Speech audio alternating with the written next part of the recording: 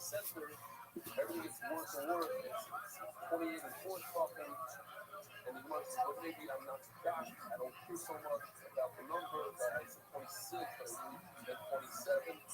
So then what about the center back? The center back is 24. Oh, I'm not back. It's all played around. No, I think the third thing was 44. The middle is 24. They can't say, oh, the player is the exact. Third goal is the same. That's what only right now. So that's tomorrow. Management of story. Several lines from the body. The famous just Minayi refer by Amobas Hamisha Maisuru. We have a major issue. Also, the intestine says some of the Amas are 5, not 6. So maybe, we can't go to the heights, and we almost can't go to the wood. So what do? We do something. We see some of the Amas, some 6 out of the 32 are 5 fucking Amas. I'm trying with my heart. This puppet cool. It's all Kabbalah, it's all like Yeshua. Maybe some of the Amas are, as they were building this, as they were putting the cement truck, but if it's not a full 42, it's actually 31 total. So 6 out of those 32 Amas, 6. We're calling 32 Amas, but it's really a total of 31. Why? The 6 Amas are consist of 5 fucking lessons. Total of 31. Okay, that still solves a lot of our issues so far. Because then you don't have to actually fuck them because it's not 28.6. It's exactly the option of not they could look at. The problem is that if basically it's bad, it's 31, not 32, then the calculation of the width of the whole entire big community is off. We know the width is 187, but the length is 187. That's because it's considered that 32. But if it's only 31, then the whole length is 186. Problem. So let's see inside. Then you just remind me, Cora, I don't know, that's how much of myself I'm telling you. Just fix me on that, don't worry. I'll wake up and say, we have a lot of stuff coming. Okay, Rafael Zara. The problem is the Zara is the calculation that we have, the Zara doesn't make sense. This is the Zara. It's not Zara, right? Sorry, there was little shut out of it. There was 157 wrong. See, 187 about. See the problem number 187. Our right calculation is coming. We're not discussing the list, which is 139. This is from my information insurance. From east to west, 187. Look at this right, look at the whole on the right. We've got a line, getting in the right. 11 hours, 20 like it's in the whole Israel step. It's going to get 20, 11 hours. The Ezra's Tehani, the other line, is 11 line. 11 plus 11 are bunches, how much? The width of the gap is 32. 22 plus 32 is how much? 54. Now, 50 is that, 131. This whole calculation is going to fight. That's what it is. Now, let's proceed. Between it and there, and the other one, how many do we have over here? See, 22, number 22. That's between the step and the other. 22 plus 54 is how much? 76. 100 Amas is the length of the fire. 76 plus 100 is how much? 150. Plus 11. Material behind the right. 187. But if the layout is 31, this doesn't work. So 186. What is the Israel Patriarch? What is the Patriarch? How many is this for? How does that mean? Okay, this guy has switched 9 Amos and I have the Amos and Patriarch made something compared to behind the investigations in other words. 186. Hello, tomorrow. Shake Amos and tomorrow. Now we're going to do something. We're going to mix it all up. Something, and then that's the last one. That's everything.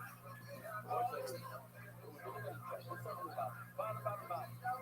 When you talk about the height of the Yisoid, that's an Amma fatwa. Before we try to say the whole top, the whole bottom part of the left is an Amma fatwa. More than 560 degrees. Now it's the bottom. What do you think of the bottom? What is the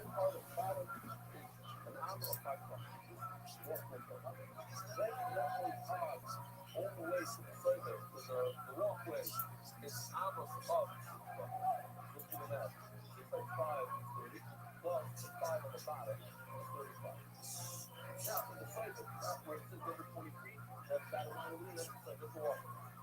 Now we go up, always to the horn, only to the horn. Those are others of 6. Yes. 3 times 6, how much? 18. But the parrot, once again, is a 5.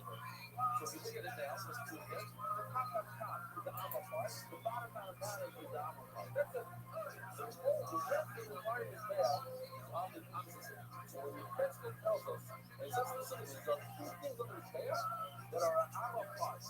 What two? They don't know this parrot and the bottom is funny. How wide is the parrot? We don't care. The height of the parrot is 5. Now what's happening? We learned before, think about it. Before we say that from the top of his back, the water is 24 cups. 6 times 4. Now he just wants 1 cup. Why? His parent is 23. Now, he also lost 1 cup on the bottom. Before he had Rabbi said he had 60 cups on the bottom of his back. 10 times 6 hours. 10 times 6 hours, 6 cups. 60 cups. Now we just lost 2 cups. 1 to the top of the left. It's 58. 58 divided by 2 is 29. So the halfway point, this is a signal. Let's say we see this. This red point, this red line here, is at the 29 point. He's standing long, 43 point. So he has 6 buckets to bend down, and he fits right into that right, so he's still high. And that's Yo, dog.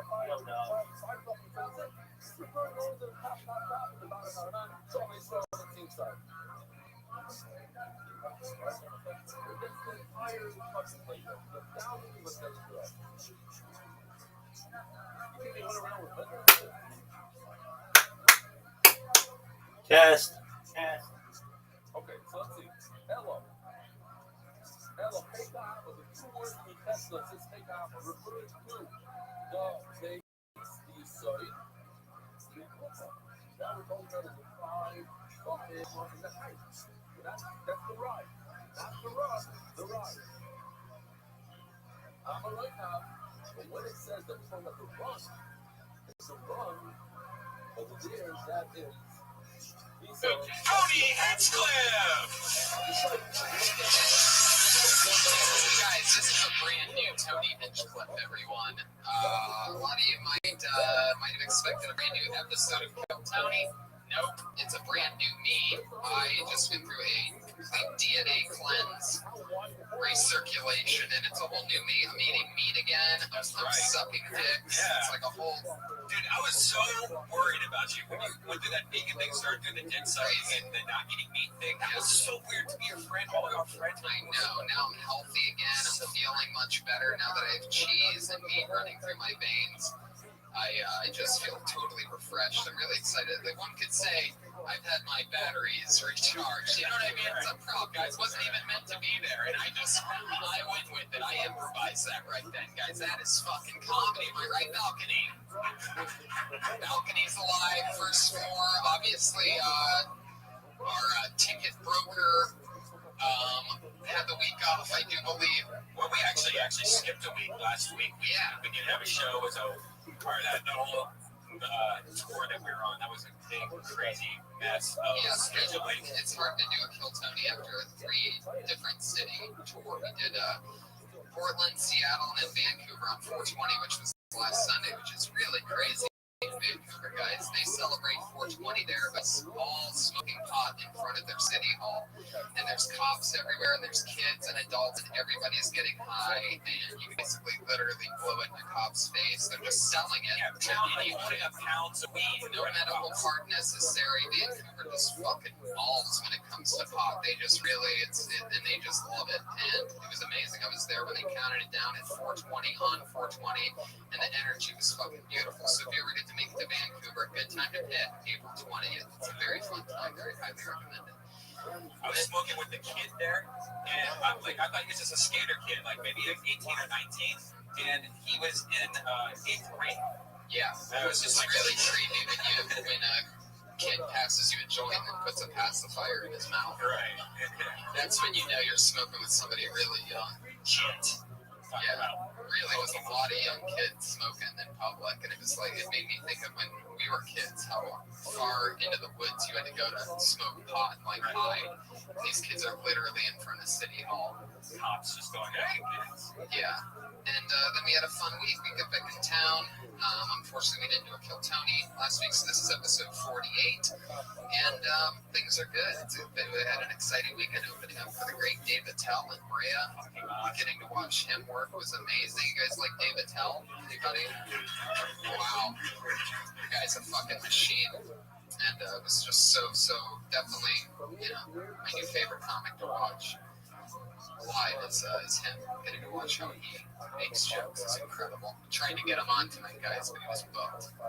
And you 7 people would have had so much more fun had he been here. No, I'm kidding. But instead of that, of course, I always have funny people on. So. But, what we do is we always have a head of security to keep us safe, right? We sure do. And this week would be no different. This is the return of a Patriot who we've had on once before.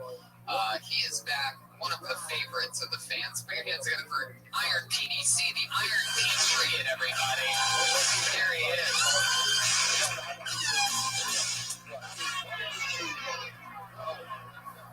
It's tough to get around. One of our... Heck yeah. What's up, Iron Patriot? Heck yeah. Yeah, you can.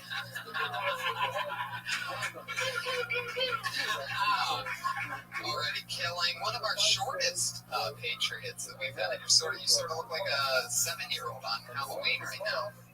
Yeah. It's true. Fuck yeah, Patriot. Oh God. All right. Fuck yeah. So what's going on? Pete, what's been happening, man? How you doing? I'm doing pretty good. Got the car towed today. On that. Oh wow, car towed. Got my spot down there.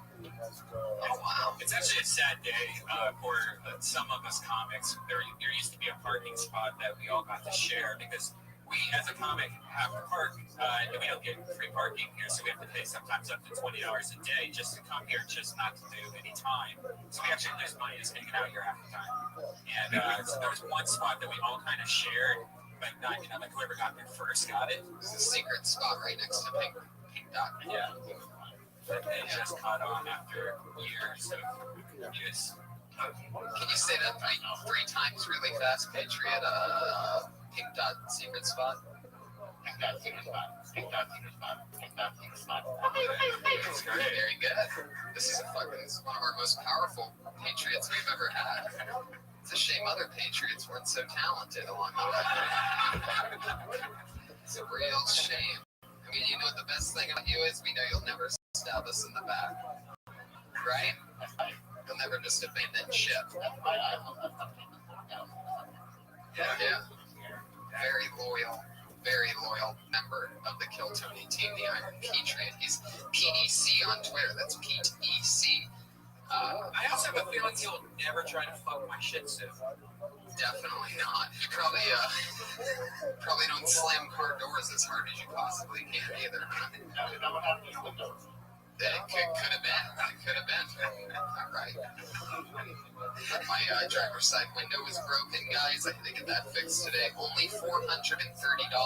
Now, believe it or not, I know you guys are looking around at this huge turnout tonight and the fact that it's free tickets. I don't really make $430 that easily. But all for a window, guys. Thank goodness I got a BMW. When everybody told me that I should just lease a car, you won't have to pay for repairs, I said, you know what, fuck it. I'm going to get the used BMW that I always wanted. And nothing's going to break. It's all going to be fine. And every couple of weeks, something gives for a few $100. But it's good. It's like, was there a part of you that was like, no, all right, just saran wrap it for a couple weeks? There was a part of me. And I would have done that for all that price. Yeah. When I did Brea over the weekend and I had to drive back an hour and 10 minutes with no window, and you learn immediately, you're like, okay, fuck it, I need a window. Right. Yeah, driving on the freeway at nighttime with no window sucks. Try it one time. Just roll your driver's side window all the way down next time you're driving from Anaheim or Irvine or Brea or Ontario or any of those. Remember, like being in Ohio, all three of us, when it was so cold outside that the ice was so like powerful on the windows that you could just roll them down and just try so you wouldn't be late for work, and so you'd be driving just because there was too much ice on the windows. So there's What? Yeah. Of course, they have jobs. You don't think I have jobs? Guys, I was going to have Donald Sterling on the show tonight. Turns out some stuff happened. He was a little bit busy. I was going to have him be the Patriot, actually. That would have been fun, right, Pete? Anyway. What? What are you doing? Crowd work right now, Patriot? What's going on over here? Guys, who's ready to meet tonight's guests, everybody? I know I am. I'm so excited about this one, ladies and gentlemen. They're coming. Two of my good old friends. Put your hands together for them. Ladies and gentlemen, it's Sean Halpin and Freddie Lockhart.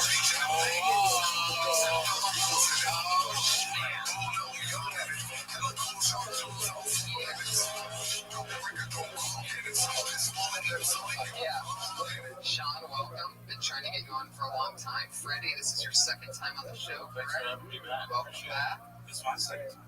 Is it? Yeah. I did have you on before? Yeah. Awesome. No, I couldn't. We're really close. It's all a big mishmash. Well, welcome back, both of you. Well, yeah, you were on with Martindale, the Double Dallas. Yeah. Fuck yeah.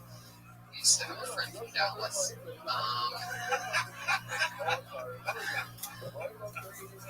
Some of them, sometimes you just can't trust those Texas rattlesnakes. There's some water right here. I like the new and improved. Heck yeah. Yeah, this is amazing. Yeah, wow. Thanks, Josh. Oh, Josh Martin, everybody. Some people know him as the worst podcast producer in the world. He did a guest spot on one of Mattel's shows and killed this weekend, guys. So that should keep him from jumping off the ledge for another few months. Even Mattel told him that he did a good job. Oh, wow. I want you to step back from that ledge, my friend. That's what played in his head when that was happening. Okay. Still doing the jump, he said. Just don't block my car with your fucking splatter. Fuck yeah. By splatter, he means after you say something, what comes out of your mouth. It's this kind of speech impediment guy spits when he talks. He has no ability for R's or L's. Sometimes even OU words get confused. So, guys, welcome back. I'm so excited to have you. What's been happening in your world? Sean, you just had a CD come out. Yeah, I have a CD out on iTunes called Texas Crude. Recorded in Vegas and produced it and everything myself. So Awesome. And I heard a little, give it up for that. Yeah, right on iTunes, on my website. Anybody who doesn't have a special should be clapping right now. Freddie, I hear a rumor in the grapevine that What's Good is coming back soon. Yes, it is coming back. It's a video now. It's a mobile video. It's mobile. You move around down the work like you're sitting in a studio and asking, hey, what did you get in the company? No, this is what I got in the company. I'm sick of it. I don't care. It's who I love on that is, his name escapes me, from Nova Scotia, the kid. Yeah. My son out there, that reporter kid. Yeah, that reporter kid. He's like 16. He's fucking cool. He's going to be the coolest kid ever. Totally. By the time he gets to be 18. Exciting. Iron Patriot, all of our heads of security always have a question for our guests. What do you got for us tonight, Patriot? You're black. What's that like? Good question. He's asking for his friend Donald Sterling. You know, I'm half, so I kind of like I can tell you what it's like to be black or Asian because I've been accused of all. So it's and even white too. So it's like it's cool. I guess it's cool. Yeah. You've really improved since the last time I've been here. Like You look more aerodynamic. You look, and the shoes are much more practical too. I like that. Yeah, you can go. Yeah, hey, so you look a little more stoned than last time. Last time you didn't look so stoned. You look a little more stoned. No, you did. Yeah, I like it. Try to sit down, Pete. He could also sit down on like Yeah. Look at that. Look you got a man right here. Wow. Wow, I can't even cross this leg. Holy shit. Man, Patriots before. Yeah, man. Okay, she tried to shoot one back, but nothing came. He shot one. Oh shit. No, you gotta settle down up there, you crazy motherfucker. Do you have a question for Sean?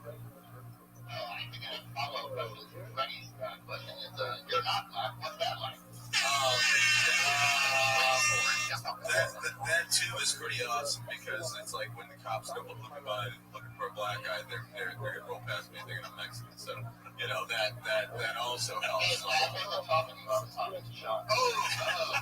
I still feel a little bit of racism under that suit. One of your lights went out. Oh, there we go. No, it's good. It's a tap line. Yeah, it's a tap line. That's right. A shout out to our sponsors, by the way. I forgot. That's going to cost us a lot of money. Shout out to our sponsors, IKEA for the lights on the Patriots palms, and our friends over at Duracell battery. Duracell. We keep you going. Try our new Pure Alkaline. All right. Good till December 2022. And as always, our friends over at McDonald's. I'm loving it. Anyway, and ice cream fire. Oh yes, an ice cream fire. The lovely ditto and candle. Did you have an answer for what's it like to be white, Sean? Yeah, right now. You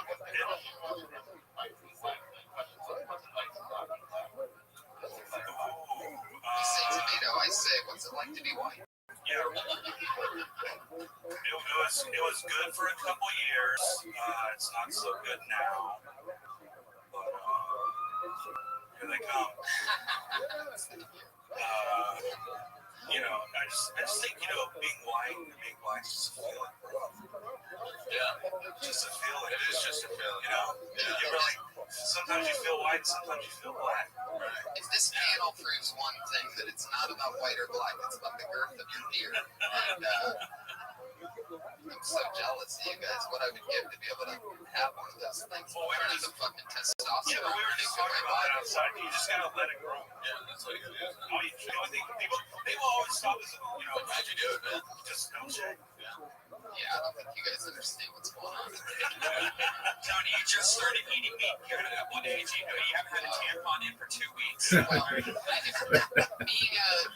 that's not what. You're Being a vegetarian. No, I still am. I was making a joke because he said it's a brand new Tony Hinchcliffe. I've been a vegan. I eat fish, but I don't eat dairy or meat. And I'm a fucking winner. So it must be proven that it works. Anyway, crazy show tonight, guys. Over 25 comedians signed up for the opportunity to do a minute and then talk with us afterwards. Maybe we add something on your joke. Maybe we just meet you. Maybe we... we have a date signing tonight, though. Yeah, ladies and gentlemen, I just noticed that myself. Put your hands together for Dean Gilbert, everyone. Former general manager of the Comedy Store. He was my boss for years, guys. At first, we didn't like each other very much, and then we were like father and son, brother and brother. Dean Gilbert's a great guy, and Lainey and Jerry have always been two of our favorite regulars. I don't think you guys have missed an episode. Right, exactly. And some lovely vacation. So y'all taking the call. Some amazing place. That's where we belong. All right, so you guys know how this show works. Every comedian that gets picked out of this bucket comes on and does a minute. You know that your minute's up when you hear that sound of a little kitty. Aw, the cute and adorable. Don't run the light, guys, or else you're going to bring out the angry West Hollywood bear.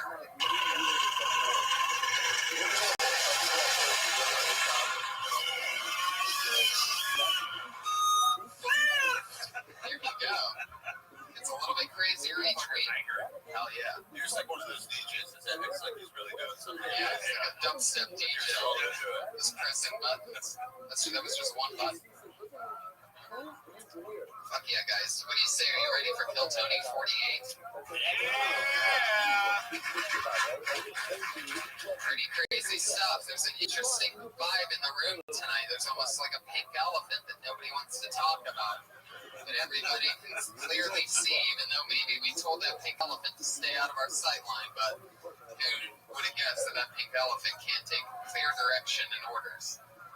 Ladies and gentlemen, your first comedian tonight goes by the name of Jennifer Gable.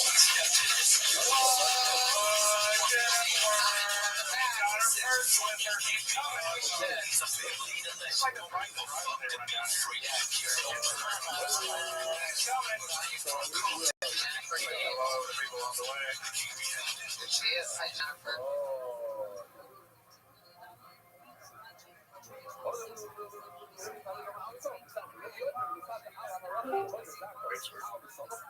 Yo.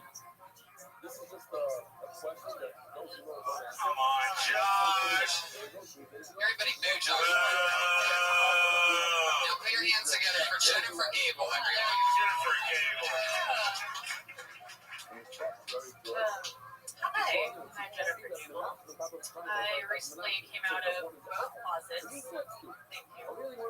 Thank you, everyone. I mean that. Thank you, everyone. Except for you. I realized that one of my closets had way too many shoes in them.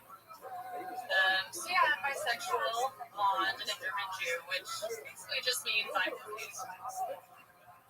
So yeah, I'm confused about a lot of things. Like how guys try to ask me out here in LA. This guy asked me out for cottage cheese the other day. I was like, I think I have a yeast infection, so you're in luck. Yeah, then this guy texted me at 5 a.m. the other day. He was like, booty call? Question mark. I'm like, that's not a booty call. That's a wake-up call. Okay, that's what that is. I don't know. If people can't drive here in LA.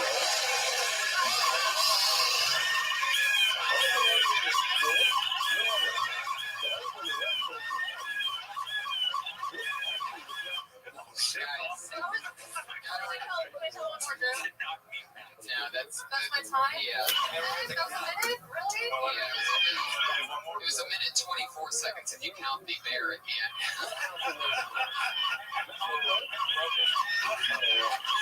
Maybe. Oh my God, you really did. Stop sounds. It's a big button that says stop sounds. Use only in case of emergency. All right, Jennifer Gable, fuck yeah. Welcome. How you doing? Good. Where are you from? I'm from the DC area. How long have you been up here? Like 4 years. Thanks. How long have you been on stand-up? All my life, ever since I was born. Wow. Yeah, no, I mean, I started in 2008 at the East Coast, and then I didn't do it for a while and did the acting thing.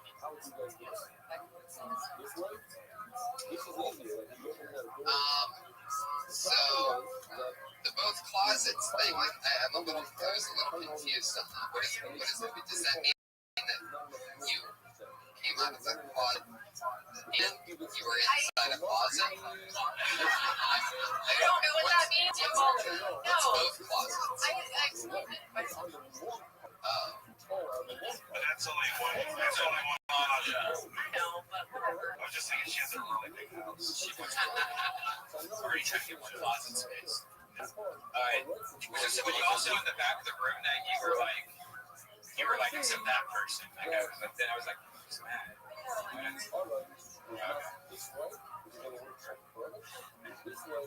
I find a lot of people do that. They'll go, yeah, I'm from Cleveland. Thank you. Well, no one's going to respond because someone's from Cleveland. Or, it's like waiting on that response. Do you hook up with more guys or girls? More guys. What's your favorite thing about the option? Like, what do you like about it? I'm just horny. It's really what it is. Is there a certain time? Show's over. Supporting. But also, it seems like when women, and this is not all women, I'm not grouping everybody together. I'm just saying, sometimes it's like women when they start out, and I guess guys do this too. It's like you have to tell like where you're from, fucking dating. You give me enough time. I had, I It's a minute. and that was what I did. But I think also too with the bitching about dating, there's there's got to be things you like about dating. If you keep meeting these wrong people, I mean, I fix like. yourself or meet other people. Yeah, no, for sure. Yeah. I don't settle. I don't know. What do you have relationships that last long, or do you just like? I've been in a couple, yeah, for like Hey now. Should we guess? Yeah, guess. 24 to 30. Is this the new one? Do you want me to be old enough to know? It's not. Is it still offensive? In 2014, it's still offensive, really. It's like it's the 50s. It's like you're fucking. You can always You get famous, they're gonna let you I'm up. like 7. That's so No, ridiculous. I'm like 10 years old, really. All right. Well, I'm 34. I'm happy to be 34. I have nothing to yeah. I used to be younger, and now I'm not. But I would advise this: if you say what you said to us, I'm 40 and all that stuff. Yeah. Just the honesty thing, just go and do that, and then you can do that. I don't think there's anything wrong with the formalities. I'm so such a place, but maybe we're bisexual joke. Maybe I came out of a double door closet, something. There's something there. Yeah. You know what I mean? There's something there, but you kind of set us up and then let us but I thought the premise was interesting. And zero, she says this, but it's like, you didn't, and the linen closet and the whole closet, something, specific. Yeah, and to do with sexual innuendo, obviously. And coming out of the closet, I think it's still gonna be one closet. I think you could say something because there's only one closet. Yeah. I know. Maybe But I think you could say something like, I came out of the closet and I was sucking a dick while I was doing it, something like that. There was a crawl space in that closet. I thought I came out, but then I had to come out of the fucking closet once I came out of the crawl space. Maybe you come out of the closet and go back in. As a bisexual is like the best thing. Is that like your unicorn to have like to eat a vagina that's had a dick in it recently? Yeah, it's like I don't think my family You can still taste it. It's like a turkey. fucking. Oh, why is that gross? You like both things? You can't say ooh. I should be able to put a dick or a vagina in your mouth. You're gonna be like It's twice the genitalia. It's like a twice baked potato. So many STDs. I don't hook up with people. I don't want to get AIDS. I don't want to get it. I just like 30.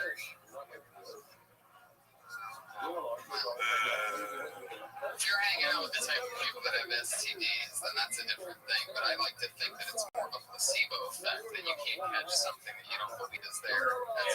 That's my form of prevention. So. Are you scared of Bigfoot right now? Are you scared of Bigfoot right now?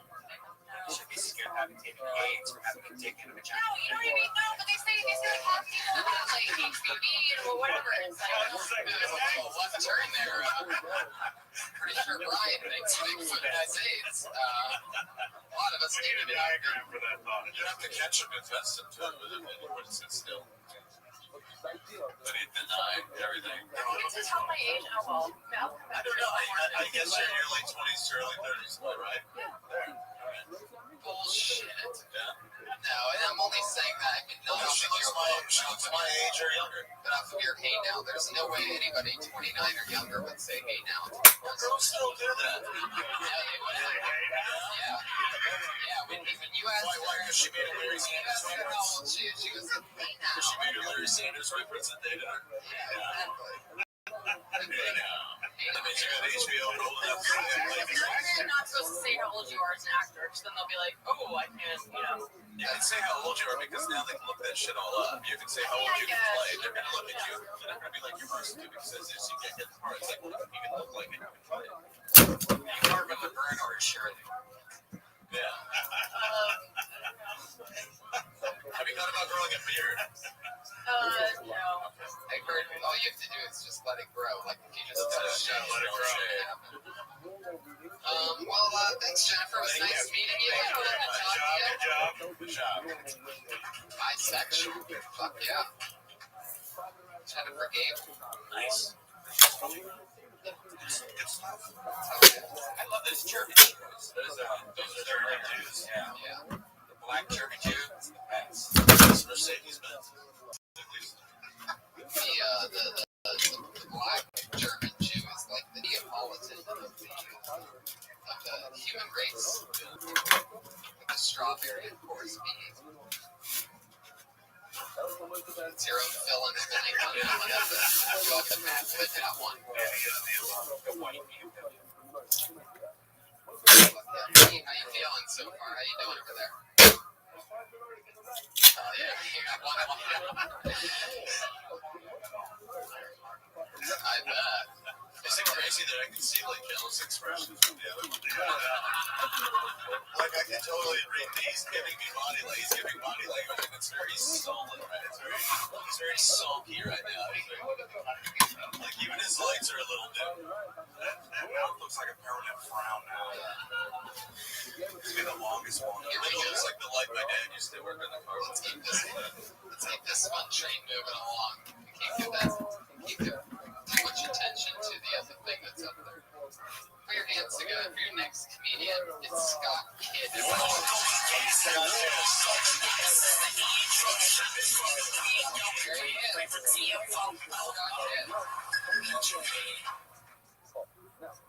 Hi everybody.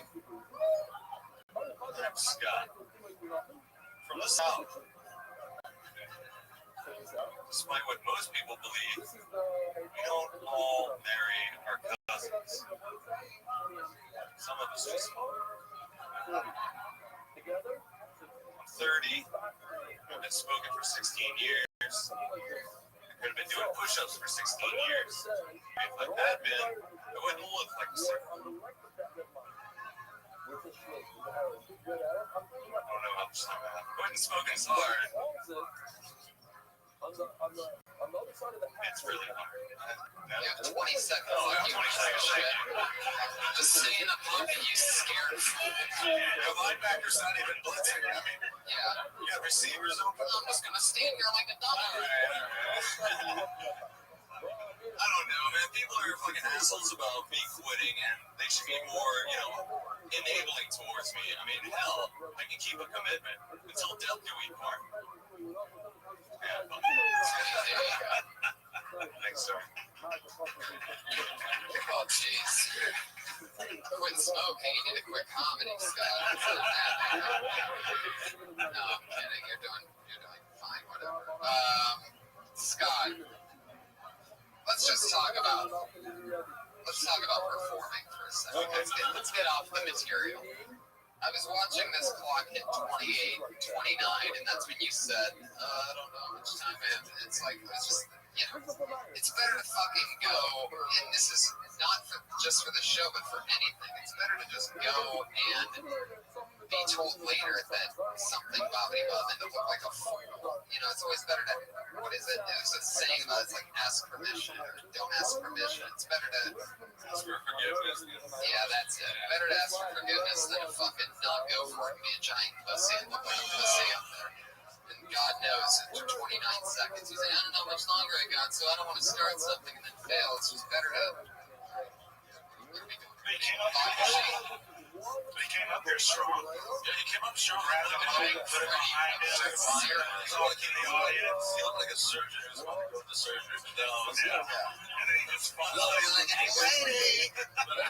the week he said, I don't think he did, but I think he came up. I think the ending, there was the put down the mic people at the end, but like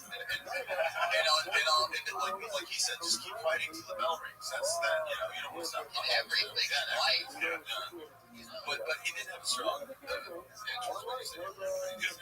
I mean, this stuff about that he got a laugh. I mean, I saw it coming a mile away the punchline, but he got a laugh. And it's a good way to just introduce yourself. He's got a minute. You do look like a doctor. Yeah, you do look like a doctor. Look, I would totally take your medical advice. Like, because you just smoke. Not quite house, but like bachelor apartment. Nice. Yeah, studio. You doing punch down? 8 days for Hulu Plus. Wow. That's an insane. And you're 30, right? You said you're 30. It's 30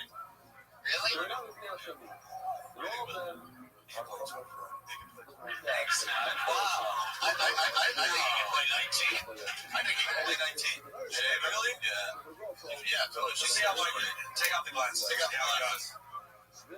Come on, guys, let's go skateboard. Yeah. Put the glasses back on. Put the gun in your mouth. I think he looks like he could play like either a tennis instructor or a student assistant or a teacher's assistant named Gary. He lets the kids call him Gary because he's cool. Like Kurt Fox's brother. Yeah, Or Dexter's. Dexter the serial killer. Dexter the little boy. But he's got a good look. I like his look. Maybe like Doug, the YouTube show. How about the fucking idiots guy, the books for dummies? Yeah. Oh yeah, I'll make you $1 million guy, right? The where's the dollar sign on his suit? I can make you $1 million. 50 different ways to make $1 million. You want to get a grant? You would never believe it, but the government's giving away tens of thousands of dollars. Wow. You should do that. Yeah, he was right. I did. Yeah. You should take this look.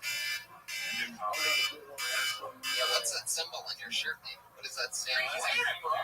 Screaming. I like DC, not Marvel or whatever's going on. Wow, there's a lot of, I would say, testosterone in this room, but it's not that. Yeah, I'm sure underneath that it's like an Aquaman shirt. At least like Green Lantern, really. That's interesting. Here's one's question about his sexuality, whether or not he was racist. What did he say? No, they asked him, well, you stick up for the yellow, the green, the blue. What have you ever done for the brown? And in the 90s, they had a black green. Oh my God. Scott Kidd, everybody. There he goes. By the way, Jennifer Gable's on Twitter at Jennifer Gable, and Scott Kidd is on Twitter at Devo Kid with 2 Ds for those of you listening. Because he looks like the guy from Devo, right? Is that why he took that name, Scott? No, he said no. You're not going to tell me why that's your Twitter handle? Okay, that's fine. He's actually the child of one of the guys in Devo. No way. Yeah. Is that true? Are you serious? Scott, that's true? You son of a bitch, it has to be true. I got so placed it too. I was like, because I was listening, I was like, Fuck yeah. Exactly. Put the hat on. Sweet. I'll get the red hat. The red tubular hat. and it's the fellow who passed recently. My condolences, Scott. Oh, no, see, you fit in on this. Well, it looks like, yeah, it's You mean my dad? What is the most famous Devo song? Is that what it is? Oh, yeah, that's it. Oh, shit, there's some Devo fans out there. I heard something off of the Unplugged album. Fuck yeah. Did you guys, when you guys started comedy, did you have a joke that you're embarrassed that you did that you can't believe you ever said on stage? You know, we gotta talk about this because you always ask that question to people that go and do stuff. So you should have a science question. Okay, well then, yeah. Your second question should be, What's the craziest heckle you've ever gotten? I did one of those insane clown monster rallies. Really? Yeah, it was me and Holly. Sure, and Holly goes out. It was like 1:30 in the morning. We're in this tent, and this clown called Young Chef opened up for us. And then Holly goes out before them, before him, before the show started, got everybody riled up. And then he comes back, he's like, okay, it's your turn to go. And they're fucking throwing bottles at me. And I'm just sitting there fucking dodging bottles. Yeah, and I had a Molly Crew shirt on, and out of nowhere, there's the Molly Crew sucks. So I was like, hey, you guys better have fun, right? And then throw bottles. How long did you have to do? I was supposed to do, I think, 12. You gotta see Polly on the side. Just get off, bro. How about you, Fred? Do you have any crazy on stage moments? My first since a regular year on April 26th, 2002, I was getting high with drinking back on my widow. We were going to have a show that night, but the rule was call Mitzi, and if there's more than 6 people in the audience, then it's not a show. But it was until 10 p.m. I was like, all right, let's get And then they're like, hey, guess what? There's 6 people in the audience. We're going to start the show. 6 old white guys. And I was like, oh, right. They sit in the front row, and I cannot connect with these guys. I cannot connect. Where are they from? My hometown, Tempe, Arizona. I'm so baked from fucking on White Widow that I'm like, Arizona, never heard of it. And then there was another night in the main room where a girl came up and then pulled her dress up and said, it's my birthday, and started saying that, and then I shredded her for 15 minutes. And then Mrs. Brady from the Brady Bunch told me I did a very good job getting that bitch. Wow, there you go. True story. Sorry, I had to squeeze it in. That is amazing. Wow.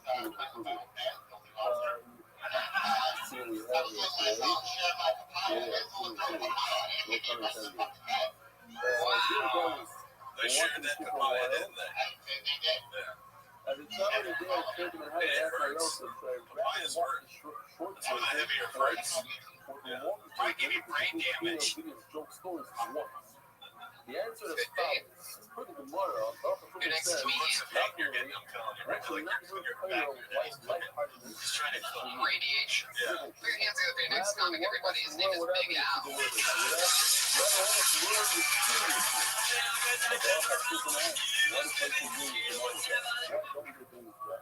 Johnny Silver just decided that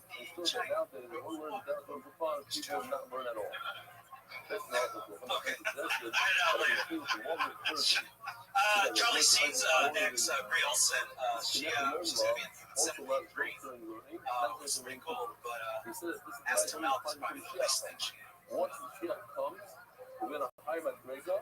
It's probably the least kicky thing she's done since Charlie Sheen. What do you think? In Colorado, the fourth graders were caught smoking weed and selling weed at the school. The school found out after the kids were outside the cafeteria. Scientists just found out that monkeys, if you give them the option between food and monkey porn, that they'll always choose the monkey porn, which is pretty amazing. It's like, wow, they got monkey porn. I'm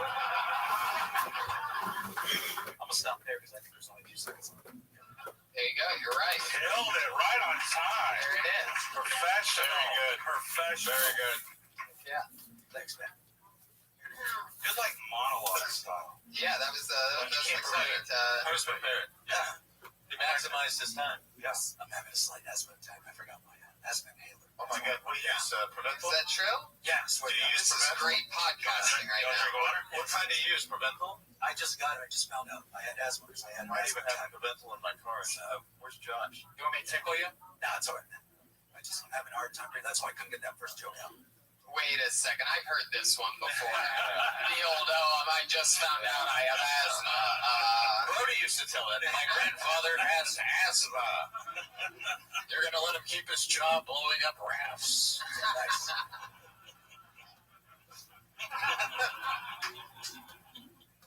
Fuck yeah, Big Al. So what did we talk about there?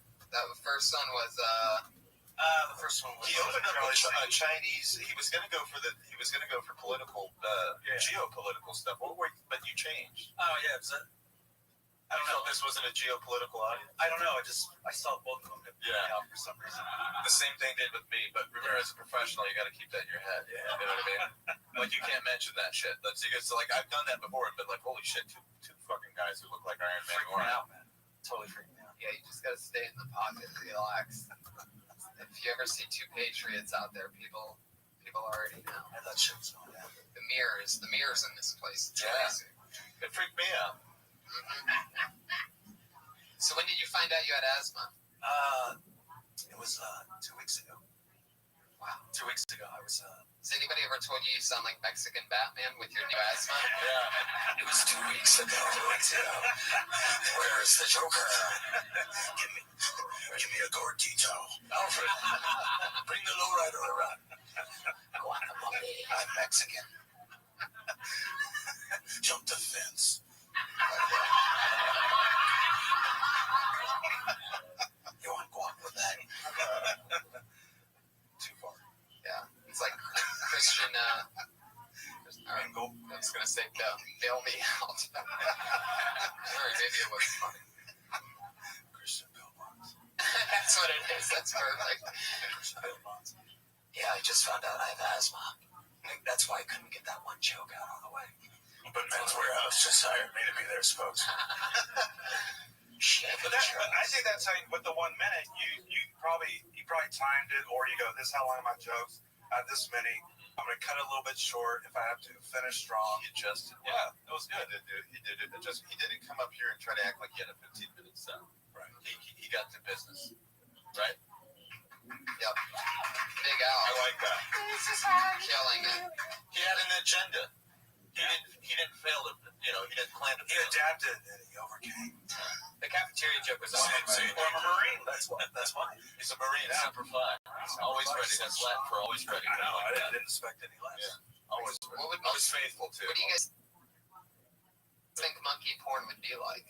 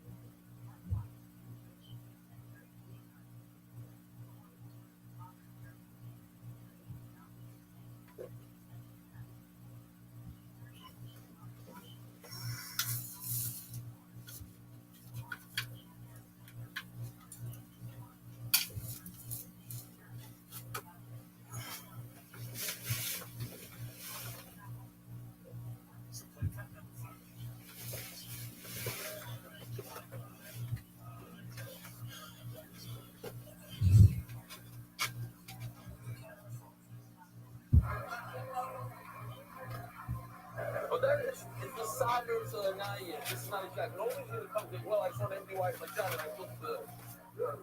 Which is the what? The battery's not empty. The battery's nothing really. To be for us? Oh, so the listeners, I guess look, reason enough to hold it. They did a weight test and it's good. Reason enough. It's not. I don't remember what you know. But we'll let's do that for them. Well, we said this already. We're oh. The fish ain't all that much. It doesn't have that much weight, and the honey and the sweet particular as you see right over here, the bottom one just one shit. Clapping my samples on the side. A lot of dudes who want next going, I want next. A monkey just walks in an apartment with a pizza box filled with bananas. What's in that? What's in bananas? Is that a banana or are you just having it? Oh, it's a banana. Okay. Well, and then that one part where you're like, oh, I fucked that up. Don't worry about that. We didn't know you fucked up, so you told us you fucked up. That's what he said. Like, yeah. I like the weed. Yeah, oh, yeah. That was a good solid joke. What's weird about fucking up is that like I had a fuck up joke where I said it like backwards over the weekend and I had a way around it. Like I wrote a way around it that still got the laugh. You realize a lot of times this energy with your Robin Williams, none of that shit makes sense. It just says it with emphasis. That was great. That was funny. That was funny. But then it's good when you find yourself on stage like that, and it feels like you're treading water. And then when you connect it, it's just like recording. It's like someone doing a live When I say the kid came in here, he knew he had a 3-minute fight. He threw his punches. Yeah, well, that was good. Yeah. But I do like that style. I mean, later on in a longer set, we get to know you and shit, but I like that quick monologue. I practice. This is that was like, obviously it's not the scale. I tried it locally. It's not that much smaller. So you want to do topical stuff? Or negative aspirations for like the talk show? Or I just keep posting. I keep that. He'll be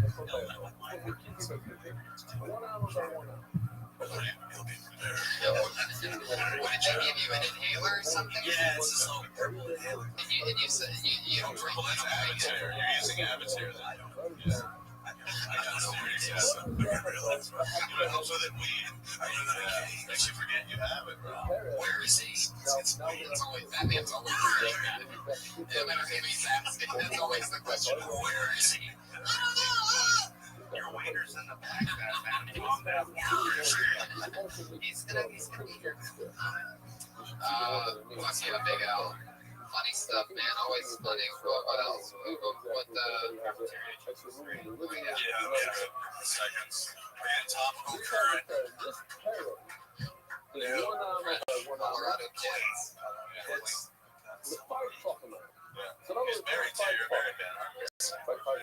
Not just Yeah.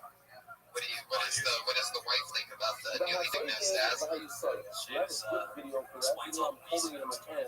Yeah, so she's I was just out of breath. Do you have a sleep apnea machine yet? No. It's a mask, a giant mask that you put over your face when you go to sleep at night to help you breathe better. Opens up all those things and Well, they gave me one of those when I went in. That was a breathing treatment. Nebulizer. With the saline. Yeah, nebulizer. So they admit with those. It's all I breathe. It's like hitting the vape. I've been doing that since I was 8. I've been vaping since I was 8. Oh, yo, vaping. It was very old school vape. I thought I was having a heart attack. No, it's just asthma. It's just a bitch. That's all it is. Keep your inhaler nearby for funny movies, extreme bong hits, or if you have to run. That's all it'll be fun. do you ever run? Yeah, until I go up running. When the grilled cheese truck is in the grilled cheese truck. That's exactly what I should have. I'm only going to give it, yeah, that would be. I like how they have that little trust tray where you go. Oh, yeah, I see that. You see that? It's like it sits there. It's got water, juices, granola bars. There's nobody there. But you just grab what you need and just put the money in there. It's the trust tray, man. You don't have to take it. You just fill your backpack up with $1. Yeah. So Big Al, he's on Twitter at Big Ass Comedy. Believe it or not, that's his Twitter handle, Big Ass Comedy. I enjoyed Big Al. Hell yeah. Big Al. He is big, and his name is Al, and that's why he's Big Al. Am I right, people? Do you guys agree with me on that one? All right. He's Big Al, but the other one was Big Al. Oh, Big Al, Big Al. slide the I G. had a little boggle over here with you guys. Yeah. You want to answer how old you are now?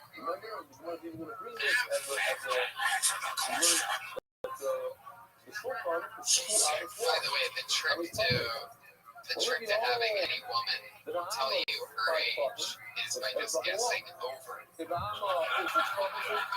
they immediately correct you. Like if I said 45 right now, she'd go, no, I'm 34. Why did you say that? And that's how you get the actual answer. But I'm not going to do that. Instead, I'm just going to get 3 laughs off of acknowledging the overall point. I can always tell by your vagina. Oh, yeah? You look at like the rings like straight Rings. counts the rings. The shoulders age every time. They're out there in the weather. This guy's fun because he gets nervous and he usually bombs really hard, so this should be exciting. Put your hands together for Skyler, everybody. He works at the strip club. He's not going to tell you how much time I have. So he's doing a shot.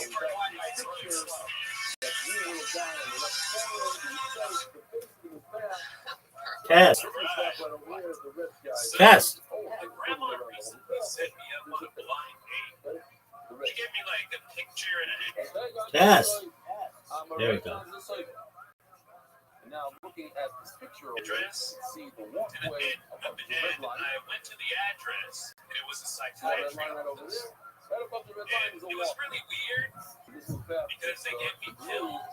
Well, she was really high, so I was like, fuck it, might as well go. She gave me like a bunch of pills and my mind was cloudy for like 3 You'll days. see later. Xerox is from here to here. This is a half hour. So I can call an hour, a half hour. Why? Let's smell you. The rest is faster. Oh, man. There's a lot of stuff there. Really? What do you mean stop them? You have to start something in order to stop something. What are we talking about? Oh, yeah. Stop what? What? What really happened? He wrote a joke on accident and it worked. I scared him. And then he stopped. That's what happened. The fucking joke worked. It scared the shit out of me. Because when he was like, I forgot the joke, he just wrote it and didn't realize the pills made him fucking forget. But he was wondering why they were laughing because it was funny. Is that why you guys were laughing, right? They were laughing. You had a joke there. I just don't think you realize you caught a fish in the fucking net. Put it in the book now, goddammit. Give it up in the middle of it. This guy, I don't think I'm a pro. No, basically, it's I'm down there, blind date, pills make me cloudy. Pharmaceuticals make my mind cloudy. But, you know, weed actually, the fog of weed is actually better. You know, I can write. I like forgetting the joke in the middle because the pills made you forget the joke. You know what I mean? That's So what's the actual joke right there? What's the actual joke? Yeah, what is the joke? Like they talk to the guy that says the joke. That was I remember from past times you've been on that you had the kind of very similar things happen where you get halfway through the joke and then you lose confidence in it, or you kind of just kind of fail on it. just kind of petered out. You've done this before, if I recall. Yeah, I have. You look like a comic. You seem like I believe you're a set writer on something, but then you're just kind of like Bill. Watch Bill. Oh, no, I wrote the joke today. And then You wrote the setup today. You didn't write the punchline, did you? Or did you forget the punchline? oh yeah, the punchline is basically blind date, Right. and then at the end I say, well, you know, she was hot. Next That hurt to be like this and it's that. pharmaceuticals make the line Then you use the six. But everything else, all the tailoring, the small things that move, the No, I don't let it. they're all fine. There's nothing there. There's nothing going on there. Yeah, see, that's just like, that's almost something you should write to me on a Facebook page. To go, guys, what do you think about this joke? Write it out because I bet you anyone comment already sees it or whatever. Somebody's like, what the fuck, dude? Like, that's what they're going to say. That's not, you know what a joke is, That right? joke would kill at like an Alzheimer's Make-A-Wish where people forget what's going on from the setup to the punchline. They'd be like, you could just be the I forgot comedian, and then when you get to I forgot, that'll be like your get her done. Just have these elaborate setups. These two guys walk into a bar and, you know what? I forgot this shit. Just joke after. Why'd the check across the road? Just seriously, I forgot. I don't know why didn't It's toward the audience. Just look just I forgot t-shirts and I forgot fucking antler things or whatever. I would try to maybe, because your material in the past has all been pretty similar, I would probably try to change your style. I'll probably, if I was as a challenge, a self-challenge, I'd probably say, all right, this week I'm going to write jokes that are about coffee. You know, you just like one-liners almost. You know, try just doing stuff like simple, like test almost, because that whole thing right there, I can kind of see where you're going. Doesn't really make sense. You know, so maybe instead of having like less story-based jokes and more try to do one-liners first and then build stories around those one-liners. So you've been doing spots other places. yeah, the ice How many people have photos? maybe, My parking spots are like states. What kind of spots are we talking about? usually, I tend to do it like 2 times a week. Wow. Not bad. That's a tough one. 54 divided by 27. This red line on both sides is halfway on the scale. So in other words, 27 dropping from the bottom and 27 dropping from the top. Yeah? You with me? You with me? You have a very soothing voice. Very Jazz radio station. hey there. So then, every top corner to the red line is how many dropping? Can you do an impression of it? It's very much complicated. Just From the top, Can you say something that a radio jazz DJ would say? 54 divided by 2 is 47. You with me, Scoliosi? You with me? 947. Top to the red is 27. All right, you're not really good at that. He was kind of nervous. I was like, oh, okay, Jay. I think you're overthinking everything, even with that. It's just Anytime like, it's 6 dropping, 6 times 4 is how much? 24. there is So some. the top of the walk is 24. From the top to the red line is how Have you much? recently been put on pills? Does anybody know that? Yeah. We take one Southern and take Your up grandma said that 24 you're from it. How many depressed. ever know? No. No way. That is good. No, That's it was, unbelievable. I had like They're giving the I'm so excited. that was, Well, it's one right there. Get all the answers to the questions. Yeah. So, I have a question for you. Okie dokie. That pretty much answers the question. but not really depression the other way. Just craziness. Just crazy. Okay, so that's pretty much the answer. Did you refine these pills in the last couple weeks or something? No, very mellow. No. Did you have a lobotomy in the past week? No, I'm just really It tired. says in the morning that we've got to pay down 6 bucks. You should So sleep. there was something wrong with our neck. Because I you recommend did it. something I not think so sleep smart. the You said that from here but to here, really like your shit might be all going off from and here you're to allowed there, to you sleep. arrive at a 6. You're That messes us up. I That was means that he's on driving this weekend once on the seriously and at one point I find myself elephants with my head. Like I just saw this white glass. What was that? I think there's elephants. Check this out. Very, very That's simple. how sleepy I was. I mean, this is the best part thing ever. Why don't you get any sick? Do you get any sick? You always. The 6 hours, and each arm is only 5 fucking. What are you They writing? don't get a Doing change. some jokes. Each arm is 6. So the Just 2 kidding, times guys. That was a cheap shot, Stuart. I'm sorry you had to hear that. So the 6 times 5 is 30. See how it says 30? And for scripts. And then the top part, No, we're screwed. 4 arms times 6 fucking. And that's Keep equal rocking, to 24. man. Stay positive. Don't go crazy, Skylar. You seem like a real, they say, yeah. Yeah, so try the one-liners, man. I don't know if you're big on Twitter, how much you use Twitter. I know you have one, but like start trying to do one-liners on Twitter. Try to get feedback. I mean, online feedback is one of the biggest things. You say, hey, is this funny? And people go, hey, man, I think it's funny. Maybe not this. Kind of what we're doing here. We did this on Facebook, we did this on Twitter. Yeah, we're going to plan it out. But I think you should start with the joke first to build the story. Yeah, you can't, but when you do the tweets, you can't just come up with a half idea and then go hashtag I forgot. You gotta try to complete a thought in 140 characters. And then if you work that muscle out, then you do hashtag I forgot.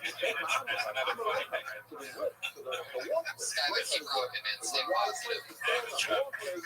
Skylar lives with his grandma and works security at a strip club, and he's trying to get into the stand-up game. We need to go visit him sometime. Yeah, why He can get us some yeah. butthole on the cheap sheet. Fuck yeah. I want to go to a strip club. You know me, I just love strip clubs. I love the life. I heard there's some good vegan options in strip clubs. I would love to try the salmon at, what is it, the Spearmint Rhino? Deja vu. There's a deja vu in everything. Fuck yeah. Alright, well, guys, keep it rocking, shall we? How you guys doing up there? We lost connection with everybody. Skylar was almost like too sad. I'll spin you later tonight, alright? We'll spin. Maybe if there was only bisexual up there, we might be interested in the middle. Fuck yeah. You into bisexual cougars, Skylar? Oh, come on. If you would have told us your age, I would have played nice. Brought out the evil Tony.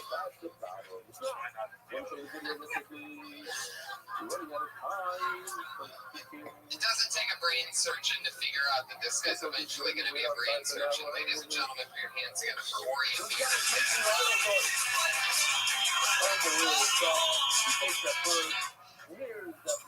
USA! USA! Come on, sing along. You know the lyrics. USA! USA! We're number one! Yay! Sorry, I did not meant to take credit for American arrogance. Exceptionalism. Sorry, my English is sometimes a little bit honest. You're not going to forget this. You know how to do it. But you guys are number one. I mean it. I'm not just saying this because the NSA is listening. Please don't deport me. Great. No, you guys, I mean, I just called you guys arrogant. What was your reaction? It's true. Nowhere else in the world would people react this way, you know? In Pakistan, labels don't exist. In Israel, it would be like, oh, you can make fun of us. We have a lot of in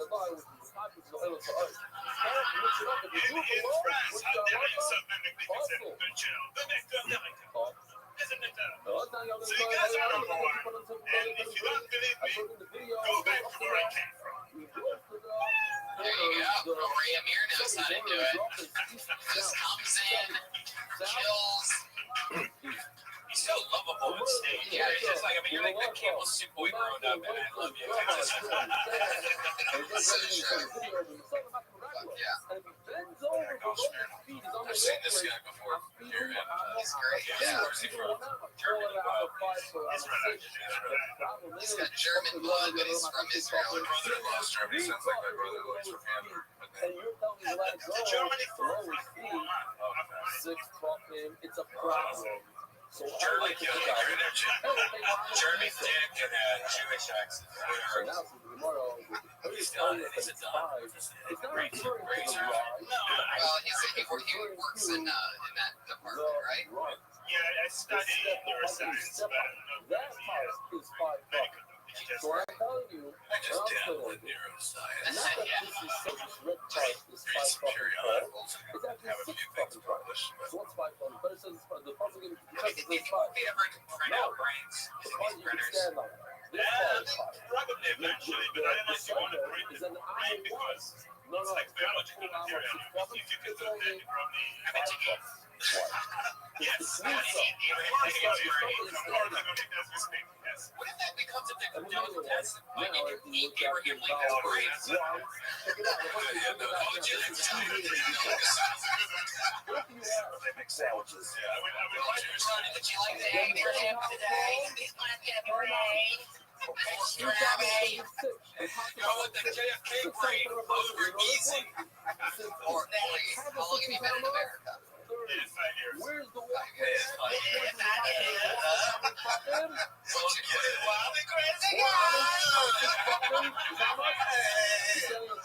Shit talk. What are your favorite things about America?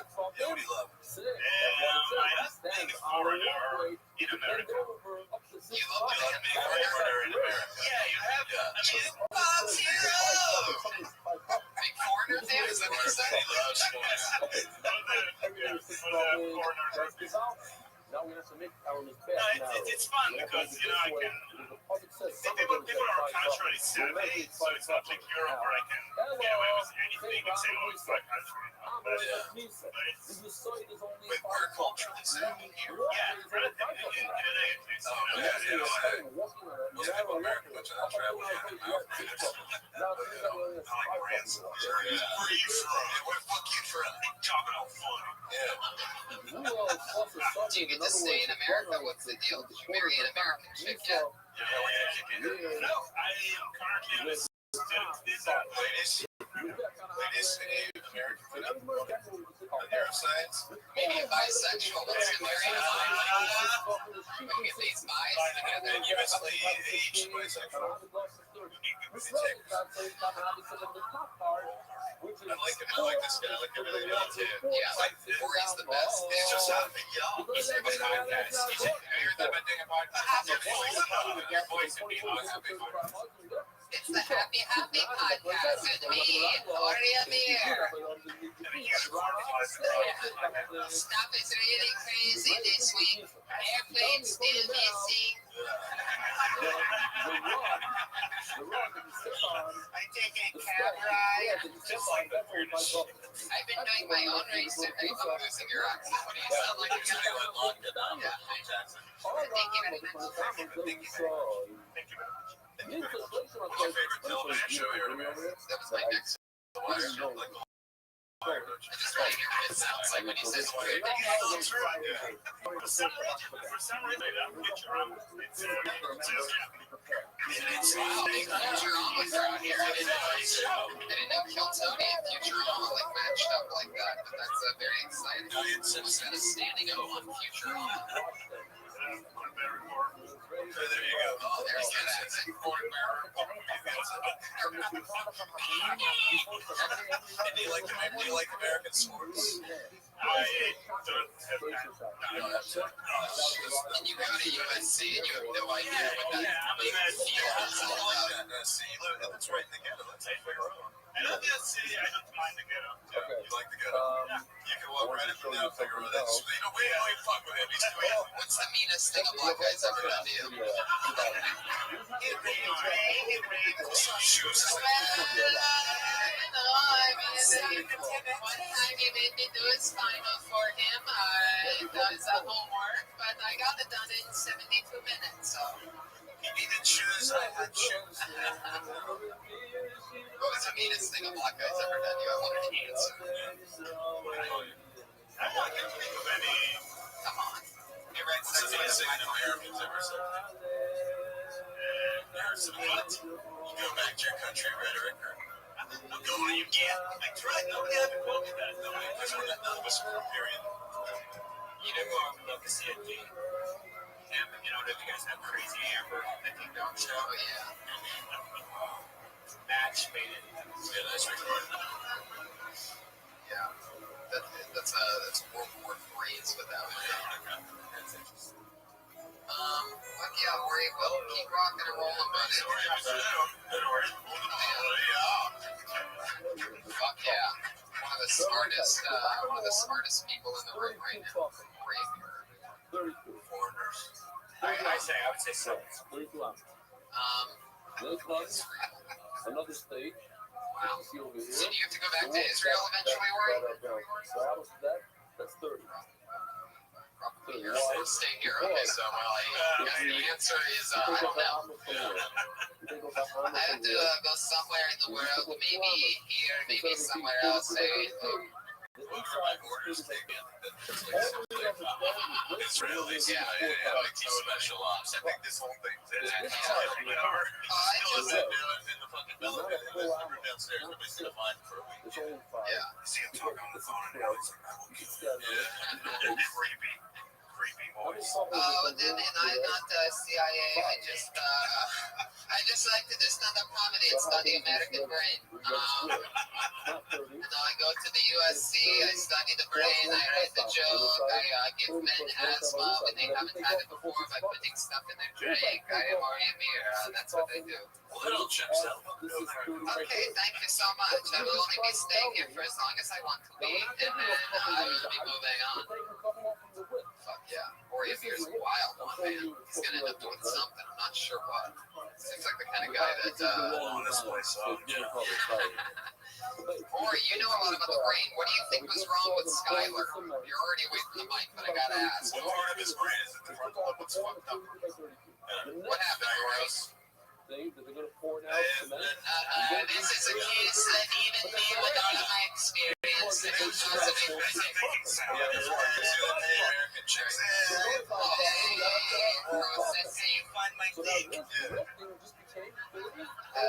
when it comes to this situation of Skylar, you cannot say whether or not it is the frontal or the side lobes, but something seems to be slightly off. I can tell he's a ladies' man now.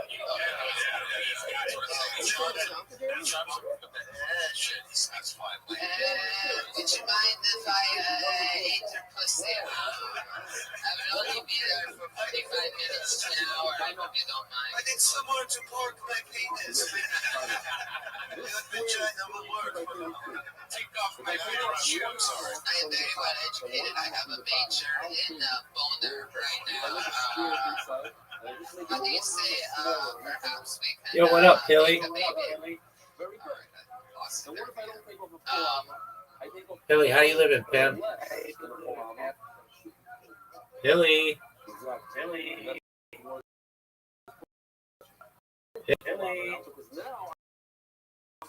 Hilly, how you living? What's good? This bottom was made with the 6 album. Hilly. It's only the step.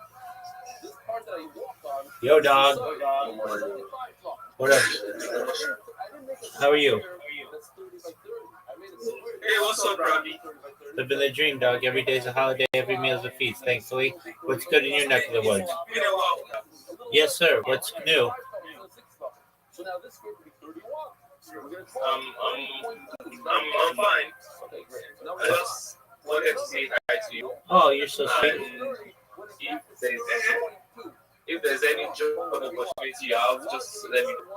Most certainly. I don't have any, but have you been checking Twitter Spaces? All right, no problem. I would love to call you sometime. Absolutely. Whenever you want, big dog. You take care. All right, no problem. Take it. Peace. Oh, Daddy.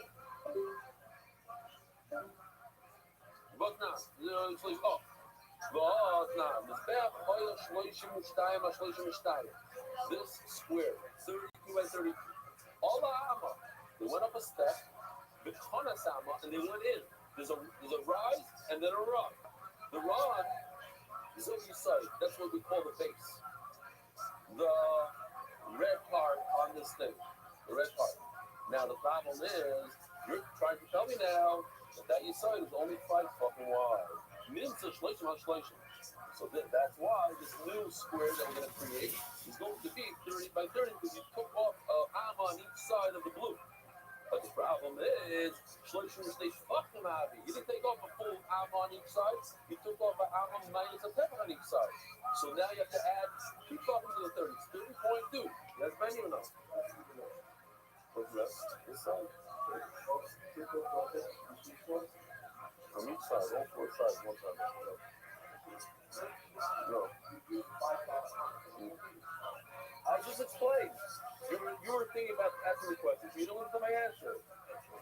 The answer is the bottom is 32 by 32 with 6 amas. 6 fucking amas. That's the only thing we're changing is the side and the cycle. That's what it says in the pasuk. I'm doing what the pasuk says. The pasuk says build with 6 amas. Everything's 6 amas. Besides 2 things. The side and the cycle. The side is this part right over here, and that's gonna be 5 fucking all the way around. Yeah? Now you cop? You cop also? Good. So Allah Hamesh Kanas Amos. So now we're gonna do the same thing all over again. Now he goes up 5 amas to get to the walkway. And now he's gonna go in, the Kanas is gonna do a run, amma. But not a real amma. Only 5 tefachim. So it's only 5 tefachim. The next square is not accurate either. You tell me the next square is 28. Hold on, let's see if Benny understands this. You tell me this green square is 28. How much is it really? Well, you didn't take off a full amma. You only took off minus a tefach of amma. Only 5. So now, this, before you were missing 2 tefachim, now you're missing a total of another 2 tefachim for this square. It's a total of 4 tefachim you're missing. This part is 2 tefachim missing. The red part is 2 tefachim. You know what it says? It doesn't run about it, but it says it's running about 12 tefachim out. You're missing 4 tefachim. You're not counting. If you take it, you have out in the leg. You know, 4 is not a big deal. We're not going to discuss 4s. Multiple running up. So you say, I don't care about the 4th bucket. I rounded it out. I told you 28, but it's really 28.4. Multiple running down, this is another box on top. That's where these horns are. The chronos. How much is that? That we know is 26. It's not 26 because the parent itself is not really 6 fucking. It's only 5 fucking. But you know, it's the extra shades. As the Gemara, but now they have 6 fucking missing, 2 from the bottom, 2 from the middle, 2 from the top. There's a total of 6 fucking. 6 fucking equals to 1 full amma. So now why are you calling 26? It should be called 27 ammas on top. Lord, it's up. Maybe I'll be done and I'll say lights up. Hey, why was he so careful with his numbers?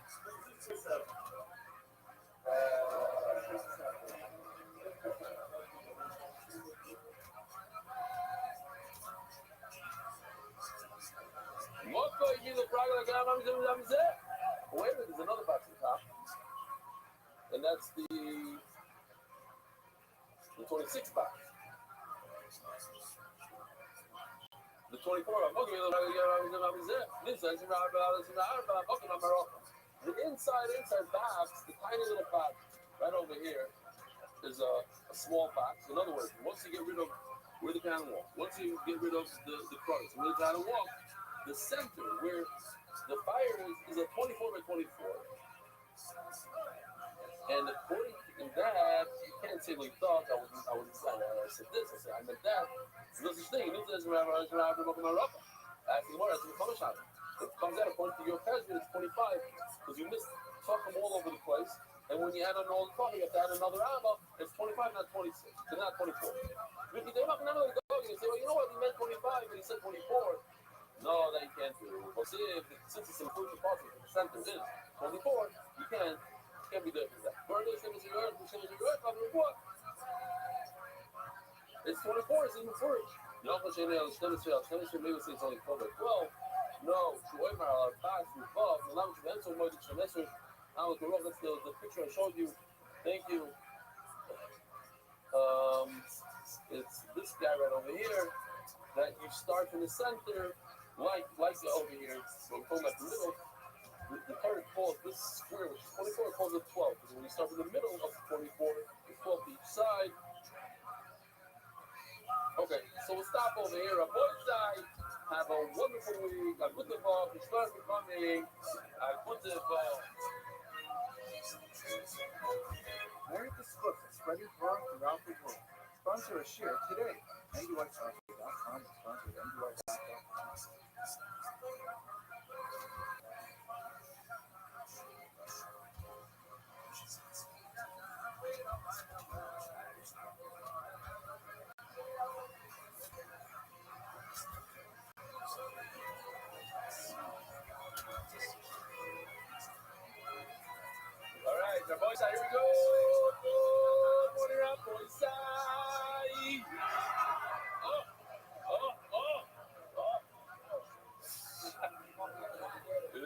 see me where else there is this Mordecai. Navalny, Shalom Aleichem, everybody. Welcome to all the guests. Welcome to myself. It's great, huh? Listen, the good news is I'm going to repeat next year. They said Shem will come. We got to repeat the same thing. Not only that, in about 3 weeks, you had enough of me. So I got to do it slowly.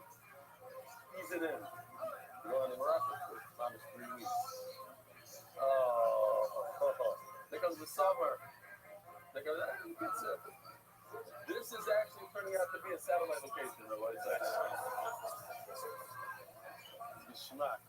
All right, so again, what's your name? So from Manchester. And these are guys related to you? No? So guys. Okay. Well, once we have new screens on the side. If they work out well, you'll see the saturation, the color is unbelievable. So we're going to change, but your necks are going to hurt today because everybody's going to want to watch on those screens. Reminder, today is Chamisha, Yom Chamisha, so Yom Shem Shnei Shavuos, Yom Echad Boimer Loimer. It's Baruch Hashem. I could say it for the first time. In America, I was like the next day, so I couldn't really say it. The Sweet Oimer was dedicated to the first time. One of the speakers, by this mother, and so the latest was the Flamo. So I've been talking about this for a long time, and finally it happened. I don't know how real it is, but he said it's real. He said it was real. I asked him, and that's the first thing I asked you guys. Those are my words. My first word coming up, Emes? He said, yeah, and I asked his wife, and she said, yeah, every single time. So this is my dream. People always send me pictures of people watching the show on the plane, but I never saw it. So here it is. There's a guy sitting just like 5-6 rows ahead of me, watching the show. So then, and my wife's car. I got up with a video camera. First, I told the stewardess, I said, I think he's watching me. So she says, Mamash, what I get? Mamash, what I get? No, look, taquito. Don't worry, I'll embarrass myself, don't worry.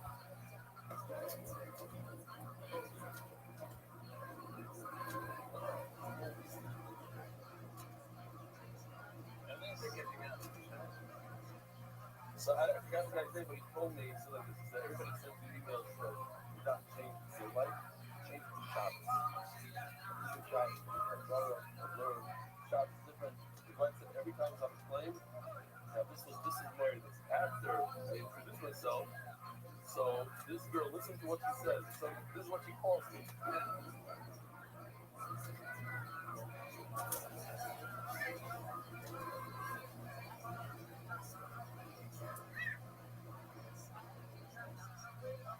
For a few minutes until people said, fuck off. Alright, we're talking about sensory colors. Just so you know, that's the Irish base when you're going apart. Yes, whatever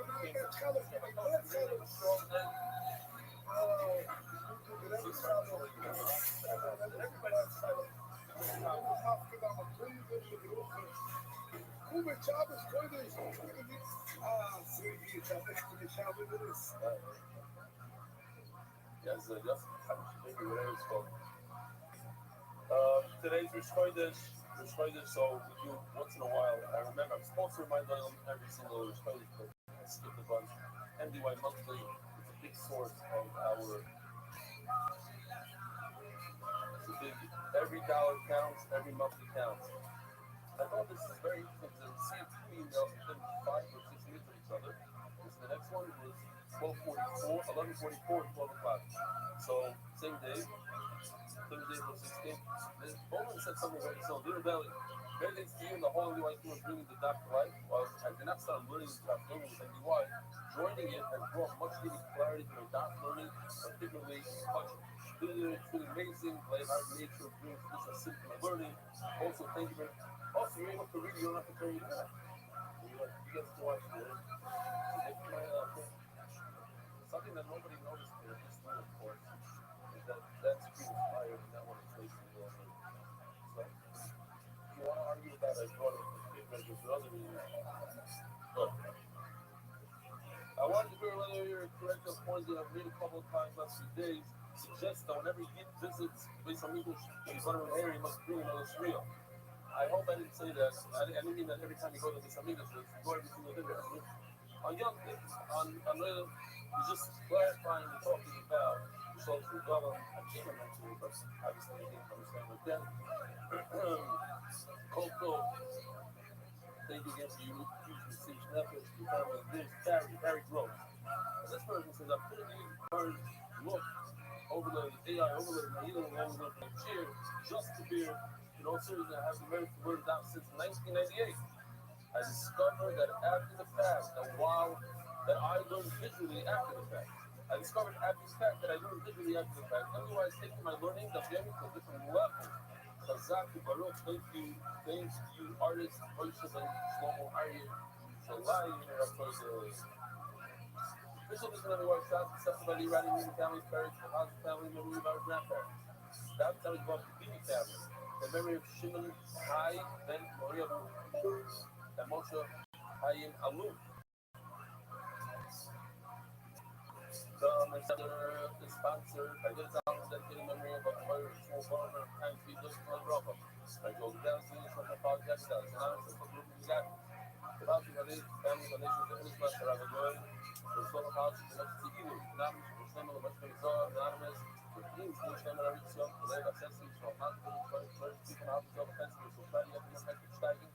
So there was family island, we played on the every single meeting of life, playing on many of smuggling, Benny, and all those who from the wise, both on fire. Moment sponsor is Saudi, who claim of the Murray, both of here, so I later value. Weekly sponsors anonymous and honored Ellie partnership has been encouraging you want to do not slow down for a second. It's an opportunity to say you should try to front of you guys. I don't know if you heard this year or not.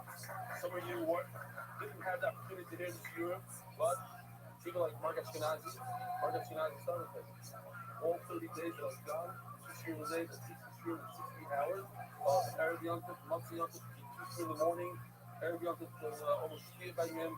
Etc. It's crazy dedication to all the artists. Some of the artists stayed up all night until we happened. Just to get the sheer Arab Yontif, I had to give like extra dot for those days. They stayed up all night. Thank you so much. Ori Amir, everybody. He's on Twitter at Amir.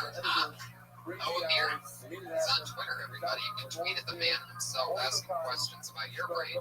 It's good for GT.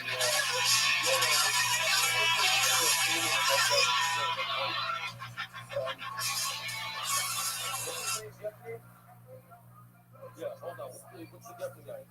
Zach Geffner got me and my family here on an allowed flight. It's hard to get. I want to express I'm here because of him. It was very hard. We got a good seat, aisle, and I got my wife exit seat, that extra room stuff on the right.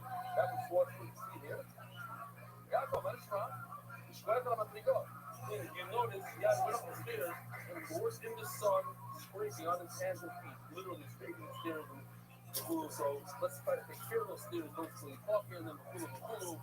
Daily sponsors, the only flexing. In honor of Jimmy Goodman, and he will find best. It's hard to people call me. They said the amount of they missed the pond, they missed. Jordy Glensick, in honor of Jimmy Goodman, everyone's best and smartest editor for the FDY Gemara.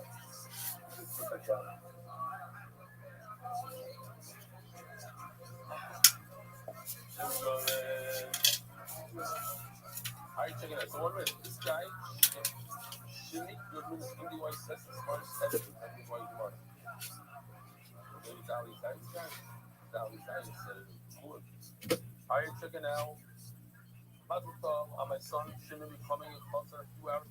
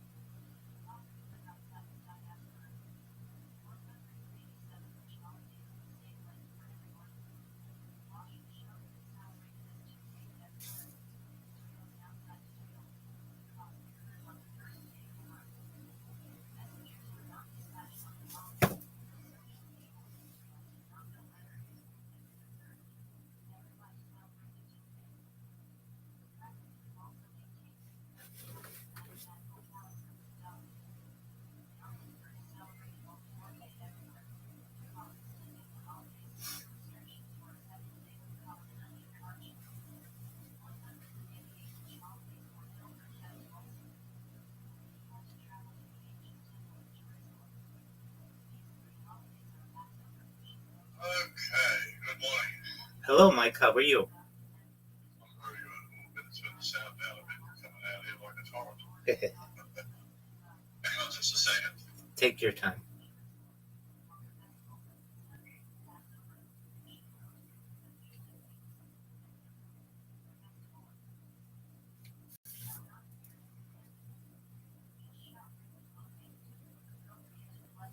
Right. Allergies. Oh, dear me. All right. So this week we're going to be talking about mega projects. That's correct. Looking through the list there, my first question is why?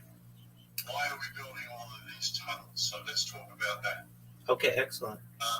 Also, I don't think there's any need to go through the whole list like you've been doing. We'll just say we're going to be talking about mega projects, connecting tunnels, connecting bridges between countries, that sort of thing, and then explore why we would do that and what are the benefits and the drawbacks. What do you reckon? Okay. Sound good? Yes, sir. Okay, let's get going. Recording in progress. Oh, good morning again, Rabbi, and good afternoon to you. How's things over in California these days? Going well, thankfully. How are things for you? It's getting cold here. It's winter, almost winter. That's true. It's autumn. What do you call it? Fall. That's right. You Americans are so direct sometimes. You know, the leaves are falling. Keep it simple, as they say. I watched a very funny comedy session. What's his name? That guy that gives the actors in Hollywood such a big problem. The English guy. Ricky Gervais? Yeah, Ricky Gervais. And he was talking about how the English and the difference between the ways we talk about certain things like footpath, whereas we say pavement. Yours is perfectly right, but it's very direct rather than, the way we British like to be. Certainly. Well, Yeah.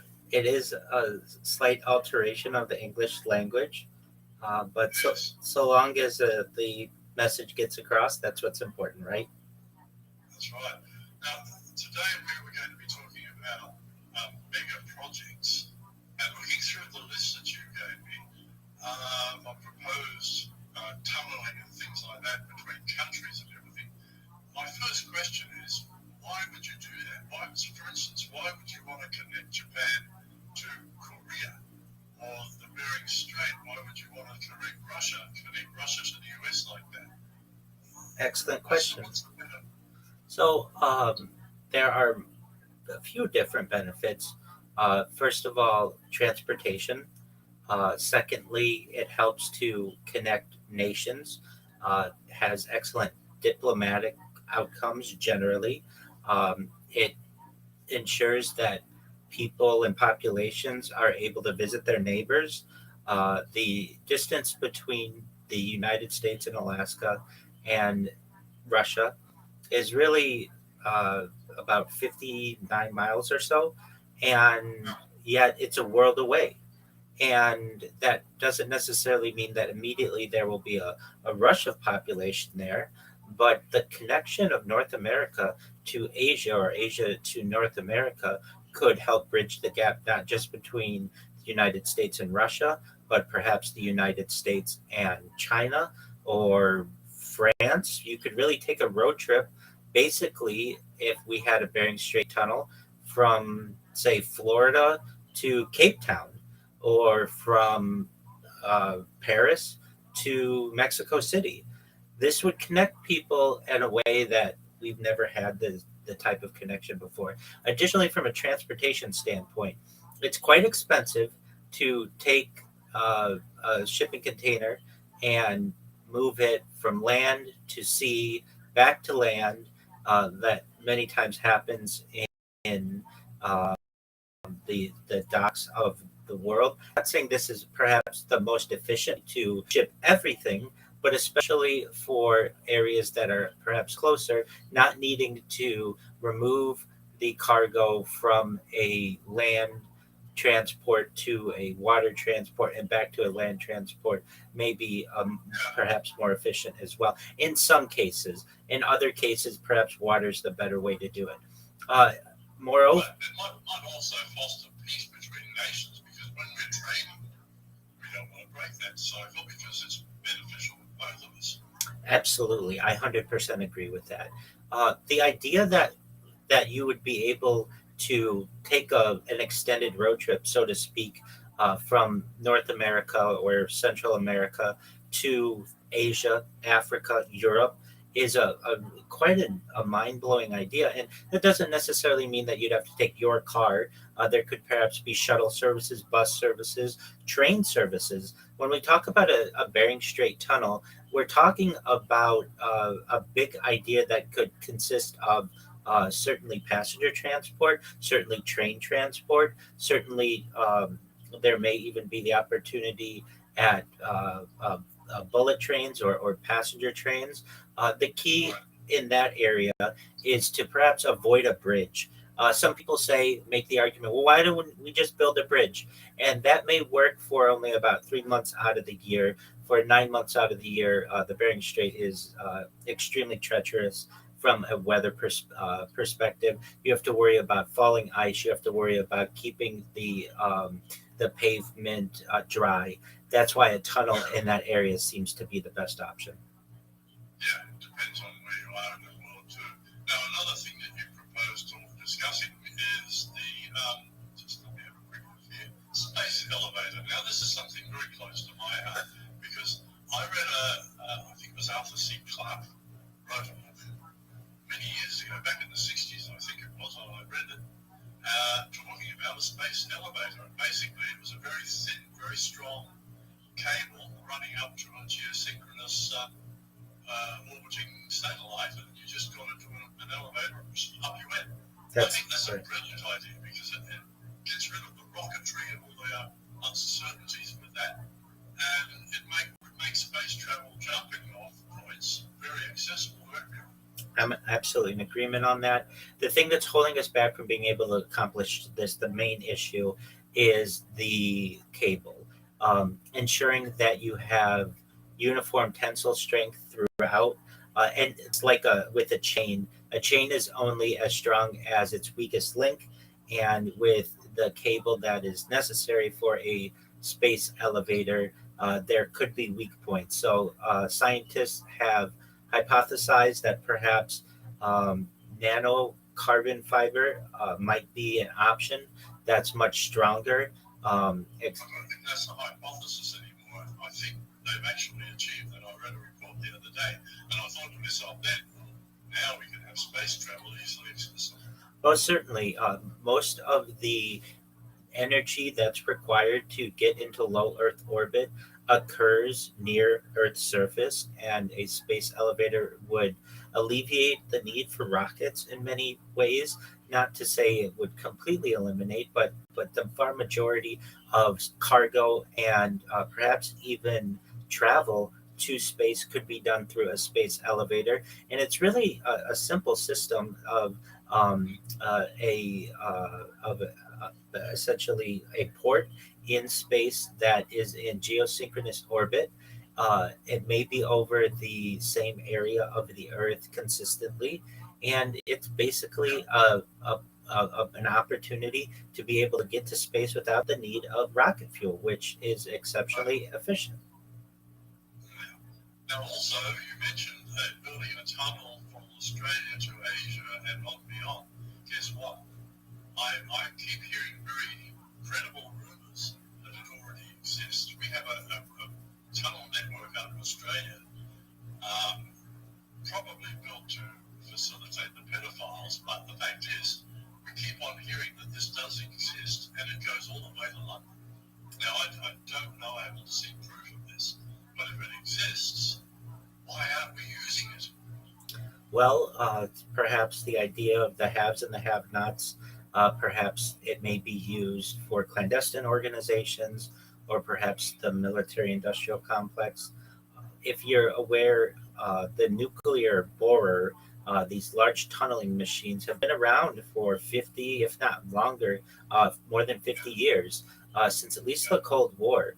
So essentially, for those who may be in the audience who don't know what we're referencing, it's a nuclear borer. Essentially, it is a large disk that is able to remove any type of uh, surface in front of it, really, for lack of a better term, whether it's the Earth's crust or mountains. And it's powered generally using nuclear power, so you don't need to worry about fuel. And then all of the broken up rock or sediment is basically pulled out through a type of conveyor belt, and then the sides of the tunnel that it creates are smooth as glass, and they're very sturdy. So you don't need, as one may think, the same type of internal structure that you may need in some other areas under other types of tunneling, like you may have in mines. Um, I'm sure a lot of people who've been to Thailand, for instance. Now, I was living in Thailand when they built the underground railway system. And I'm thinking to myself, because Thailand is built basically on clay, soft clay, wet clay. And Bangkok originally was a series of canals and swampland. And so when Ayutthaya, the capital city 250 years ago, when that was sacked by the Burmese, the king moved down to Bangkok. And so the first thing that he did was to start building roads and putting houses up. So the Bangkok roads are actually like a fish body. You've got the main road, and then off that you've got the ribs. But they don't go anywhere. They're all dead ends.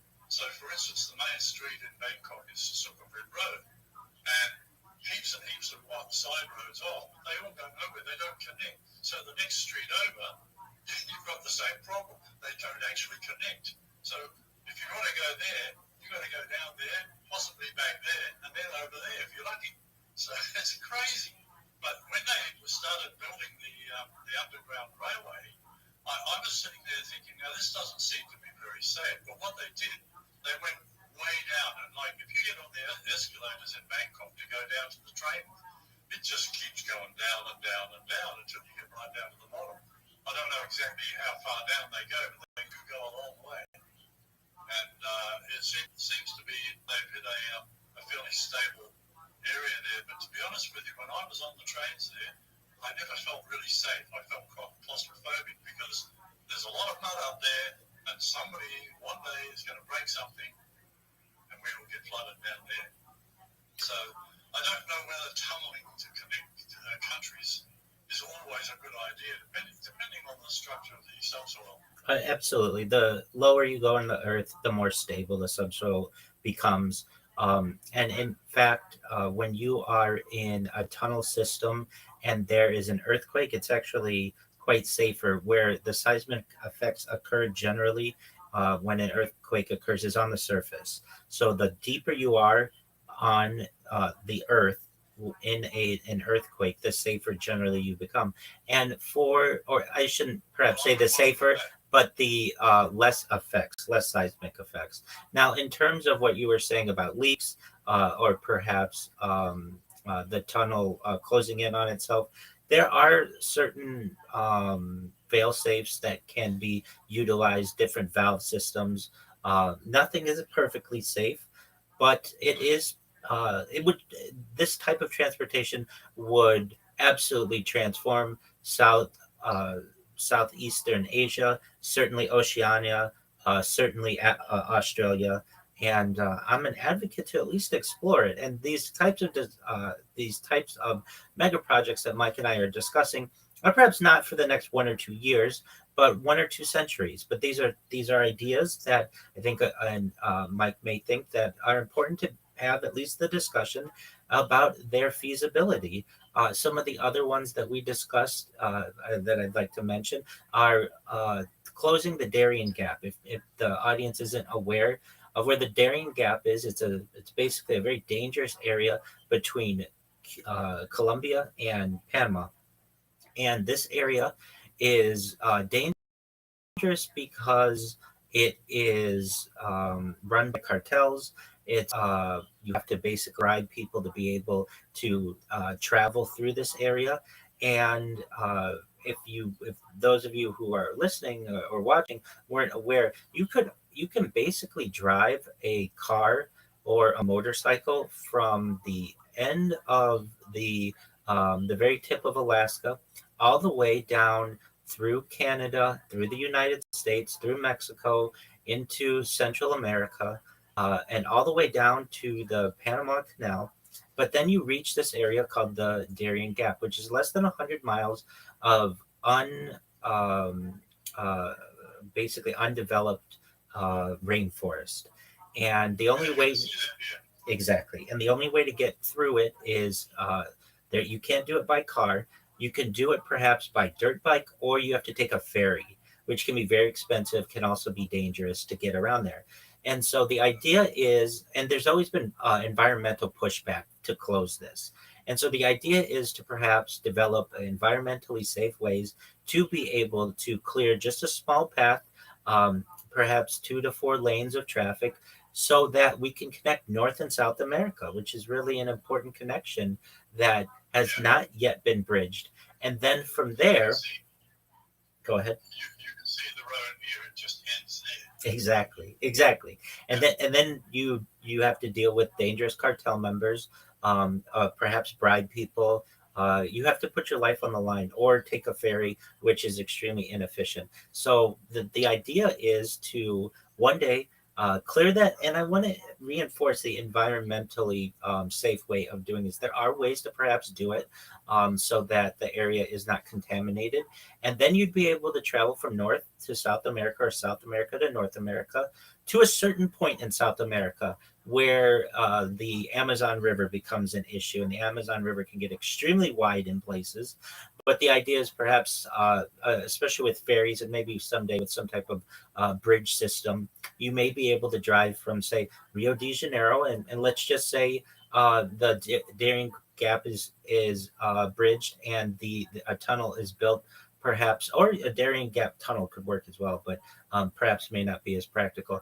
And a Bering Strait tunnel, you'd be able to drive from Rio de Janeiro to Berlin. You'd be able to drive from Buenos Aires to Cape Town. It would take you a long time. It may not be the most efficient way to do something, but this is certainly something that could occur. And especially like we discussed earlier, for diplomatic reasons, this would cause a lot of migration, but even just tourism. I think it's something that would certainly. Connecting trade too. I mean, that's important. Oh, most certainly. Is the lifeblood of our economies. Most certainly. It could have positive effects for countries and individuals alike, and for multiple ways, diplomatically, economically, certainly. And so these are just some ideas. Some of the other ideas. Something to think about. Absolutely. One other thing I wanted to talk about before we finish here today.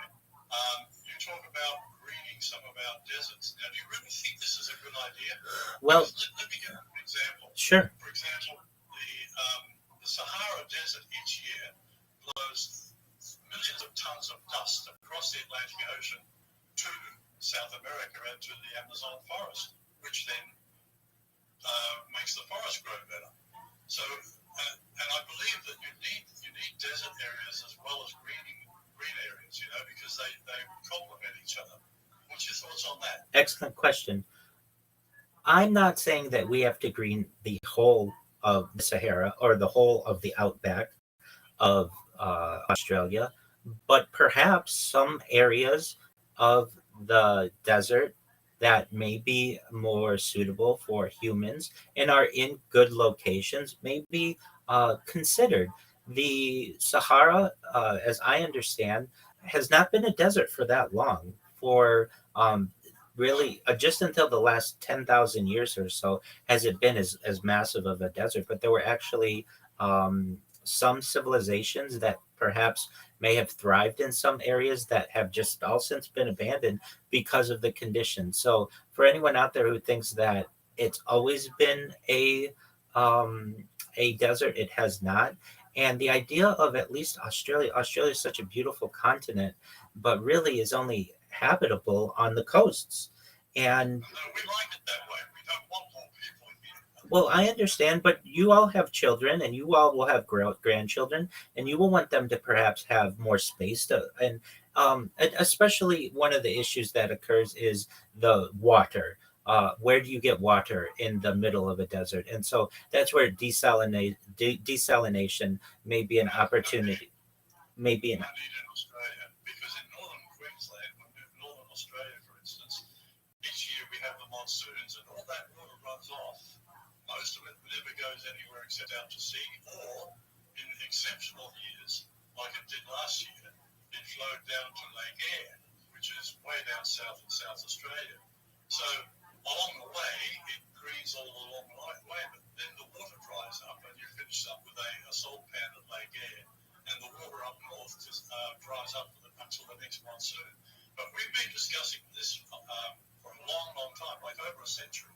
People have been talking about gathering that water that falls during the monsoons and piping it and damming it and directing it so that we all can grow more land. And I think this is a very good idea. I do as well. It's all that through nature. We don't have to encourage nature or even do anything like desalination. It's all right there for us. We just lack the political will to do what needs to be done. I think it was called the Balfour or something else, but it doesn't matter the name. The fact is, it's been under discussion in Australia for a long, long time. So this is something that I've given a lot of thought to. And if you go to my website, futureplan.earth, I do talk about water in there, so it might be worth them having a look. Excellent. One or two other projects I'd like to mention would be the Gibraltar Strait crossing. This is the area between the Iberian Peninsula and Africa.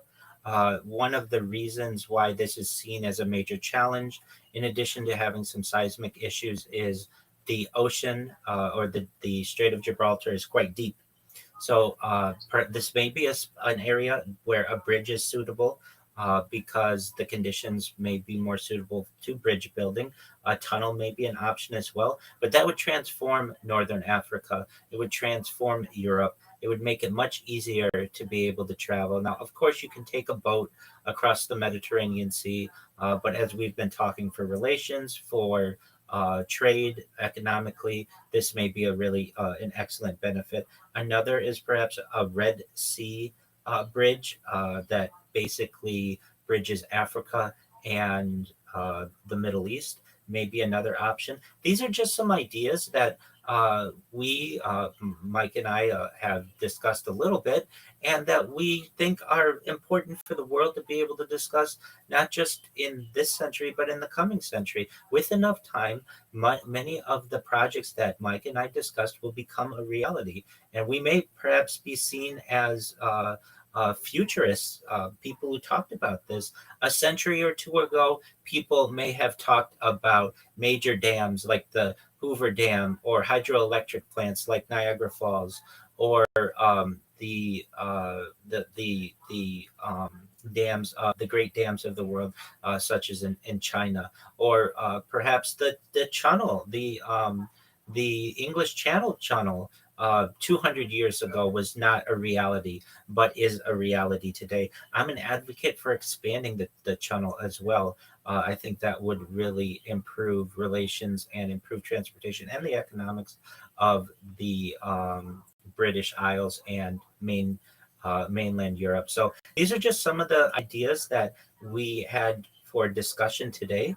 And for the audience out there, if anyone wants to learn more about these, certainly you can connect with me. My Linktree is linktree.com/Rabbi Rothschild. Please take a look at Mike's website as well, where he covers many of these topics to improve the world as a whole. And Mike, I appreciate the opportunity to discuss some of these mega projects with you today. Thank you. There's a couple of websites our viewers can go to. As I mentioned before, futureplan.earth for a plan for the future. And I've gone into a lot of detail on various subjects, military, water, land management, all sorts of things, because I think when we're going to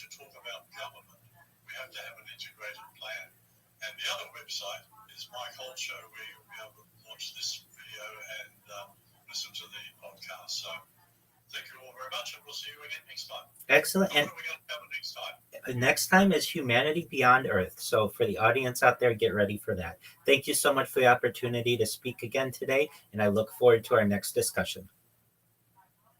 Thank you very much. Take care. See you again. Absolutely.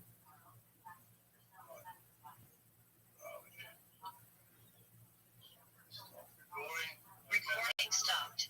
Sorry, I was a bit late this morning. No worries at all. Couldn't get out of bed. No worries at all. Okay, so as we planned, like 8 o'clock your time next Monday, 3 o'clock my time, and we'll keep on doing it. We've got 2 more sessions. Okay, Mike? Okay, man. Thank you. Take care. See you again. Bye-bye. Bye now.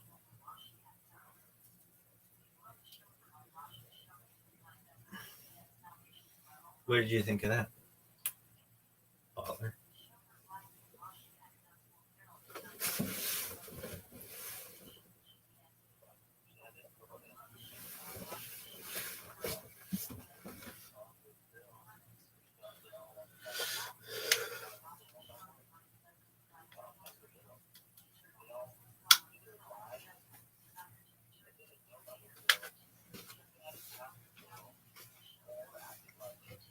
You learned the Rothschild.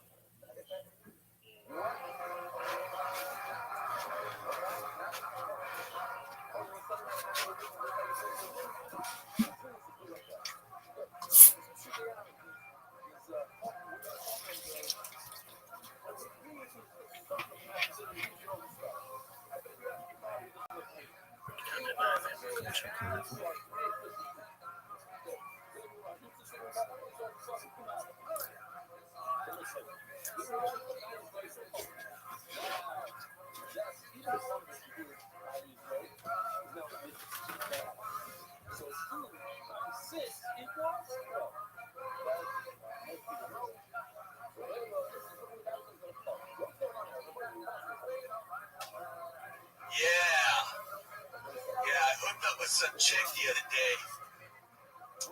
Think about this chick. Her mouth was one size small for my dick. Your mouth was one size small. You bitches complaining about size? You bitch, I gotta have a 9-inch. I gotta have this, I gotta have that. What the fuck? Bitch! Maybe you should worry about your mouth. Do something about that mouth. You know what I mean? I'm trying to get a blowjob. Instead of giving me a scratch job, you're scratching me. You're scratching me, girl. What the fuck?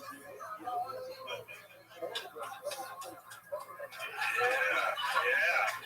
There you go. You did it. That was your minute. So how old was this girl whose mouth you were fucking? She was like, she says she's 36, but I think she's 44. Oh, well, yeah, wait, where'd she go?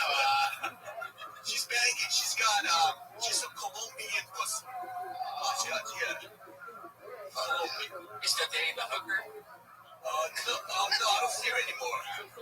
That's a different girl. Dude, he's right out of GTA. He's terrible. You kind of sound like a homeless guy straight out of Subway. You sound like Brian Holtzman. Brian Holtzman's here. I like this energy. He committed. He committed hard. It's the best I've seen you do. Yeah, he committed really well. I like it. Yeah, I don't remember a thing he said, but he was. It's like a great point, man. It's fucking chick's mouth. Yeah, you get blowjobs my whole life because I have a girthy dick. I'm sorry. Oh my god. No, but you get the teeth, you get the scraping every day. You're like, oh, my poor dick. I get fucked for a couple of days. She just like gnawed off half of it. She digested parts of my dick after I fucked her. You and GT are gonna have to go out and have a good old steak and talk about this with each other and relate over the fact that you're hooking up with chicks with tiny mouths. So you guys gotta stop fucking baby dolls and That's always the case. human It's beings. always the case. It's always those whistlers. So what else about this chick? What is her vagina like? What's her butthole like? What are we talking about here? Well, I laid her on her back and started eating her pussy, man.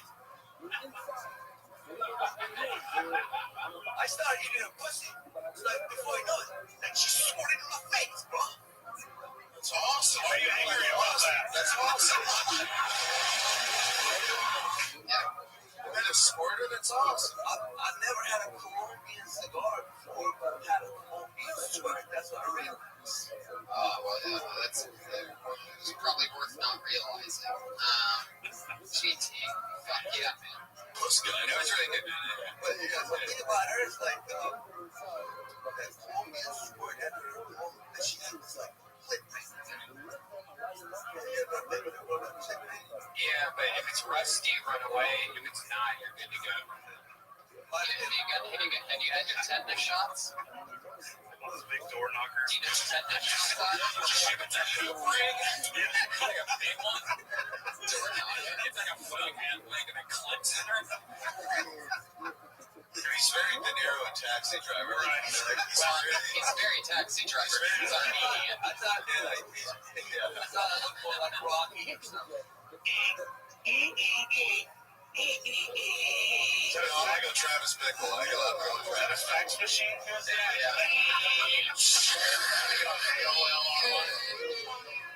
GT. What does GT stand for? GT. Oh, the thing about GT is like, Everything has such a simple deep question, nature. right? Those are my initials, actually. You're Armenian, right? Yeah, I'm Armenian. Yeah. Does your last name end in I-A-N? I-A-N? It actually does. Yeah.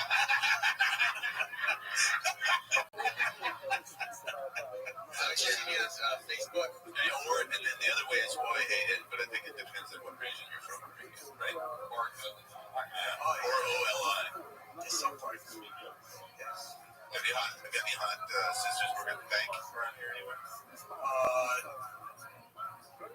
No, I don't have a sister. Can I see her? I mean, you don't have to. I just wonder because it seems like every Armenian guy shaved his head. I want to see Armenian guys. Wow. You look good, though. I like your ball. Yeah, I like his head. He's got a good ball. And he's got a, you know what he look now? He looks like he's Get Off My Lawn and Back to the Future. The principal. Yeah, Look at him. It is Back to the Future. What's scary looking? I forgot. Yeah, he's pretty tough looking with the bow tie and the shotgun. He's pretty tough. Get off my lawn! You're a bum, McFly. Say you're a bum, McFly. Your father was a bum, and you're a bum too. Fuck yeah, Back to the Future. This guy puts the E in DeLorean. GT, we'll see you later. There he goes. Later, GT. Yeah, he's an Armenian. He likes music. He's like System of a Down syndrome. Follow him on Twitter at GT Music, everybody. There's GT. This is the part of the show where we have our two awesome regulars go on. They're on every episode. They're always doing a new minute, working it out. This week, going first, you know her from the Dysentery Podcast and Kill Tony. Put your hands together for Sarah Weinstein, everybody.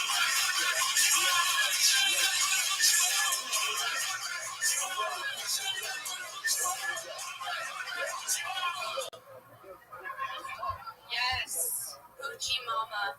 That's me. Hi, everyone. If you wear a sweatband because you sweat too much, you probably have an underlying medical condition, or you're on meth. If you wear a sweatband because you think it's cool, then you're a douchebag. I also don't understand vests. The first time I saw a vest, I said, where'd the rest of the jacket go?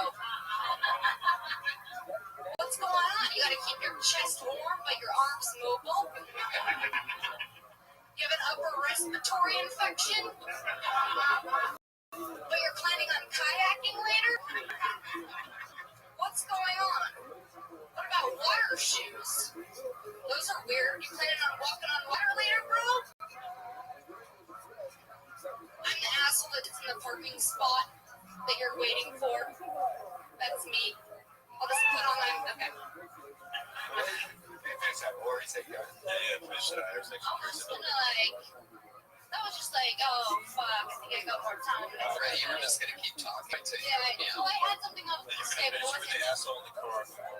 Like, I'm putting on my mascara while you're waiting for the spot, but I think I have the right to be there, so I paid $2, so I'm gonna use my rent for that spot. According to. Yeah, I tried to just stuff it. That stuff is amazing. Yeah. what happened to your vest, Friday? I never wore one. Are you kidding me? Vest? Come on, guy. I thought, yeah, I saw your vest, and I got nervous, like, should I still do the vest? And then I saw that you had a vest. Yeah. It's okay, and it's really funny. I just like I can't criticize you with it on, though. I look like a real ass. But great job. You're fun. The vests are kind of like overall shorts. Right? That's the other thing. I was like, oh, I'm wearing fucking overalls, and I'm gonna talk shit on vests. Like, that takes I'm some actually nerve. for overalls right now, though, so I like overalls. Yeah. And you should have him come back here and go, why are you wearing the vest? Kenny shipwrecked. To complete the Back to the Future thing. Oh yeah, that's right. All that.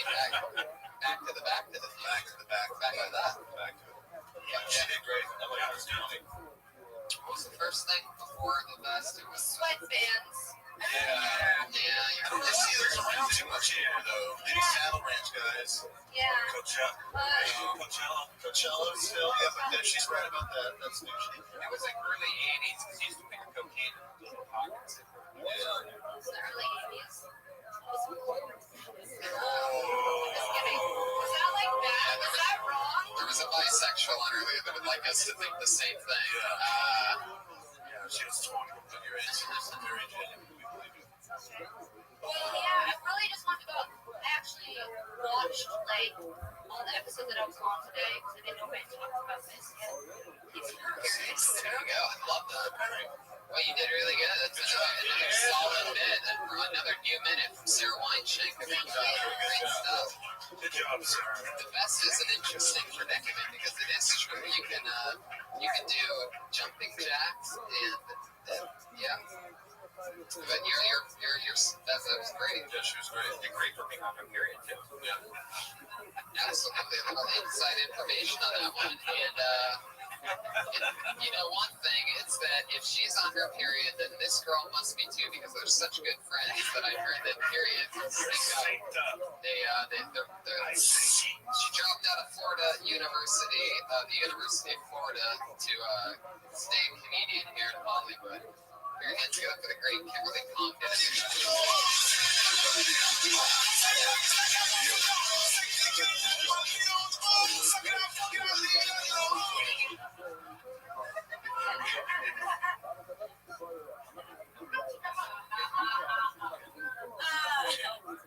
Guys, I was going to come up here and talk about the Sterling situation that's going on.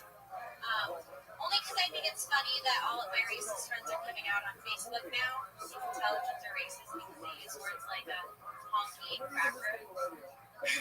They use that as their white defense, you know? Like, you know, they call us honkies, they call us crackers, but I don't know, like, when's the last time you seen a black comedian on stage? He's like, man, those fucking honkies. And everyone's like, anyways, I'm not going to talk about black people anymore. I'm trying not to be so dark on stage. But life is short, 4 letters. And I think that if you meet somebody and they put a bad taste in your mouth, that's what you get for letting a stranger in your mouth. And what else here? Oh, The cat, saved by the cat again. Saved by the cat. We get that sound effect to play with you. Saved by the cat. All right. What did we talk about there? Sterling and then crackers and honkies. Yeah, the cracky and honky thing, that's kind of like your one. Sterling didn't really use the N-word, did he? no, but it's He just said them. right. He just told them. He just kept saying like them. He just kept saying, don't bring them. Don't take so much stuff there. It was just a lot. He would have just gotten to the point quicker had he just said the N-word. So true. It would have summed up everything he was saying. The craziest part of that thing was when he says, look, I don't care if you feed them. I don't care if you fuck them. That's what was Just don't post pictures on Instagram. Which would be like, he has a racist past if you preface it with that. Yeah. It's like, oh, he's having I always got a word that he has like Alzheimer's. He's not to that age. What if she's just taking advantage of me? He doesn't even know. Oh, yeah, He's just racist. This has been going on a long time. He'll just barely accused him of this years ago. He was the coach. But back to she did good. I think she was fine. You're Puerto Rican, right? I remember you from last time. It was cute. You dressed a little more like my girl tonight. Were you expecting a pussy? I heard it was windy out. I went down. I thought it was cold. Someone yelled at me. It's windy. Good thing my window was open, or else I never would have found out about today's weather report. It's cold out. I like the black one. Kimberly, it's me, your neighbor and meteorologist. Mom, it's windy. Slight chance of rain. I'm not home about 1 a.m. It sounded. Yeah, you definitely look like you're cold, like you're chilly. Yeah, chilly. And then black joke was funny. Puerto Ricans use the N-word more than black people. They do. They're like, well, nigga this and nigga that, always. All the nigga was Everyone that's Freddie talking. Yeah. When I use it.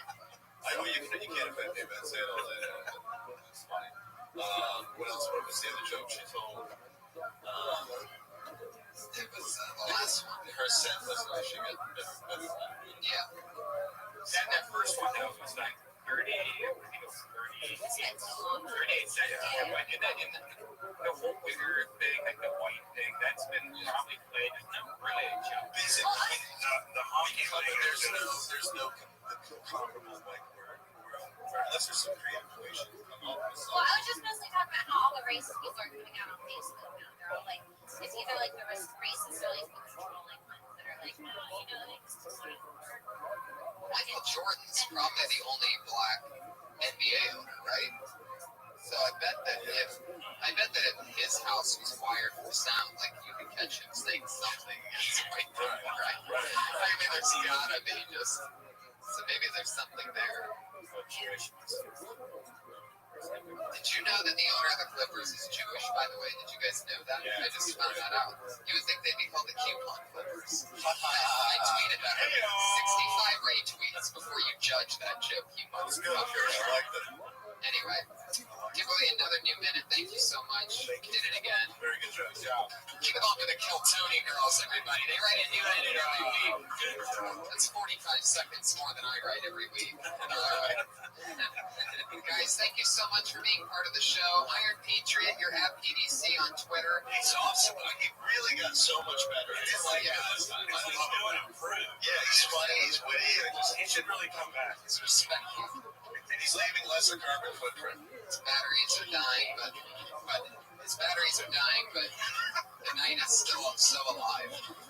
Freddie, what's good? It's kind of good. What's good? We launched on 420.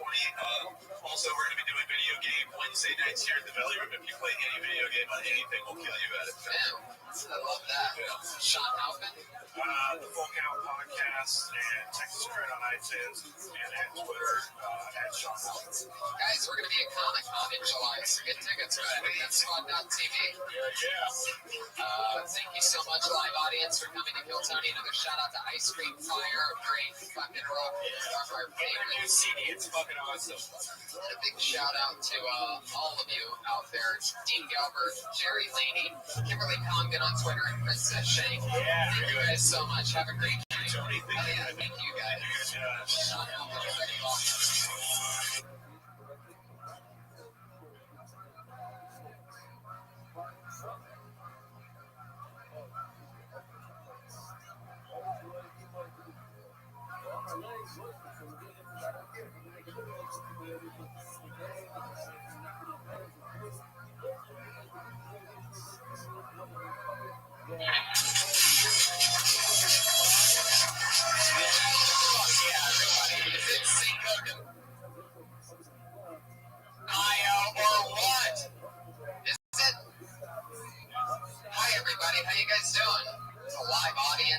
universe in a way, like one could say.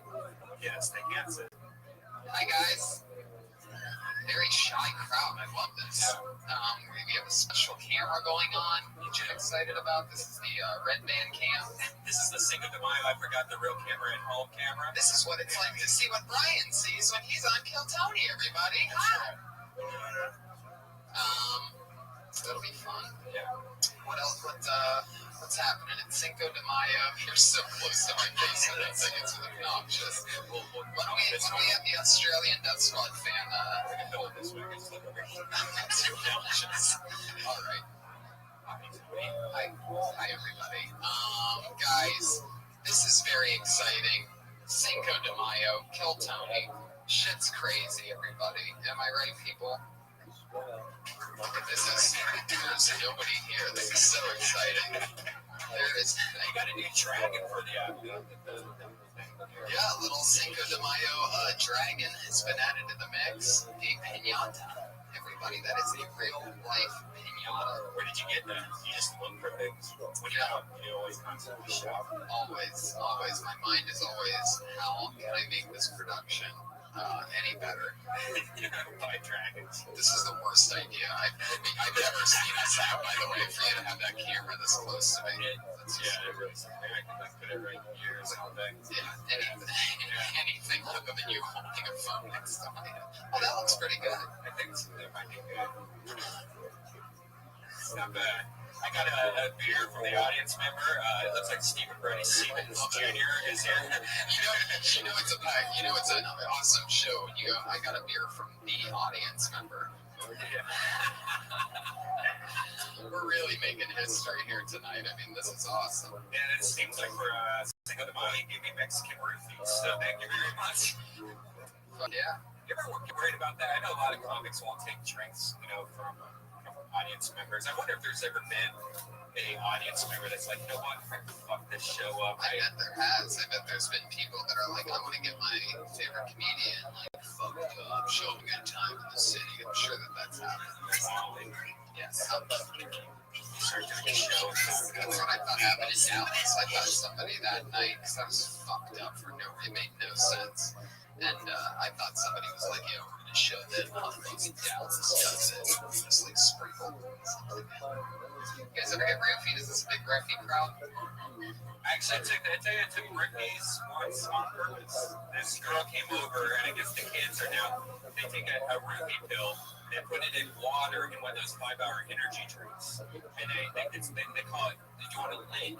I'm like, I don't know what a lid is. And she's like, takes out this 5-hour energy drinks, and she's like, all right, take 2 of these, but don't drink them. And so it tastes like salt water, like saline solution. It does? Yeah, and it just made me feel really good. Speaking of roofies, segue. Oh, ready for this? Vegas. That's right. Next Friday. Is that when it is? The 16th. May 16th, everybody. We're in Vegas. Who's going to Vegas with us? Me, Sarah, Tiana, and there might be a surprise guest or two, or many of our friends here that just want to drive to Vegas for the night. Friday night, 5/16. So if anybody's around Vegas, be there for that. What else is going on? Not much, man. We had a podcast today with Ian Edwards, and it's interesting. Ian was having a lot of problems with Chase Bank. I don't know if you guys have been following the news or not. But Chase. Wait, Chase. Nice. There we go. And it just shuts off. Keep doing it. Chase Bank pretty much decided to get into the electronics business.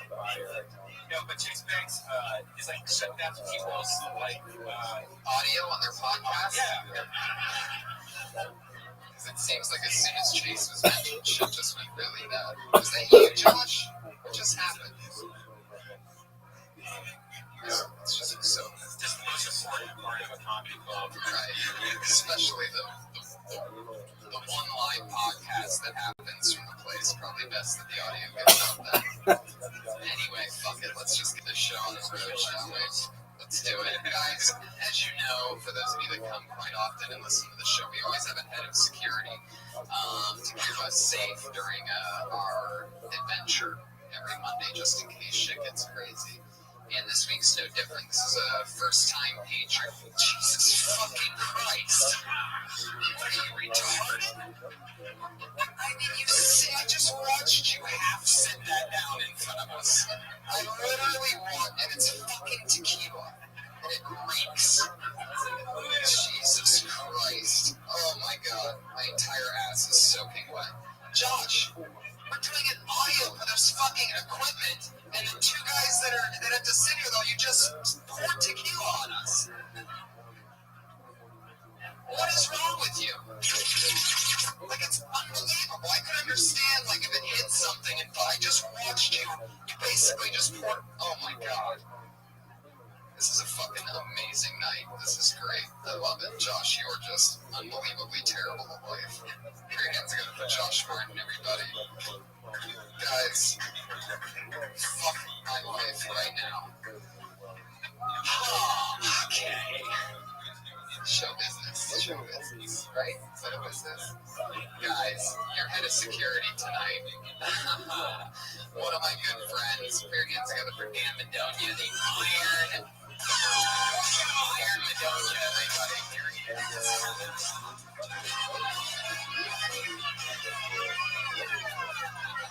Definitely one of the coolest, smoothest Patriots we've ever had.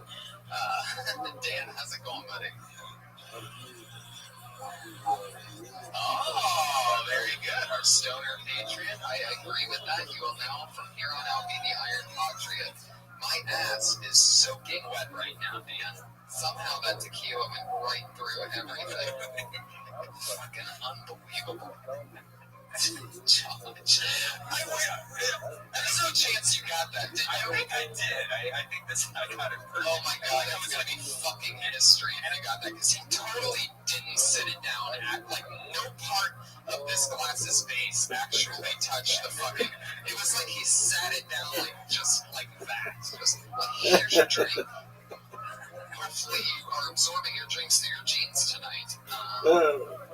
I tried to catch it also, but it's hard to do three things at once. Yeah. Sorry, I should have been in. And for Josh, it's hard to do one thing at once, so.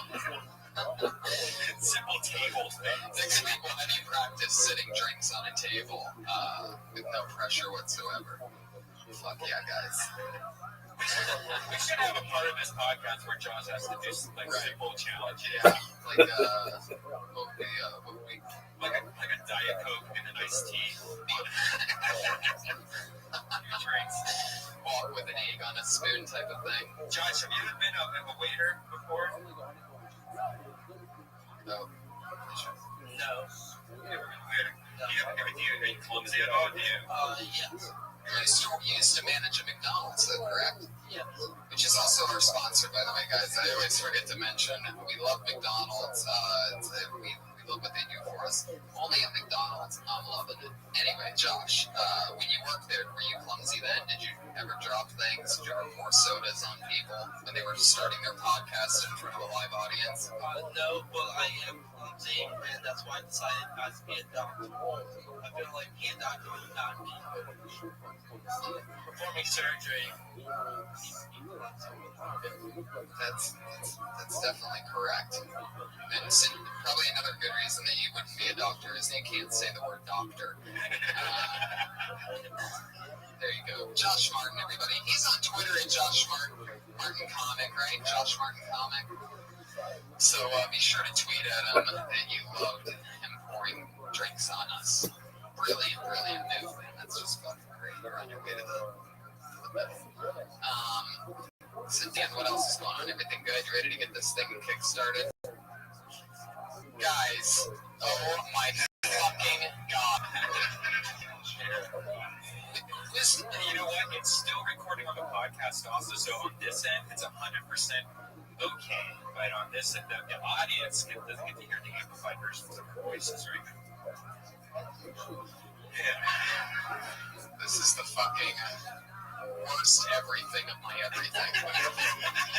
This is just, yes.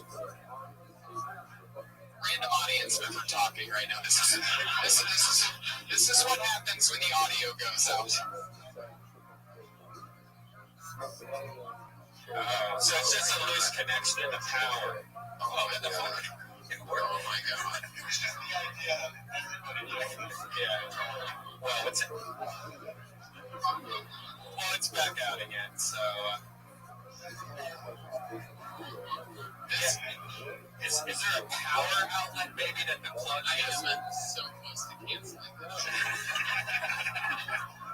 I cannot believe I invited Jesse, the great Jesse Joyce, to this. This is the shit best that's happening right now. This is just embarrassing. Now, for Sandy Danto, he's probably used. What was it?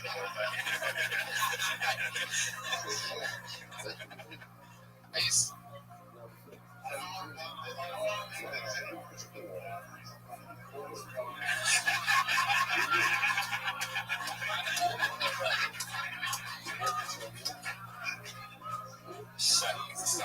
Oh, what is going on tonight?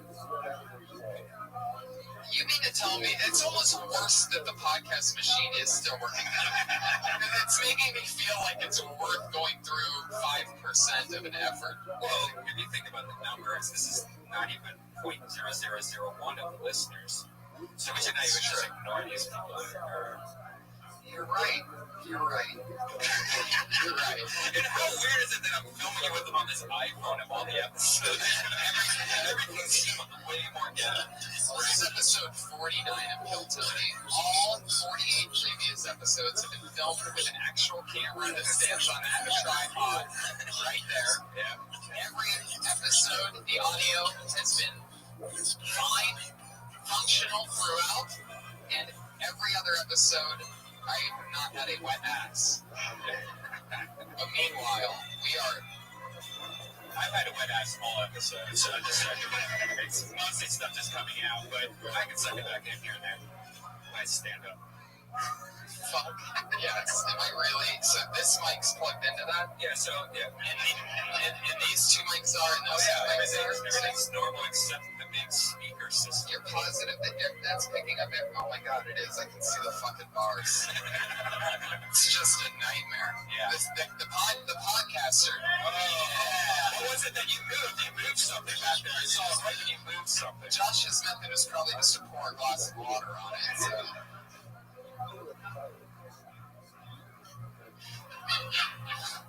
Alright.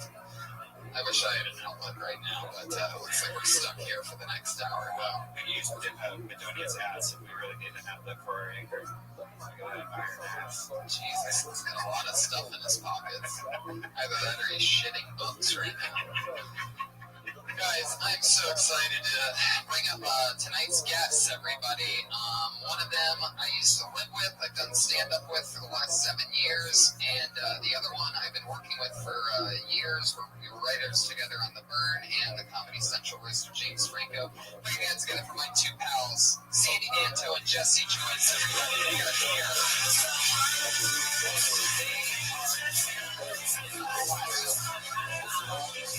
Jesse Joyce, Sandy Danto. Welcome, guys. Thank you so much for being here on the worst night of my life.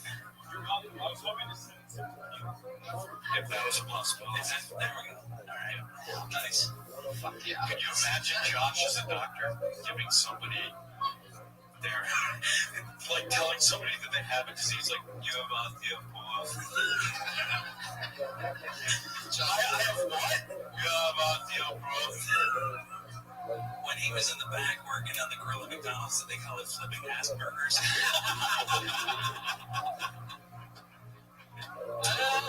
It's exciting to be up here in this fucking electrical tinderbox. Sure, nothing's gonna go wrong. It's in this 120-year-old room. Exactly. It's a fucking ticking time bomb, but it makes it all that much more exciting. Can I suck the tequila out of your pants or something? Because my drink's not there. I think he went to go get you another one. You know, he forgot all about it. Oh, I can't believe you fucking did that. You do great at booze, by the way. I know. It's unbelievable. At least there's no police stops tonight for drinking. It's just normal Monday. Yeah. But it is sick. Oh, son of a bitch. Oh, my God. You gotta make Josh trade pants with you. Your fucking pants are gonna blow at 0.24. Not the first time. Oh, you son of a bitch. Patriot, do you have any questions for tonight's guest? Yeah.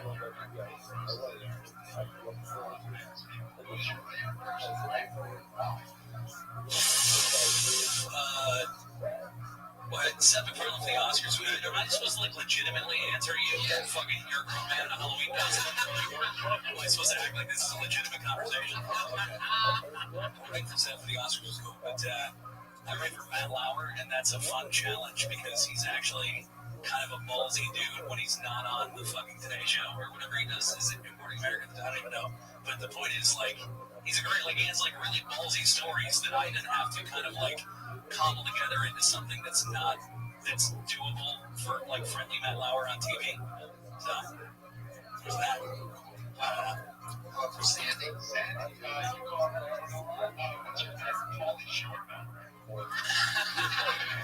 Sandy opens for Paulie all around the country. I'm glad I didn't get that.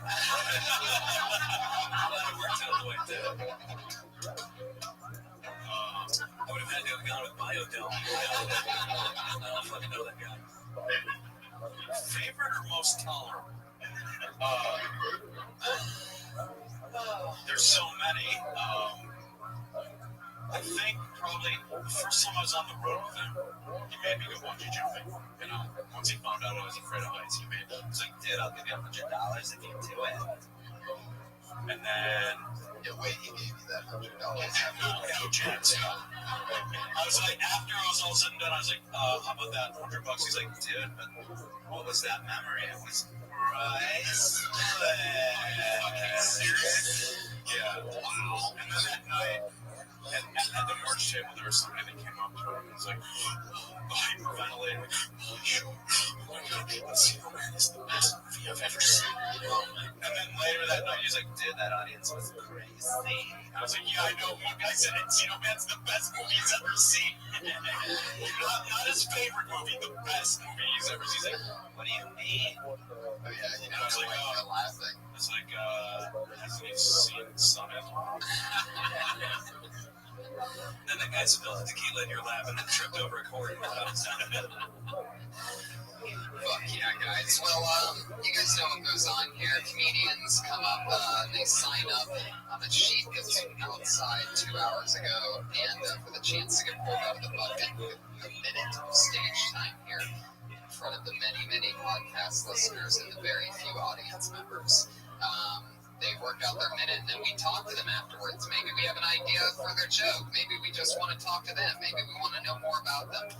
You know that your minute is up when you hear the sound of a kitty. Aw, adorable. Now, first lesson of show business is to not run that light. So end your set there, or else you're going to bring out the angry West Hollywood bear.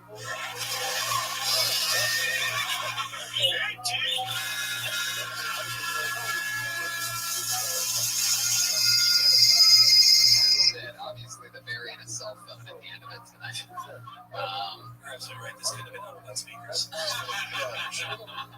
There's too many fantastic sound effects. Yeah, Josh probably set up your chair for you. So let's get this party started. You guys ready for episode 49 of Kill Tony? Oh boy, there's proof. There's a real audience here. There's your proof, guys. First comedian tonight. Oh yeah, when they do the minute, we don't interrupt their minute. Guys, your first comedian tonight. Very crazy guy. Always interesting to hear what he's going to talk about. His name is GT.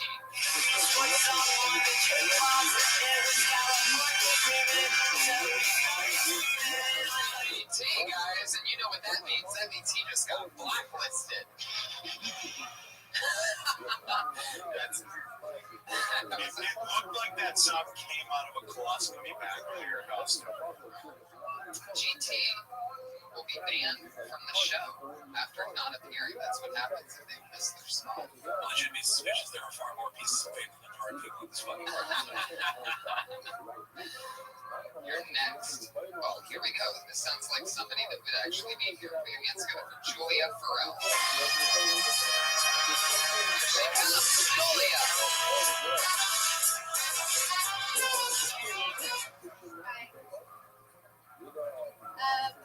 So, kind of scared of feminists. Madonna had been a woman, most feminists would have kind of been like, her. I mean, terrible for America, but like, huge for fun. That's hard for women in the business. It's weird to think though that Osama bin Laden used to be a baby. Like, I bet he was the cutest little nugget. Like, big brown eyes and curly black hair. And he just like did little good things. Like, probably just like knocked over his brother's locks that were ironically shaped in the shower. And his parents like had to make him eat his vegetables creatively. Like, here comes sampling.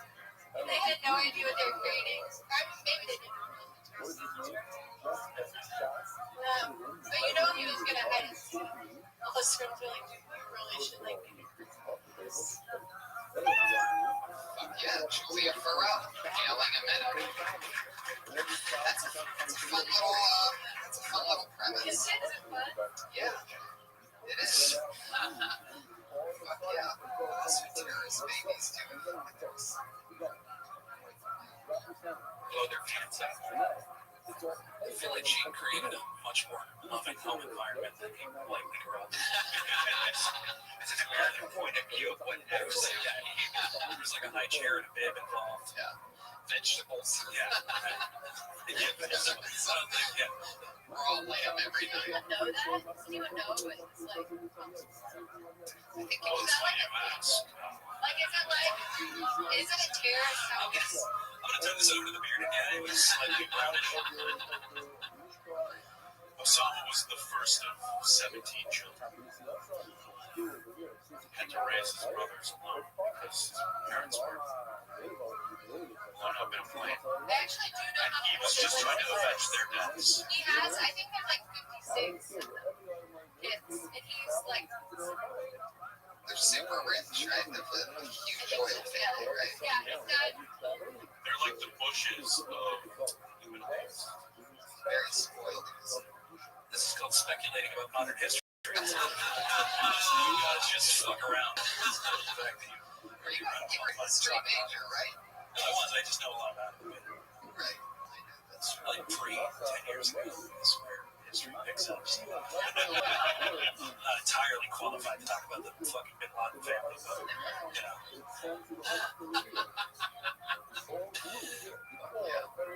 How long you been doing stand-up, Julia? But I could like sound.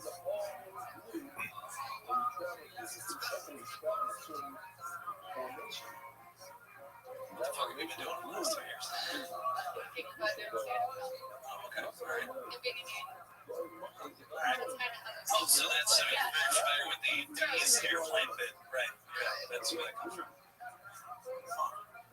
Maybe Osama like refused to be put in a crib. Let's go back to speculating about history. So let me ask you this, because you say that you've done enough open mics to count on one hand. You said, just like if I thought really about it. right? So what do Probably you like gotcha? So why do you not do it all the way?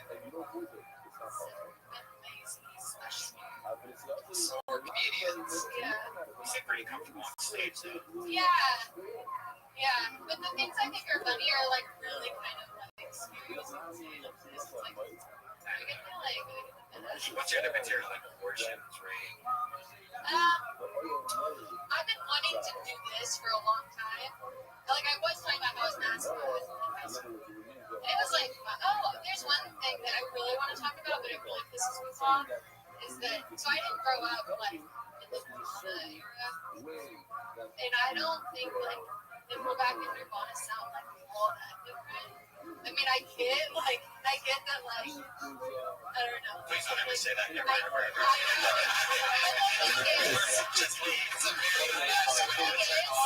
know, but like the thing is, like, not enough for you to like hate, despise one, and like they're in the same genre.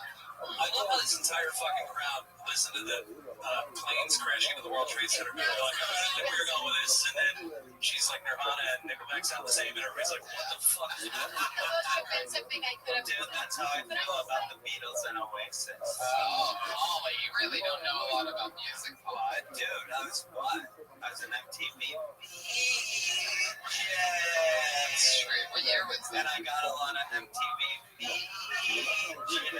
Oh, I see what you did there. I get the feeling, by the way, that that's actually something that he said. Have you heard him say that? Probably. Man, that Polly just gets better and better. It's actually better than Polly's Polly. I'd rather listen to you do that than have a conversation. Fuck yeah, Julia. Well, what else is going on? With house nannying, you make a living nannying in Los Angeles? Yeah, I know. What's that? They pay a lot of money. If you ever want to do more open mics, it needs to be filling. For nannying? For nanny? Yeah. Okay, I'll let them know. Free you up to do some more open mics.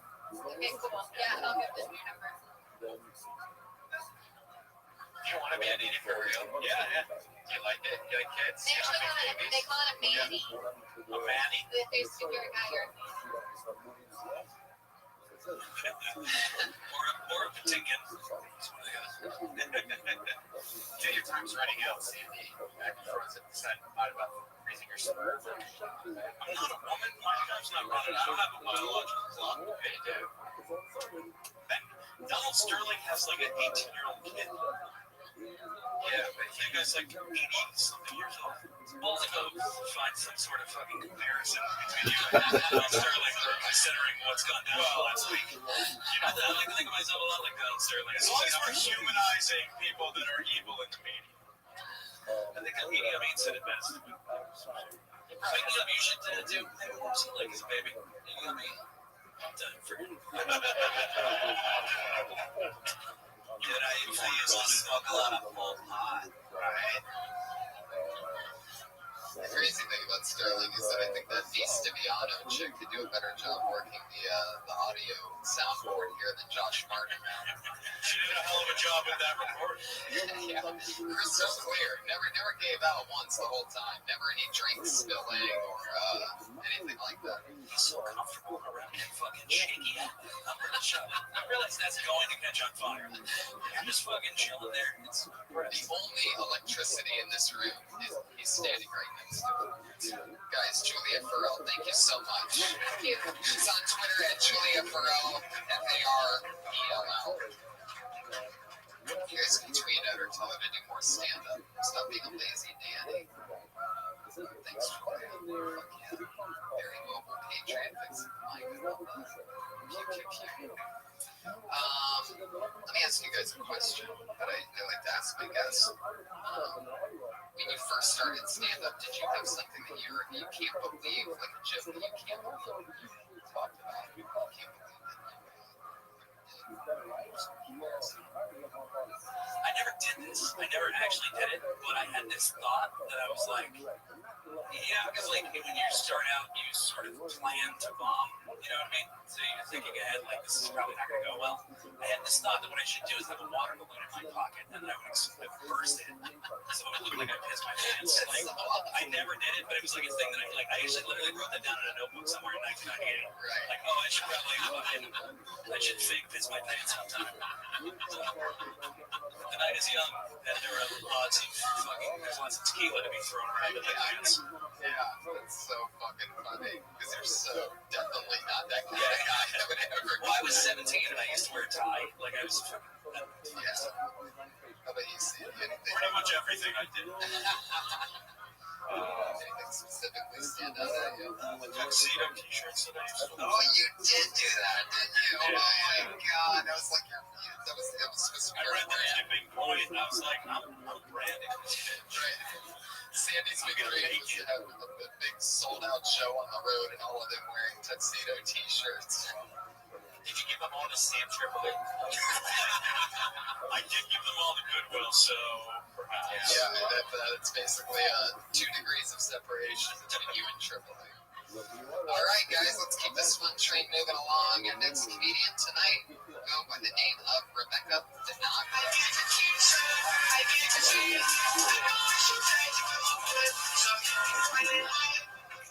No,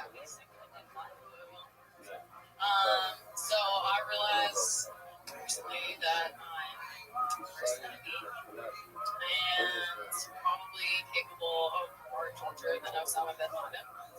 Definitely a triple threat.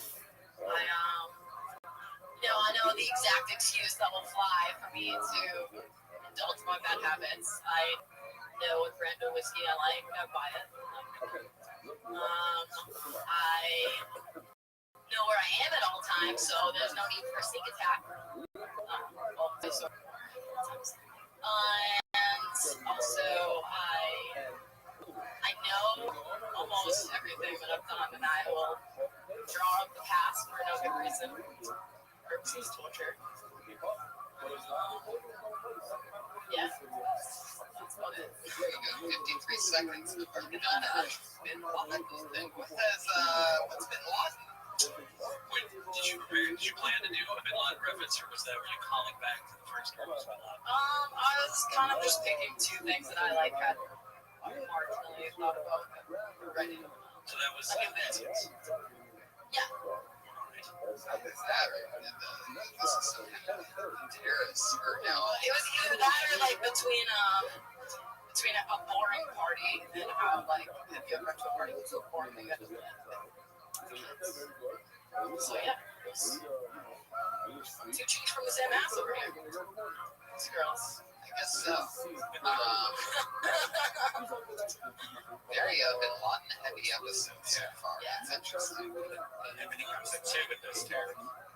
It's true. I don't think that's a sin. You just said that very confident. That's the thing that everybody terrorists come to. Because these things they always come into. I don't rank it at being parties with kids. I think I'm dead. Oh, they're great. Well, was any of that written down, or did you just kind of, were you just sort of riffing? Yeah, I jotted it. Oh, okay. Right. I don't know. It just seemed like it was. No, well, very stream of consciousness. Yeah, it was like, listening to Finnegan's Wake. It was just sort of a rambly kind of. I'm not. It's just. I feel like you just need to look at it on page and be able to definitively determine where the punchline is. Yeah, I guess I kind of just wanted to say that. Oh, okay. There's been times like that where I've done that, where I've gone on stage where I just kind of had an idea for a joke, but it was always the punchline was the idea. I like you guys for the criticism. That's why I did that. Say that again. Right, because you guys gave good criticism, so that's why I did the new shit that I was just thinking of. Right. But it sounded like you were describing several situations where you could just. I guess I just really hit it on the head,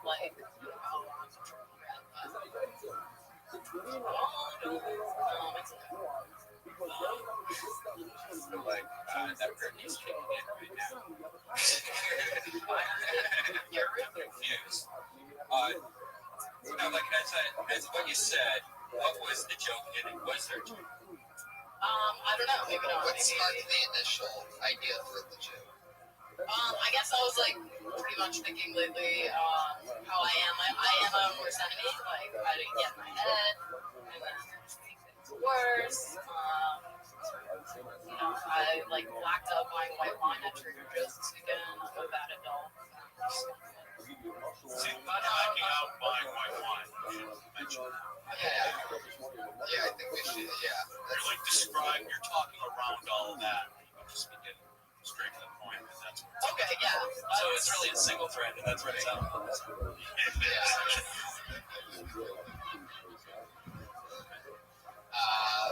Should we black out? Yeah, you make a good point on top. You blacked out at the Trader Joe's or from Trader Joe's? The cookies are so good. No, I was at a barbecue and my friend needed to go there and come back. I had 4 shots of tequila and it was I forgot that I bought white wine and I was leaving her house in the morning. So confused. You were in Trader Joe's after doing the shots? Yeah, after a barbecue. And what happened? I bought some stuff, paid for it, one of those white wine. And like, I don't really fuck with white wine. It's okay. I'm not like above it. I'll drink it. But yeah, I didn't remember. And then I bought it. And I was like, I need to get my shit together tomorrow. This was yesterday. And my friend's like, you need a couple days to get your shit together. She blacked out my white wine. So I don't think the white wine was responsible for blacking out. It was to keep the shit straight. Oh, yeah, no. Sorry. No, it's fine. It's just, I just think it's funny. You're like, I don't fuck with white wine. Like, white wine is the real culprit. That's it. No, sorry, that's not what I meant. Why not? That's true. I mean, if you didn't say blacking out after only tequila, should really just be called browning out. Next, Just because you have a fucking pants full of it. Other observations. It's true. Rebecca, how long have you been noticing?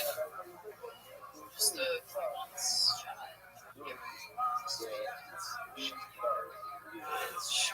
So confused. That changed. Like, that sort of happened. I grasped it 3 different ways. I was like, oh, okay, just a couple months shy of a year. Like, I was like, what the fuck? It was so impossible for me to nail down the timeline of you doing nothing. Yeah, I'm trying to be more proactive about hitting the mics lately. I haven't not been doing stand-up for 6 months. I do things backwards. Yeah, I guess I had to think about that too long to even get joke limits, point it out. You should market yourself, and that's excellent. And run this shit by your friends and find the beats where they laugh at what you're talking about. You know what I mean? Like if you are a white wine bender with some buddies and you say something that makes them laugh, acknowledge that in the conversation as a moment that could possibly then you turn into a bit. Yeah, I did shit myself. I was gonna train a jazz. That would kill. Yeah.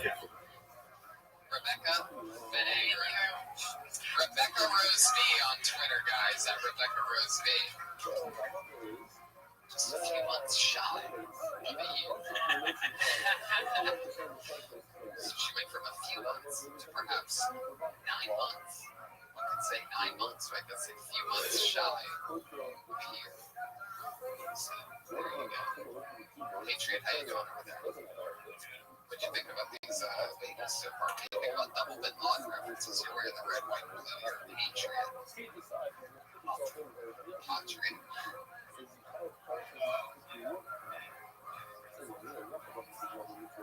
That's right. It's really wise. It's really wise. Very, very, very true. That isn't a t-shirt, it should be. It's how to find something that's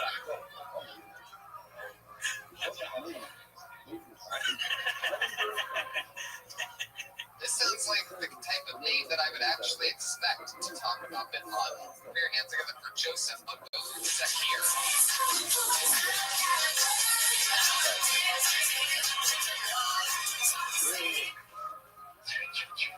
He's been blacklisted, guys. Him and GT, both there's been 2 Middle Eastern guys blacklisted and 2 women talking about Middle Eastern guys. It always comes in 2.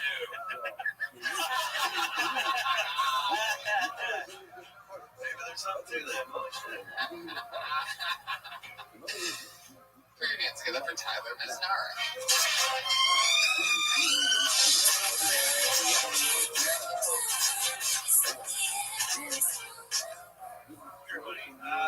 Hey, have you ever been talking to somebody and then accidentally invade your connected breast? I was talking to my buddy. He said, "Hey, what did you do this weekend?" I said, let's see, I slept a lot, played a lot of video games, ate a lot of macaroni and cheese, was sad. Fuck, I think I'm depressed. I think macaroni and cheese is like the saddest food. Because like on the side of the box it says serves 4, but I know it's not going to. It's just gonna be me. They should just change it on the side. It should say can feed an entire family or just one sad person.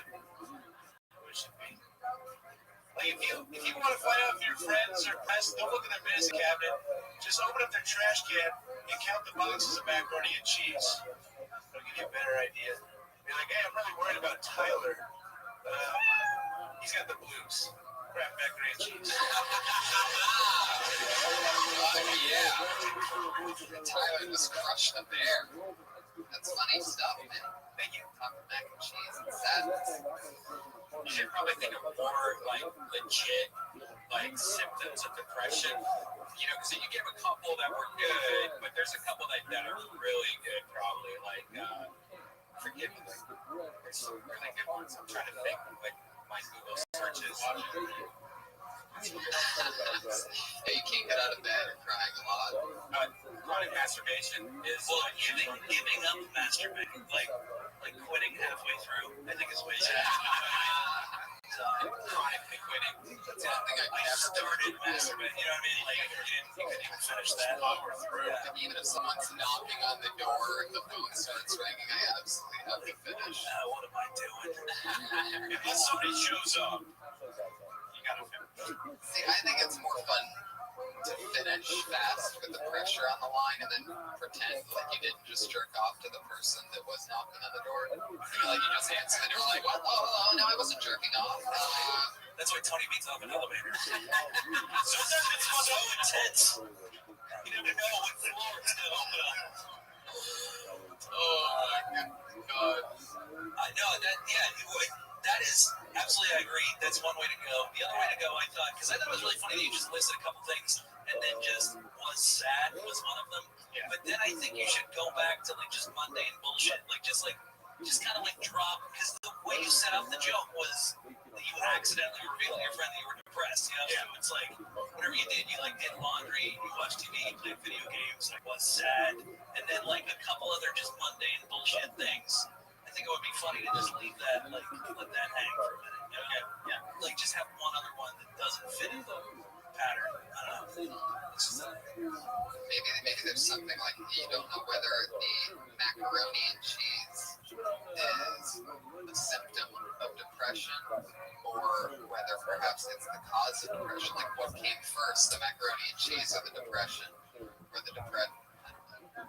It's like you can't be happy after eating the entire box. I just well, have you noticed that they now have the little microwavable singles like that are geared to set people like that's hitting the fucking suicidal demographic specifically. Yeah, it's faster to make those ones, right? So you just put water in, you put it in the mic for 30 seconds. And it's just an individual. Yeah. So it's like it's for the sad person that can't wait to crawl back under the covers and eat their mac and cheese. For the person that doesn't have the commercial break between Reba to, you know what I mean? The box should just have like the different state regulations for filing for divorce.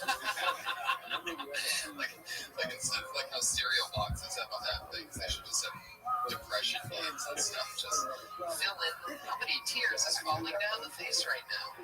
Fun fact, I heard that they just decided to change the serving size to actually reflect how Americans eat. So now, like, a serving of mac and cheese is actually going to be like half a serving. Really? Just fine. So this guy is for you. Now you're gonna have to make 4 boxes of mac and cheese. Oh yeah, your psychiatrist is here, buddy. Congratulations.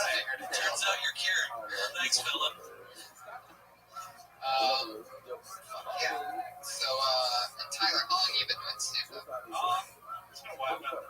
6 years. Probably just shy of 6 years.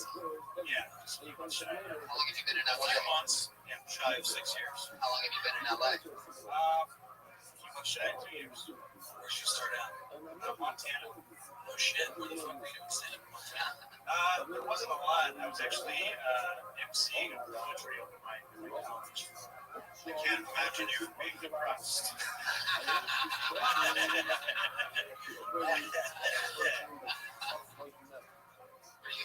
What's your favorite thing about Montana? My favorite thing about Montana Is that where you were raised, or did you just go to college there? I was raised there. Yeah. It's mountains and stuff. It's all right. I'm not big into hiking or anything, so I never really liked it that much. Your family still lives there. They moved to Wyoming. I still Wow, made the big move to Wyoming. retiring. It's too crowded here in Montana. Let's get away from these.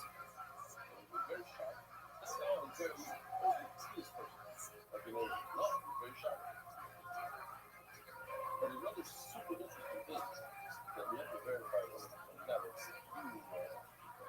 confirmation from how it's not recorded. Now, in sound, the rest of you will on this CD, on the station, on this platform. Every real station, I don't think it's about an hour and a half. When you hear that truck, you're told to press the truck.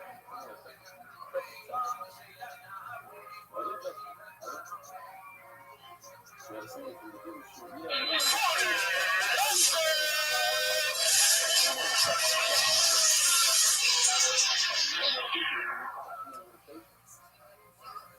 thing on, there we go. Yeah, everybody, hi everyone. Fuck yes, I love it. How exciting. It's a special Monday. This is episode 50 of Kill Tony, everybody. Episode 50.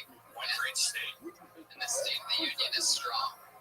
Wait, PJ, not yet. Josh. What is going on there? What's the Fine, already blowing it, Josh. It's all happened, buddy. It's already begun.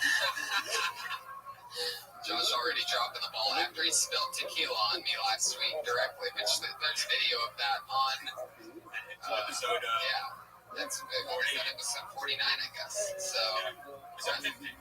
so that was 49. Yeah. The video should be. I guess it's not out yet, but the video will be. Yeah, we had to film the first half of the episode using an iPhone. Yeah. And I think I caught Josh. And it was so funny The motion right here, right there. he puts it right on the corner of the table. Yeah. Really fluid. Yeah. But keep it going for Josh Martin, everybody. He tries to keep everything on its hinges. Great guy. Josh Martin. So hell yeah, guys! Thank you, the live audience, for coming out and sitting so far away. Nothing better than having the front of the room empty. Really big confidence booster. Always exciting. I really can feel that energy because I have long reach. So, fuck yeah. Anyway, what happened this weekend? What's going on? Anything? Yeah, we did an episode of Thunder Pussy, and Benji went crazy on That was a Thunder Pussy. Or not Thunder Pussy, Ice House Chronicles. Oh, okay. Yeah, it's weird. We had a good friend of ours have to deal with an annoying group of hecklers, and then we had to deal with the aftermath of the comedy club not backing the comedy. You know what I realized lately is that the hecklers are, I feel like, this is just a newer theory that I have. By the way, I just celebrated 7 years of doing stand-up comedy, guys, which is interesting. It's fun to have been doing something 7 years. I don't think I've ever done that. Anyway, but something I noticed lately is I think the hecklers are heat, like animals. I think that when it starts getting warmer out, people get chimier because they get a little bit drunker, they get a little bit hotter, the fucking chemicals are rolling, so they think they have something that they want to say. Yeah. And they also, it always happens when you come in groups too. Like if you have more than four people in a group, that becomes a party. And so now you have like this party aspect of like, damn, we have a whole table. We actually are a party. Yeah. And it's like Game of Thrones. Yeah. The pack gets bigger and shit gets crazy. Yeah. But it was interesting having to deal with that. But if you're listening to this, you can always check out Ice House Chronicles because Benji literally gets off stage thinking he's about to get shot from this gang of Mexicans. And luckily we had Big Earl Kennedy there. That's great. Yeah. He's a force to be reckoned with as far as like what you visually think he's capable of. Right.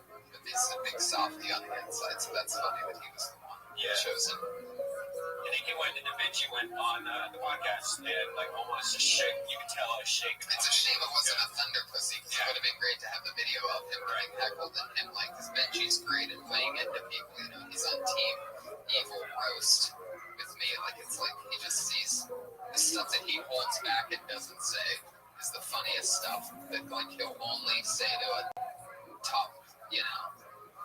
Anyway, you guys can sure this live audience is a blast tonight, Brian. I think that we had 17 reservations tonight. Did you know that? 17 reservations, and I'm pretty sure there's not 17 people in here. But it feels like 18. Maybe we're on like Malaysian taxis or something. That's it. It's one of our new sponsors, Malaysian Airlines, Crystal Geyser, and McDonald's. Everybody, we still got McDonald's. I'm loving it. They make me say that part. It's so weird that you do that. I was listening to an old episode the other day, and you really went into you were reading my cup, and you were just like free Wi-Fi at all locations. I just think it's the funniest thing. I want to see if like McDonald's attorneys will send us something like, can you not mention our product on? Like, I think it's so funny. McDonald's like this huge corporation, and I'm saying that. Right, because everyone have to acknowledge, or because then we get to acknowledge. It makes me wonder if they'll complain about us backing their product. Right. Because they're like, I don't know if you know this, but like we work with the Olympics and things like that. Your live podcast. What's that? Yeah, what's the just put it this way, we don't get it. But we love you, McDonald's. All the time, especially your new strawberry banana iced tea mix debuting next month only at McDonald's. I'm loving it. I know you get the shamrock fries. They're not just old fries. When is St. Patrick's Day? It already happened. It just happened. That wacky St. Patrick, he gets by me sometimes. He was like a big deal, I guess. Anyway, you don't know what you did for St. Patty's Day? No, what did I do? I don't even know what time of the year that is. Isn't that weird? I'm trying to remember what I did. I probably did something. When St. Patrick's Day, guys, March. It's like recent. Holy shit. What day did it fall on? What day did it fall on? Anybody know that? What happened to St. Patrick's Day? Just disappeared, huh? We did a kill Tony on St. Patty's Day. Did we really? No, we didn't even acknowledge it once. Did we acknowledge it? No? Are you serious? Even weirder yet, we're just finding out that it was St. Patrick's Day now. This is some crazy shit. Oh, that's scary. What did we drink in Dallas? I'm telling you, man, something. Big cowboy. That just keeps coming up every episode. That comes up more than McDonald's. Brian and I got roofied. We're pretty sure when we did a road trip, we had no idea who roofied us. We came in contact with 200 people, and we were fucking destroyed. Something terrible happened that night. Yeah, it was bad. It's kind of like bad when you're a kid and you got blessed, but you don't remember because you're regressing it. I think something really bad happened that weekend to us. I don't know what that's like, but what's weird is like if you take all the photos of all the people I do remember put on the table, it could go either two ways, like awesome or what the fuck did we do? It was a weird one. I've never had that happen. Right, it's just Dallas. That place is fucked up. Everyone applause. How many of you have been to Dallas? It's a lot of people. Alright, fuck it. A lot of people from Dallas, a lot of famous people, a lot of popular people. I love Dallas, you know, and there was even, Dallas is such a great city that they even had a TV show named Dallas. And, it's a shame I can't think of any major people from Dallas. But anyway. Wasn't Boss Hog from Dallas? Boss Hog? Yeah, wasn't it? It feels like it was. Isn't that the show? No, the guy that Dixon was about it. This was about it. Boss Hog. Guys, let's get this fun train moving along. That was we call that our monologue because you can catch mono while we're in the middle of it. with no further ado, every week we have a brand new Patriot representing a different species of some kind, a different take on an awesome, awesome character. This week, it's very, very exciting to introduce his first time as the Patriot. Put your hands together for the Iranian Patriot, Hormoz Rashidi. Oh shit, there's some light Middle Eastern dancing. Oh my goodness, very Middle Eastern. Oh shit. He's Iranian as fuck. Yeah. How's it going, buddy?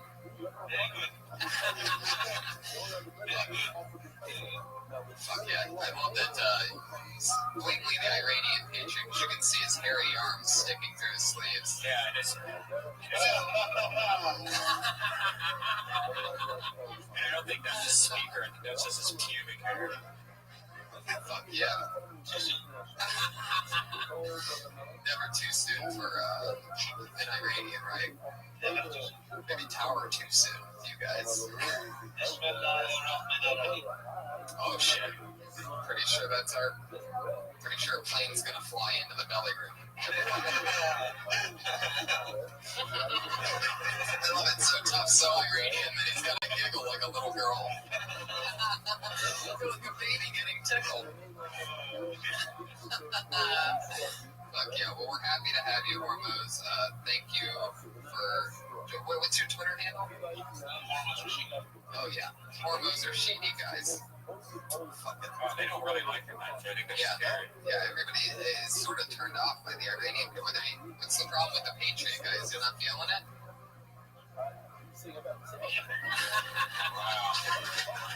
Wow.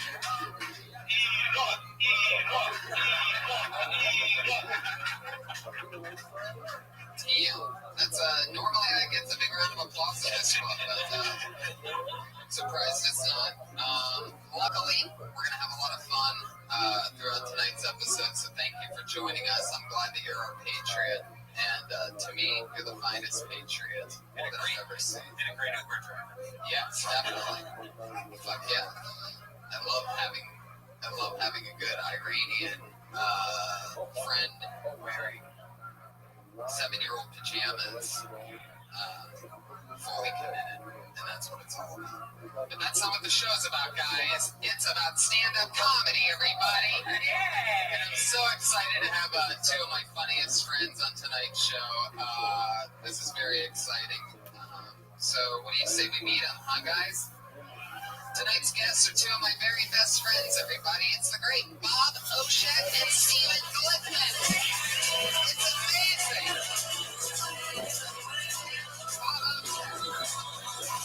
Considered by many a cold-blooded assassin. And Steven Glickman, a hilarious guy. Like me, used to work at the Comedy Store and then went on big fun things. You worked at the Comedy Store? Get the fuck out of here. I worked at the Comedy Store also? Yeah. What did you do here? I was in cover booth for 7 years. Get the fuck out of here. Oh my God. My first time I moved out here in September of '94, I did an open mic. 2 days after I moved out here, I do the open mic. Finish. It goes well. I don't know. Barris was emceeing. Don Barris was emceeing. Freddie Soder working the door. I had Jason Hart's working the booth. You know, some guys. And then I went to the bathroom, and the manager comes next to me at the urinal. He says, "Great job. Mitzi wants you to work here." Okay? I've been in town for 2 days. 2 days. The man at the Comedy Store tells me Mitzi wants me to work there. What I didn't know is she wanted me to work in the cover. So basically, she wanted me to work as a ticket taker. Yeah. And I wound up working as a ticket taker for 7 years before I became a regular here.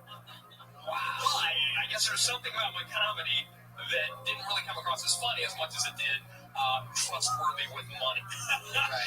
You know? So that's how it landed. I had to work the cover booth here for a couple of years. Yeah. Yeah. It's a compliment of sorts. Yeah. She doesn't let a lot of comics around the revenue stream. Right. So take it as a compliment. We're a select fraternity. I was not allowed anywhere near the company. Case in point, just in case you're wondering. They were like, "How's your math skills?" And I was like, "I can't smell math, so I'm not gonna." What did you do? I worked as the phone secretary in the office and I took with where Tommy is right now, and I would take everyone's avails every week, and then I actually had to. I was the one who had to call Rogan and tell Rogan he was banned because of the fight between him and. I had to do that call. And what was that call like? It was fucking rough, dude. I call him up and I'm like, hey, so like Mitzi calls me and she's like, tell Rogan he can't press the I'm doing a voice. Like, you can't tell him he can only perform here on weekdays, not the weekend. And I was like, okay, all right, no problem. So I call him, I'm like, hey, Joe. And he's like, all right, give it to me straight. What happened? I was like, Mitzi said you can only perform here on weekdays, not the weekend. And he was like, all right, no problem. I was like, okay, bye. Phone rings again. I'm like, Comedy Store, and it's Paulie. And he's like, hey, bro, call Rogan until he's banned for life from the club. And I'm like, Paulie, I can't do that because I just called him because Mitzi, your mom, just called to say he's only banned on the weekends. And Have you heard this story before? I have. That's amazing. You're like the middleman in this amazing moment in stand-up history. Yeah, so Paulie was like, you gotta call him, bro. He's like, I'm the boss, bro. Call him and tell him he's fucking banned, bro. So I called Rogan and I was like, you're banned for life. That's what Paulie just told me to tell you. And Rogan goes like this, what's about to happen to you is gonna be rough. And I was like, to me? And he was like, I'm really sorry. And he took all the phone numbers from the phone list, because there's like 5 lines that call into here, and he gave all the information out to all of his fans and told them to call in and tell us that we were pieces of shit. So I answered them like, Comedy Store, be like, shut it up! And like, oh, really? Really? Hang up. Hello? So good. One after another. For like 2 weeks, that's how it was. It was fucking gnarly. That is amazing. I also had to ban Michael Richards for life from the phone. I had to call him too, because he made me call him. And he was like, hello. And I was like, hey, Michael, Mitzi told me to tell you that you're banned for life. And he's like, and then just, I was like, I really like you. It's like, hello? It's just over. Yeah, actually, he was here, and he did a set before he did the famous set over there. And right one here. Yeah, and I watched that set, and then talked to him a little bit out back. He was with this girl, and it was just seemed very put out of it. That's what I was saying, out of it. And then I called Rogan that night, like, dude, get down to the Comedy Store right now. Michael Richards is with this crazy person. You're both really messed up. You know, like, I fucked up. They're fucked up. Both of them are really fucked up. And then he's like, no, or whatever. And then Michael Richards got in the car or whatever and went down to the Laugh Factory and did hit right. So it was just like, I knew something was happening that night with him because he was that fucked up. That's amazing. How lucky you are to be that phone guy for 2 crazy spots like that. 2 weird moments. Those were my 2 weirdest moments, I think. Also, there was a moment where I'll never forget when I first started working here. Tommy, I said to Tommy, hey, I want to be like a tattletale or something, but PJ Stansberry was smoking marijuana in the hallway. And Tommy goes, we're just happy he's not doing cocaine anymore. Ladies and gentlemen, my good friend and one of the greatest human beings in the world, Roddy Piper, is here. Real honor, sir. Holy shit. So you know what? That is amazing. Thanks for being here. Wow. Phenomenal. No. Hi, Roddy.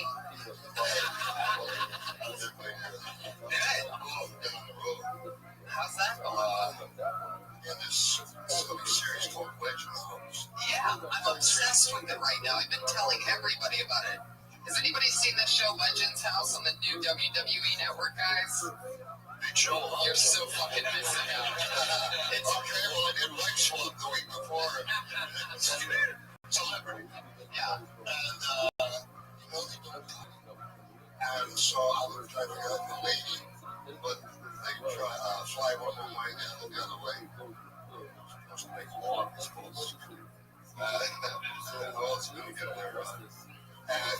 tell y'all, stick with me now. You gotta give me a little bit. Wrestler. When Andre the Giant comes, you'll appreciate my ass.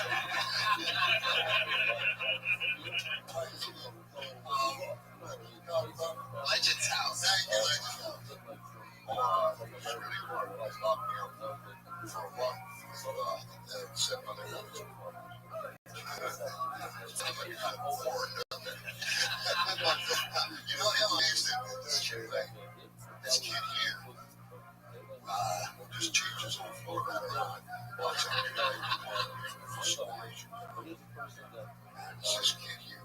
So they put me here, Jimmy Kimmel has a sense of humor and put me in here to get me ready for a one-man show on Broadway. I ended up, I got up great. That's all you do here is drink. So I taught myself to be, I can't do fucking stand-up comedy or shit though. And this kid used to plug cars, working his way up. And so he was very shy. And he brought me over one time. And he said, I got to tell you. And I'm trying. And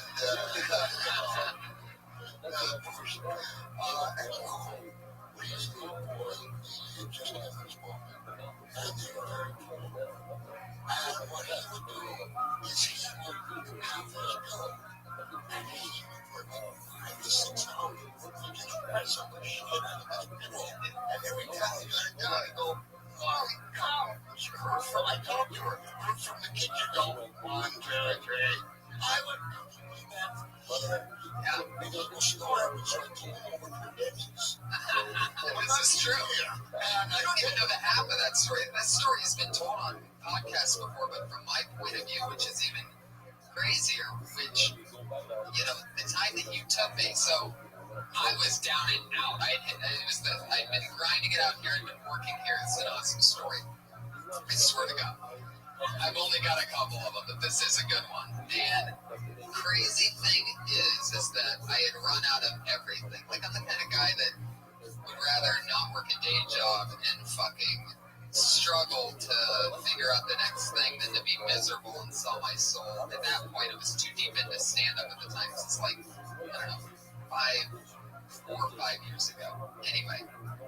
But it was like, so I was done working a job and I was still just doing stand-up and working here and getting fucked. And I'd run out of all money possible, like money, like turning change for food. I mean, there's probably a paycheck coming in a few days from here or whatever, but I was done. And I laid down on my air mattress that was in Amy Hawthorne's living room. And I laid there in the afternoon and I was out of all money and I didn't have another meal coming. And I'd been hungry and broke before in that little time span because it just happened. But this time I'm like, you know what? I'm not going to go chase down a meal. I'm just going to lay here and just see what happens. Like, I was like done. I had just literally for the first time sort of just given up. And a few hours later, my phone rang with Piper, who said his first words were, "Can I take you out to dinner?" And then the next day, I got an awesome, very well-paying writing gig, so it worked out. That's the moral of the story, but that's a true one. I was actually like giving up, just laying in it. What's more depressing than laying in a fucking air mattress in a Hollywood living room? And then it was literally like you knew. That's a fucking awesome story. Well, first off, Roddy and Tony, I'm trying to fit a few more punchlines. I try to go like 20, 25 seconds between laughs. So, what it is, I had hard. I'm like a single eye, man. Good luck with everything. Yeah, I'm great, like Trump would help. That'd be awesome. That's what we're supposed to do, right? I love it. That's what we're supposed to do.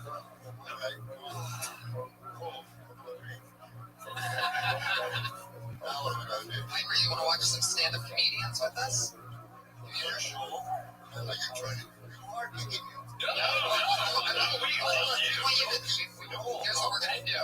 Let's understand that. You know, Give him a chair. Why don't we just squeeze in? How's that? Will you help out comedians with some advice? Do you have a few minutes? Come on, Roddy, please come sit here. Come here. Here's what happens. I've been on the road there, big guy. This is really happening. This is the greatest. Really good. Ladies and gentlemen, Roddy Piper is in the room, everybody. I don't know if you guys are half as excited as I am right now, then you have come running down your way at the thought of Roddy Piper being here. I just watched They Live like 3 days ago for the 5,000th time. And I was like, I did not know it was going to be here, so I immediately... Me neither. This is the greatest surprise ever. This is episode 50 of my show, Piper. This is episode 50 of this show. 50? Yeah. 50, baby. So Piper, here's how it works. This is the format. So in this bucket, a bunch of comedians who were signing up for the open mic downstairs also signed up for this show. Now, downstairs, if they get picked, they get put on a list, and they do 3 minutes in front of that room. On this show, if they get picked up out of this bucket, they come from wherever they are in the room. They do 1 minute of stage time with that mic, and they stand right there. And they do stand up for just a minute. We don't interrupt in that 60 seconds. They know their 60 seconds is up when they hear the sound of a kitten. Did you hear that? That's 60 seconds. And then if they run the light after that, they bring out the angry West Hollywood bear.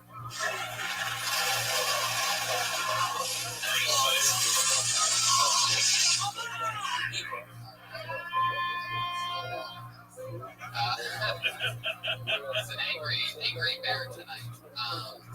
And then after that minute's up, we talk to them about how we felt about their minutes, and we just any constructive criticism. No, it's not about. There's no winner or loser. It's not a contest. It's just constructive criticism in any way. Anything you liked about him, anything you want to find out about him, anything you would add or take away or anything. It's just throw it out there and they can take and leave whatever they want. And then we pull another name on the stuff. You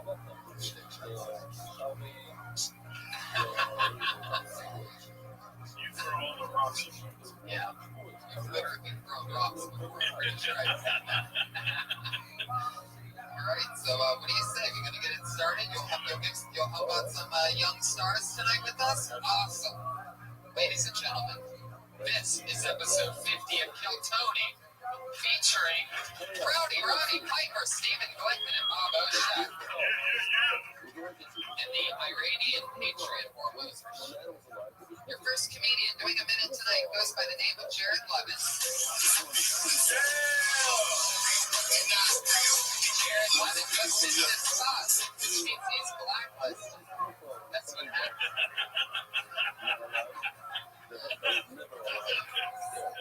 Nobody knows how to blow it up like the Iranian Patriot guys. Your hands go for your neck. First comedian, David Bass. Everybody. David Bass.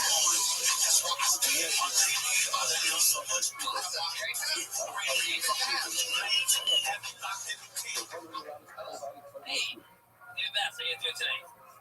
Great. Let's do bass like a fish, bass like the eel. Bass with lots of Lance Bass. I just found out we're related. His ancestors are my ancestors, slave owners.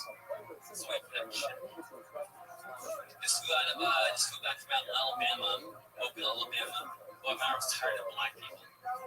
My whole family is from there. All the black people are from where they shouldn't be. Am I right, white people? I'm kidding. I love white people. Do you prefer to be called Caucasians? Yeah.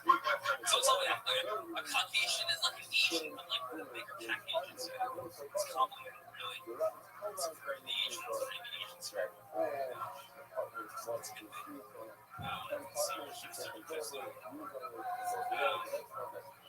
Think about this. I was watching the Food Network today.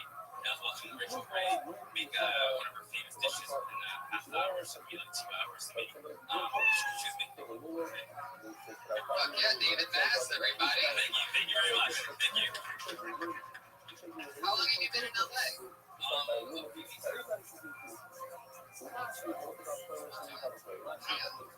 been doing stand-up? on off for 2 years. Largely terribly. Yeah.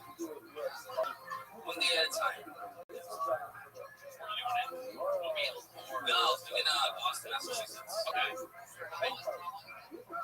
yes, on and off, about 5 years. I've been counting. Sometimes I take breaks and the restaurant until you get fired. It's multitasking. So comedy, you write some jokes, you write some recipes.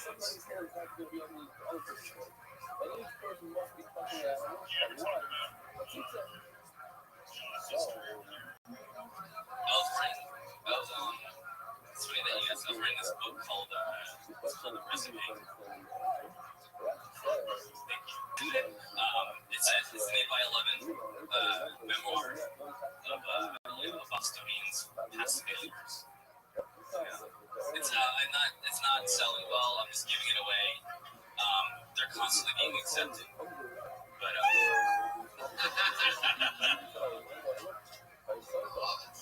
what do you want to do? Do you want to be a stand-up comic or not? Yeah, I mean, I've always wanted. At first, I wanted to write. I was writing these little chronicles, gay chronicles, doodles for it, and then I ended up judging for stand-up comedians, judging comics at Sushi Bar in Boston, Boston Street, and ended up doing stand-up. Yeah, that's pretty good at it on and off. Yeah, and so you do want to be in it. Yeah, how often are you going up on stage? Not a lot here. I've been a little bashful, a little shy. Okay. Because they're hustlers here. It's hard to get in. Yeah, but if you make it here, you can make it in, right? I heard that in New York one time. Like, this one time in New York, I heard that one time, but like, yeah. Just being into, I would just say, you kind of, you're very likable. Play towards that. Do you agree with me? Yeah, you're a likable guy, a likable thing. Yeah, and you got a likable face. I don't know why. I like your face. Thanks. I agree. You think David shoulders, like shoulders are nice.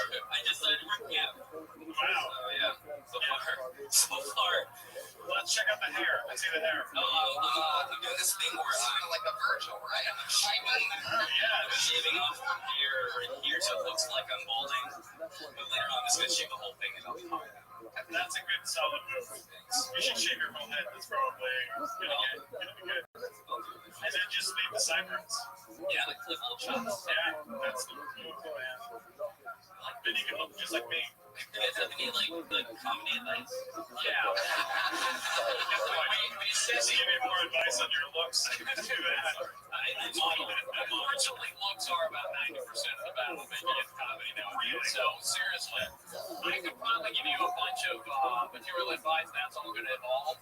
But truthfully, if you want to make it in stand-up comedy, just honestly, don't take this wrong way. Don't wear shorts on stage. Yes, that's 100%. Literally, I'm not trying. I mean, literally, just dress a little nicer, and then hit the material a little stronger. You have a good vibe. You put your shirt up too. You know that, right? It's like day for one thing, and when you snap on shirts, look how I'm just like half-assing it, like my comedy. No, it's because you wore one button up. Yeah, there are. This is a fine place to come and perform at, and there are lots of other places in town to It is so true. The dressing the part is a very big deal, and that's one of the things that Piper taught me. Piper always dresses the part. Even when it's too hot outside to wear a leather jacket. He's always doing it. That's what comes with being who you are. When I went through that snowsuit phase, it was rough in the summer.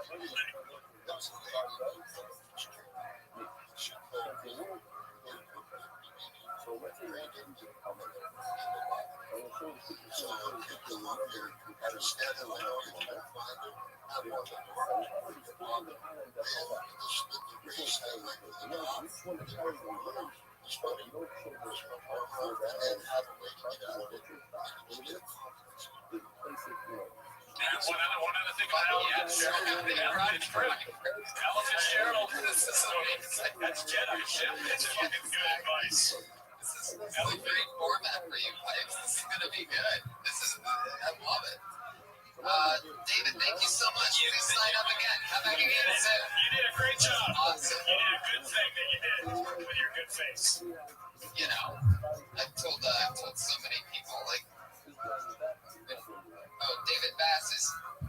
D. Lee Bass on Twitter, by the way, guys. D. Lee Bass. He's been in town a couple weeks. See charisma. But want a coke? Josh, you get a coke for pipes. Thank you so much.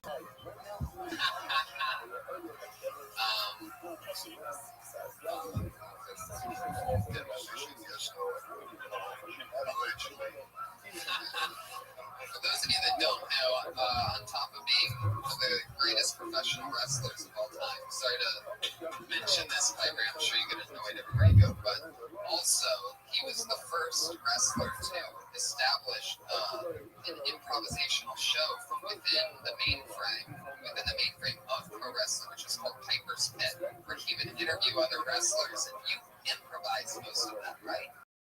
Especially if it's true. The high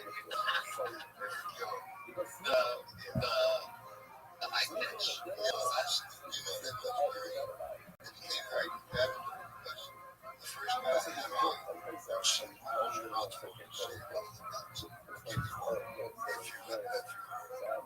fight with some guy, every time you pass the cemetery, you back Jason Michelle. Don't say that about him.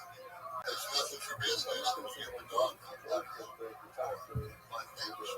But so others, I didn't know what to say. I just didn't know. I know it was just right here, frankly.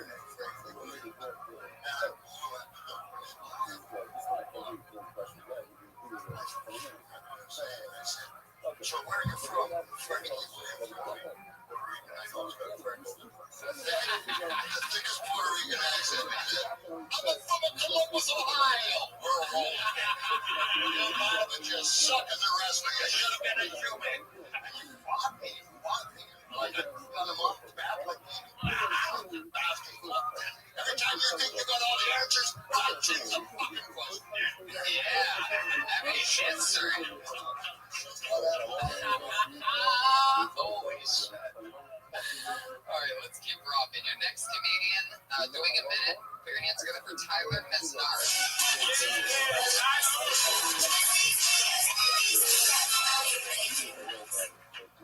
Thank you. I'm from Montana, and moved here to LA, which, as you can imagine, it's a hard transition.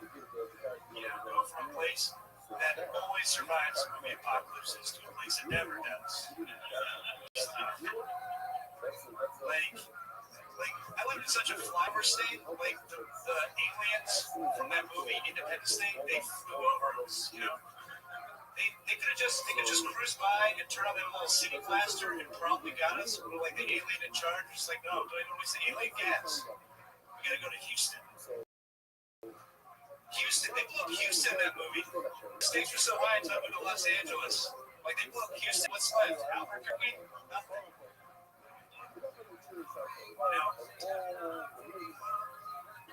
That's when that happens. I realized part. Is that? Give something up? Don't give up. Keep going. You hear that like a cat. Do not give up. Yeah. God sakes. Do whatever you gotta do, Tyler. Do not give up. Don't fail over the line. We got Roddy Piper here. I'll be goddamn if you're gonna leave before that line. You do one more joke, all right? Punch in the face. Best thing happened to me the other day.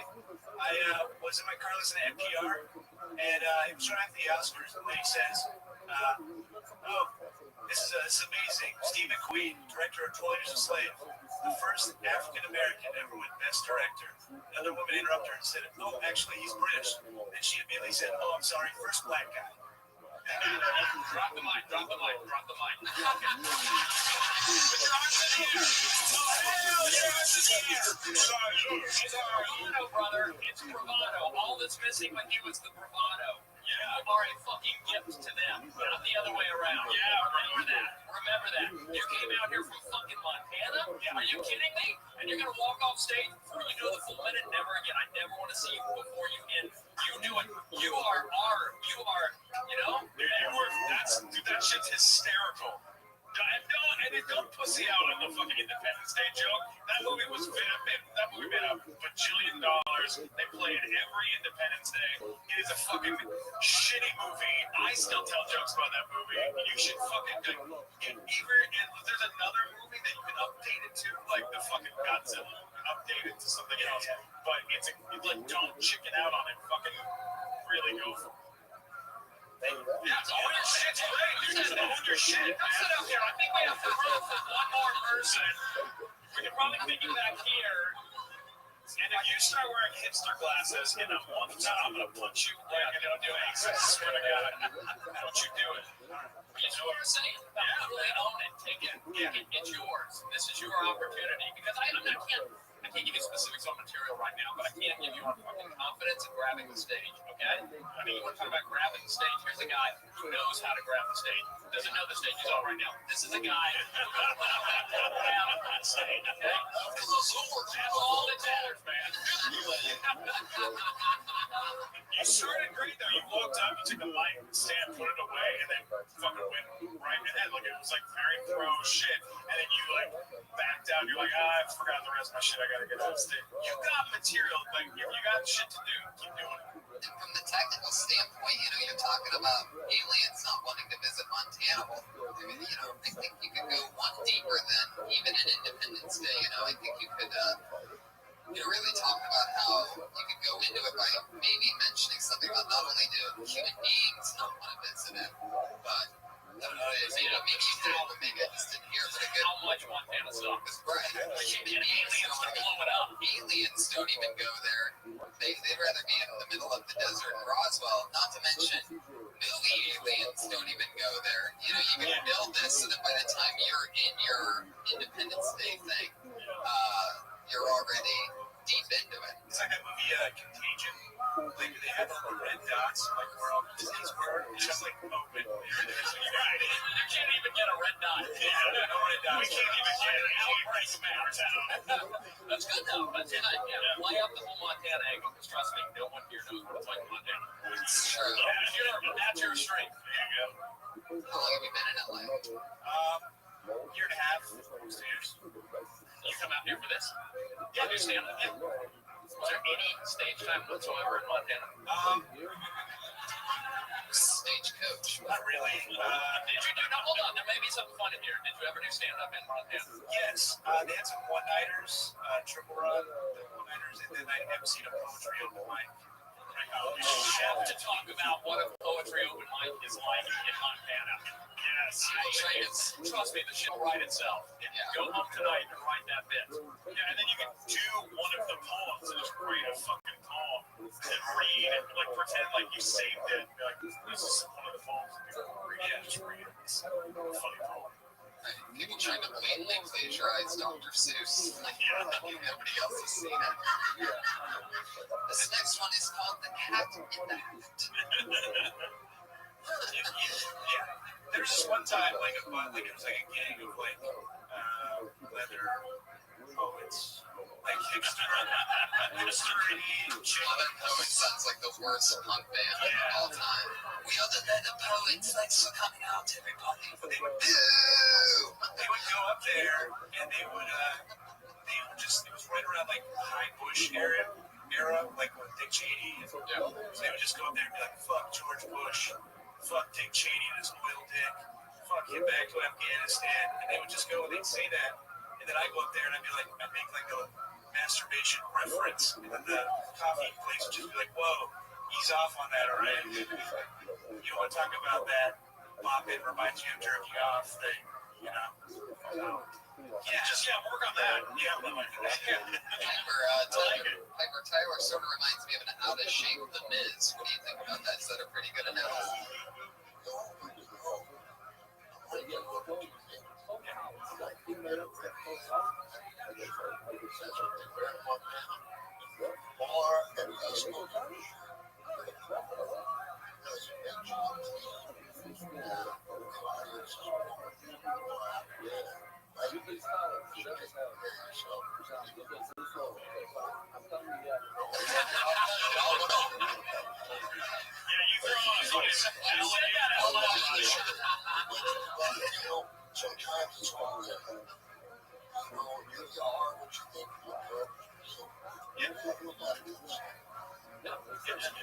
That's awesome.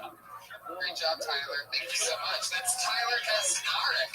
He's on Twitter, Tyler Mesnarek. Tyler Mesnarich.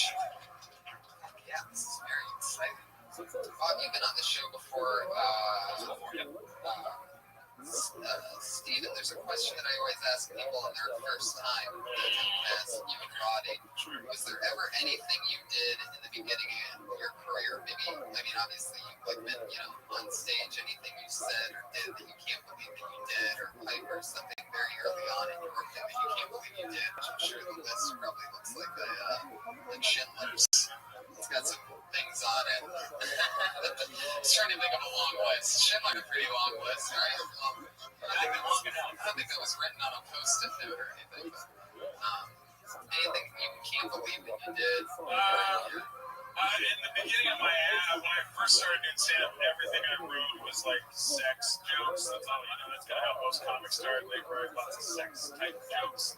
Or if you're like a dirty cat person, that's what you write. That's the kind of shit I would write. And then my mom came to see me do stand-up 3 months into doing stand-up. And I did a joke about retard porn in front of my mom. She's never let that one go. Like, she still brings it up. She's like, I don't understand. You would watch it? I don't believe that it's real. And I think it's offensive that your mind would come up with that. And I was like, no, it's fucking real. I have one. I'll play it for you. So, yeah, that's, an early screw up, I guess, in some ways. That's awesome. Piper, how about you? What do you got? From anything.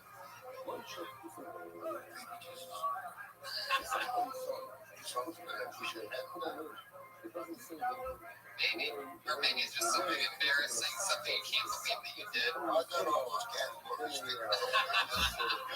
It's a different answer for you. I wish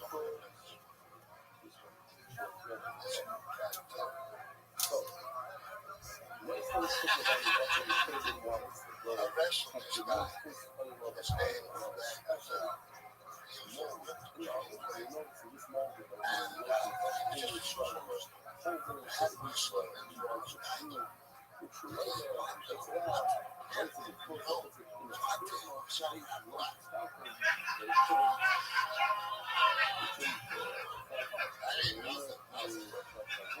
So I get to see it 60,000 people and I'm dancing like this.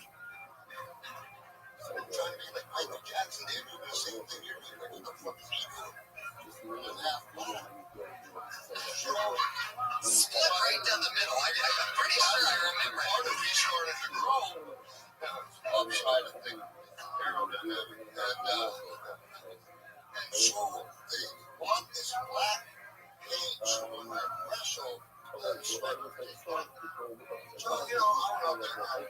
Black muscle man, this guy came back, sat down, the lady goes. 5 minutes later, my Jesus, see, there was this solution, just looked like water. Andre's a giant, and Marty's scored, dumped it out, filled it with water. Now, I'm in Toronto, Canada, half black. I can't get it off. I swear to God, so I proceeded to go out and get drunk, because I washed the blood. And the next morning, and don't judge me, because it hurts me. I woke up with all my clothes on my bed, and this hotel window came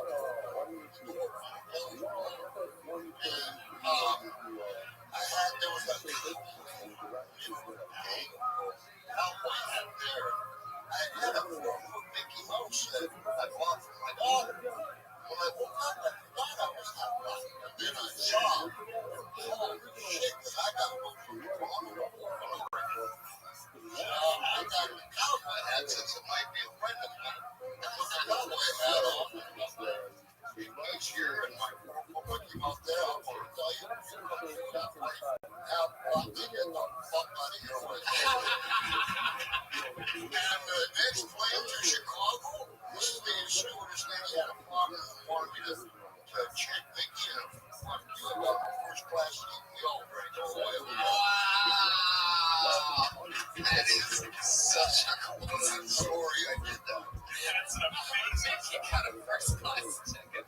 such a great edge. Oh my god. It's not a movie. This is It's you. not happening. I love it. Now, you know that in Saints Row 3, the video game, you can play and hang out with Robbie in the game. Really? And you can reenact, like, he's in the game. Like, you just get to reenact scenes. That is so awesome. True, right? It's fucking good. You know, the store is in GTA 5. You can come right up to that door right there. No way. Yeah, well, it's right next to the stage. It's around the back of the Comedy Store in the parking lot Or you of could the just upstairs. right. You just come here and hang out with this guy. Of course. That's Some of them do. We have some regulars there. There's Jerry and Laney over there. I'm Jerry and Laney.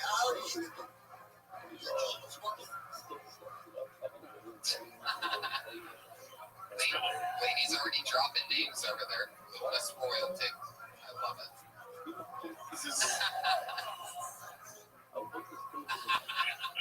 So over there. Iron Pit.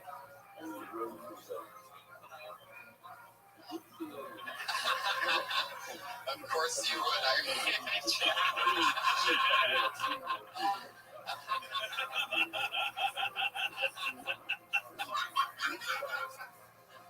Oh my god. This is so much fun. All right, are you guys ready for your next comedian or what? Let's do it. It goes by the name of Charlie Talbert. Talbert. Oh, wow.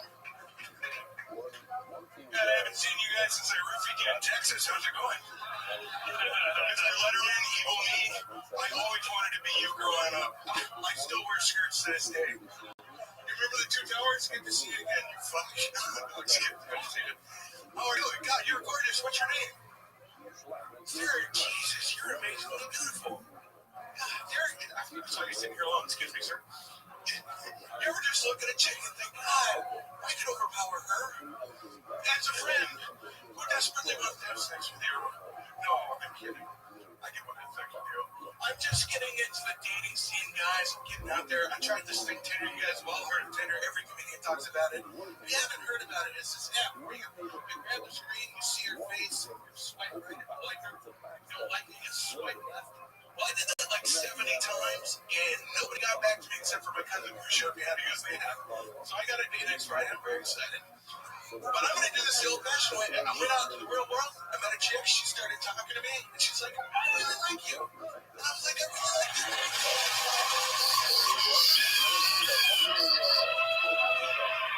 I grabbed her face and swiped right.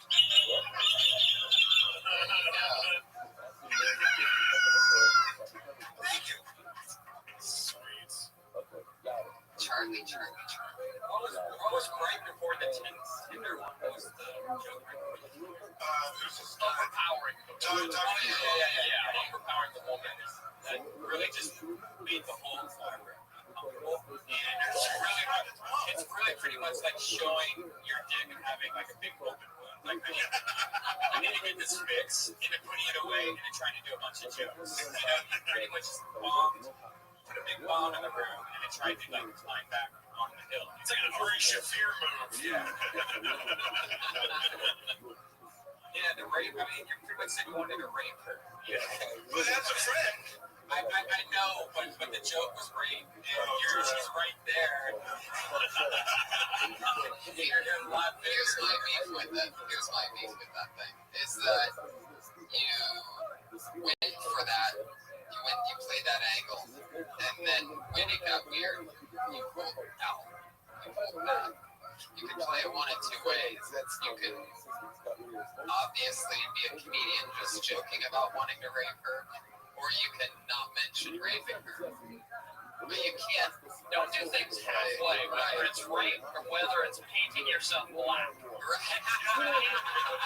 Fucking awesome. Go all the way with Rape it. her fully. Yeah. Gotcha. Or don't rape at all. Go black or just stay white and enjoy the first class ticket. But you know what I mean? There's a lot of weight on those comments. Like, when you put this outfit together, right? This is, you committed to this situation. You went red shoes, red tie, red hat, dress shirt. This is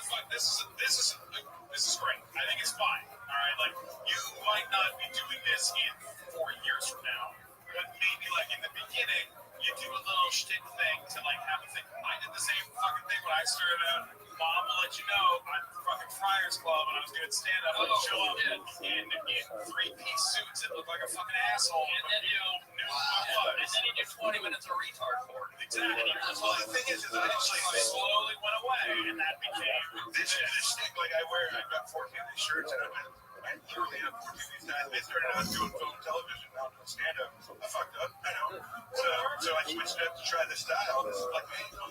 What do you mean you fucked up? Wait, I want to hear a little more. Can I just, what do you mean you fucked up? What did you start out doing? I've done about 34 films, about 20 television shows. And then roles? Yeah. Have you ever heard of the movie Angus? That was me. Angus, what's that? Angus was good. It was James Vanderbeek's first big movie. Mine. It was about a big kid who fell in love with a girl, and I can't remember. So he rapes her. And at the end, he gets her. He tries that kind of thing. Well, shit, man. This is what you should be. No, you should be talking about this, right? I do. I talk about how into more of this kind of stuff. Oh, yeah. You don't come across as a guy who should be doing gratuitous material for the sake of being gratuitous. You don't need that. I think you're kind of a likable, warm guy. You remind me, to me, in the song reference, Norm from Cheers. Do you know what I mean? You're like a Norm from Cheers. The last thing. Oh, wow. Look, there you are. Look at, hey, Ronnie. Back here, Ronnie. Look. That's the fucking movie, Warner Brothers movie, man. But you know what I mean? That's the kind of stuff you talk about. Perhaps talk about the well, do you feel like you slipped back? Do you feel like you've fallen, or do you feel like this is a... Well, I left for 5 years. I wanted to get married, have kids, and then I got divorced and said, hey, I should just have a stand-up comedy. And this is like my 128th time on stage. Okay, there you go. There's your journey. Talk about that stuff. That's the stuff you should be talking about. I'm working on the Tinder trip. That's really the one that I'm trying to work with.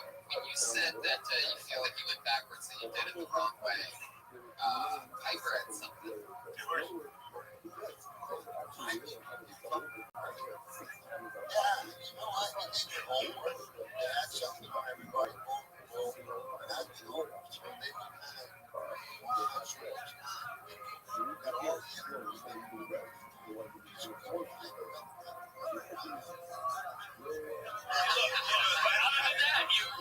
first time that's literally the first time that joke's ever bombed. But it's like staying in that moment, right, is what I should do. It's just like go with that moment and call myself out. Yeah, well, here's the thing. Here's the tricky thing about rape. All right, because I've got material already. Everyone, I think everyone at this table has some great material. Are you playing the trailer to the movie? Yeah, there he is. Angus, you doing? You need a dance? Is it you? You're the kid. You talk to girls? You're Angus, right? Sir Angus. But I can't smash for San Francisco. Oh my God, I don't have PTSD.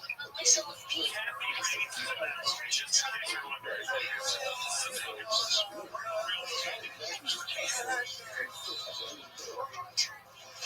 Large, pathetic virgin. Into a large, pathetic virgin with a new look. It's what?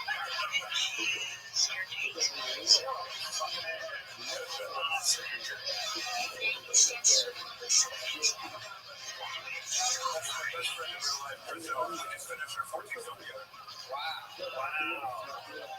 All right, so also, give him a round of applause. Angus. They live, Angus, they live. Look at that. That's cool. I think we need to find this guy some more bubblegum, guys, because Oh shit! I love and respect you, Tony. thank you so much. I love you, Charlie. I just found out you're a child star, and it makes sense that you look like a big baby. Dude, when it comes to the rape material, to do a joke like that, either if you put it on yourself, like, oh, I could never get her because I have to fucking rape rape chicks to make that happen. You know, like if you find a way of doing it instead of it being like you're a big guy, you saying to a girl, "I could rape you," seems like a little. It turns. You got it, right? I agree.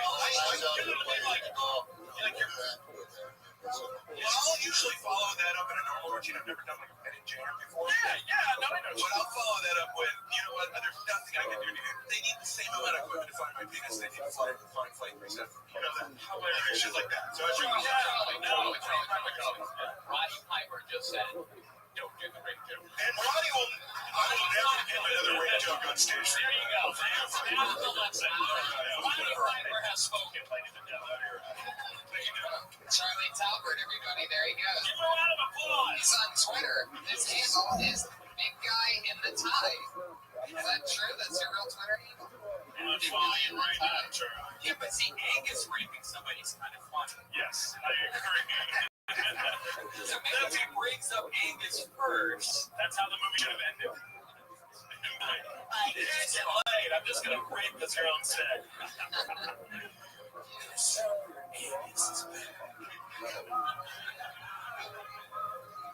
Let's get another comedian up here, shall we, guys? Sarah Kenny, everyone. Sarah Kenny. hey, Charlie!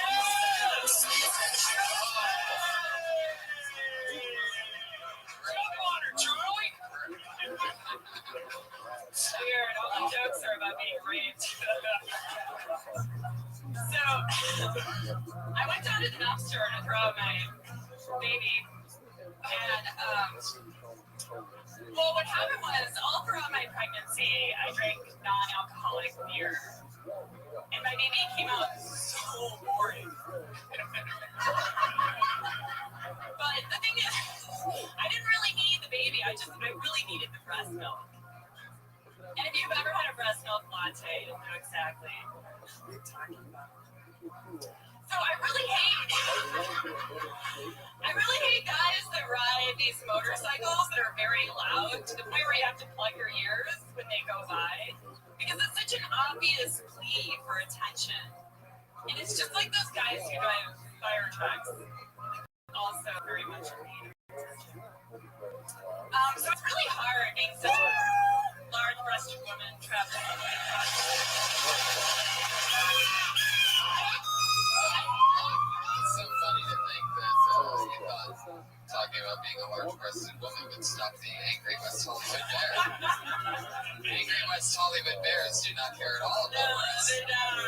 100% true. That's why they make the best enforcers at times. Seriously. All right. The dead baby thing. Let's just all pretend like that never happened. She kind of saved it, I thought. Really? When she said it was, from drinking non-alcoholic beer and it came out boring. I thought that's a funny joke. That actually saved it for me. I just get right to that then. If that's worth it, then I would go. I'd keep it short so that it doesn't seem so real and dark and creepy. It also doesn't make sense. You could just say, I don't want to I don't want to get pregnant because if I did, I've done the non-alcoholic part by itself. That sounds great. That's a great joke. I could totally stand alone. I was so creeped out from the other stuff that going into that I sort of was numb to. And if that makes sense. Did you really have a baby or no? Is that a joke? Have you ever really had a breast milk latte? Because it is pretty disgusting. It's really sour. No, you've had one? Yeah. Really? Seriously? It's a real thing? Yeah. Oh, wait, so I'm sorry to interrupt. I got a real solid question here. Why are you doing material about having a baby and being pregnant if you are not a baby? And we're not pregnant. I'm just asking out of curiosity. Is there a reason for that, or do you know someone who's pregnant? I had some. God, I feel like it comes up too often. But I've been on here before and I did a joke about getting pregnant and then having a miscarriage, and that did happen. So then that kind of spurred some other material in my Got it. head. Yeah. Got it. Oh, well, then that makes sense. Yeah, I love that there's two people in the doorway right now pondering whether this is the show they want to be in or not. And it's the part that they just went in. Stick around. He's about to rape her. Come on in. It's all happening. Everything's fine. Everything's going to be fine. Let's make another miscarriage, everybody. I'm sorry, Sarah. It's definitely too soon for that. She's laughing. She's laughing. She's laughing. She's laughing. Oh, fuck yeah. Oh, thank you guys. They did. They came in. They came to the newest audience. We're drawing people in with Sarah's amazing. By telling them that Let's talk about the motorcycle thing, shall we? Sure. It ended in firemen, right? So what's that about? Well, I actually never told them. But yeah, it was just like, I feel like motorcycles are guys who want to get attention, but fire trucks go by and they're equally as loud. They're clearly not trying to get attention. But Yeah, I see the idea. It needs to be fleshed out. Yeah, it's maybe start with the ambulance, maybe backwards. Yeah. It's interesting. You know what I'm going for? It's new. I haven't really worked on it too much. So.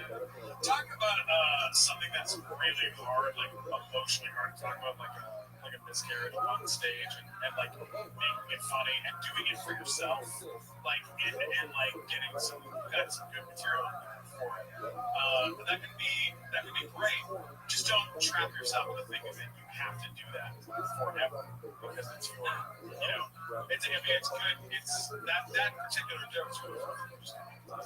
Sarah, do lots of material on it. Just do one joke about pregnancy. Just pop shit about someone else. Motorcycles. This is my just real quick. How long have you been doing it? About a year and a half. Do you feel, as a female comic, and this is just a gender question, do you feel predisposed towards doing edgy material to stand out, or just because of its stand-up comedy and it sort of lends itself to being kind of edgy? Do you feel like you're doing it because of that, or because that's truly what you want to do on stage? I just do it because that's what makes me laugh. That's what So you like doing darker material, so it's an intentional choice. You're not trying to fit in or trying to fit a certain like this. No, that's what I like. Okay, that makes sense. So as long as you're doing it because you want to do it, because you know what I mean. Especially female comics, sometimes they try to be dirty to get into the, unfortunately, all male club that seems to be stand-up comic for the most part, and you don't come across as a inherently like edgy person. And I don't. I mean, not that I hate kids, but I don't love kids. I don't really want to have kids. So I do enjoy making jokes about getting rid of them. See, just you telling it that would have made it much funnier than if you were to say it like real deadpan. There's almost a joy in you saying, yeah, but you're so sweet, and yet you're telling me with a laugh that you enjoy getting rid of children. There's something cool about that. You're having fun with the line. Piper, what do you think about all this? You have 3 daughters, right? You have 3 kids. Thank you. I think they're a little more. I'm a dad. But you're so naturally, you're kind of shy. You just don't really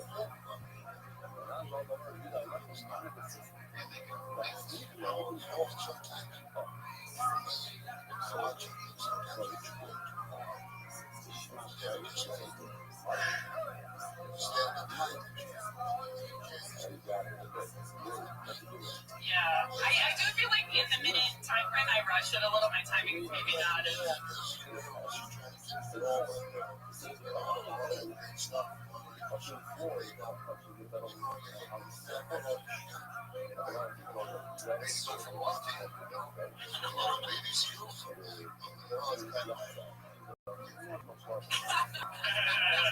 Great job.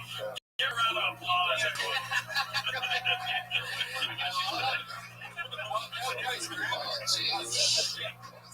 Every says she's always dark and mysterious like that. I really want to see what your personal life is. Do you play a lot of video games? Are you a comic book girl? Or How many cats do you own?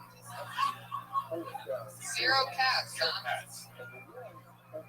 Oh, she writes me. Whoa. See, I knew there was something there. I knew there's That's what I think you yeah, think. that's a cool chick right there. That's the girl that has a webcam show that she doesn't tell me. See, I see. Guys, let's get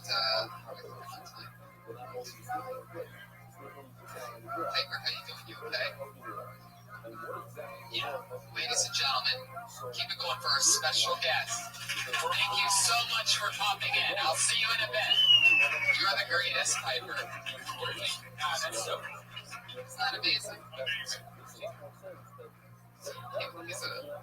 Piper is a paid regular here. Yeah, I do that. What did he say? Oh, he goes and he plays piano.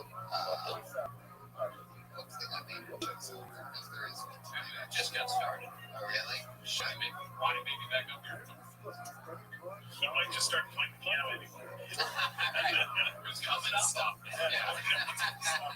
When he first came on stage, I just saw somebody coming towards the stage. I'm like, this guy's not going to stop. He's going to attack. I think he's going to attack one of you guys. But he's going to tell you, listen, how do you guys know? Like, no idea. Oh, Shaq, do you have gambling debts? You are fucked. No, I think he was right here. That was really cool. And Ronnie think we were just going to spend an hour and a half on his head. He kind of took that scene. I don't think, no, he didn't know the format coming in. Oh, okay. So He was just popping in to say hello there. That's awesome. He really did grab my neck pretty hard. That was no joke. That guy is tough as shit. It's very, very, very, very, very, very, very, very, very strong. It's the funny quick one about him is, he was hanging out here a lot. We were doing stand-up together, and he made friends with a lot of us here. And he was talking about his shoulder hurting a bit for a few weeks. And after the few weeks of being busy and this achy shoulder, we found out that his neck was broken. So when he says, my shoulder's hurting a little bit, that means he has a broken neck. That's how, literally, that's how tough of a human being he is. That's amazing. Like, and I'll complain for a week if I stub my toe or something. Something's a little bit wrong. Oh, all right, and I pop it in. He wouldn't acknowledge it for a while. It's amazing. Toughest guy now. Fuck yeah, guys. Your next comedian, everybody, goes by the name of GT.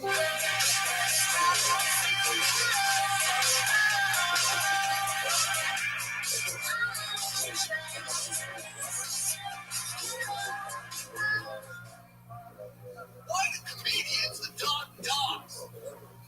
Why do you fucking comedians adopt dogs? Just don't get it, people. When you're in and out of the comedy store, in and out of improv, in and out of strip clubs, in and out of cafes, networking, trying to make it. Yeah. Well, your dog is home alone.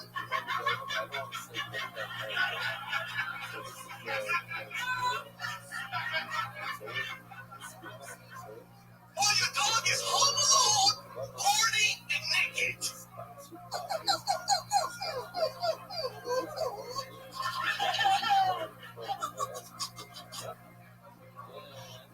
Yeah. Well, you're out every fucking night, trying to fucking get laid, and fucking trying to make it. All right, guys, how you guys doing? I love it.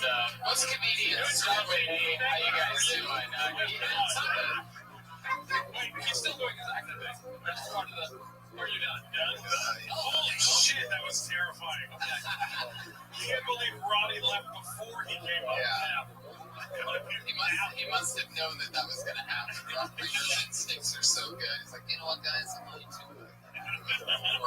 It was a weird journey. That was a weird minute-long journey. I felt like most people were scared and/or just had no clue where you were going. Then suddenly we all thought we knew where you were going, and then all of a sudden we were scared and confused again. All in the period of about 45 to 50 seconds. There's a big laugh there that happened at one point, but it was off of her laugh. Everybody heard somebody laugh, and it made them laugh that anybody would laugh at that. So then all of a sudden everybody was cracking up, and you took a beat. You probably thought it was your laugh. It wasn't. It was just a random laugh. Are you laughing at me or are you laughing at my joke?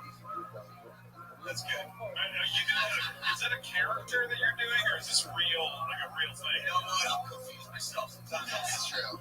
He goes in and out of it. I've seen it. I've been watching GT for years. You know, I used to host downstairs, and he's done this a couple times. But he comes in and out to where like he'll be like this guy that wants to do comedy that writes jokes and this and that, and he just fucking like turn into this. I can't even describe the other thing. Tony was one of those guys. I really wasn't quite sure if you like this stuff. Get it? Is he the same model as the Patriot? No, he's not. It's not ironic. Oh wow! Like obviously very defensive patriot over there. He does not want to be lined up with that. Iranians and Armenians don't really see. Oh shit! Oh, settle down, GT. That's a joke. Jesus Christ. You get a couple Middle Eastern people next to each other. Next thing you know, it's fucking. One genocide reference. Hang on, GT, we're gonna talk about. My God, there's no Jews on stage. That's all it takes. That's really awkward. You're Jewish. Okay. Yes, like that's my character. I really can't tell. Sometimes I'll be like, is that really me? It's not really me. I'll be videotaping myself. I think you yelling about dogs is kind of hilarious. Like, I think it's terrifying and weird that you're doing it, and I kind of like it. I want to do a special version of Kill Tony with you one episode where we have you come on in, and my guests are just two psychiatrists instead of comedians. And I want to see like what their actual feedback is. Like, well, I can tell from That's what your father like. the fact that you went back to the jerking off dog for a moment, I do believe you're bipolar. I just want to put a drop cam. I'm going to put a drop cam in his house just so I can like log in at any time and see what he's doing. You own a house? Dude, You should put it in just watch the movie The Room. You'll listen to So you've watched the GT evolve through the years. Was this the lack of evolution? Was this a new minute? Was this new material tonight? Oh yeah, definitely new material. Okay. New material?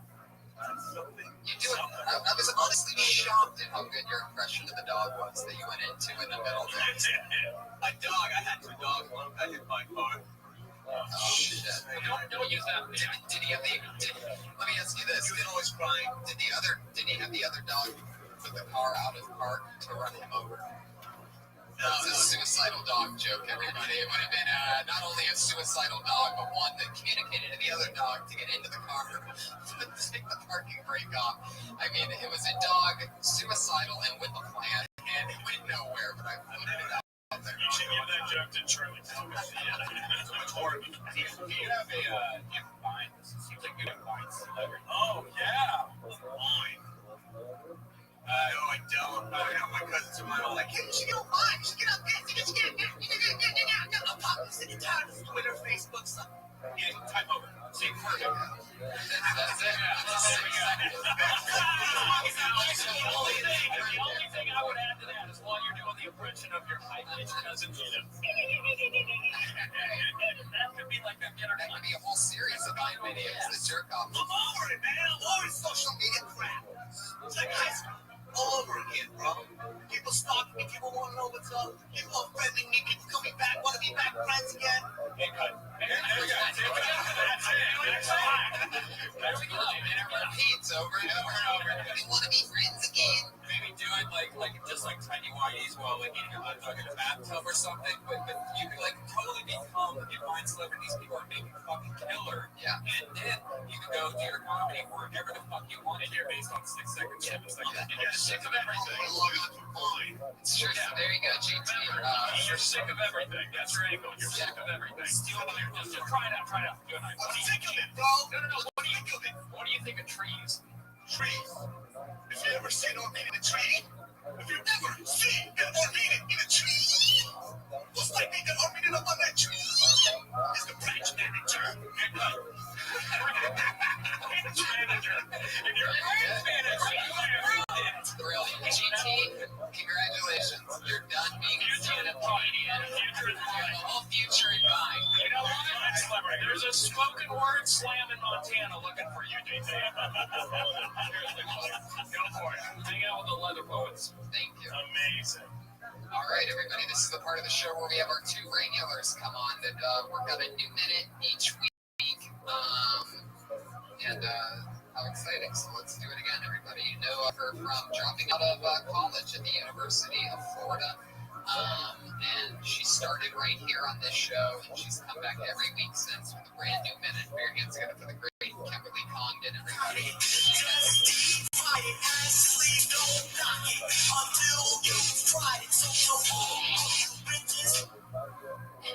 Was I supposed to keep dancing? Yeah. Oh. I was giving you a Dylan moment. Yay! Alright. Okay, well, this has been weird already. Guys, no, women are confusing. We're weird characters. I feel like there's different excuses for us to be confusing, though. Like, okay, we're the only people in the entire world that want these two things at the same time, food and weight loss, which doesn't make sense. But I feel like there's some things that are excusable, like being in love. Because there's a thing called pheromones. Have you guys heard of that? It's basically your body telling you it wants to be with somebody.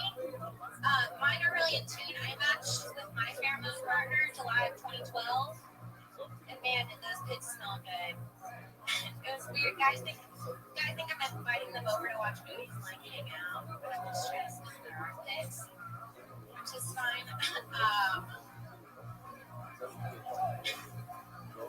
What about armpits, guys? Those are weird and smelly. Sometimes I want to braid armpits on guys and do weird things to boys. But All right. That really comes out. you like that vomit, right? Thank you. I think you have a great idea. I mean, I don't think you have the right approach yet. I totally think that there's something to pheromones and smelling and something there. I don't think you need to ask people whether they know about it and those things. Like, you guys know about that? Like, there's no point to ask questions. You just want to tell people things. You want to give them information. So, yes, pheromones is a thing. And yes, here's what you do. And you're asking there's just questions there, so it's just the front end is so filled up, and there's ums there that just stand out. They pop hard because the way that you talk has these like chords, like blah, blah, blah, blah. You guys know what I'm talking about?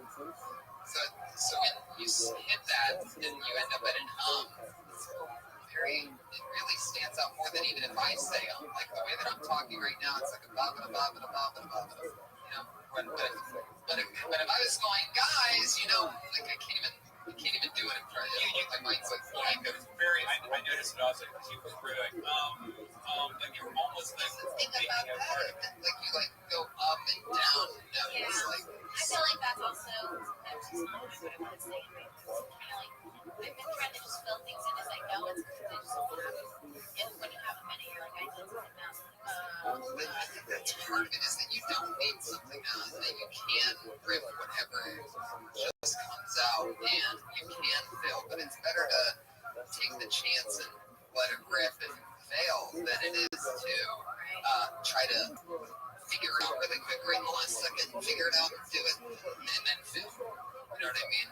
So it's better to at least sound calm and sound like yourself. And doing a new minute each week is like the hardest thing in the world. We talk about this all the time. So especially, of course. Well, but I don't think it really should. Because there are more one-night stands and stuff. You have the time able to find. Yeah, definitely that. I feel like I don't know, and also I try to talk about like my opinions and stuff, and at 23, my opinions change all the time. So I'll think the thing one day, and the next week I'll be like, I've been a fucking idiot last week. I don't like that at all. Yeah, but remember, if you think you're a fucking idiot one day, it'll change again, and you'll think you're smart again. That's part of it, because your opinions change so much. So play into that. All I know is I have no idea what your bit was about, to be honest. Well, I neither. You do figure it out. I I don't. I mean, You it's have to hard. ask It's hard to write on a new You have to album. ask yourself questions about pheromones. Like, you have to ask yourself, what is it that you like about it? How do you try to get a whiff? How do you try to sneak that if you're really into it? How, what do you Do you really try to get a whiff of guys' armpits? No, okay. By the way, I totally agree with her on this. I think that there's you ever smell like a woman? You know what I mean? Like the actual Like the body. There's a reason why the bodies do that, and it is for that reason. And You can't create healthy babies.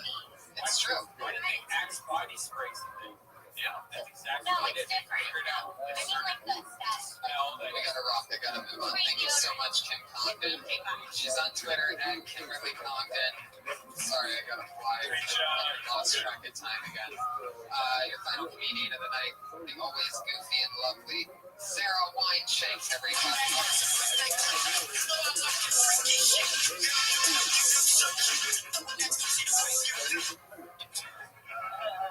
What's up? Guys, you think married couples stay together because they both love this bed so much? Like, they don't know who's going to get that bed if they separate. I think they stay together because they don't want to put the sheets on their beds alone. That is the hardest shit in the fucking world. That's its own job. It's like having a child, like changing a diaper. You gotta strip the bed. You gotta take everything off the bed. And some of those things are still clean, like the pillowcases. They might be clean, but the sheets aren't. But you want to do them all together. It's a pain in the ass.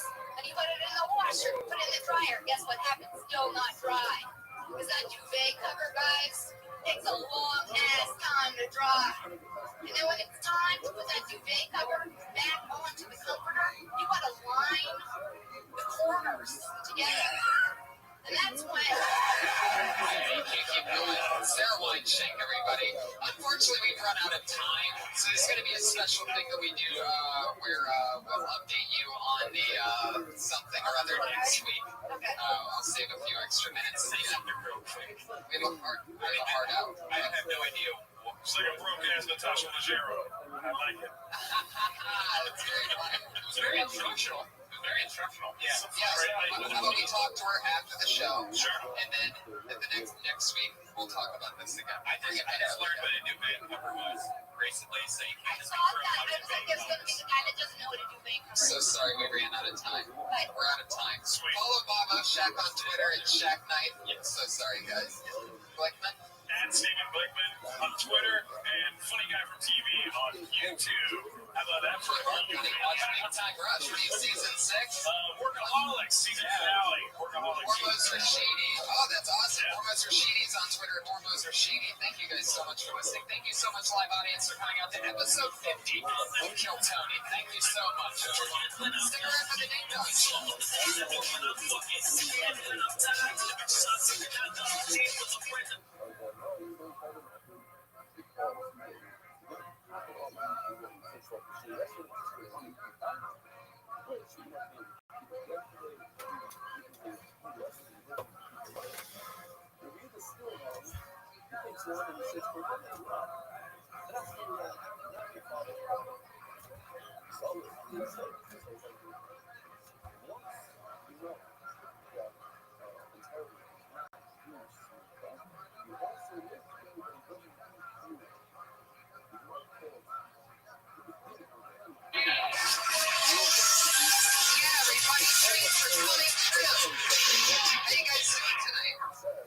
Okie dokie, fuck yeah, it's fucking typical belly room energy after. Come on, doesn't that song about the soft acoustic music that Ryan plays right before the show get you guys heated up or what? Jesus Christ. We could go back to balls in the butthole. I don't know why you want to torture these people every time right before a show. But it's very awkward. It's very interesting pent up something. I don't know what that is. Issues of torturing a crowd before the show starts. You don't like acoustic Rap? No. There's a reason why there's no successful acoustic rap, because it's garbage.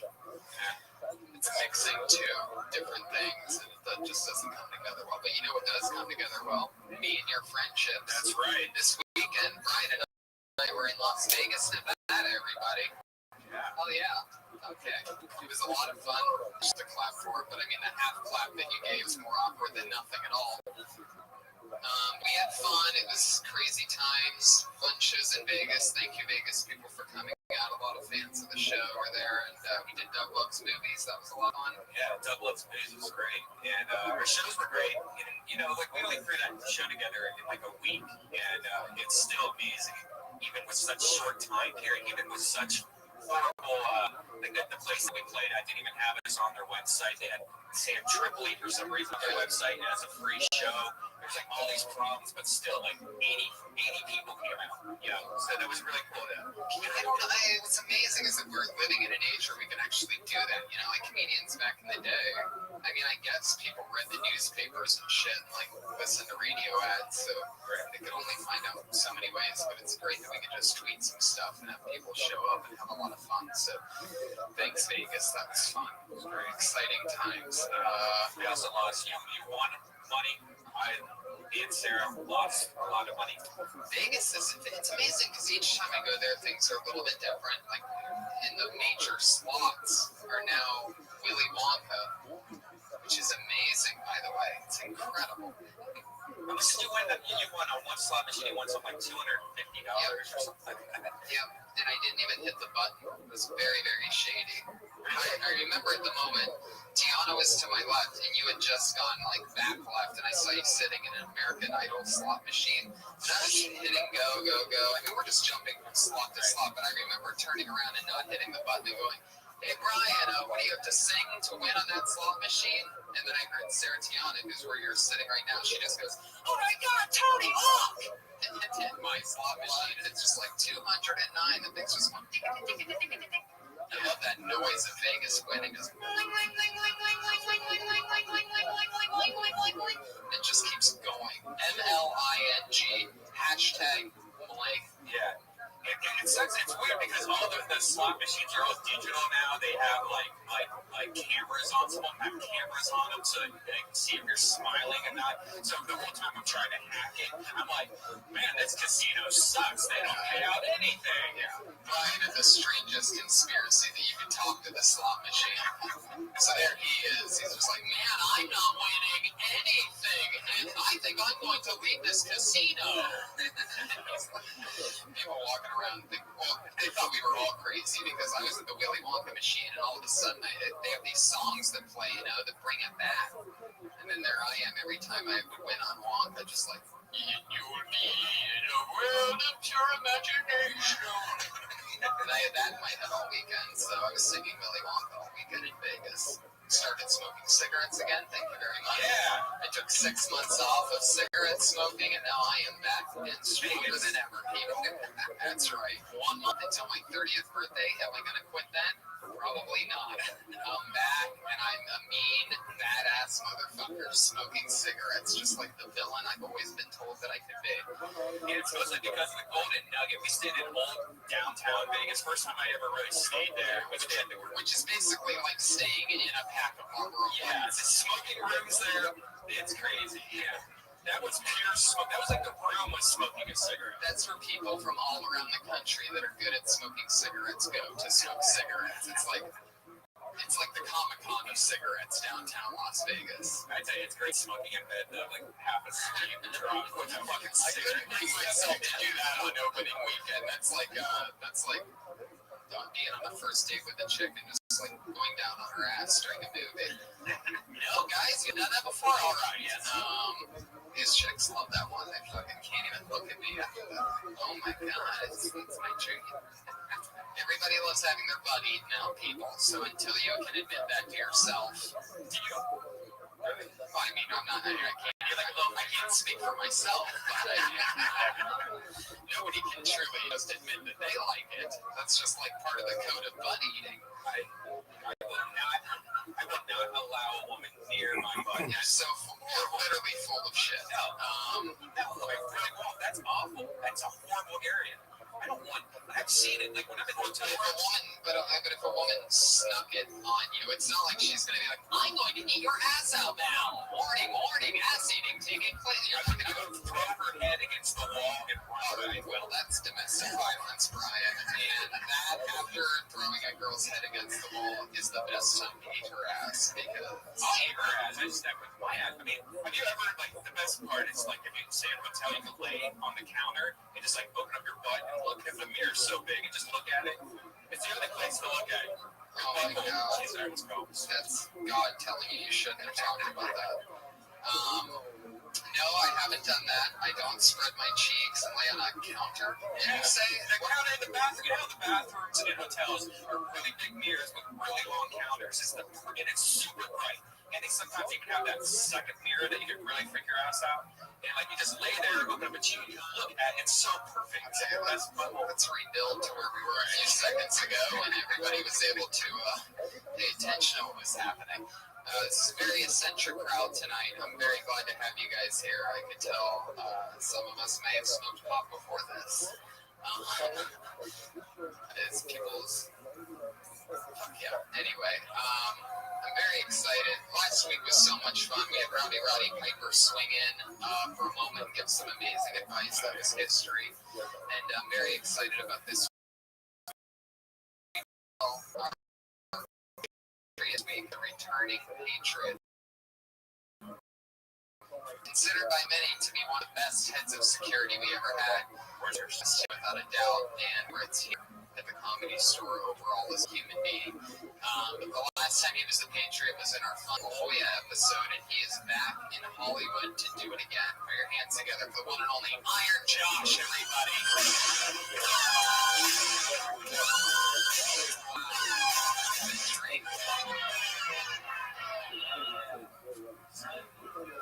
You look good. Why do you feel horrible, Josh? I feel like It's true. It's true. Wow. The robot voice actually helps your speech impediment. You can barely tell that you can't say R's or else.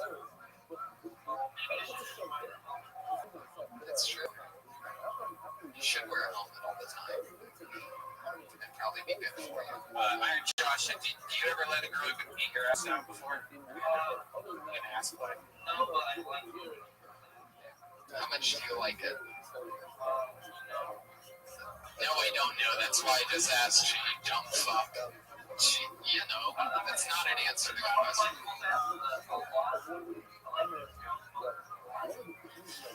Okay, let's put it this way. Like if you had to... I grew into it though. I didn't used to like eating girls' asses. I was kind of scared of it also.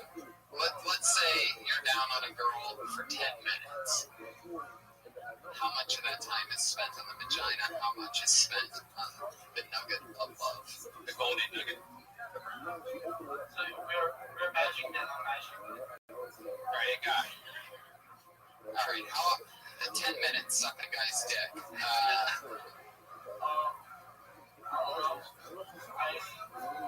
All right, Josh Martin, everybody. He's the Patriot this week. He's an improvisational guru, as you can tell. I mean, he just really rolls with everything. Doesn't realize that there is no wrong answer while wearing a robot suit. Robots are supposed to be smart, Josh. Do you know that? Not many robots I've heard go, oh, I don't know. Oh, nothing on that, people. Did we forget what we were? I guess so. I love your camel toe, by the way. That outfit's just a little bit too short on you. It really rides up high. I love that. There you go. Yeah, maybe he is straight after all. So thank you, Josh, for being part of the show. He's going to be keeping us safe from people, just in case anything crazy happens. If any girls decide to attack us, he might be able to do something. Yeah. What was your weekend like, Josh? Anything crazy happen? I got attacked by a bee guy. That's exciting. Like, did he put you on the ground and just go to town or what?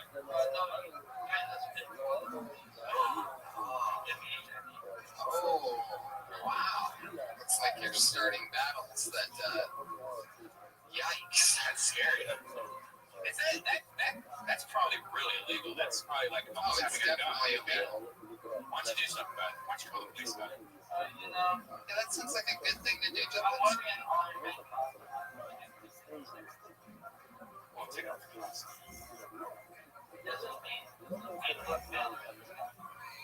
Josh, I don't think you really understand exactly what's going on here tonight. Very, very fun. I can't imagine how this must feel to the very, very stoned audience. It's just like, what the fuck is that in there, and why is it so confused? But thanks, Josh, for everything. A couple weeks ago, you spilled vodka on me.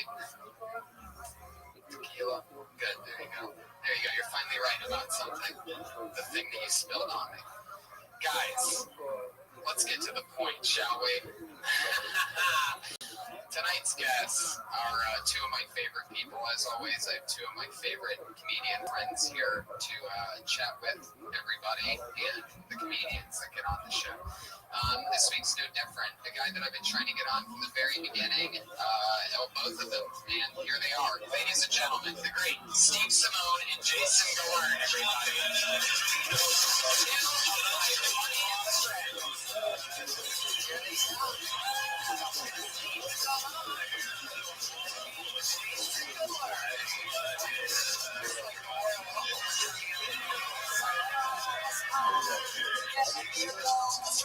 Two of my funniest friends. How you guys doing? Good. Thanks for coming on. Thanks for having me. Very excited to be on. Last week, Roddy Piper was here, and you're friends with Roddy Piper, Steve. Yeah, it's the best thing ever. Yeah, we get to live out our childhoods at nighttime when every time he comes here. It's the craziest thing. So much fun. Yes, It's like you ever have that moment where you're like, how did this happen? every single time I see him, I can't believe that I'm friends with him.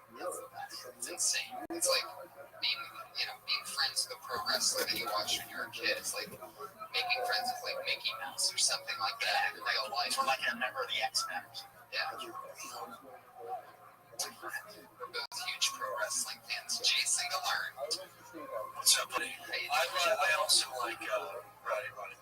I mean, before I remember him hitting that dude with the fucking coconut. Jimmy sacrificed him to the house. They became a man. Yeah, do you remember that? Because he was He like tagged him. yeah. Yeah, nobody can help. Yeah, that was great. Wrong size. Yeah, he knocked Snugga out with that coconut. You fucked his ass up. In real life, like he was unconscious. That was racist if you did that to him. Shoot, go down. I missed it. What was racist? When he hit him with a coconut. Oh yeah, that's totally, very much so. But so yeah, that's fun times. How's things been going? Good. Yeah, like Awesome. Jason. I was just telling Steve, I was like, yeah, it's okay. I think maybe, like, you should have mixed him and me up because I was supposed to be a fucking dick or something. Yeah. Okay, that's like, you know, so fucking nice. And I'm not as nice as Steve, but I can be nice. You guys are very nice. You don't know you did at all. Yeah. At 3:30 today. Of course. All right. Good cops, bad cop. Thank you. And these are all your fans here, Teddy. Love it. Are these the dearly comics out front? What's happening? I can't really tell who's who exactly. It's hard to tell. Sometimes I'll think that they're fans of the show, and then I pull a name out, and they start running up. It's the fucking comics, Albert. Well, some of them, yeah. It's all a thing. Fun fact, I actually lost my virginity to WrestleMania. No way. Yeah, it was on in my friend's basement. And he was watching it upstairs, and I was watching it downstairs. We both had dates. And I just remember there's one part, like, this is awesome. Then looking over and seeing like Hulk Hogan and go, oh my god. There she is. It was whatever one that was in like 90. Can you hear? Can you hear me? Can you hear me? Excellent.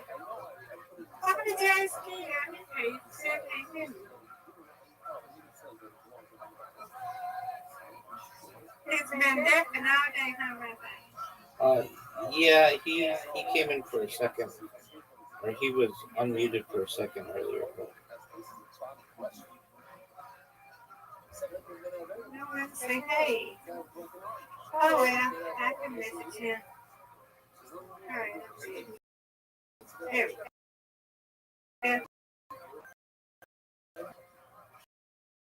I'm still writing on your 119. That was amazing. And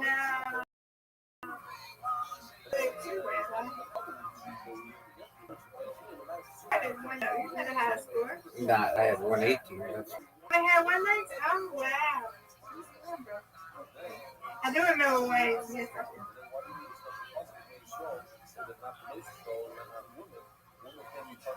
Good job. thank you, man. Welcome.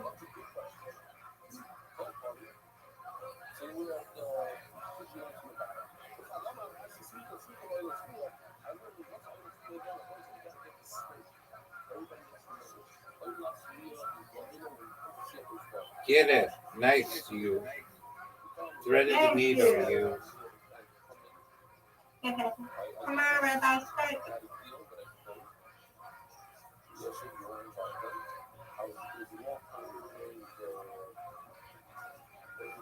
No. I got to cut this thing.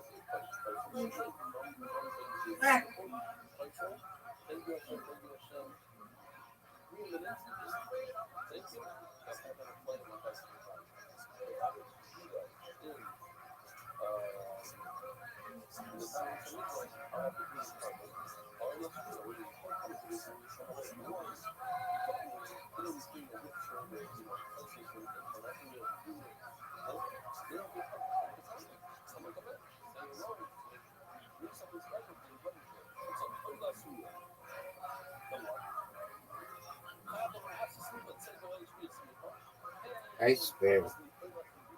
Thank you. You're welcome.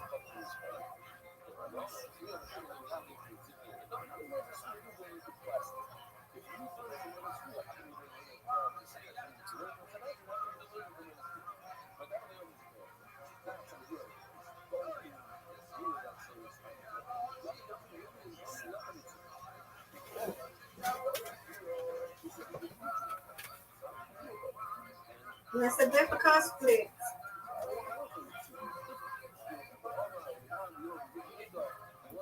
Yes, ma'am.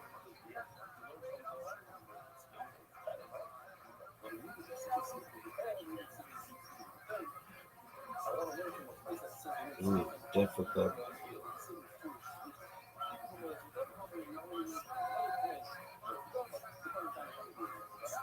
Nice one, Mr. First. You win, I win. I win, you win. Yep. Undefeated in bowling. Reload. Reload.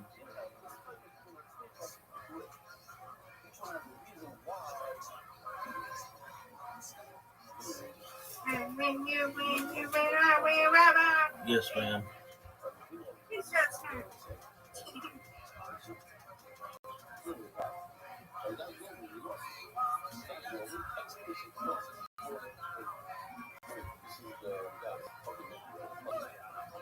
No.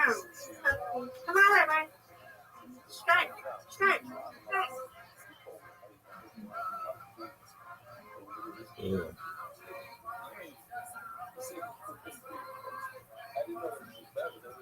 Here we go.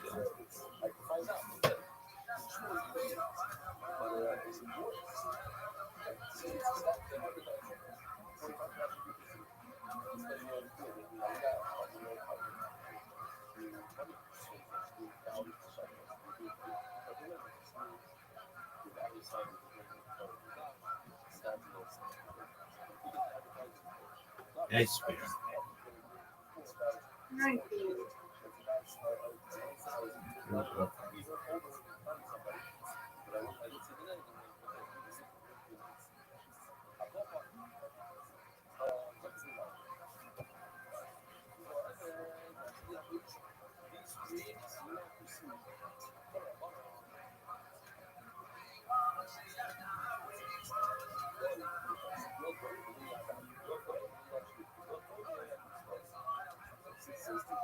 Get it.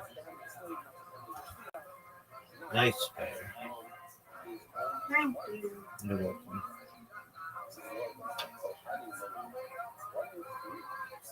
There we go.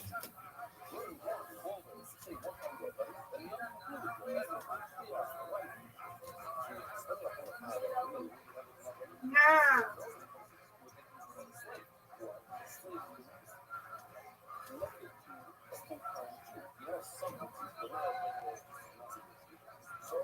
Look, banana stick. Excellent. Come on, Rabbi. Come on, Rabbi. You got this now. Come on. Get. No, no.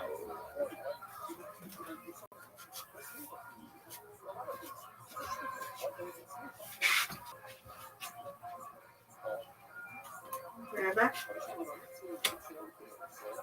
Uh-oh.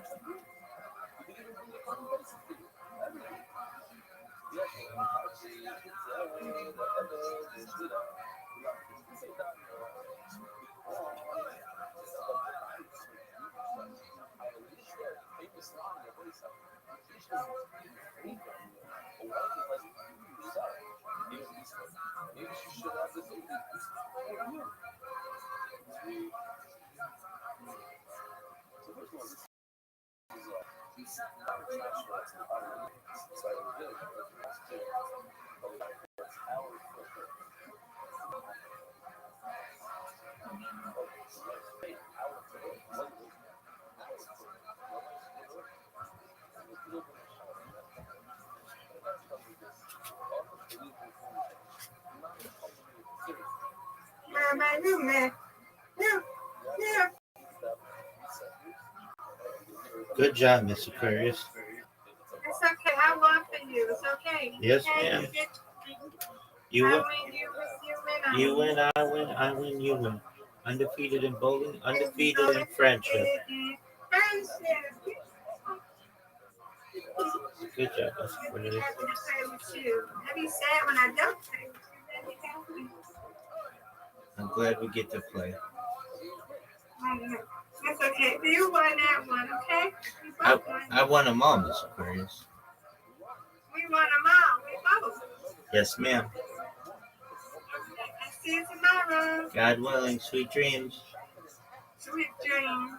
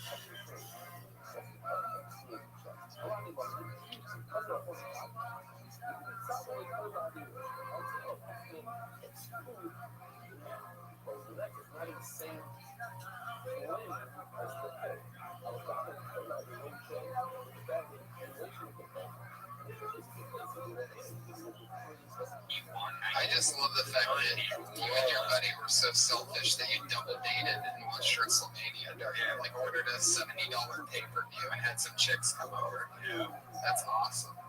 That is awesome. Better time than WrestleMania to lose your virginity.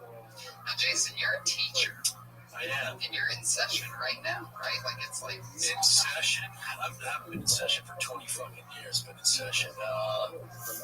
We get out. Yeah, it's like you know.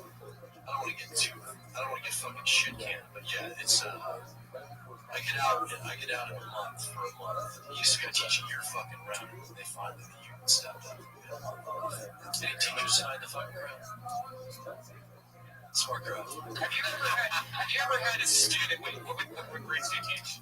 Just like burned out fucking high school kids. Okay, so have you ever had like a student that like contact you after they graduated, like a girl or something like that on Twitter, and be like, oh, Jim. No.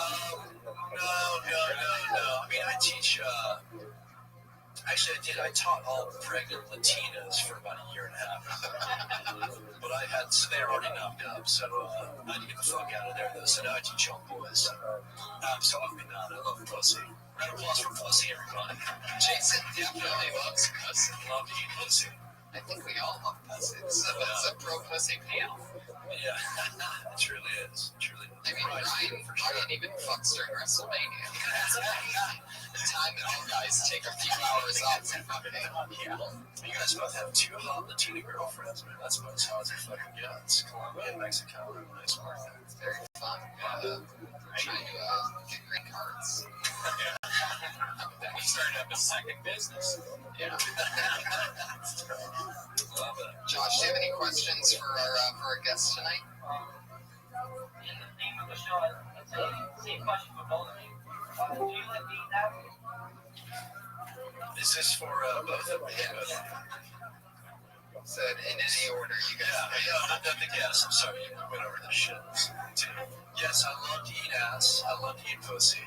And I normally eat a girl's pussy than her ass. I don't want to go back to her pussy because I don't want to give my wife an infection. So I'm well versed in all that. Love to eat ass, finger ass, suck on my clit, all that. I've never told that to a retarded superhero before, but it's the first time I've heard of the. You know what's funny is that's so true, but sometimes, man, it's just fun doing like that slip and slide thing where you just go down and just up, down, and go south. Sure. It's so great. It's like all It's very good too for a chick, yeah. So just the fact that we tried to keep her from a fucking. I love the fact that Steve has to follow this. And I just being here, I feel like I'm doing something wrong. The nicest, most gentle man that I know is about to have to follow, slip and slide. Pussy ass. Dude, I remember when I was in high school, Dice had this great album. It was called The Day the Laughter Died. And I was like 15 years old, and I just remember going, have you seen it? An art form? I think so. I was like, oh my god, this guy's the best. Dice is the fucking. You still have an answer for fucking. Yeah. Sure, why not? She's hot. But not like any random shit. Right. It's not your first move. That's not first base to you. No. Have you ever turned the car around like you're going to eat the ass? You're like, oh shit.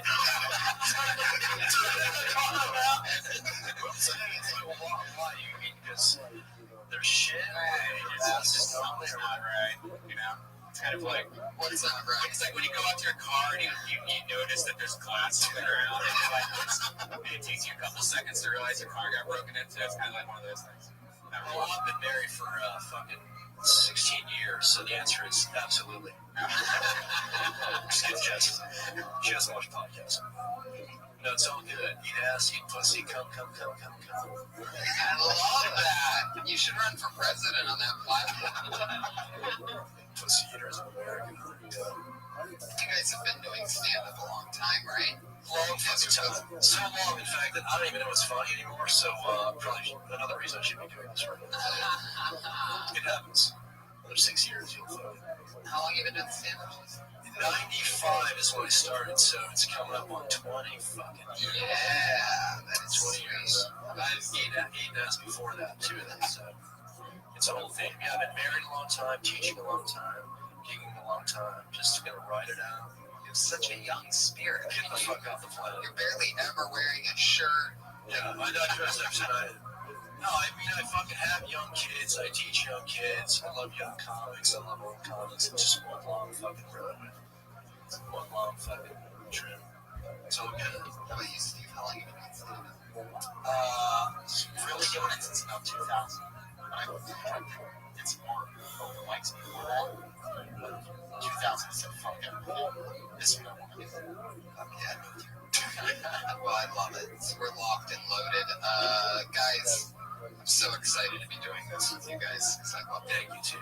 Thank you for having me. Applause for Tony, everybody. What a great idea for a fucking podcast. Great. What did I think of this? Yeah, we're going to have fun, guys. Comedians sign up, and many did tonight, for the opportunity to get 1 minute on stage. You know that 1 minute is up, and you hear that sound of a kitty. How cute. You better wrap it up then, because if you go over your time, you're going to bring out the angry West Hollywood bear.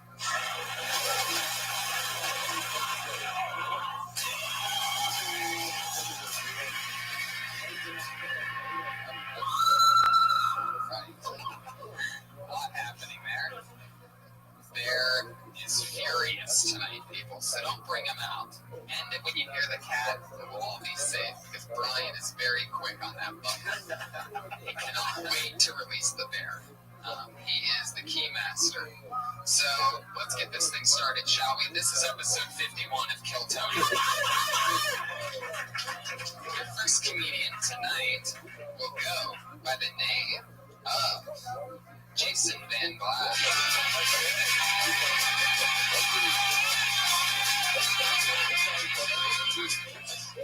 It's great to be here. Love your enthusiasm. I've actually been having a pretty good week. I don't want to brag. I was actually just named one of LA's top 10 comedians to watch, according to an article I wrote for my blog. I was number 7, which is pretty good. Yeah. I don't have much time left. You guys can help me out something before we go. How can I tell my girlfriend she needs to lose weight? Because she listens to this podcast, and this can't be the best way of telling her. I'm just kidding. She doesn't listen to this podcast. You can play my cat noise now. That's like the thing. Okay. Fuck yeah, Jason Van Glass. It's very fun. How long you been doing stand-up? 3 years. Nice. All in LA? Are you from LA?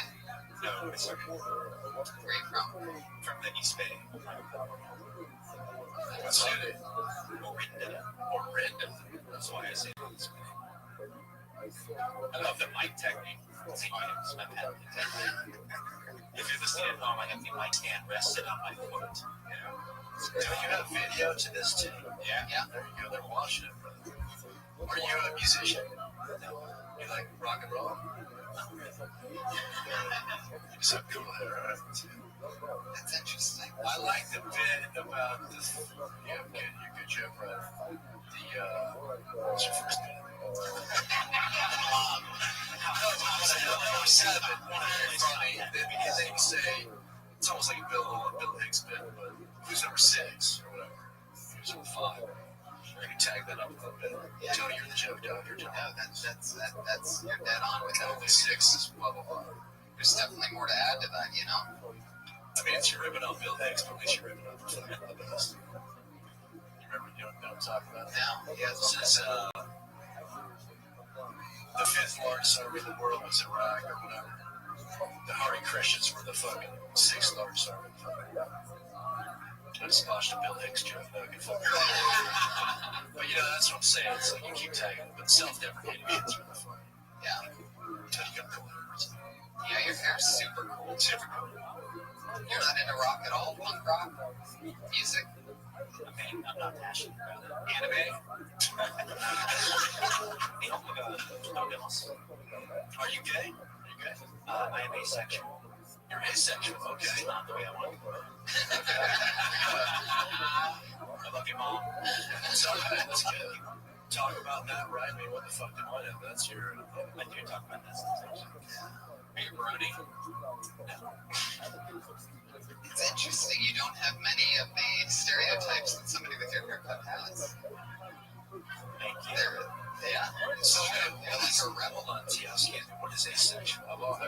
see Love the Smiths. I don't understand.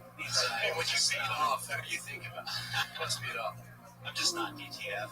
Not that into it. DTF. Oh, he's not down to fuck. He's in the guy. So confused. You like men. You think about men, though. You thought about No, I don't. You thought about women. I would say I'm oriented towards women, but I'm just not into it. Interesting. You don't blow loads much? Certainly not into men or women. No. Incredible. How old are you? That's a secret. It's just Los Angeles. That's good. Well, you're gonna have to start sucking dick. You better pick it up quick, kid. That's interesting. No, that's like you have a low sex drive, probably. Or religion or stuff. No, I'm not religious. A lot of soy in your diet? A fair amount, but there is. I was born this way. Oh, he's a monster. Yeah, that's cool as shit. That's cool, man. I love your style, man. There's something very like Elvis Costello, except with a different haircut, about you. You seem like an executive, a comic executive or something. You ever thought about going that route? Oh, I'd rather do it. Rather do it. Well, you're funny. Pretty chill, bro. You try pussy, though, man. You love that shit. For sure. Something. Try something. Try something. Well, that's half the reason why people do this shit to get fucked, right? I mean, you know. Once again, what do I do? Why do you, what are your goals in stand-up? Like, what do you want to do? Well, it's not the pussy. I just grew up watching so much comedy. It's the one thing I care most about. My goal is to do comedy in any capacity with my life. Oh, beautiful. I like your style. Jason Van Glass, thanks for coming on the show. Thank you, very much. Yeah, that's it. Very honest. It's true. Don't lose that honesty, dude. Yeah, that's the secret. That's great It's all advice. comedy, honestly. It is very, very, those interesting answers. Yeah. It was a great interview. You don't really meet many people that just don't give a shit about it. Or they're fucking liars. I mean, I think that guy's for real. Like, he doesn't want to come, which is amazing. Hey, it's sort of awesome if you think about it. Like, not having your balls control you sounds like heaven to me. You know what I mean? Like, balls control the fuck out of a brain. So if you don't have that, it just seems like a bonus. It's like an edge. You have all that time to load, and then you can clear your fucking. So he's clear all the time. He said, no, must be. And he's just coming non-stop. He's like a Ziploc bag right now. Yeah, like he just has to fill it up. That's like an IV drip coming out of his penis. Something's happening. I think we got 98% truth. Something's happening. Jason is Jason Van Glass on Twitter. So one more time for Jason. Let's get another one on here, shall we? Your next comedian is Rashid Stevens.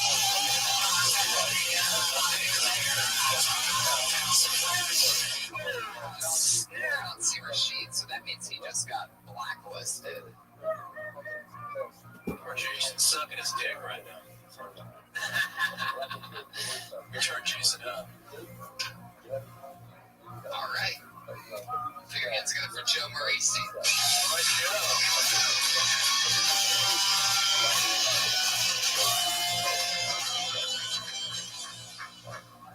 Thanks, guys.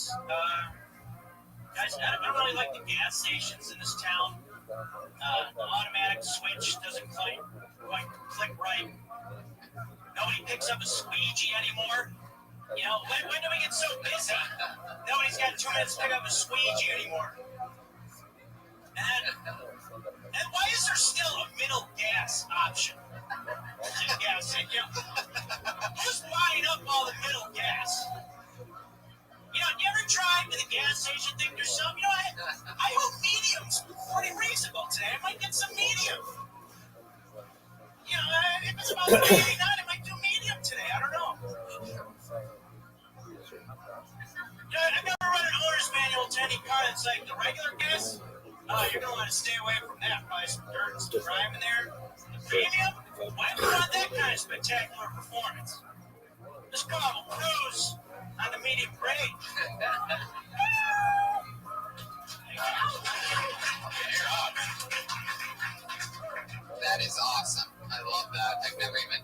noticed that about the medium grade.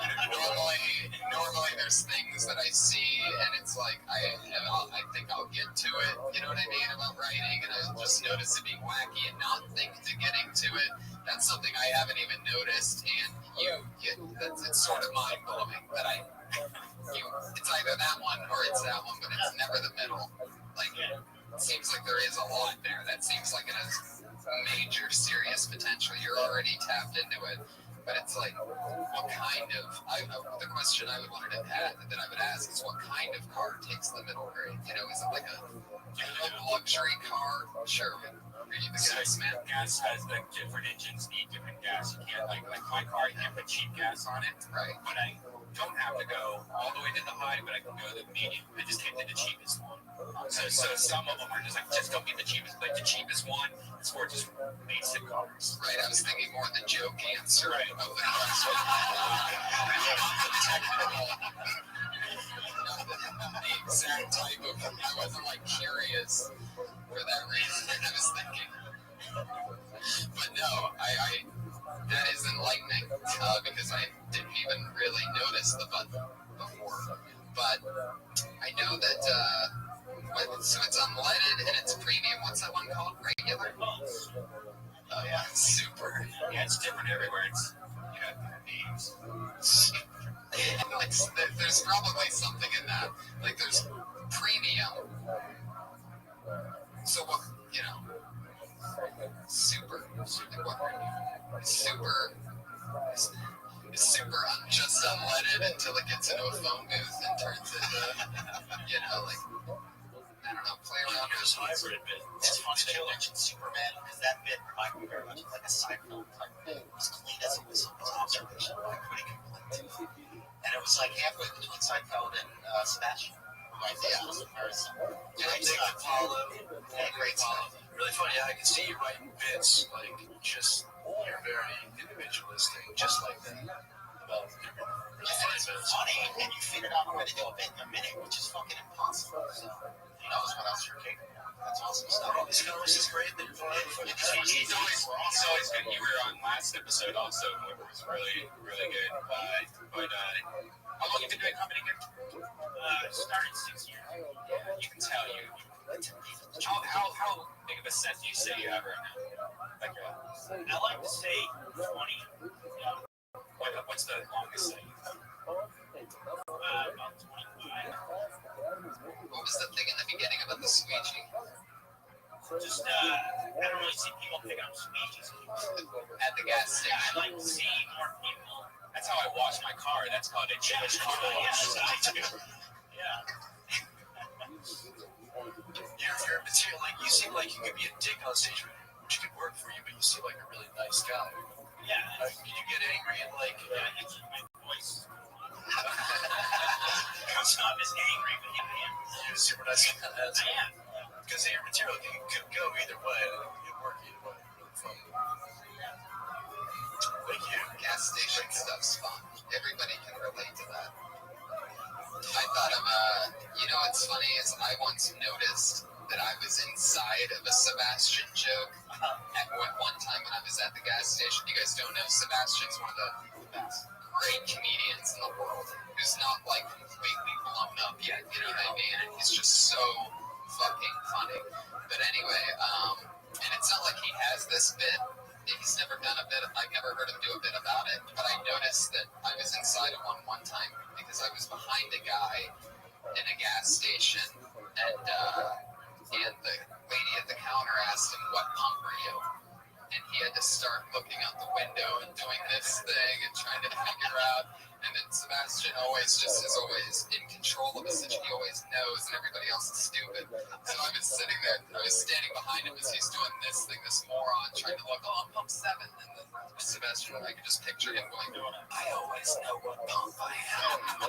You ask me what pump I am, I'll tell you it's pump 4. I already got the cash in my hand. I know, like, it's like he always is just like, what are you, stupid? He is fucking great. And you know what's great about this guy's bit? You would think if somebody's going to do a bit on gas, they would complain about the prices. Right. But you found other things that are going on at the gas station, which is great. These guys don't need help. They're all fucking. Yeah, they're awesome. Okay, well then, thanks, Jason. That's the end of the. Thank you so much, Joe. Joe, thank you so much, Joe Marisi. Yeah, Joe. It's great. Bring in the thunder. Once again, that's Joe Marisi on Twitter at Joe Marrese. Can you make a note over here? He noticed that. He noticed that middle gasp. Yeah, squeegee is a funny word. I always use it. It's one of my favorite things to do is to clean my windows at the gas station, or else I'll stand there annoyingly just waiting. So I just put the clip on. Like, I don't even pay attention to how much gas I put in. I never make it all the way to full. I'm just so impatient that I'll put that in, lock it in, squeegee the windows, and by the time I make it back, that's how much gas I end up getting. So it's like I always have 3/4 of a tank, but I love squeegeeing my windows. It's like a shower. It's like a refreshing view on the juice. Fancy smells. How do you even tell your parents you do that? This is a new name, I do believe. Put your hands together for Zach Teagan.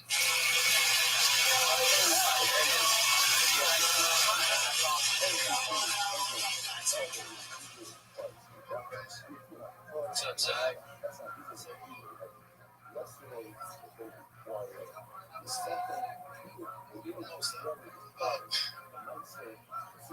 I like it to walk.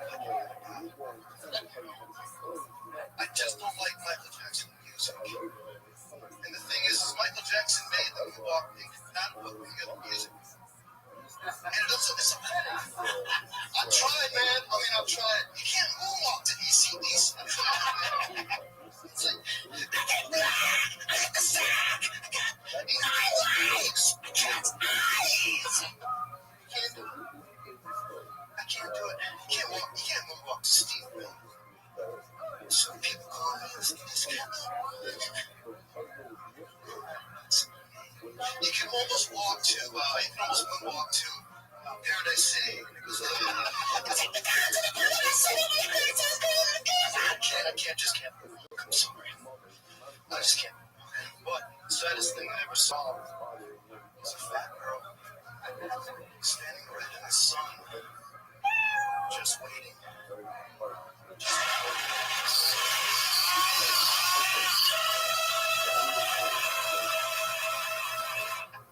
All right. Yeah, it's getting to the point to where it makes it so the audience is completely uncomfortable when it happens. It used to be one of the funnier parts of the show, but now, okay, so let's get into it. You wanted mediocre talent. You got you're the best. Yeah, you're brilliant. No, I mean, is that the? Did you need a button or was that the? That sounded like a button. That's so fun. Oh, I thought the set was the premise is fucking great. Nice research. And your commitment is amazing. Yeah, well, take down the commitment because you said you can't moonwalk on these 2 tracks, and then you proceed to fucking moonwalk on 2 tracks. So it's like just do the bits. You can't do it, whatever. I'm not a huge fan of physical comedy. You can just write jokes about it. Really funny. It's a great premise. Thank you, I'm assailant. Thanks. Of course not. No way. It's your first time on stage. Sam Teagan, everybody. Another cherry. In that case, it's amazing. Great. I just went from a 2 to a 10 immediately. Just one piece of baby advice from the mic stand. Get it out of your way. The microphone should be about that far from your mouth at all times. Sure. Just fundamental. Yeah. I just had Yeah, that's 15 years in my head. Wow, that's amazing. That's amazing. That is so fucking cool. That's great. And he probably loves pussy too. Oh yeah, you can tell your child. I mean, you know how to moonwalk. You love pussy. Now stay here, Zach. We're gonna talk. Yeah, to do that your first time have the balls to do a physical bit. I can see. I still got it. It's amazing.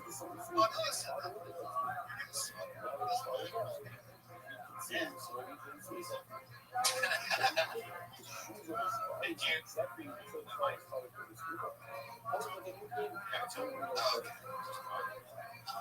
15 years, so why, what fucking took so long? Yeah, I was abused as a kid. I think it was. Wow. Yeah. Wow. Well, I don't know, man. Half the comics here have been molested and they started early, so I don't know if that's an excuse. Yeah. That's one of your fucking excuses. I don't know, dude. That's a great opening line, by the way. You just, It's really great if he opens up with like an abusive child and goes straight into the Michael Jackson. I mean, that's so fitting. And that's your deep psychology coming out. Yeah. That's it. Did Michael Jackson abuse you? Did he make you moonwalk backwards? All right. Really?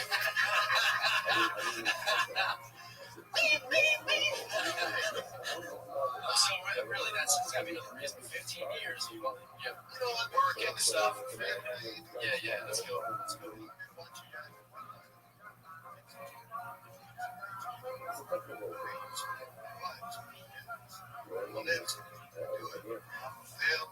Today was a fucking day. I love it.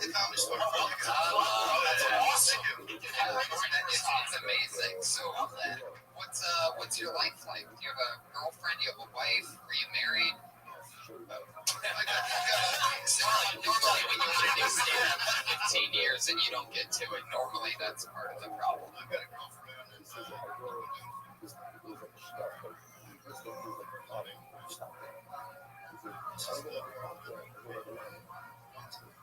From New York?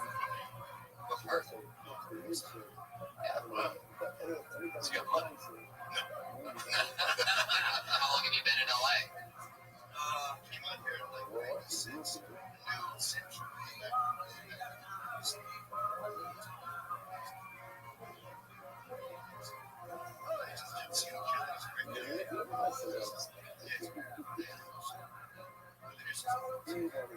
Strictly, man, I was a kid at a polo tournament. A couple weeks ago. Didn't get a spot. And I had seen a Triplet Love brother. And he smoked a joint. And I watched him. He put some fucking really. I mean, I haven't seen him headline in so long. Yeah. He's a good artist. He is. I was thinking about So funny. So funny. He's one of the guys. I was thinking about it. Started together. Coming on teaser and shit. It's just like, you know. Sam Tripoli, I'll say this because I thought of this to myself and I haven't gotten to share it with anybody. Now's the perfect time. Sam Tripoli is so amazing. It hit me the other day that you know how some comics are so entertaining for 10 minutes, and then you have some comics that you know are so entertaining for a half hour. Perfect example is like a Steve Simone here, who's just getting cooking at 5 minutes. So like. If I were to watch you do 5 minutes, that'd be great, and I'd love it. I know you, so I know with your style, you're getting better as the time goes on. That's exactly how a Tripoli is. Like a Tripoli, I could watch do an hour. Whereas if there's a guy that's maybe just firing off just one joke after the other and changing topics a lot, like it gets hard to watch somebody do a long set. A Tripoli, just the time just flies. Yeah. He's got fun at home. Right. There's certain people that stay in the pocket on the subject for a while. Yeah.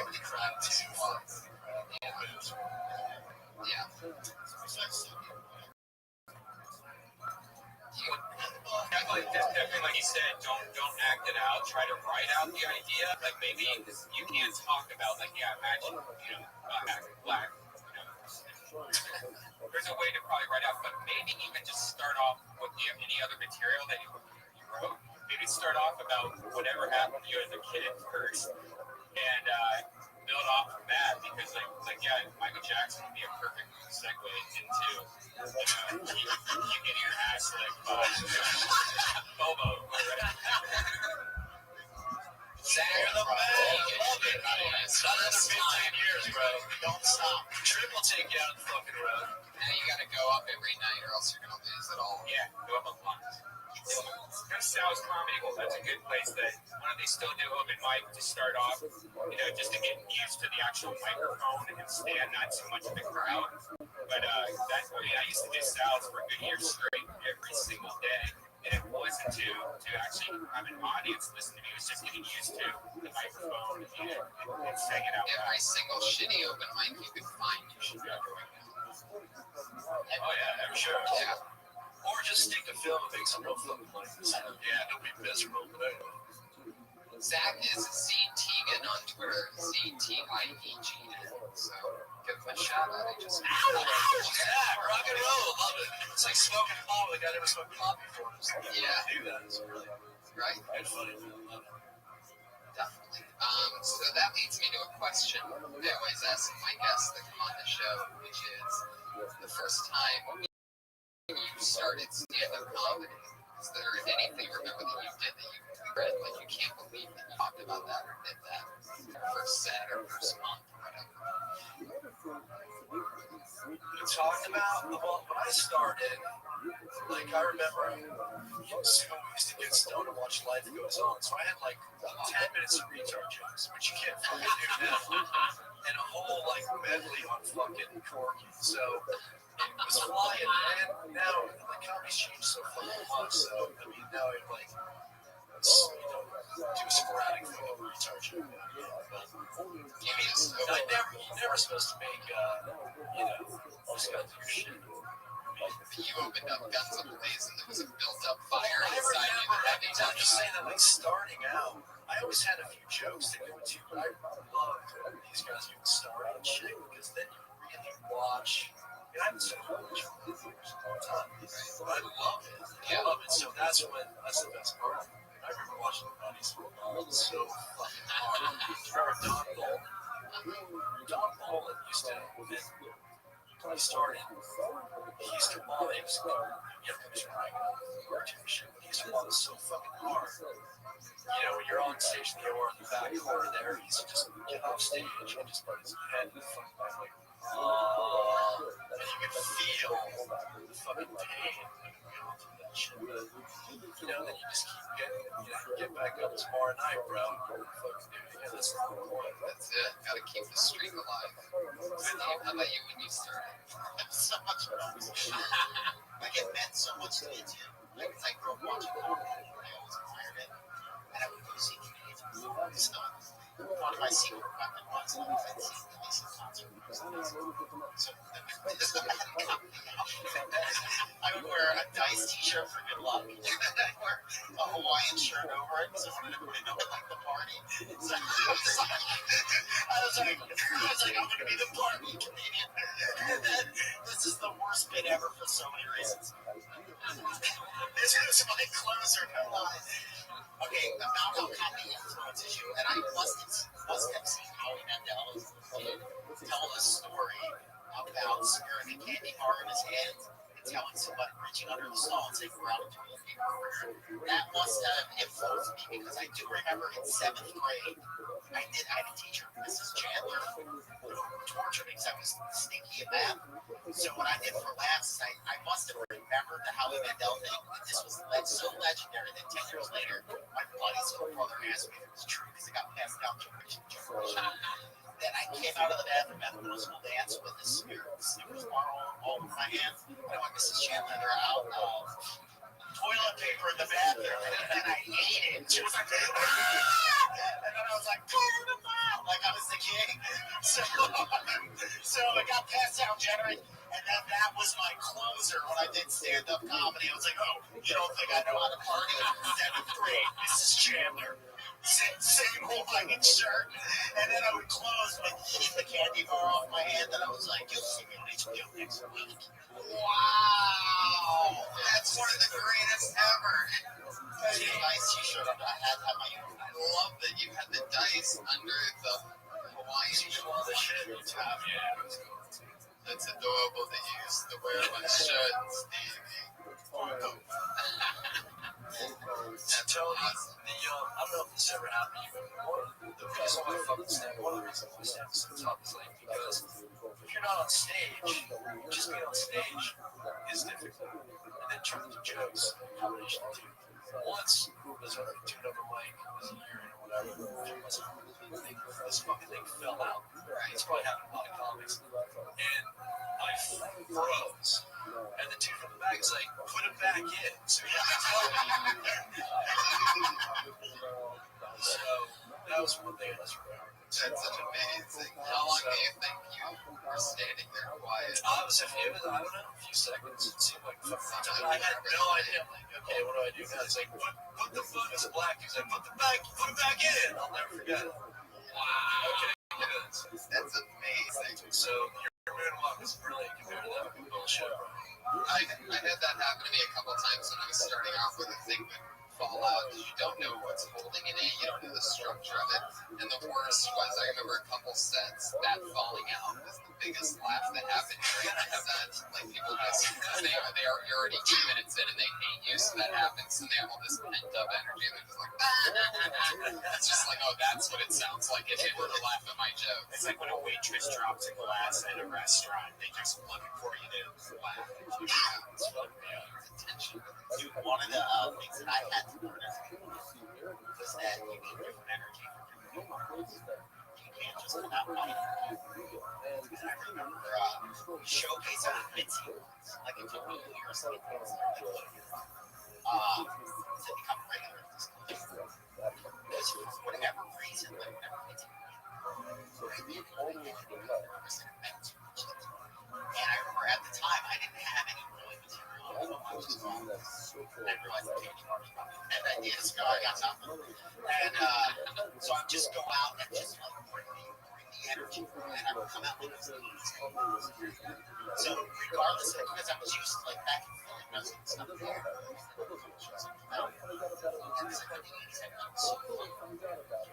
Let me see your cigarette lighters.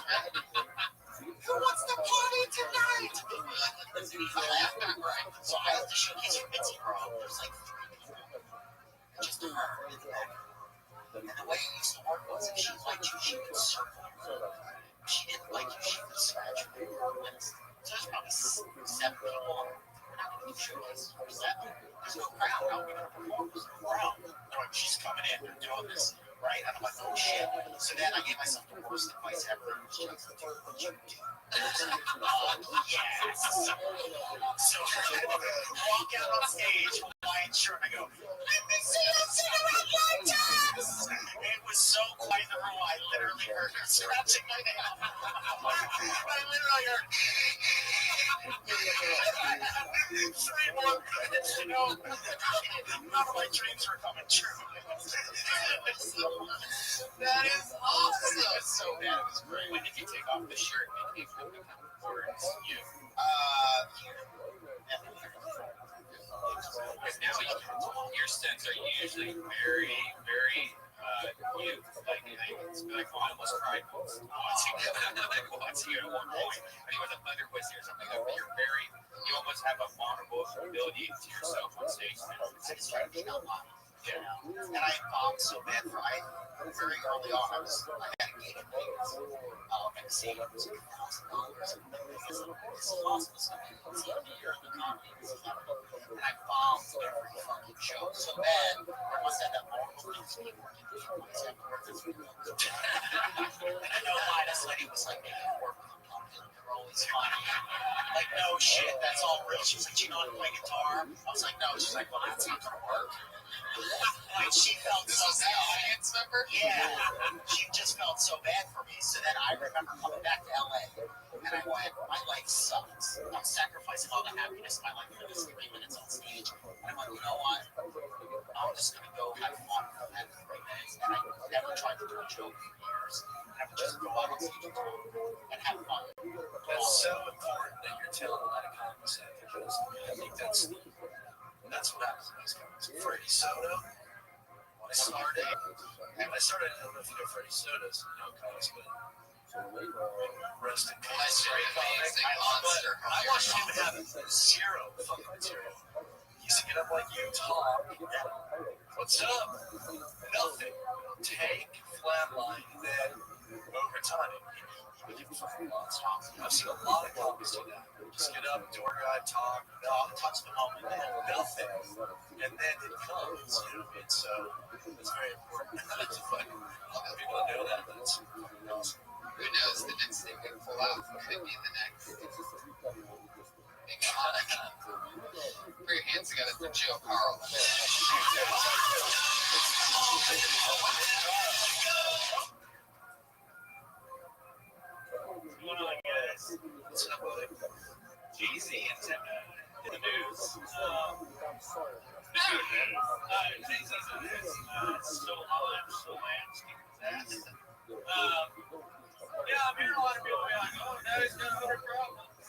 Take it easy. Jay-Z hasn't had 50 problems in the past 10 years. Let's be honest, like, when you're on that level of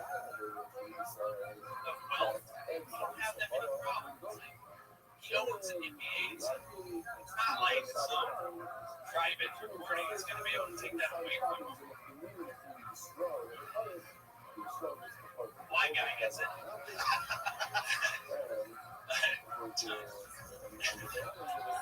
Donald Silvertongue. Sterling Silvertongue. But yeah. I just say I love your shirt. I was going to do a bit about this shirt. But then, like, I was going to have to explain it. All right, Joe. All right. What I love the most about that set is that you said the black guy gets it, but it was one of the whitest people I know, Scott Kidd, that was laughing at that joke. There he is. That's his big white hand waving in there. I would never start off with, so Jay-Z's in the news unless you have a job, like a TV show or something like that. Or something like you're Josh Mars. Yeah, so Jay-Z's in the news. You just got to find a different way in. And as far as the joke, you sort of have something, but he didn't do anything enough to lose his team. You know what I mean? And it's sort of like a real thinker. You just want to be able to hit it on the head. For something like that, you're really going to have to. It's super topical. It's a double topical joke, so they have to know about that Jay-Z thing. They have to know that it's an elevator footage for the recording thing to work, and they're also going to have to know about the Sterling thing. So you're working on a joke that is, in my opinion, about a 2-week shelf life anyway. You know, a good exercise. Right, totally. It's a great exercise. Great to write those jokes all day. But as far as, you know, stand up, right, yeah, unless you're doing a monologue, sort of like what Ryan's saying, like, unless you're in a position to perform those, it's sort of just, I mean, Well, it's like 99 problems. I mean, how many fucking jokes? One more problem, less problem. Anytime you hear any comment, anything fucking close to it, don't do it. Drop it. even though your way in was to be the flip on that, when we hear it, it's like, were we supposed to laugh at that? Was that an attempt? Like, it's sort of like, you know, I can see what you were saying. By the 100 problems doesn't have 50 of the money. But if you're going to do the joke about that, then I guess the lesson here is just to get right into the meat and potatoes of it. If you were going to do it and try to sell it, you would just want to get right into it. Jay-Z got beat up in an elevator, and the security footage captured it. Field's basketball team, and then find a new way in. But you really have to spell it out. So it's rough. How long have you been doing stand-up? Well, I did it for almost a year. When I first moved up. You went back in it for 2 or 3 months. What's that? You went back into it for 2 or 3 months. 2 weeks. Wow. 2 weeks, right? So it's like starting up. You're right in. Yeah. You're starting over again. Can you move dance for us? I can't. I actually did it. It's something Jackson. Oh, the kids moon dance? I saw it on the Twitter.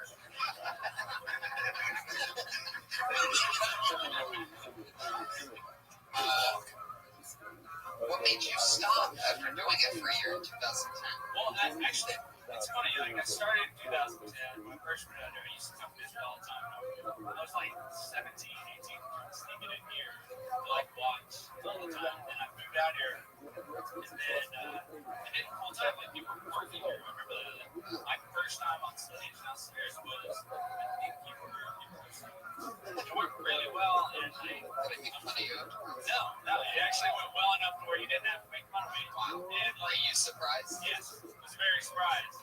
And it, like, I like went full force for a year. Like, it was Max meeting took me in. I was like working on that a lot. And my dad died in 2011. I just stopped for a little while. Like, I wasn't going to stop full time.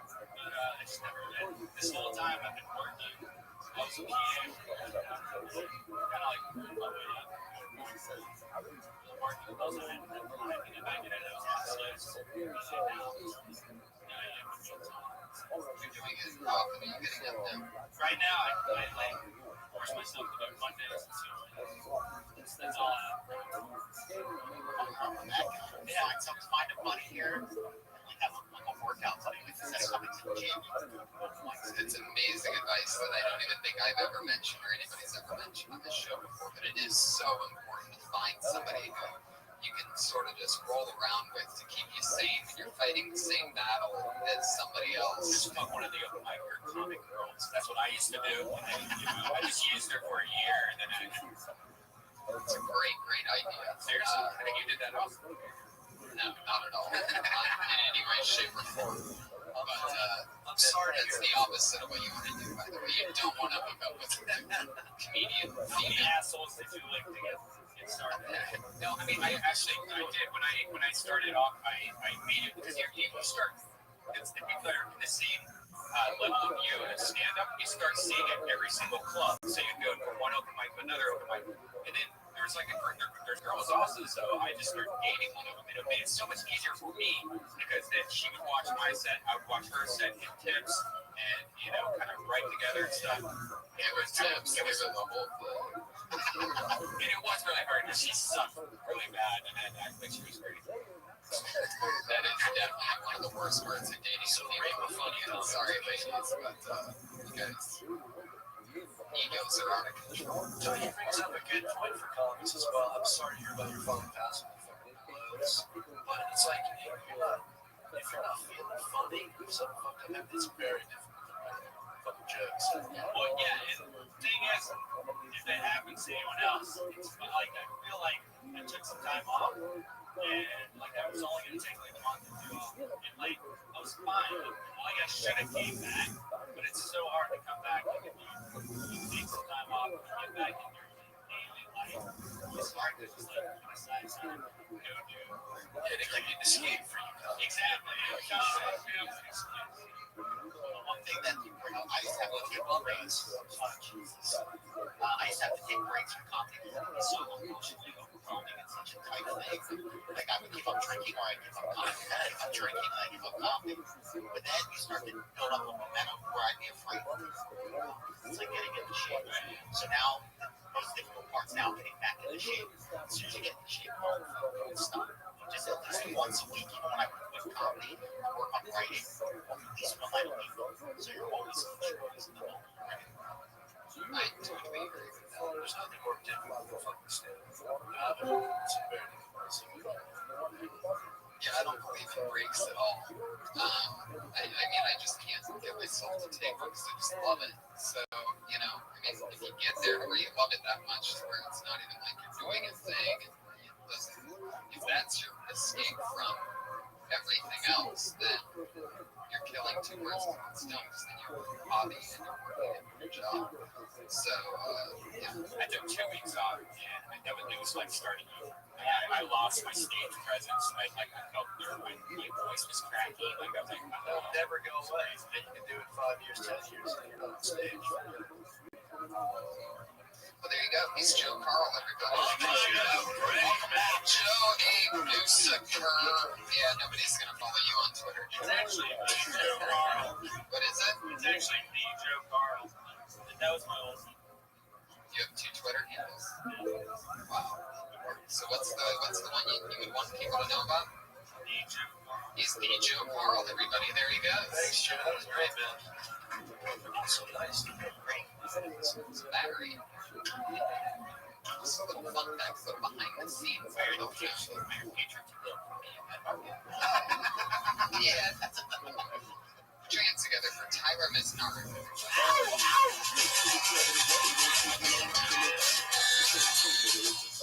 Thank you, everybody. So you guys, I've been doing Canadian strip club. First thing about Canadian strip club, no dollar bills. You guys Canadians use coins.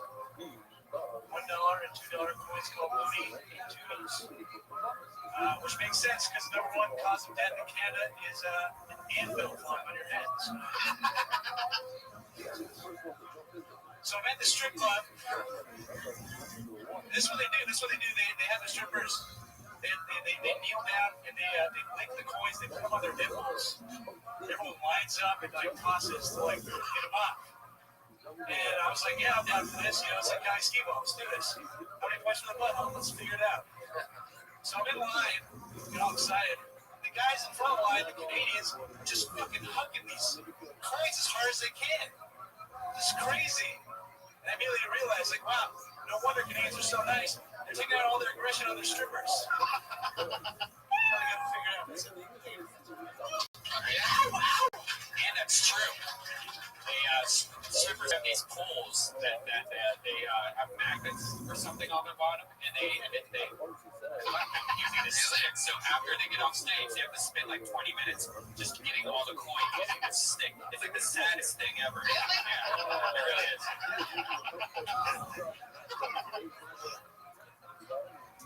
Jesus, that's very Canadian strip clubs. Yeah, are you from Canada? Montana. It's basically the same thing, yeah. So, wow. Did you take part in it? Did you throw any loonies or titties? I just tossed them like a nice person. Right. So you were being nicer than the Canadians. Yeah. Like, you know, I'm not a big strip club guy, but I don't need to, like, make them feel shittier or have a terrible job by leaving them white bruises all over their body. Yeah. They were really pelting on them. They were throwing really hard. Jesus Christ. Remember that? Those wacky Canadians. Yeah. Did she have a stick, a magnet stick, like Yeah, they all have that. Really? So they just walk around and sweep it up, and the coins get stuck to the stick. There's probably like a magnet company that just sells it to strippers. Stripper magnets. Oh God! Imagine that shady business. Imagine the smell of that magnet. Oh yeah. Dirty, sweaty hands, and then stripper sweat, glitter. There's probably glitter on the pool too. Normally, if I see a Canadian chick with a stick, I think it's usually an ugly stick. I wonder how many girls like got chipped teeth though from that, because that has to happen. It's either like chipped teeth, They just women on hockey or something. Yeah. Surprised they use a magnet stick and not like a Swiffer with maple syrup on it, like a real Canadian would do. You know what I mean? Just let the maple syrup fucking stick it. Trying to help you out, buddy. I'm not really coming up with anything great right now. There's probably more to it. Also, like private dances, and there's probably you can go into the whole thing. You know, Canadian strip clubs. I like this is the first time I actually performed that, so I wasn't sure what great day. But I was just thinking, like, that whole, like, meeting a nice Canadian, like, you step on his shoe, he's like, oh, no problem. The whole time he's just, like, in his pocket, just fingering his coins. I'm not wasting it on you, buddy. What would a champagne of a Canadian strip club be like? A penalty box and a hockey stick or something? Some kind of super polite. Are the Canadian strippers polite even though they're taking a beating? I don't really talk to them. Really? Not really. That's my favorite thing they do with strippers. They're like, I want to get a dance. I'm like, you just talk with me for a few minutes. I do that every time I'm at a strip club. I'm the opposite. I want to get. Should I just go? Tell me about and they start crying and I start smiling. As my human fuel meter goes up because I love people that are down in the dumps. You know what I mean? It just makes me feel good about myself when somebody's just bottom. Anyway, Tyler, are you Republican from Montana? No. Probably more liberal. I probably grew up conservative with your parents. Yeah. Montana's crazy. There's good spots in it. You know, it's beautiful, right? Yeah. It's great. Well, you're really funny. It's a nice Cali. And that's how you make the midterms look good. Just listen to the Canadians. That's ultimately the premise behind it, yeah, right? And that's what I sort of felt. Yeah, like Canadians are listening. And you're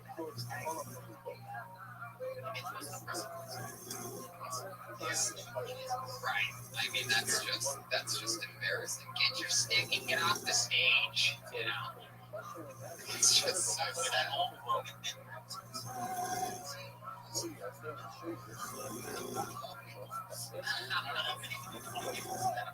it weird when you say somebody remember something like, no, that was a good film.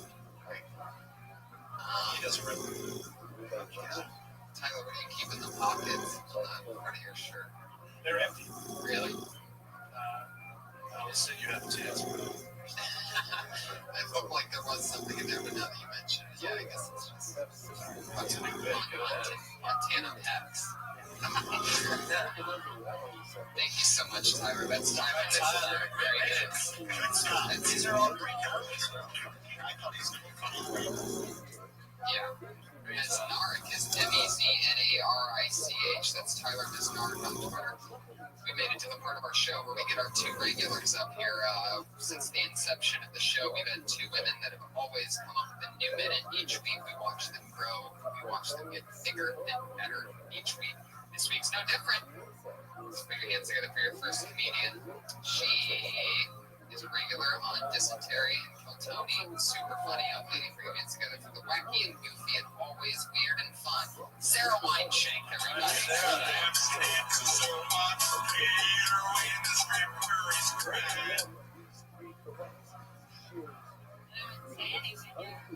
I did something so weird the other day, guys.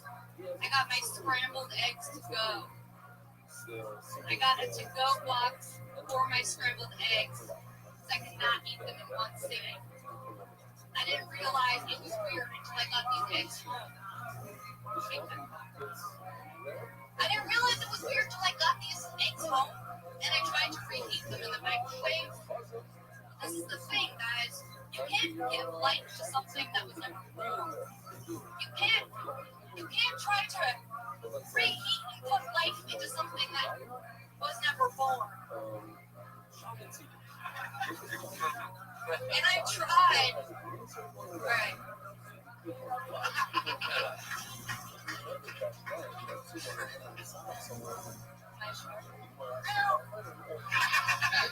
Are you done? Perfect scrambled eggs, everybody, by Sarah Wineshank. So, maybe you got it from McDonald's or something, like you say? You got them from I got it from Swingers, actually. You got it to go. You got breakfast to go. I ate it, but I didn't finish it all. And then I said, I'm going to take this shit to go. And then I thought that was like a cool thing until I got them. And then what'd you do? And then I put them in the microwave and I'm like, this is so weird. Right. It's not okay. Like, what is wrong with me? Right. So, then I realized, It's a great show. Great show. Just get to it quick. I like that style of taking an personal story and making a larger observation about life. It's like, this was my experience, and this is how it relates to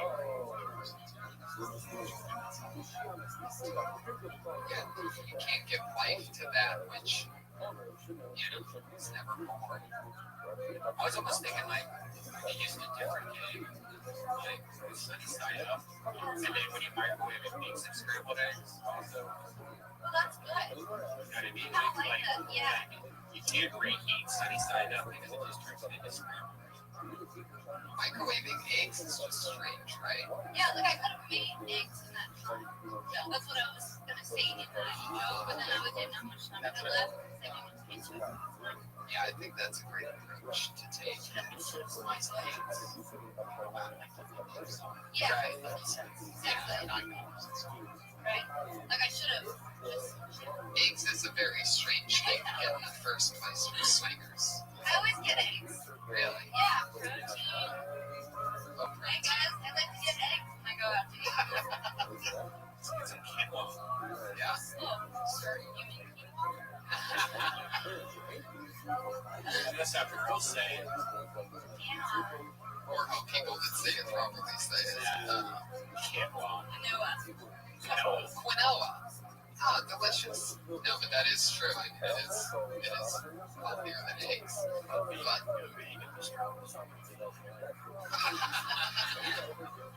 right? That's a great thing. I'm anti-eggs for sure. Oh yeah, eggs are good. Why?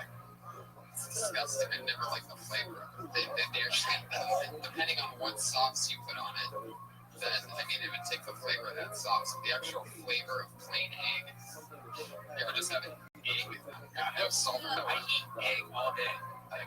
Yeah, I fucking love egg. Any kind of egg, girl egg, chicken egg, whatever.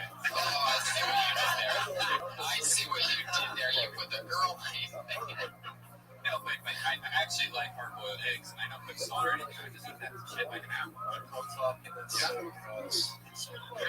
My kid eats protein too. Kids are really hard. My wife's a vegan too, but she makes it. It's fun. I've never been into eggs. I guess I liked huevos rancheros for a while when I first moved here because just salsa and beans and a fajita, and then there's the egg. But even then, looking back at it, it was really the part that was all right. It was just the salsa and beans that you taste anyway. It's a great bit, super fun observation. Good job, another new minute for Sarah Weinstein. Love that. And last week, you got thrown off pretty fast. We didn't get to comment on last week. What were your jokes last week? Do you remember? I don't even remember. What? Some ass last week.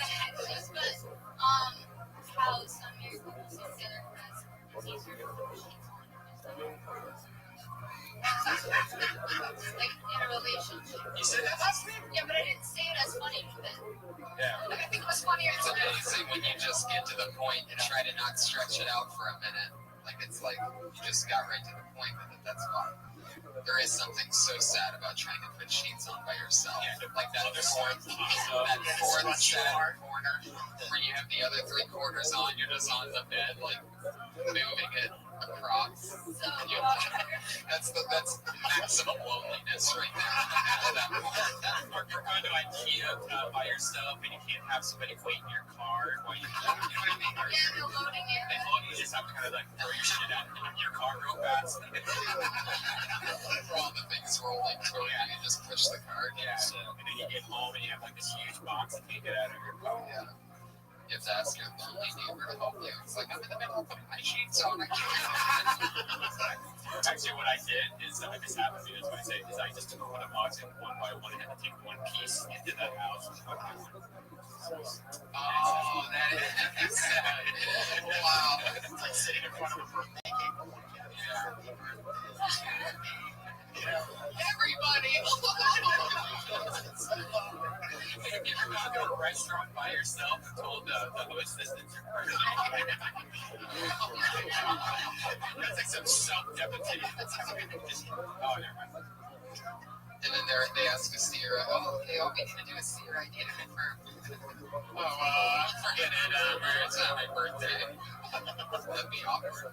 Sarah, thank you so much. You're amazing. Another team 50-minute work. She now has, I can tell you from knowing her so well and watching her so many times with the new minute, she probably has a solid 35 minutes on food at this point. All different things. Grains, now we've got eggs taken care of. So let's keep this fun train moving along. Your final comedian of the night, and she is, of course, a regular. She dropped out of college after her first time on stage was here on Kill Tony. Wow, almost about to graduate too. Just about. She realized, what do I need a degree for? And I just found what I love to do. Put your hands together for her. It's Kimberly Conley.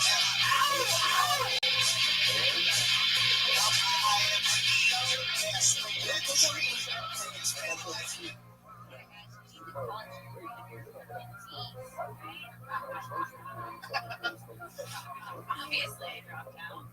Look at me. Alright, guys, no, I feel like I get up here and I don't tell you about myself enough.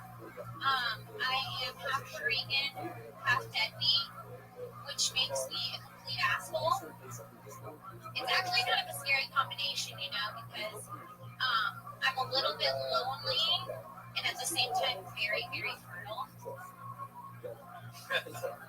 It's true. It's like, I won't even date Spanish guys just like inbred.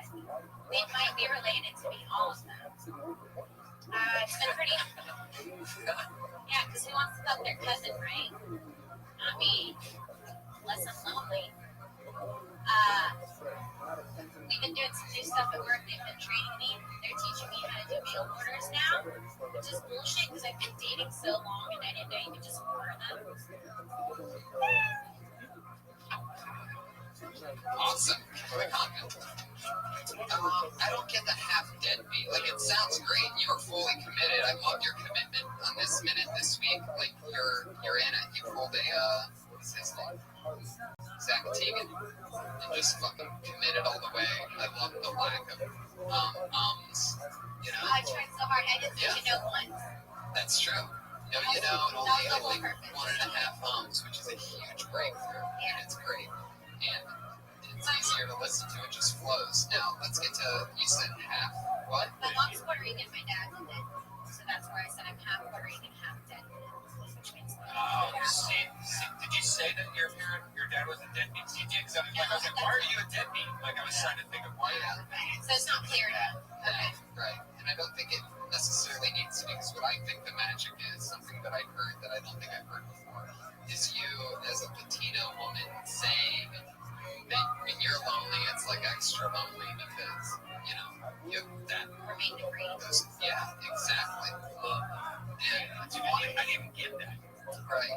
Yeah, it needs to be more clear, but you have a great premise. I thought you were just lonely because you're a deadbeat. Like, I was so confused. I had no idea. And I was saying it's a dangerous combination because I'm like sad because I don't have a dad, but I'm also very fertile. So to have a girl that's like kind of desperate and very fertile, that's what I was trying to get to. Is my mom's Puerto Rican and I have an accent. So I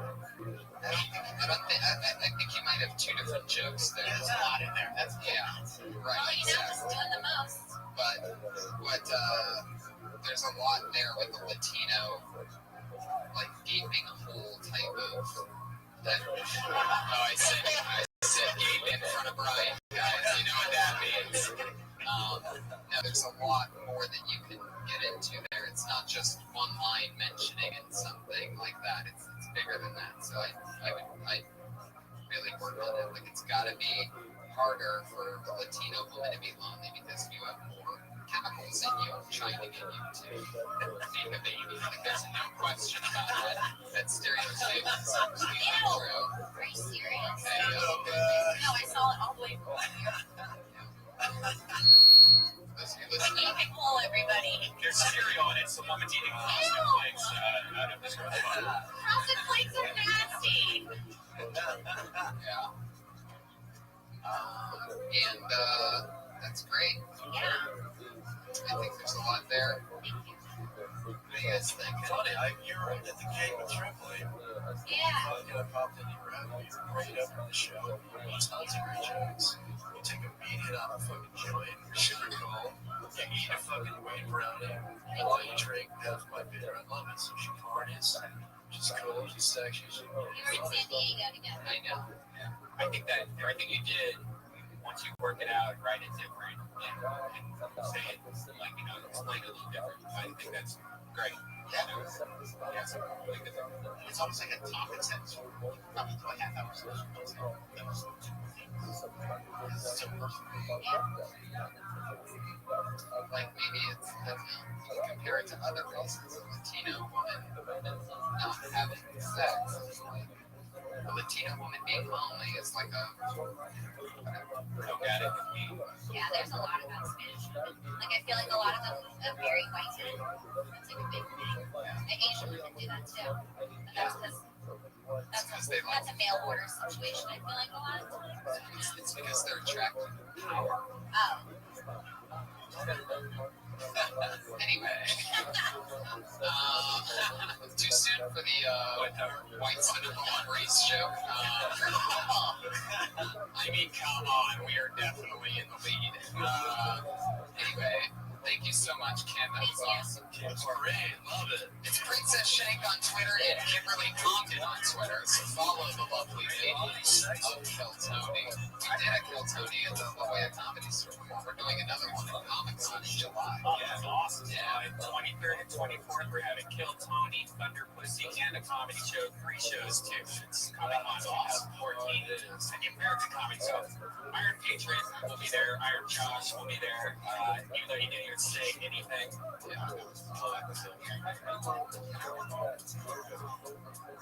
I agree, actually. I couldn't agree with you more. You were much better off if you just stayed there. You know, that was the original idea for the Patriot. He was just supposed to be set decoration. Yeah. And One day we gave him, like, fucking asshole. yeah, we changed everything. It was fun for 25 episodes, but then he I'm in Indianapolis June 4th to the 7th. I'm in Vancouver after that with Joe Rogan. And what do you guys got going on? Steve Simone? I'm writing from this Wednesday. I'm excited about that. And then I'm at the Derek Carter. Helium Coffee Club in parentheses. The first weekend. Yeah. Wait. You're working with the party starter. He's the greatest dude. So why don't you bring out the Hawaiian shirt? I think I will. I don't know. You should just have fun with. Dude, I kept all those, and I'm like, you know what? It's about time to crank them out. If I ever see you do that Snicker bar thing, my head will fucking explode. I will die on the spot. Rest in peace, Tony Hinchcliffe. If I ever see that, I'll have a fucking stroke. Jason Galern, you're on Twitter at Jason Galern. Steve, you're on Twitter at Steve Simone. Yeah, check out my podcast. Good time. Yes, that's all right. Fun stuff. I can't wait to be on it. Please join. That's okay. So that's a fun hangout. Jason Galern, GILLEARN. Follow him on Twitter. So funny, quick, lightning, fast, hard-hitting jokes. Yeah, great guy to get high with. One time I got high with you and you had half a panic attack in Santa Monica. That's nothing more fun than your brother. Yeah, my brother sells blunts. He doesn't fuck around for some reason. It's like Snoop Dogg. Anyway, thank you guys so much for listening. See you soon. Check out thatspot.tv to see where you can find us around next at TonyHinchcliffe.com. Live audience, guys, thank you so much for coming. Thank you so much. Thank you, guys.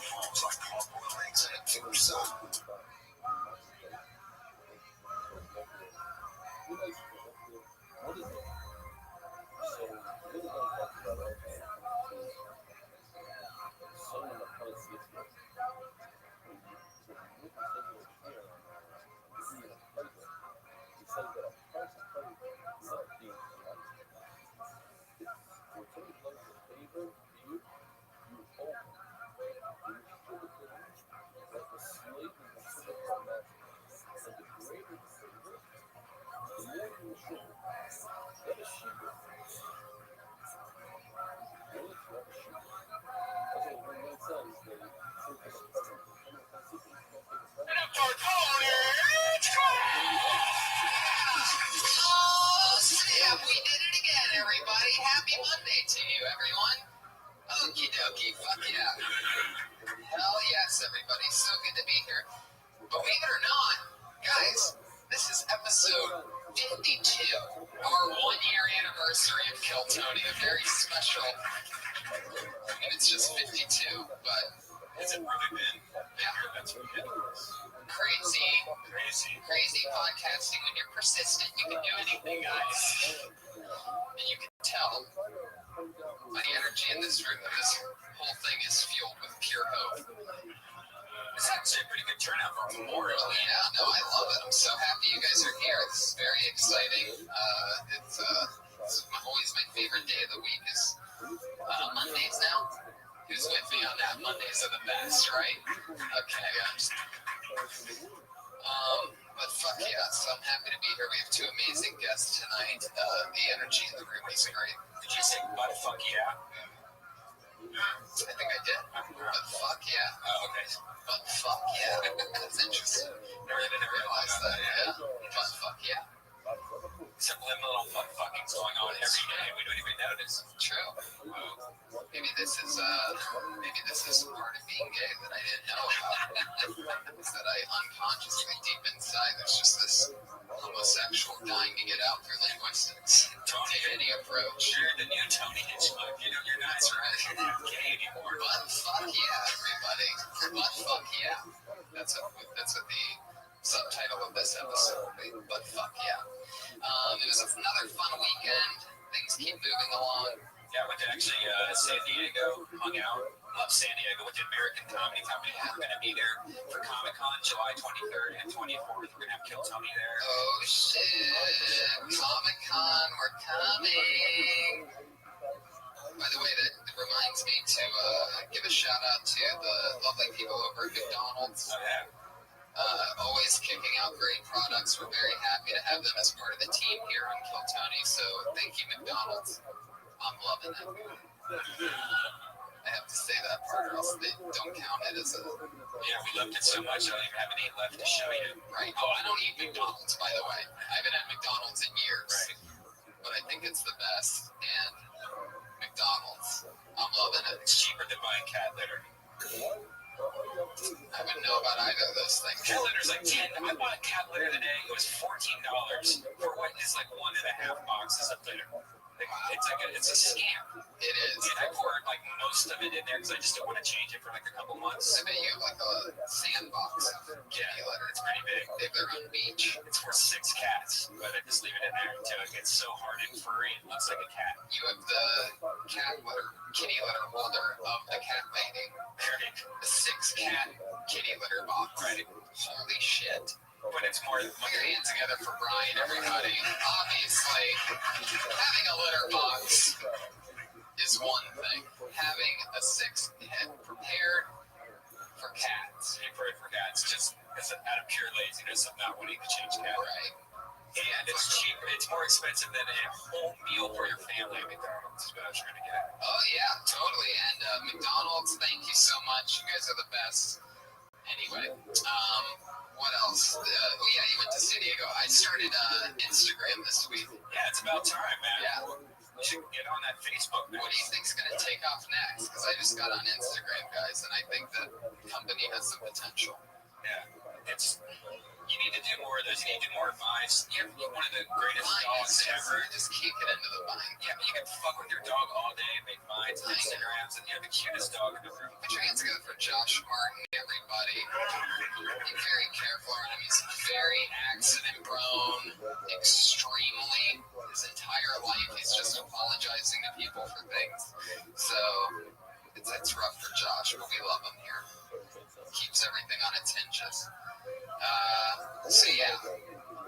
What else? I went to the zoo and I found out some cool shit about. It sucks when you go to the zoo because I loved going to SeaWorld before Blackfish. It was so fun. You got to see, sharks and swim with dolphins and do all this cool shit. But then after you learn about all of it, you can't go there. Like I wanted to go there, but I couldn't. Like I was almost thinking wearing disguises and going to SeaWorld. You should have gone disguised as a killer whale to SeaWorld.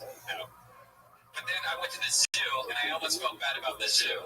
But what's funny is that everybody at the zoo kind of like hinted at like they were trying to like just lay down some groundwork just in case that they become the next Blackfish. Like we went on the zoo tour, and during the tour they were like, here at the zoo we're non-profit. That means all the animals that we see here, we hate seeing animals in cages, but these are endangered species. You went to SeaWorld dressed like a killer whale. They'd probably think you were a huge fan.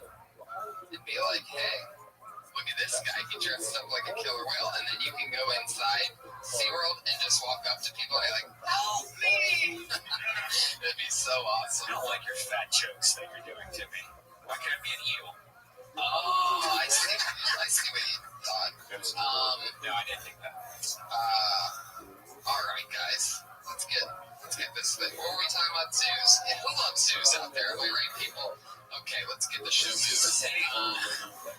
Guys, if you know anything about this show, you know that we always have somebody here to keep us safe. There's always a patriot amongst us, and this week's no different. Our head of security this week, this is his first time ever being the patriot. He's a big part of my life, a very funny rising comic known as Josh Meyerowitz, but tonight he is autistic. Wait, the autistic patriot.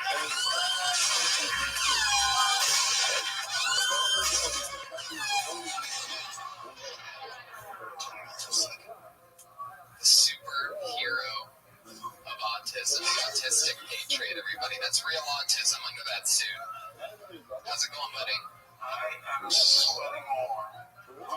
Sweating more than usual? Yeah. Wow. I'm a sweaty human being. It's androids. Are you stuck right now? Do you need oil or something? Your heart is still lifted. I see what's going on. Just see what's comfortable. Hell yeah. I love it. So is this your first time wearing a helmet, Josh? Yes. Very good. What else is going on? What'd you do today? Anything fun with your superhero powers? Autistic people in Alaska because I don't like other autistic. That's right. Josh is one of the few autistic people who is against his own kind. He's anti-autistic people. Why do you hate autistic people again? Wow. Man, you doing a podcast interviewing other autistic people would be hilarious. You just bashing them the whole time, make them nervous and all on the floor and fish out or something. Yeah, it's a combination of awkwardness, fear, and action. Yeah, you can call it all apologies. I don't think that's been done yet. I love how he's stuck though. He looks like a G.I. Joe character. It's true. Sometimes he just turns into the Tin Man over there. Look at that. All right. I love that the vest couldn't close on you. That's awesome. Most people wear shoulder pads while wearing that outfit, and the outfit goes over a set of shoulder pads. Not only did he fill out the outfit, but his vest, if you look, isn't even strapped shut, people. That's true. That's when the autism can't even be shielded by armor. Actually, make use of your sponsor, McDonald's. Oh, yes. He loved it. You gotta say the I'm loving it thing. I'm loving it. Fuck yeah, there you go. Cha-ching. Every time you hear I'm loving it, that's another fucking big lump sum of money that we get for McDonald's, guys. We love you, McDonald's. Thank you so much for loving it. Anyway, I'm so excited to have Autistic Thunder on Twitter, Autistic Patriot here. Josh Meyerowitz is one of my favorite people. We're going to have a lot of fun tonight. Thank you so much for being part of the show. Thank you. You're going to keep us safe. Safer than autistic people can keep people. How safe is that? That seems It's a little curious. curious. I love it. You gotta know. Heck yeah, buddy. Are you feeling comfortable? Okay, I don't know how excited you are. You're probably the person that's been the happiest to put on a superhero suit. I love it. I'm loving it. Cha-ching. Guys, let's get this thing rolling.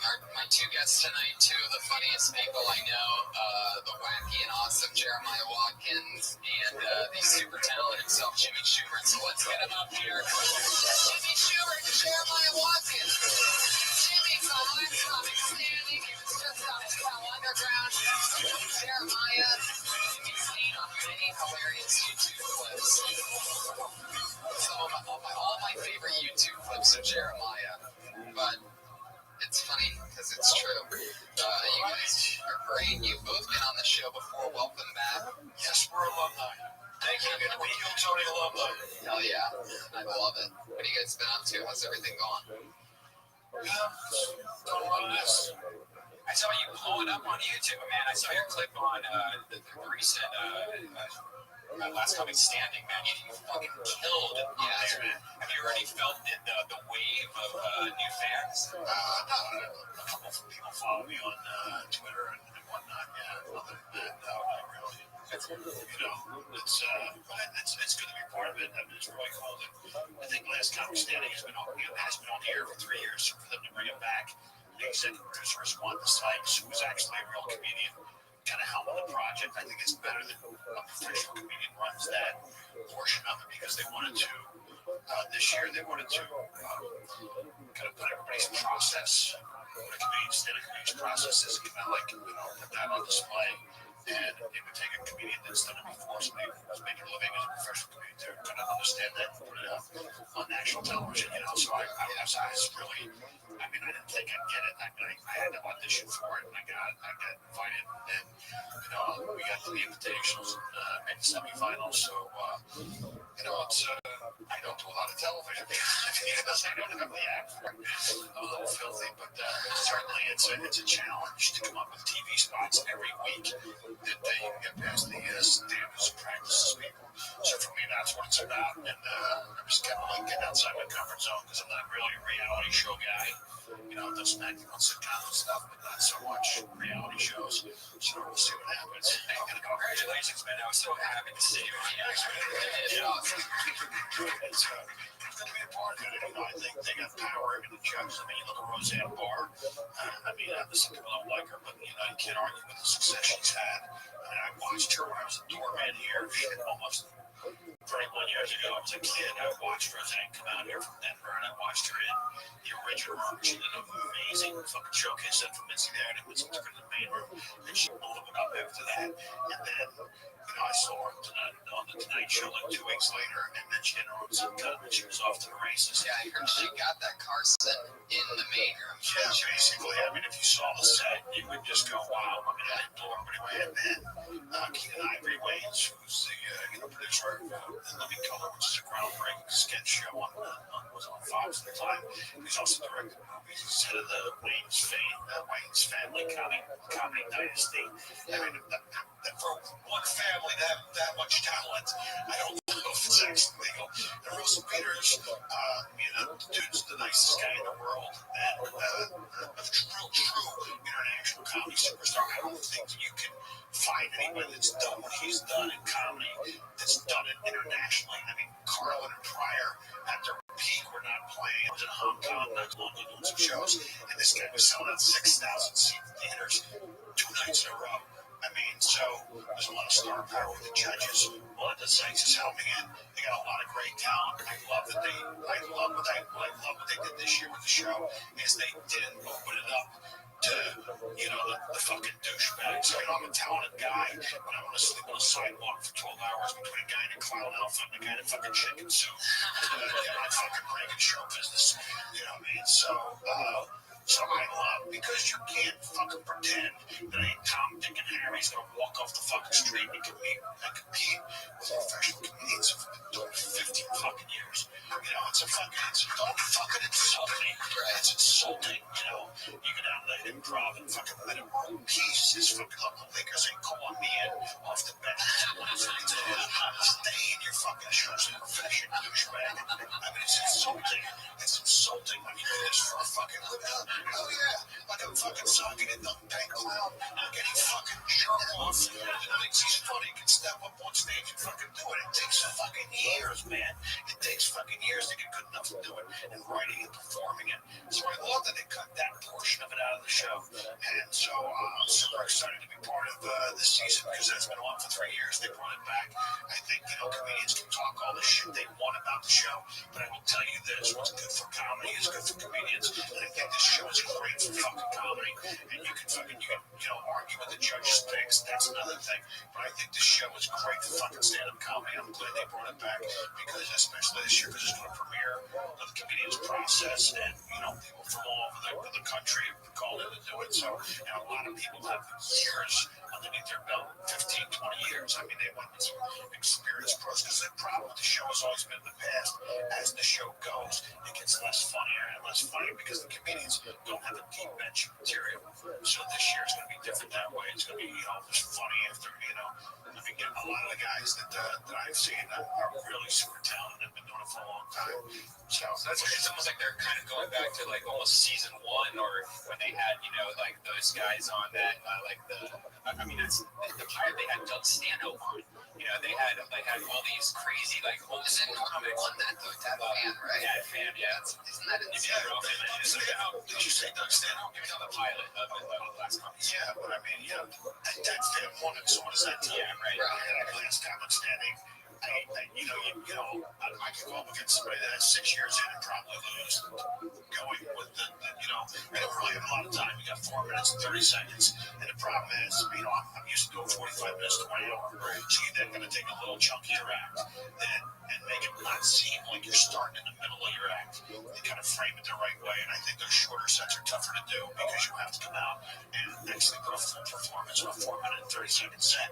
Where, it's fucking national television. What's super awesome is that it's you telling us about it. Because if you know anything about stand-up comedy in, anywhere, West Coast and East Coast, Jimmy is the fucking man. So, when the fact that they have him on that show and that he's getting the show, because you've been going before and after and destroying area. It just turned into fucking ego massage ball. You've been burying, but you have actually, what I'm getting at here is that you actually have a interesting spot in my comedy life, because comedians talk with each other nonstop, and you have the spot of my favorite joke.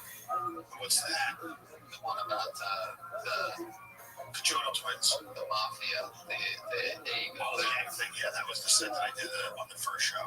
But that's the other thing you gotta do. You gotta think about strategically. You gotta think about what fucking pieces of your act you're gonna do throughout the competition, so that you can maintain. There's real strategy involved in it. You don't want to come out and fuck with your strong as shit. You want the stuff that's strong enough to keep hitting, and that's the whole text. You already got the 2 generations of chicken that's already out there. Yeah, I didn't get to see it. You didn't get to see it now. It's like fucking dipping your hamburger in the milk. It's not kosher. Legitimately, it's not kosher. I was just doing a gig at a kibbutz, and it turns out it's fucking not kosher. Jeremiah, what's been happening in your world? What have you been working on? We're just on the Tell Underground. Oh, wait a second. No, that was Jimmy, too. That's Jimmy's one. I had a coffee bean audition that, fingers crossed for it. I've been in LA so long that I call job interviews auditions now. So nice. I love it. He went through the X-ray machine at the LA airport and put that on his resume. So the security footage at 7-Eleven. Underneath my co-star on fucking Murphy Brown. It sounds like a real credit, like you know somebody. Was it you, or did you say you were a co-star? No, I never did Murphy Brown. Fucking show's been on 15 years. References a little dated. It's the best I can come up with. I'm gonna fucking up. I want to come up with something that was offered me. It was offered me, but then, it's fucking, It sounded so real, I had to check it. Sure had it. No, I'm excited. Next month, my pro stand-up show, which is Thunder Pussy, on Squad. We're debuting it at the Stand in New York next month on June 18th. So I'm pretty excited to do that. And it's a great venue. I hear the Strand is a great venue in New York. What? I heard that Strand is a great venue in New York. The Strand? What did you stand? The Stand, yeah, whatever. All right. I'm sorry. Say it in my good ear. The Stand. Yeah, all right, cool. I hear it's a good venue. The Patriot always has a question for each of our guests. Let's get to that. Patriot. Yes, Mr. Shepard. I'd like to know if you have a dirty bit that didn't make this show. What's the dirtiest one that didn't make to the show? They all make it to the show. It's whether people walk out or not is what I worry about. They all, no, I do this bit about the Venus butterfly. It's about how you properly it's called the proper technique for orally satisfying the female companion, and it's basically the pinkies go in the leather Cheerio, the middle fingers go in the sausage wallet, with the index fingers you're moving out the roast beef curtains, and with your thumbs that's where you're gonna rest your chin. And you throw a couple tongue darts in that sausage wallet, quit to you. That would be. Although the finger banging midget bit is a good one too, but but I don't just do dirty shit, all right? I get a lot of fucking clean shit too. So you fucking ask a lot of questions. How about for Jeremiah? You got one for him? Jeremiah, I noticed your sense of humor. opposite. He just improvised that word. Improvise, yeah. It's fun to see it's a stereotype I am not smart.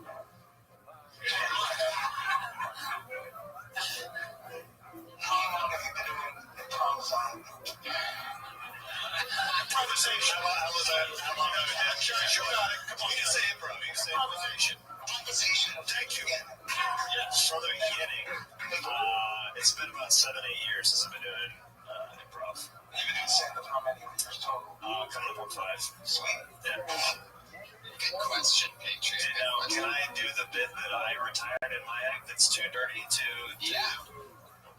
Oh, great. Get up to do this real quick. Jeremiah is very physical. He's on the first comic following. You'll see why I retired this bit. But you ever see those girls that just look like dick mongrels? They just want it. You're just looking at them there. It's like, give me that dick. Give me that dick. Yeah. Give me that dick right here, right now. Give me that dick. Give me that dick. You guys see that? You guys see those girls? It's retired. Oh, yeah.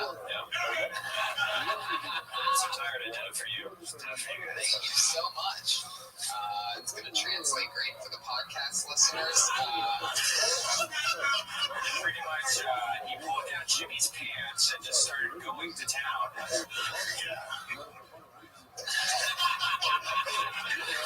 Well, let's get this thing started, guys. It's Kill Tony 52, the 1-year anniversary of Kill Tony, everybody. Yes. A lot of comedians signed up tonight, so it's super exciting. They signed up for the chance to do 60 seconds. Does anybody rip the fact that you have a fucking spare fucking Iron Man in the fucking there's like an Iron Man standing by, and there's a fucking Iron Man in the green room. Is everybody fucking? We have a lot of spare cards here. If something happens to show, Creepy was in there fucking taking a silver pickle, flipping right out. silver pickle. He's an ace man. I'm in the green room bed from launching silver pickle. I love that you even have parts. You have names in your head for genitalia, like robots and stuff. That's so great. It's a sausage wallet, the leather donut, and the silver pickle. Silver pickle. Oh. He's in the bathroom launching a silver pickle. Oh, that's shit. Yeah. Thank you for explaining that to me. You're a fucking autistic fucking patriot. Comedians, you get 60 seconds. You know your time's up when you hear the sound of a kitty. How adorable. Don't run your time or else you're going to bring out the angry West Hollywood bear.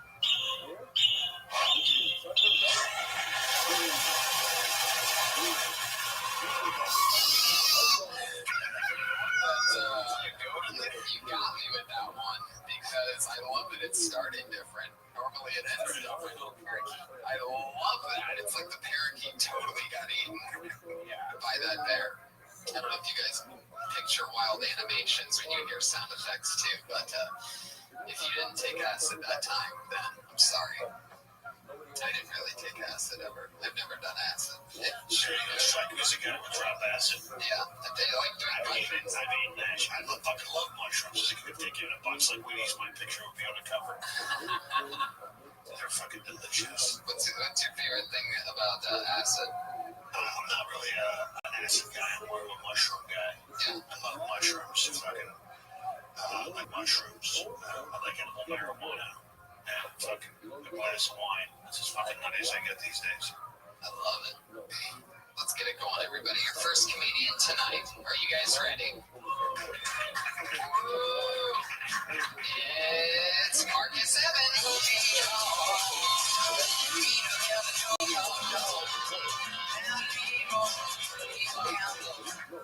What's up, people?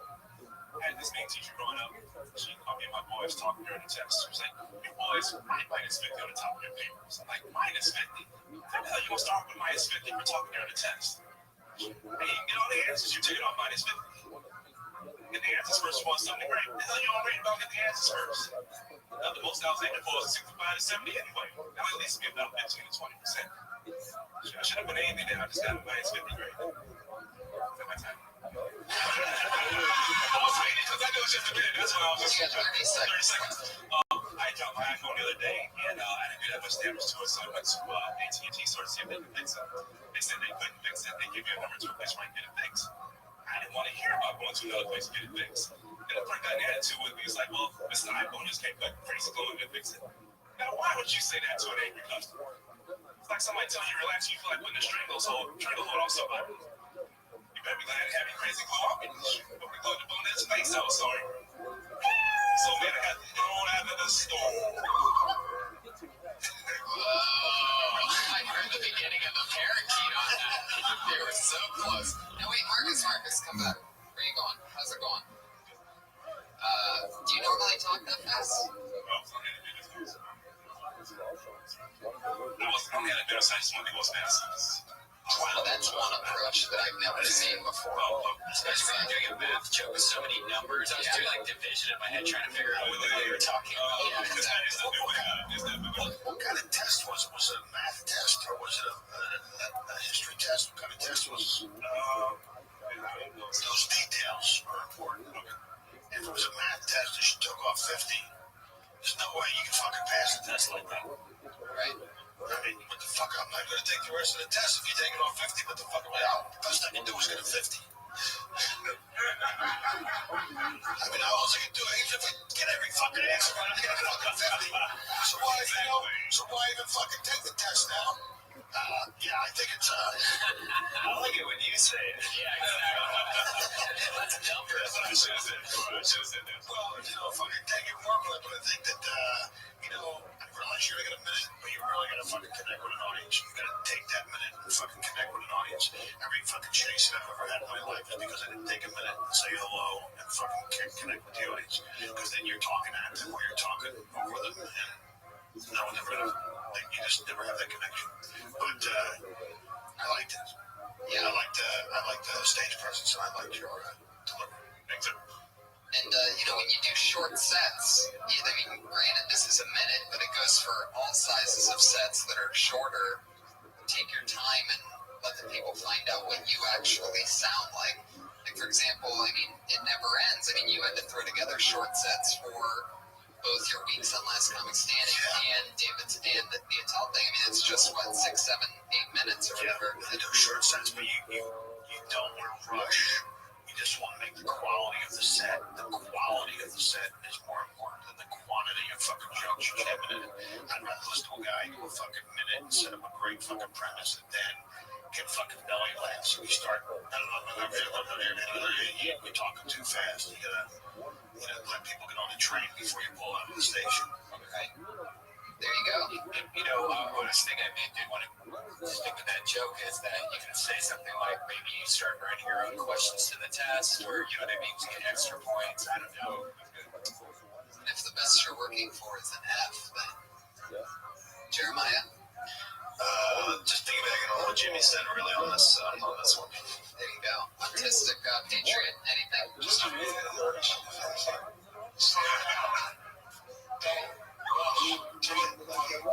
Yeah.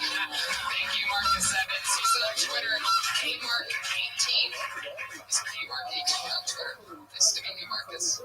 Let's get this fun train moving along. I don't wear one of them fucking Patriots suits. I'm wearing that shit in the bedroom. That's like a crotch release. Crotch release. So just a fucking plate pop.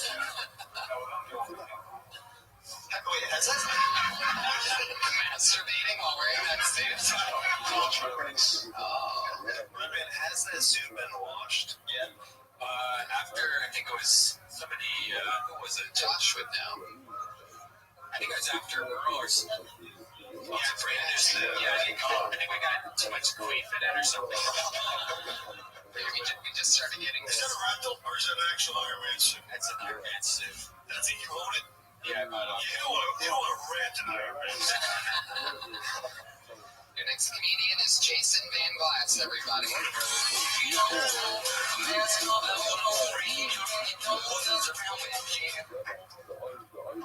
huge on Vine. I'm huge on it. I've been waiting over a year for somebody to bring Vine up. in conversation so that I can mention how popular I am on the unpopular social network Vine. But it wasn't until tonight at the start of this podcast when you guys brought it up that anyone ever brought Vine up in conversation. So I'm just going to use this opportunity to get the word out there. I've got my 9,000 Vine followers. Sounds pretty good. It's actually a useless social network to be popular on. 9,000 followers just means 9,000 people downloaded Vine, followed me, and then never used Vine again. That's worthless. Meanwhile, Twitter, I'm not popular at all on Twitter. Last week when I tweeted all caps, retweet this or I will kill myself. You got 0 retweets and 1 fave.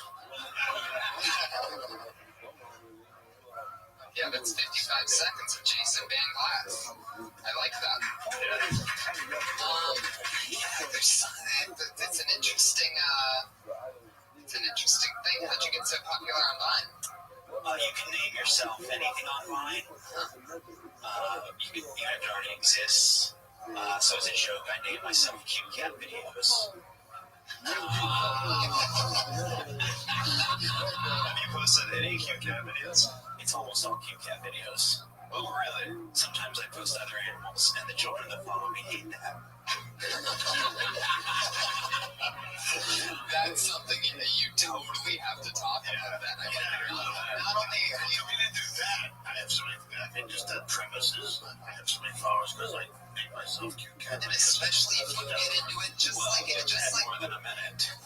But just like how you set it up tonight, like it almost seems like there's this inevitable huge plethora of punches coming because it's the opposite of who went before you, Marcus Evans. Is there was no setup with him, so we didn't know what he was really getting at, so we sort of had to write it. Your thing is completely set up for you to then tell them, and after you've set up that you have followers and we're wondering why and this and that, then you can have any name on Vine, Cute Cat Videos, and then when the show and then follow you, like that's all beats of an actual joke that will progressively kill you and get better as you keep staying in that pocket of just talking about Cute Cat Videos. And you don't like Twitter, but I'm guessing you go by your normal name on Twitter. You didn't get that name, Cute Cat Videos. No, that'd be huge if I did that. Right. How was that person? Yeah, I like the idea. I was thinking of a math joke. Now, do you guys find yourself going to math jokes really fast? Like, I was thinking, all right, you know, that Vine is 6 seconds long. He has 9,000 followers. You know, how much is that? Like 4 minutes. You know, of video. If everyone watched 6 seconds, and then so if you have one YouTube video that everyone. I was trying to compare, like, whenever you just said me, dizzy for the moment, I almost passed out. Well, I was talking about, but what I was getting at is that Vine videos are so short, so if you have 10,000 Vine followers, that collects the equivalent to somebody watching, people watching one YouTube video. Yeah. Technically, you're so short that I have such bad ADHD, I can't even get through the whole 6 seconds. I may make about 3 seconds. Fuck this. Do you have a lot of cats, Jason? I have 1 cat, and my roommate has a cat as well, so there's 2 cats. Wow. Do you make them do cute things, or do you capture them doing cute things, and like they're gonna see them doing something, and you grab the phone? Sometimes I'll get like a laser pointer, or if they're doing something strange, I'll try to capture it. Like, yeah, the cute cat video. Honestly, processing machine. Anyone's still on Vine, so it's not like it really ended part of my day. Here's a great idea. You take saran wrap, you put it in like a doorway, and then use that laser pointer so your cat runs into the kitchen and hits the saran wrap because it doesn't see it and it bounces back like 10 feet. It's great. So here's a good thing to do with your fucking cat. You put a wire on it, and then you play Sopranos, and when you find a wire, you take him out back and pump 2 in the back of his head.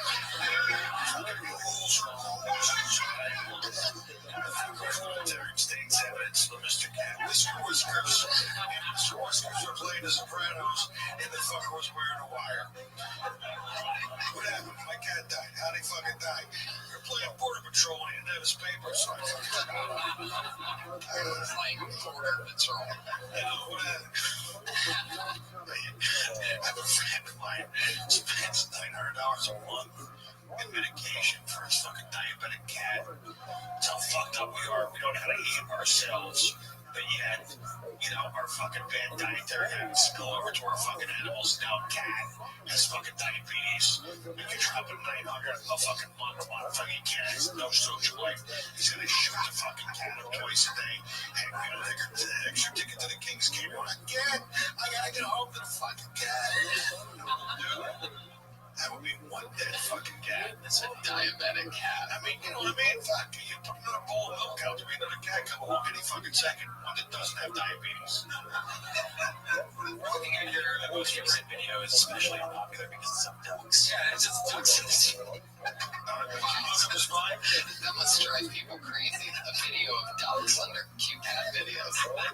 The children don't. I'll tell you what, I plan to watch fucking anymore. That's not from his mind. Yeah, you know, you should do like fucked up shit once in a while where like there's a cat outside and it's playing. You can see like a hand kind of poking out of the ground or something like that. Like there's a body in the bushes. So you never draw it in and put it to a Hey, you want to be popular and fine? Why don't you try bestiality? Fuck it. See, I'm going to tune in for that. It's racist. Jeremiah, any input on this? I know you only had a minute, but I definitely would like to hear more about you tweeting out, retweet this, or I'm gonna kill myself. Like, I don't know, if you saw people, if you knew the people who were posting around that same time, like, whenever you saw them the next day or the same day or whatever, like, where were you? That kind of thing. Right, or you could also tag that after you say it got one fave, you could say it, and then you decided to tweet, please don't retweet this or I'll kill myself, and you know, fucking second video of you actually fucking showing her a large caliber round and fucking retweet that. See how many fucking people follow you. That'd be a lot of followers. Yeah, that'd be a lot of followers. Jason, thank you so much. Thanks for having my time. Jason Van Glass is on Twitter at Jason Van Glass. Jason Van Glass. Sounds like an action hero. It does, doesn't it, Jason Van Glass? Jason Van Glass. This summer, Broken Glass, starring Jason Van Glass and his cat videos. It's very exciting. This is this guy's first time on Kiltony, and I know this because I know him, and he just started stand-up comedy tonight. Everybody, his name is Jordan Lee. Everybody, here he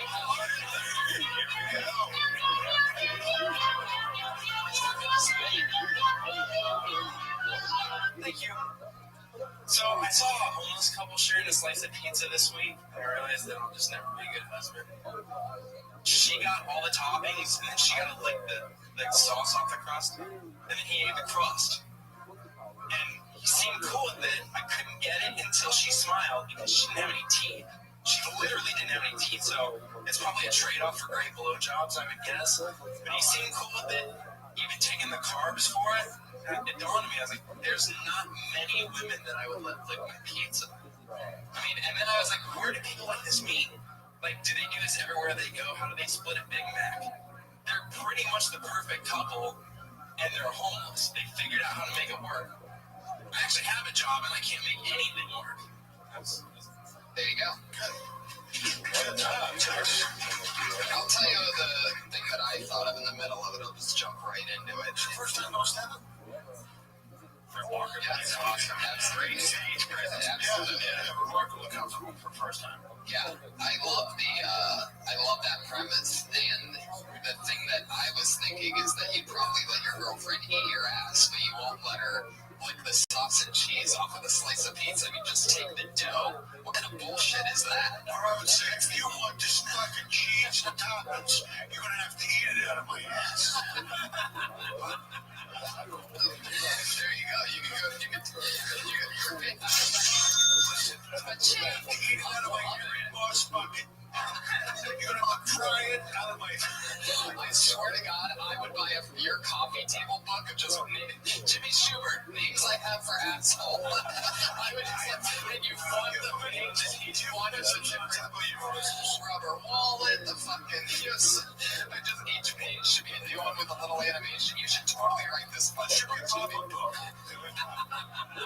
wear a pop down look. Everyone looks like that. I like your observational thing, so I thought it was good. I think obviously you gotta put some punchlines in there. I mean, but I thought it was I like the premise too. I thought your stage presence was great. Thank you very much. Yeah, I've known you for years, Jordan, and you're a big fan of comedy, and you have good taste in it. So it's no surprise to find out that you came out with a good premise, and the trick now is just going to be wanting that feeling, this summoning, knowing how to summon that feeling of getting that pop, those moments in between where you're going to leave for gaps for the audience to laugh, and you're going to bank on those moments.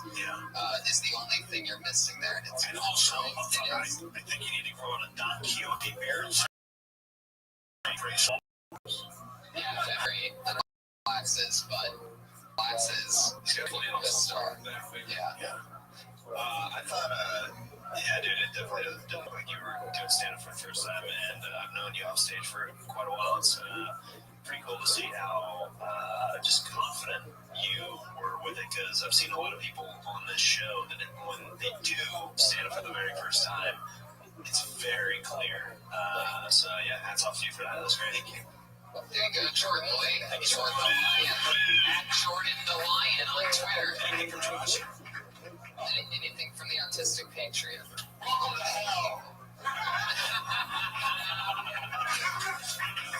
Yeah, it's a real sword. Heck yeah. I think Josh is the whitest Iron Patriot there's been, because he has New Balance sneakers for his shoes. That's right. Nice. When I first met Josh, he wore autistic shoes with the kind of that just have the Velcro closure. Autistic shoes, it's on right now. You wear autistic shoes, which are regular shoes, except you wear them on the wrong feet. No, it's great. Yeah, and then we met at the Grove, and I told him, you're going to love these shoes. Next thing you know, what happened? Boom. Saving feet one day at a time. Fuck yeah, guys. Well, I mean, I just knew that there's no way that those shoes could actually be helping him, you know what I mean? Right. So the girl's not like almost like your dick, right? It's easier Velcro shoes. Yeah, right, but there's always Velcro shoes. Some bitches are into that, man. Some bitches like a dude with orthopedic walking boots. Fuck yeah. Some of that hair cast. It's like a bad foot fetish. Yeah. Do you have any fetishes, Josh? Like, do you have a foot fetish, or do you like? Maybe this sounds stupid, but huge tits. Huge tits. Do you have any areola preference? Do you like the big teeny ones, or the? So you like a big areola? Do you subscribe to Dark Nipple Weekly? Huge breasts. Huge. I don't get it. I don't. It's such a weird thing. Yeah, I don't. For a dude to like, you know what I mean? That's weird. Fucking weird. I don't like having like a big fucking dick with a giant nipple on it. People are weird, man. Yeah. Do you ever do any dirty shit? You know, like smell the toilet seat after like a. Pretty simple. You can't tell about the fetish. What kind of masturbation material do you have? Usually chicks with huge tits, probably in terms of money shot on a set tits. Wow. That's like a descriptive. That's good. All right. We did it. I think we got the answer we were looking for. I can roll with the teacups up here. Fuck yeah, Josh loves watching a guy blow a load on another girl's tits. Yeah, 50% cum. It's a fantasy. You saw cum, it would still get hard. Without the tits. That's a fucking weird turn, man.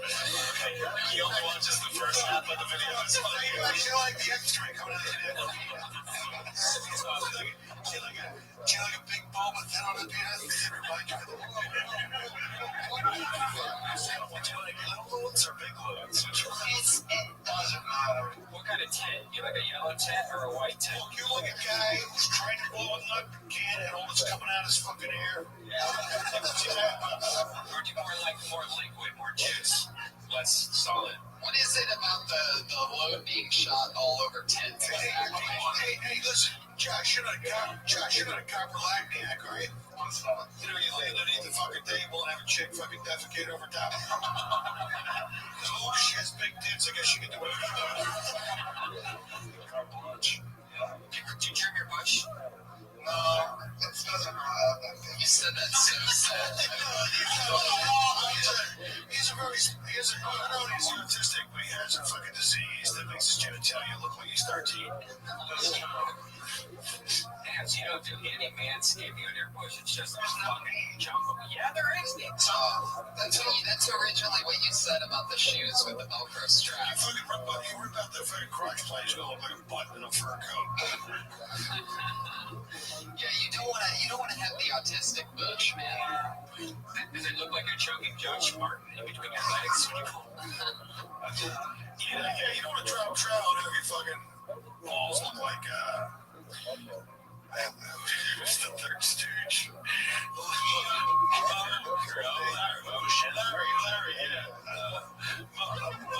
Larry Howard, right? Larry Fine, motherfucker.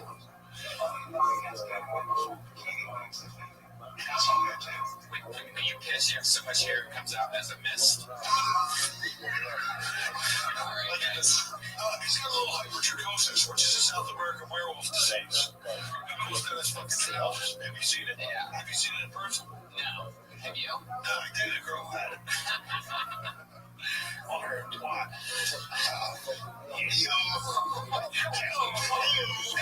It's Josh Martin here. Josh, I need you to actually get this next person. She's the Asian girl on the front patio.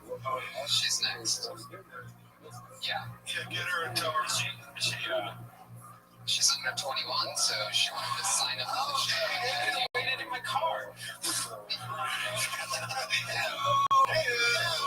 Doesn't even make any sense. She's your only one friend. She could have waited in my trunk. That's funny. Just working it. You can't even be in the club, this club, if you're under 21. It's only fucking Japanese porn now, bro. Why are they gonna fucking always use the anonymizer over the vagina? Like the vagina fucking tourist takes evidence of a mafia dog. I'm not a big fan of Japanese porn. Anyway, next guest. Who's next? You're talking about the blurry thing. Blurry thing, yeah. What the fuck is That that? drives me insane. Yeah. It drives me crazy. Really? Yeah, they're having sex with you, but it sounds like they're fucking killing them. Yeah, that's the other They just stab her with a flesh musket. You know what I do when that happens? When I see Japanese porn and I'm like, oh, fuck, let's go watch Korean. You know, it's so funny. Yeah, it's like, Here you go, everybody. the thing about Japanese porn is never after I watch it. Your next comedian, everybody. Doing her minute. Our first ever under 21 on Kill Tony. Put your hands together for Sierra Cattow.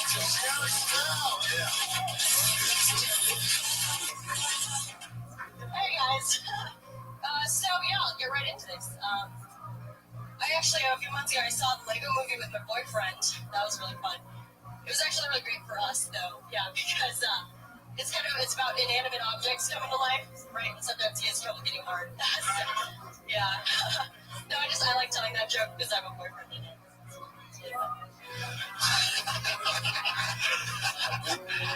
Yeah, let's see. Oh man, I've been up here for like 30 seconds and I haven't even told you what kind of Asian I am.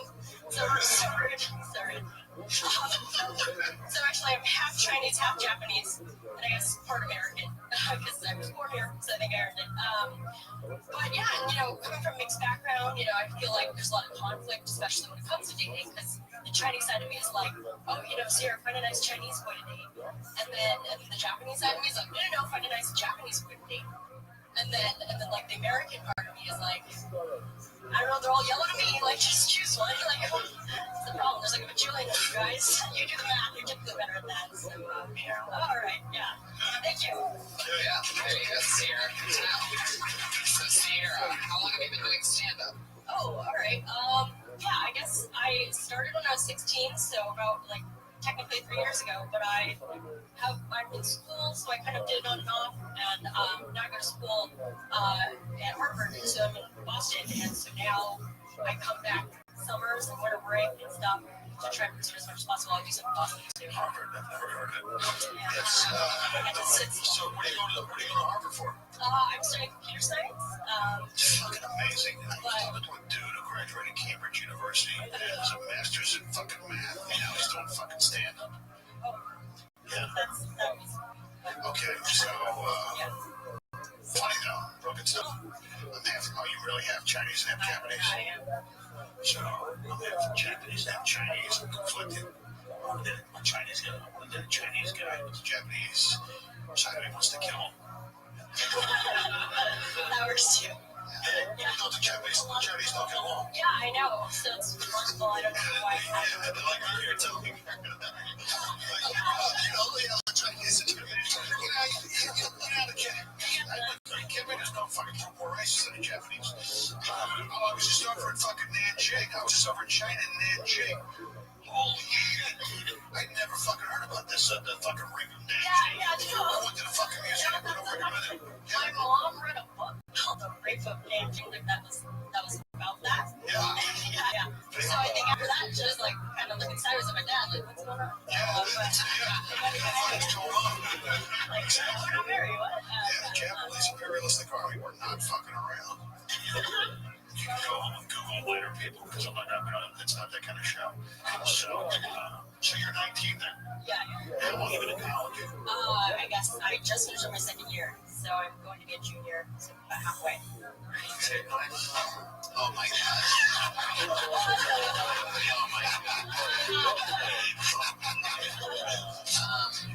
Me and my boyfriend went to go see the new Lego movie because he's 12. And he's running out of objects. I mean, you had a lot of great starts to jokes, but there was a couple punchlines. You got fucking boom, boom, boom. You know, but yeah. I mean, I don't like the boyfriend part at 9 seconds, 42 seconds, but then you run it back at 21 seconds by saying you didn't have one, so that was a cool part. No, that's like a joke. So that joke have a boyfriend. So you really don't have a boyfriend? So I wrote the joke before I did, but I still tell the joke. Okay. I just make sure he's not here. Okay. And it's okay because it's like positive, right? So it's up. Ryan Reynolds, but it's like a 19-year-old Harvard student, Ryan. If you're ever going to control yourself, now's the time. Yeah, right. Give me your GED and a real good chance with the fucking Harvard crowd over here. Do you go up in the clubs in Boston? Because they have a pretty, their scenic art's coming back. But... Oh, yeah, no. So, like, yeah, I do. There's a lot in, like, there's one right in Harvard Square called the Comedy Studio that I do sometimes. I'm also, like, on campus, we have a group. I'm also in the Harvard Lampoon, which is, like, the humor magazine. Yeah, it's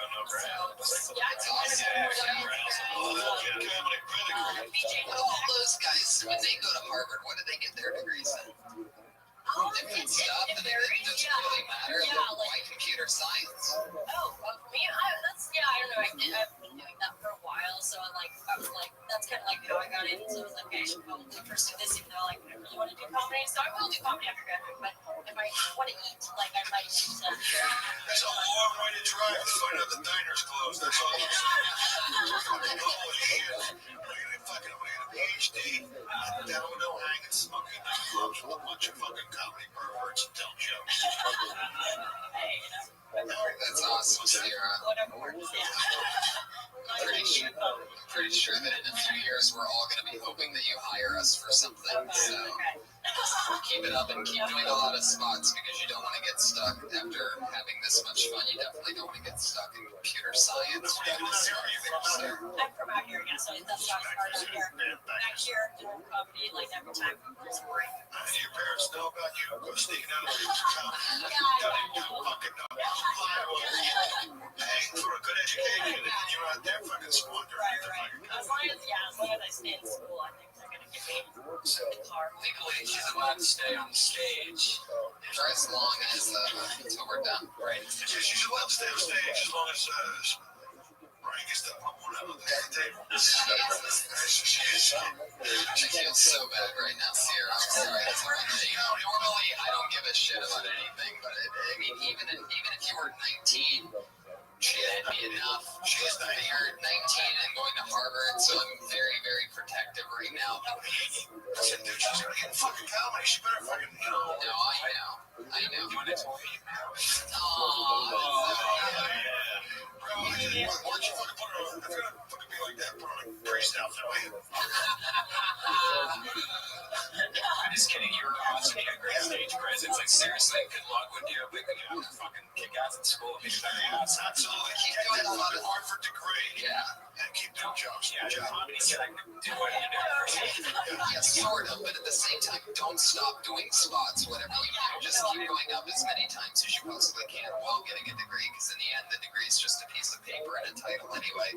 So the growth that you have between now and then is what's most important, because you're way too likable and well-spoken, and you have your own thing, too, and you've started so soon. It's so important. The game changer and people that start young and later it's blatant, so... Do you find videos between us? Grow your audience on Vine and Instagram. So, right. Everybody, put your hands together for the great Sierra Katao. She's on Twitter at Sierra Katao, Katowsierra, Katao, Katoww.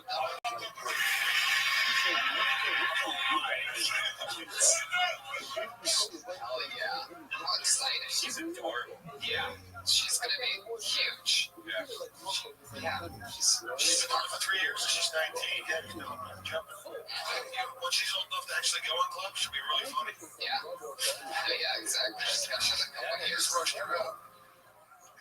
Josh, you into Asian girls at all? Even though most Asian girls do not normally have big boobs. Yeah, and I was just in China. That's the other thing that blew my mind. Everything is fake in China. They got fake booze in China.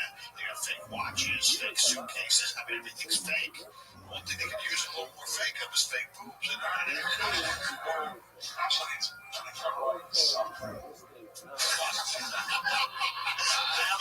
Excuse me. Nelly Jr. I think we know what recent searches are in his search bar. South Korean tit plastering. Just Asian fake boobs. Wow. It's amazing how much cleaner of a word boob is than tit. Like, tit has an amazingly dark ring to it, you know? I like teeth. Teeth. Yeah, Teeth. She had nice to the teeth. Are you talking about all? It's always fuck that. Yeah, you know, I mean, all women have the ability to become moms, but I think that's the thing. If women get bigger breasts, and they get breast jobs, and they get a special all this fertility shit, if you're not kids 6 and 7 at a fucking time, maybe so they get a bigger set, you get another set right underneath the other ones you have. So, if we get $1.1 million back for fucking slow dancing, come on.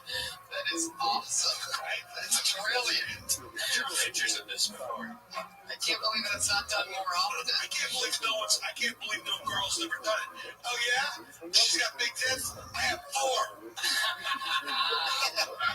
You know, it seems just like the kind of thing a woman would do. You know what might even be the hottest bitch in the party. You know what might even be better is if, I mean, maybe I'm wrong on this, but I'm just spitballing here, guys, is maybe if the other set of tits is on her back, so that if you're doing it doggy style, there's another set of tits there to see. Always thinking, Tony. Always thinking. Fucking nine like a steel trap you have. I think, let's fucking put them down like fucking 6 sets, you know, like 3 sets of teeth right down and like a fucking pigs. So, like, imagine a hula hooping. What's that? Girl hula hooping with tits. Yeah. Instead of the babies in the hospital, just throw a cup of hay in a corner, and she can go down there with 6 tits and drop one out.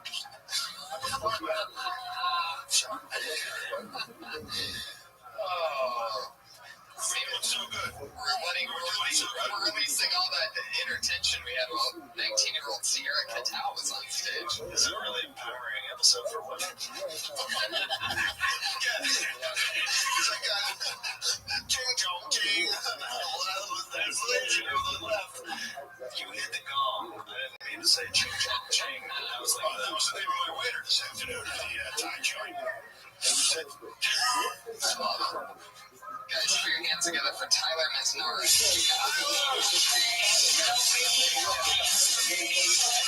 Hey guys, I used to like cake.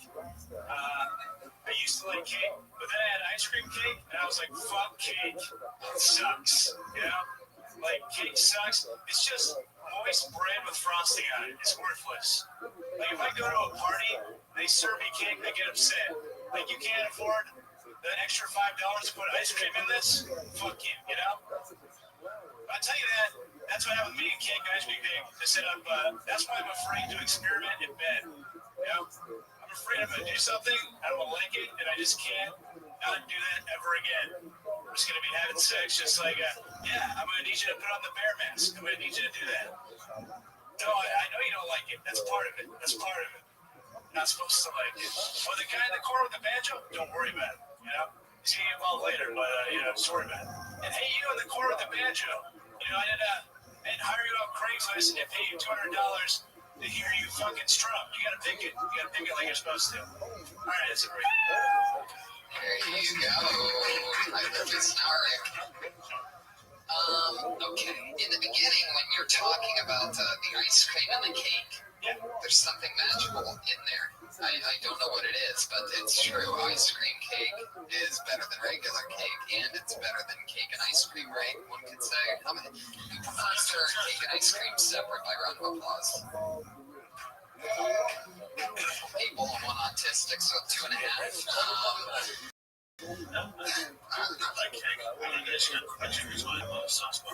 What do you like more, the cake and ice cream or ice cream cake?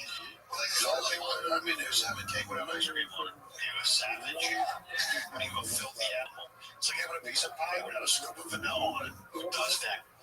Yeah. I can't even talk to somebody who doesn't like ice cream. Well, I mean, is it like you say that pie or cake? What's that? Pie or cake? Fucking pie. Yeah, pie all the way. Cake. I'm agreeing with you. I hate cake. Cake's one of those things that as I got older, I totally got out of the cake game. Yeah, everybody does after your 9th birthday. Now, what's the, let's try this. Hold down. I'm trying to fucking, what is it? What I was hoping you were going to say was that when you were having sex with the woman, that you were going to do a callback to ice cream, that there was no ice cream there, because you haven't set up at that point where you're ice cream and cake without ice cream, but then you wanted to have sex with an ice cream cake. Well, not with an ice cream cake, but you wanted to have sex with a girl while eating an ice cream cake. That's how you got her into bed. You said, if you let me have sex with you, I'll give you a piece of ice cream cake. And then all of a sudden you're in a position where you might not even be able to finish without ice cream cake. Okay. Or something like that. But for a fog machine Brian Red Band, everybody, the amazing smoke effect. Yeah. Straight across this way. Did you have a bad experience with cake when you were a kid? Did you get cake at every party? Yeah, I probably got cake at every party, normal cake. I do remember, like, that moment when ice cream cake came out, and I was just like, I've been doing it all wrong. It's when they put peanut butter and jelly in the same jar. You ever seen this? Yeah. Goober. Okay, alright. Tyler, what were we talking about? Cake and ice cream. And then what do you do with the sex thing?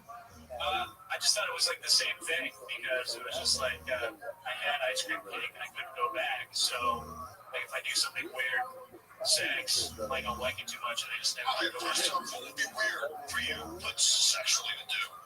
I mean, like, because you skipped over that part, like a bear mask. I mean, I could think of the craziest visual sexual thing you can do that you can fucking paint with words and then go and then say that. You know what I mean? Like, I get I don't know what it is off the top of my head, but that's, you started to do that a little bit, but I set up with that, because I'm afraid if I like it, what's wrong with it? You wouldn't be able to do it again, is that what you're saying?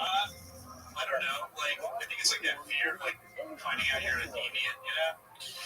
Listen, you gotta fucking lean into that. I am a fucking deviant, right? I got ropes and a fucking blindfold and some fucking jellies and shit. I'd rather fucking have it, not need it, not have it, you know what I'm saying? I mean, seriously, I got fucking riding crop and I got a 9 tails. I don't use it all the time. It's nice to switch it up. You know what I'm saying?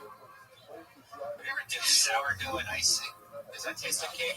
Sourdough at least. Have you ever get a hundred fist plugs into the wall? I mean, it was not a fucking deviant. You know what I mean? Pornography makes more than fucking music, sporting events, fucking live concerts, and everybody's a fucking deviant. And, you know, lead into your deviants. You know, Where it goes is like I could do like unless you're running home with a birthday ice cream cake, if I can just do that. Where it was going is like I never got into butt stuff. You know, butt stuff has never been my thing. Like going in my butt, putting things in butts. I get it, man. It's a fucking shit. You know, it's a shit comes out of there. Why are you gonna fuck with that? There's a fucking vagina 2 centimeters away. You know what I'm saying? Dude just said, my man.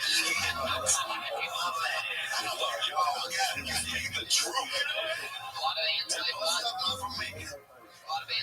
people in the crowd. Yeah, like I could never fist somebody because I go to the beach and I'm picking out sand out of my fingernails for a week. I'm too disgusting of a person to ever do disgusting things and keep the hygienic look going. Oh, Josh, you into butt stuff, man?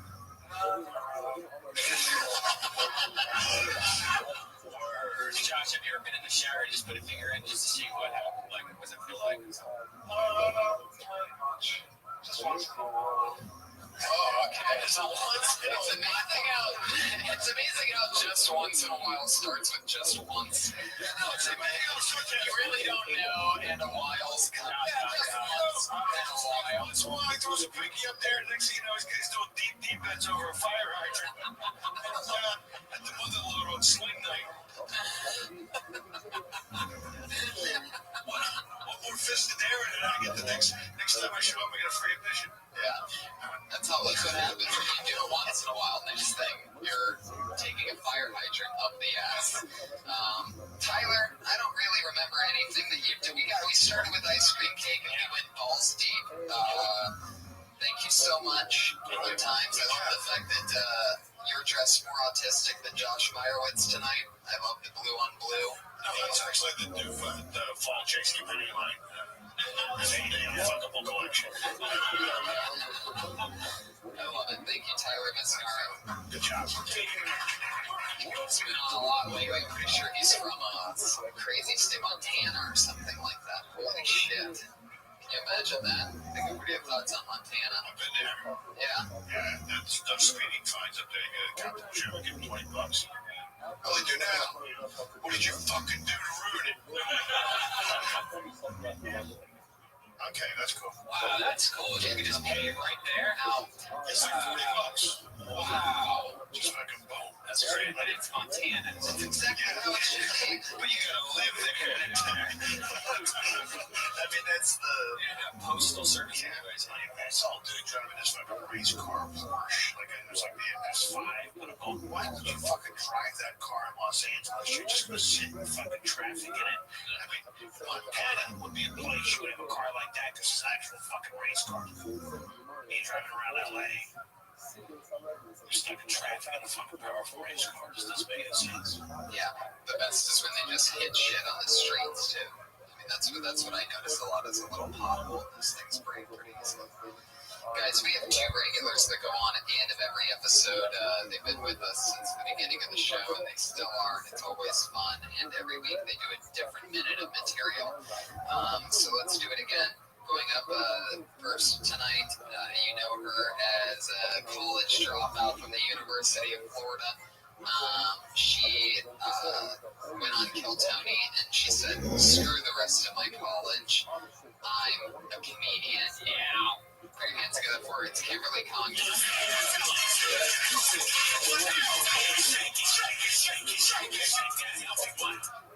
Alright. I know before I can dance. I get it right.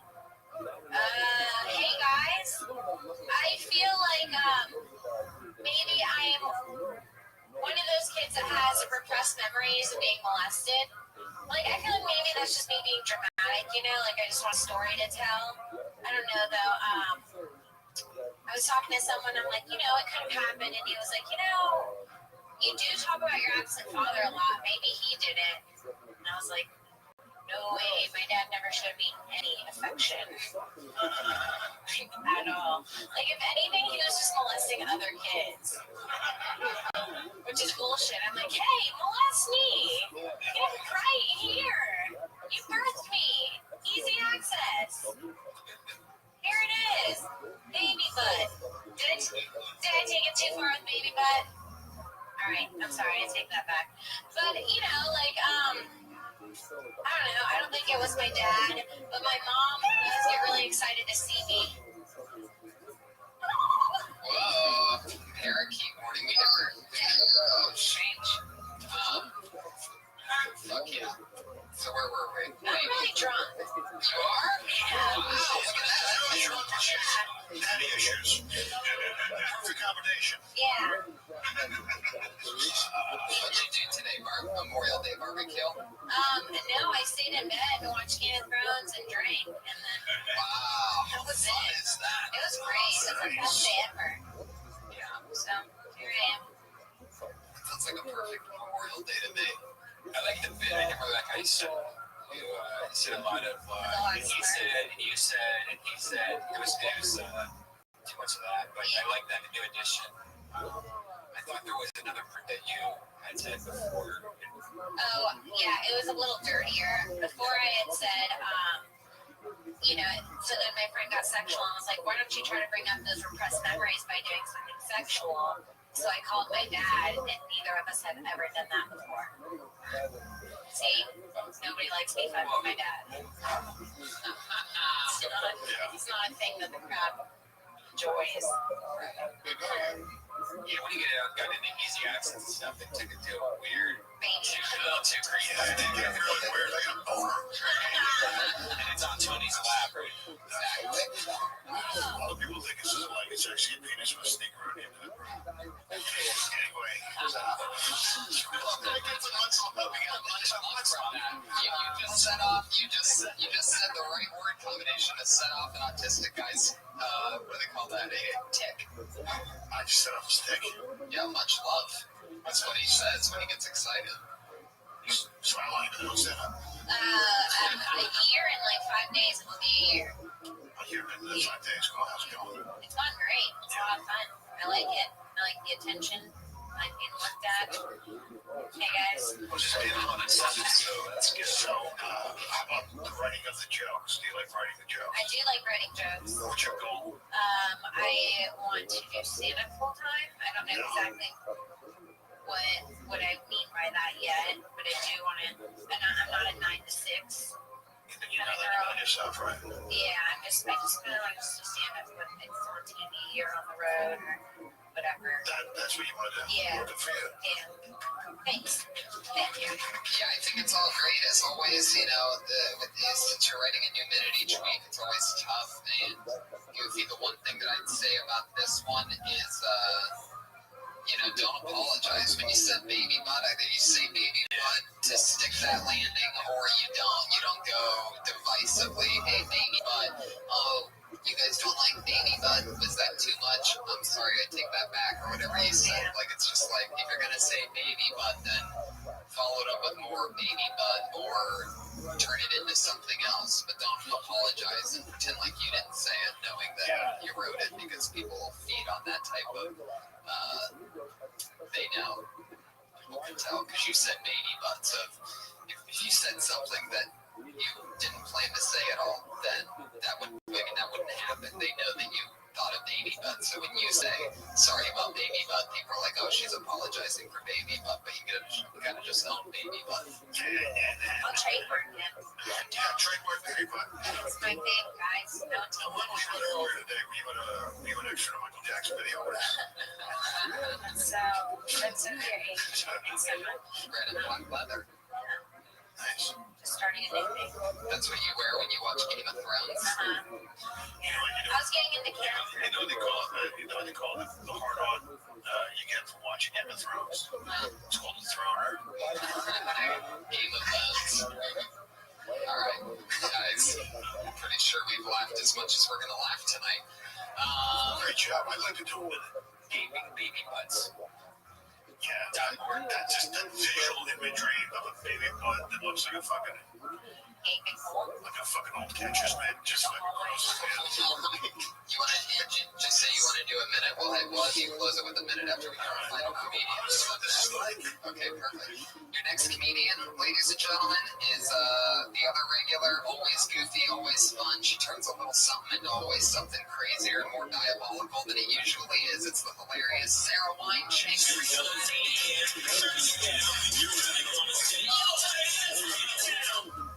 What's up? I was at a barbecue earlier. The spread was so wild. There were ribs. There was a biscuit. Biscuit, that's a very bold carb choice. You don't see too many biscuits in LA. There was a biscuit and then there was corn on the cob. And then my friend who was hosting the party asked me if I wanted corn on the cob holders. I started thinking about it, like, why do corn on the cob holders even exist? Did a germaphobe think of that? Was he like, no, don't want to get my dirty hands on this corn and then put it in my mouth? Something wrong about that. Does someone have a fear of touching a bare piece of corn? Maybe. Why aren't there holders for other things, like apples? Why are there just holders for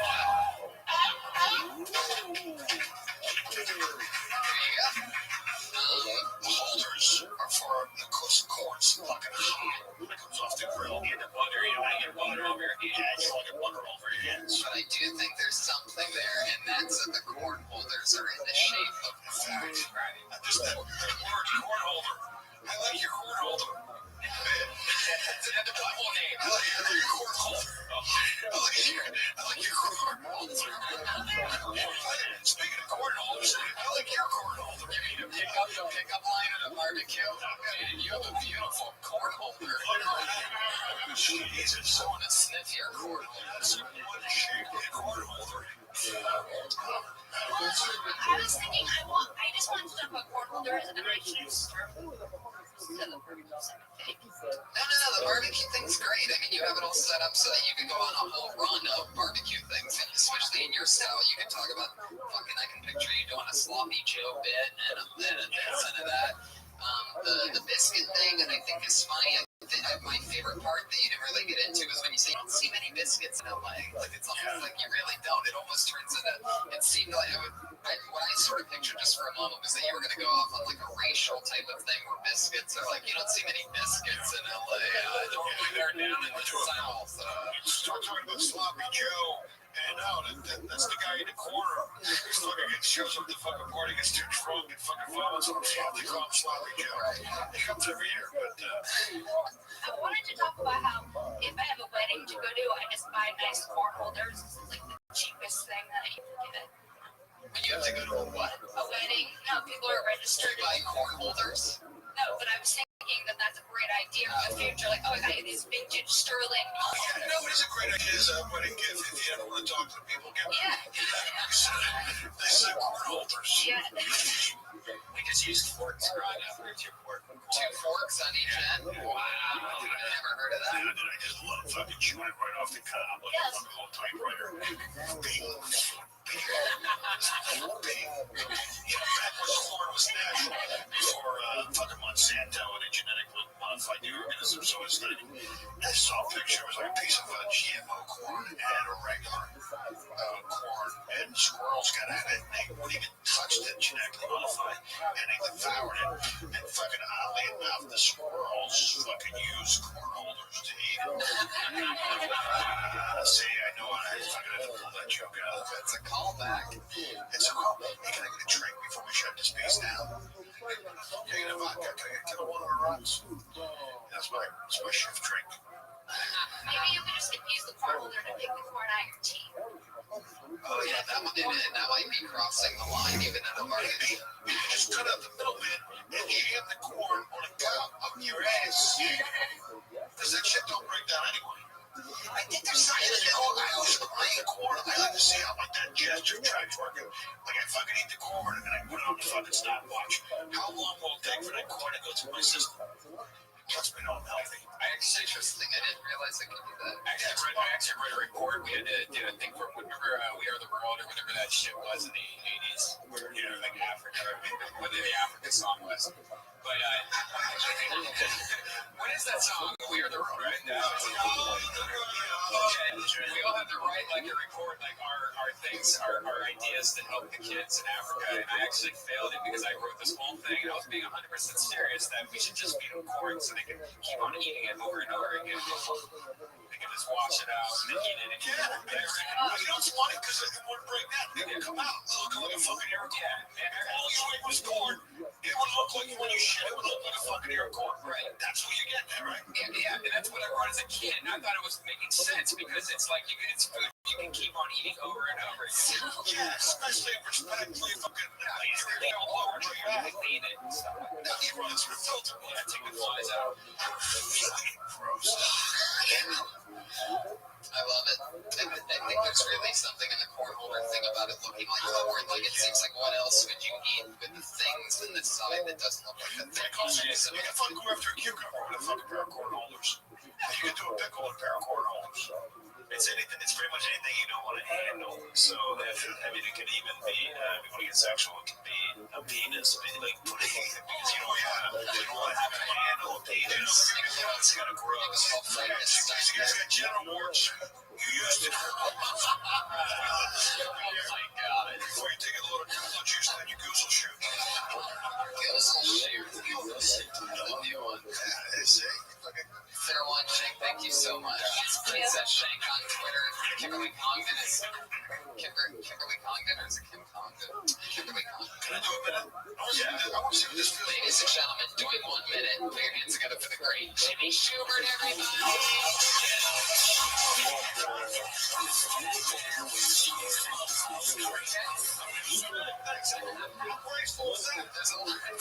I used to be a fucking dancer. Anyway, so I haven't done any of the night. I walk over, waiter finds it, brings the food over. I'm getting ready to eat. This other guy pops out of nowhere and goes, fresh pepper. I was like, scared the hell out of me. You got there a table leg? How much leverage do you need on the pepper seed? You're not pressing apples. I'm looking for a tangy accent on my salad. Besides that, is it pepper always fresh? You ever been to this? I said, this tastes horrible. How old is this thing? You didn't leave it out in the shaker all day, did you? It's not spoiled. Anyway, the guy with the pepper one's got the worst taste of tunnel syndrome I've ever seen in my life. You couldn't get any traction on the wheel. Nothing was coming out. You know, finally, it was the pepper up on his shoulder. And then those boys kept running over working for the back end, which I thought ruined the presentation. That's why you go out there, it's all about presentation. And even the way they word things, would you care for some dessert? What do you mean care for? Like I'm in a viable, emotional place for my life that I'm going to take care of and support when it gets old. I can see what you mean. You still hungry?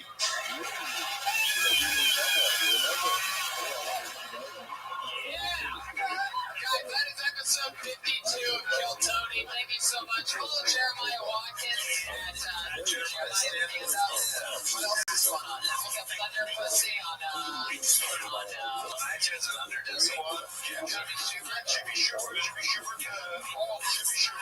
my website. Last comic standing, guys. Follow the hilarious and awesome Joshua Meyerowitz. He's at Autistic Thunder on Twitter. One of my favorite patrons, by the way. Yeah, definitely. We can't wait to have you back. Thank you so much to all the listeners. It's been a fun year, and to this live audience in particular, thank you guys so much for being part of it. Memorial Day. That was Yeah, exactly. Ballsy move. And also, remember, thank you for the service and personnel calling in to us to keep us safe and protect your wildlife. Enjoy Memorial. Oh, yeah. And brownies. How's that for nice? I love that, absolutely. For the troops, everybody, for the troops. Girl Scouts. And Girl Scouts. Thank you guys so much. Good night.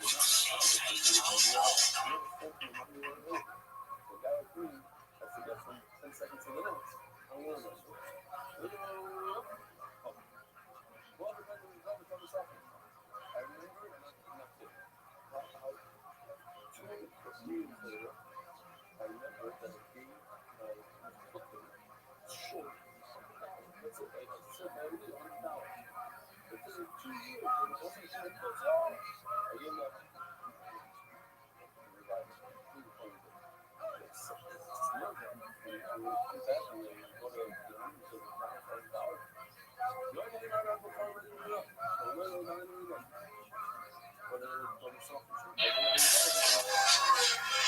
yeah, everybody. Wow, there's a big crowd here. Hi, everybody. How you doing? Bunch of perverts here for Little Esther, right? Happy, no, they're not kids. Don't creep everybody out. Give it just like 3 seconds, please. Hi, everyone. Happy Monday to you. How are you guys doing? Great. Glad to be here, guys. Another fun Monday. Brian, you're drinking Pabst Blue Ribbon. Is that a new sponsor of ours? It is. It's my new Gatorade to go down with this Patron. Oh, that's like water. It's like my chaser. Every week, Kill Tony becomes a little bit more like dysentery to Ryan's other podcasts where he just sexually harasses people and gets drunk. Yeah, I just drink early now. I stop early, but drink early.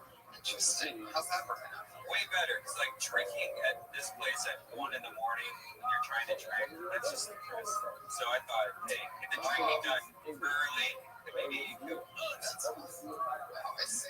So changing the schedule. It's very exciting. We ate dinner. It was a fun weekend. We had fun. I went to a Dodgers game yesterday. Anybody been to a Dodgers game before?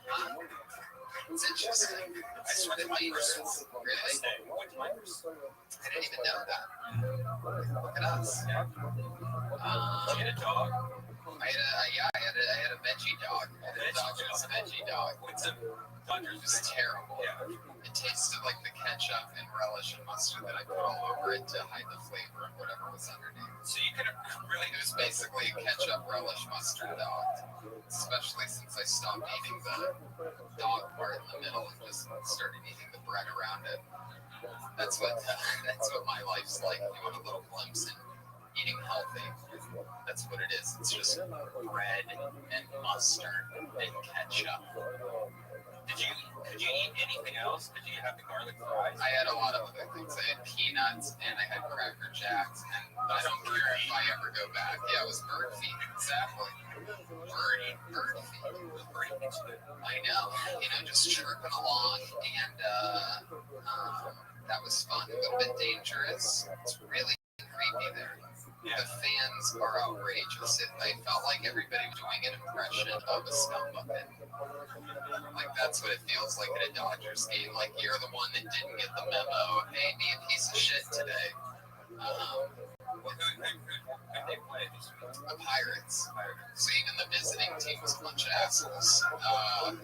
Yeah, I got to see the Reds, and it was a Wednesday, so I think a lot of people, it was pretty empty. Yeah, it's just chill. It was bring your kid, get a batting helmet day when I went. So there was a lot of what's the word? Black Friday. Latinos.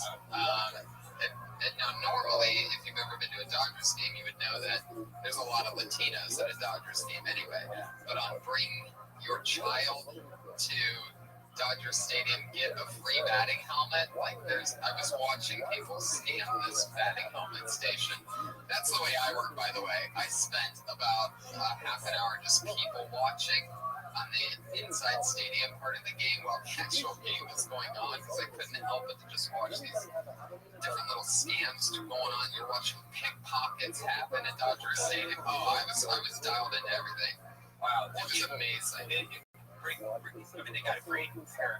They got clothing, so that's why they bring it right. They brought all their kids. Yes, they can get it. And let me tell you something else. I don't know if you guys know this, but Latinos definitely know how to make a baby. So when the Latino baseball team has Bring Your Kid Too, I mean, they brought their kids. Yeah, got hats. And that's what I was thinking. Like, what do you even do with it's that chintzy batting helmet? So what do you do? Like, what? That's another thing that grosses me out. Like, they also serve a bunch of things in batting helmets. Yeah, it's the same helmet that they also use for the nachos there. Right. You can get like an $8 nachos at Dodger Stadium, or you can buy nachos in the batting helmet for $15, which is fucking disgusting. Because then what? You put the helmet on, you have your nachos, that's the last thing you want to It's the last helmet you want to wear. Is that I was formerly a nacho holder hat. It's just a little weenie. There you go. Keeping the momentum alive. Guys, I'm very excited. We're going to Comic-Con in July, everybody. So for all our listeners in San Diego, because this is a podcast, believe it or not, people, all this magic that you're seeing right now is not only a live show, but it's also a podcast. There's people listening right now wondering why I'm talking about them listening. We're doing a Thunder Pussy off tonight. Yeah. Bill Tony, and then followed by a Thunder Pussy, which is the improv stand-up show. San Diego is awesome, and it's going to be warm, and Comic-Con is fantastic, so we're excited to be part of it. It's going to be great. But let's talk about today's Keltonian, shall we? We always have a head of security that takes care of us, keeps an eye on us, keeps everybody in the room safe. It used to be the Iron Patriot, and we had him for many weeks, and then he quit on us, so we've been replacing with a new Titan Patriot each week since then, just to show him how easily replaceable he was. And so tonight this is his it's his second time defending our honor, and we're excited to have him back. It's the one and only Lord and Savior, Jesus Christ.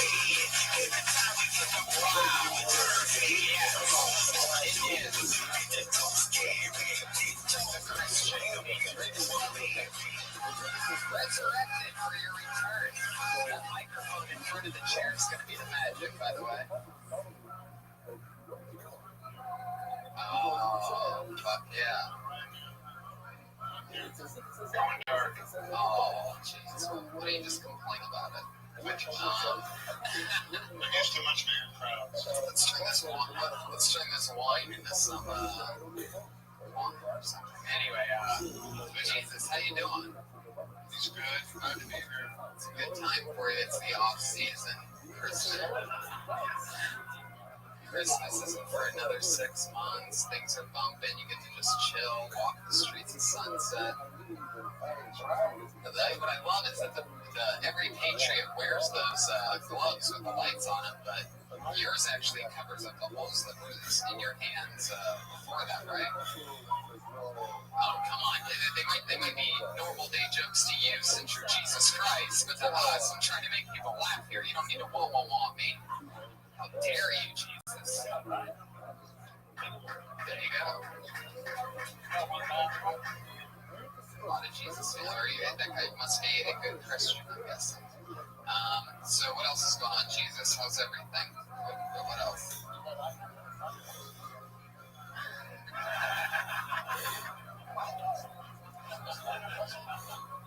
It's not actually really publicity at the Thunder Pussy show. What's going on right now? I'm confused. He's trying to chase Ted. We're talking about. Oh, really? What's your favorite team? The Angels? Really? Wow. Come on. Do you ever go see him? How often do you go to a game? I bet that must be insane, you going there. Because those Latinos, they try to find Jesus everywhere. They try to find Jesus in a fucking piece of toast. The actual Jesus showing up to a Dodger game, they must really freak out. And it must be really hard for them to keep their faith when the Dodgers lose 8-2 after you were there. Guys, what is this, the church meetup group? Are you guys anti-Jesus jokes? All right.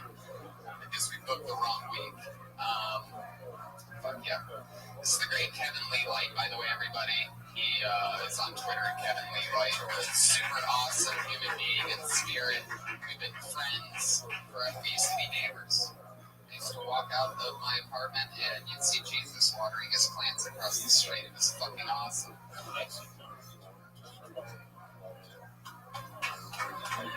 There you go. All right. Oh, thanks. Jesus Christ, settle down. Fuck yeah. And let's just keep it moving. Your two guests tonight. I always have two of my funniest friends come on. This is a really fun one because we've all been really good friends for many years. Put your hands together for these two awesome people. It's Benji Aflalo and Esther Pavitsky. Wow.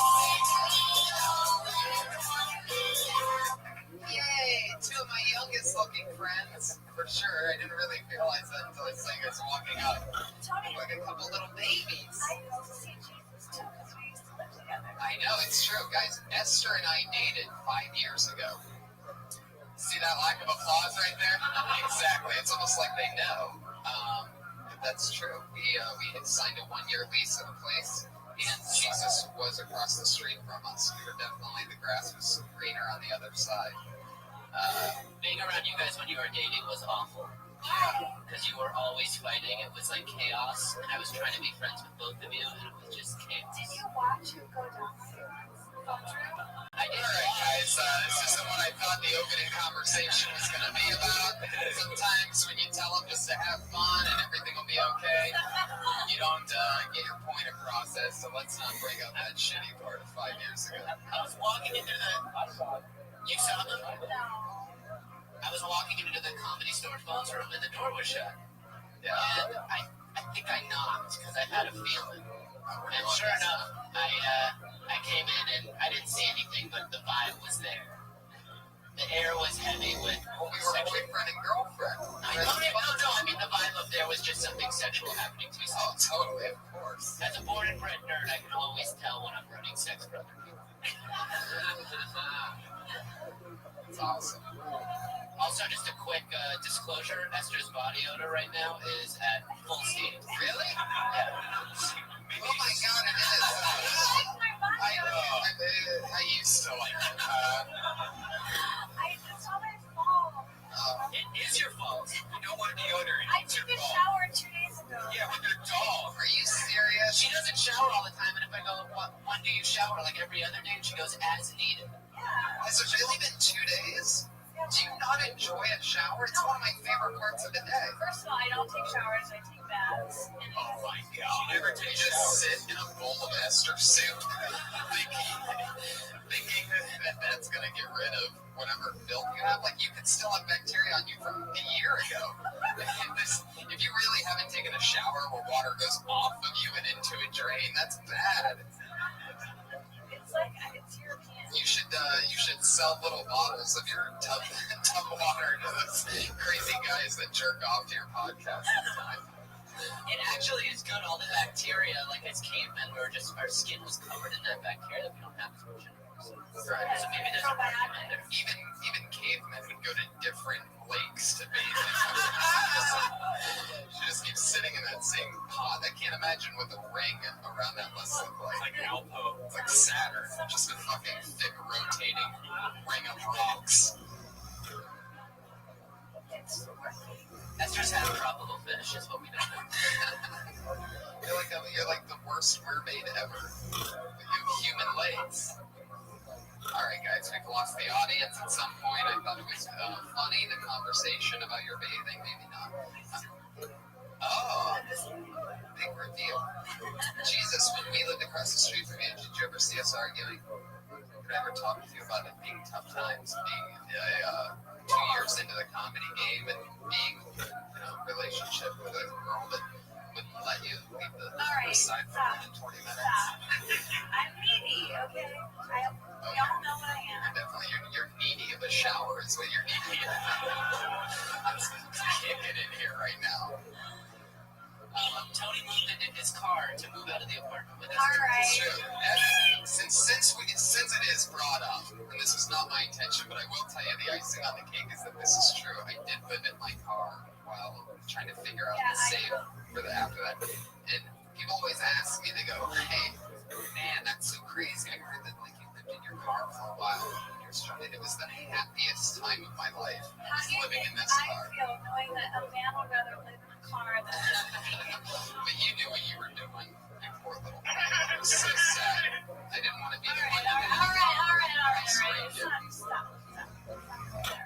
Okay. No, I mean, this isn't like a relationship podcast or anything, and it's exactly what I was hoping wouldn't happen when I decided to have you on the show. But thank you, Benji, for opening up the floodgates and then going back to the phone room story after I said that. Anyway, guys, the point is that we've all been friends for a really long time, and it's very exciting. Yeah, totally. Yeah, I used to have sex with Esther Oh after. my god! You guys, I went through a Tony's birthday. leftovers. You guys, I went. And I've been her friend the whole time. Yeah.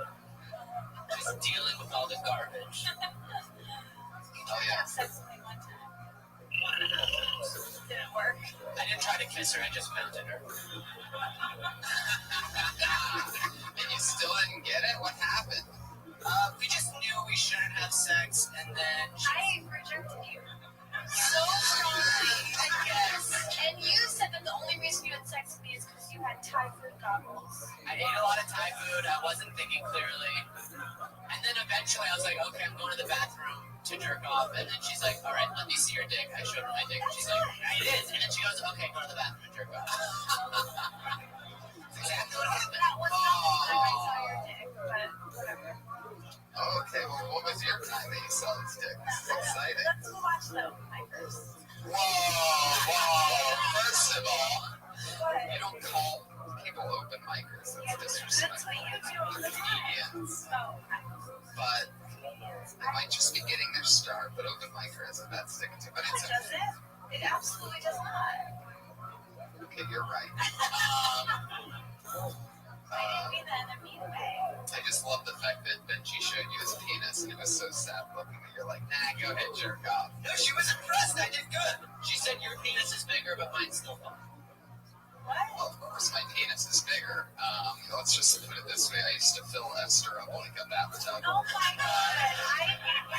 That's a callback, guys. Those of you that are applauding are going to have fun here tonight. Those of you not applauding are a little bit Stop stiff. that people come inside me. That was the cross. No, that's not filling up. Esther, just stay pumped. Everything's okay. Just because I said fill you up like it doesn't mean that I came inside and you just relax. So defensive. Doesn't count. Yeah, it's true. Guys, I'm a nice girl from Illinois. Aww. Kind of. And I remember watching you start stand up, and I remember when Benji first got here, and we've had so much fun. So let's watch people do comedy. Are you guys ready for Kill Tony 53? Many comedians have signed up to fill up this bucket for the chance to do 1 minute. You know that you're... Alright, everybody settle down. Save your energy. What was that? Guys, you know that your 60 seconds is up when you hear the meow of a kitty. Aw, how cute. Better wrap it up after that, or else you're going to bring out the angry West Hollywood bear.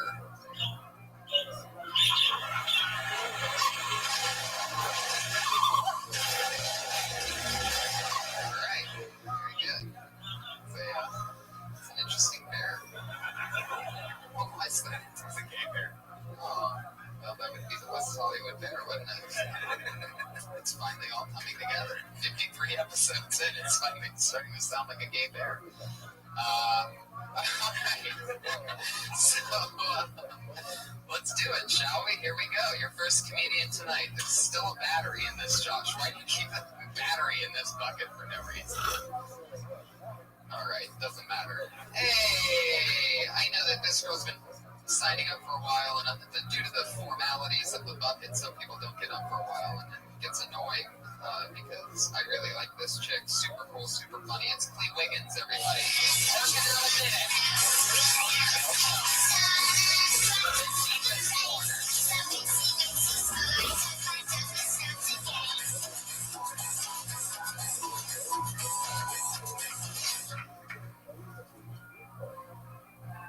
Mine is not one of them. It's actually good since you guys live together. I actually moved in with my boyfriend about a year ago. And the thing is that we're both like black nerds. Two of us live next to these like white hippie neighbors. And I don't think they realize who exactly they're living next door to. And in the year that we lived together, we had cops call us 3 times because of our arguments. And it's because really we still argue like niggas, really. Like, and now we call each other all kind of niggas and motherfuckers in our arguments. But what we argue about is super arrogant.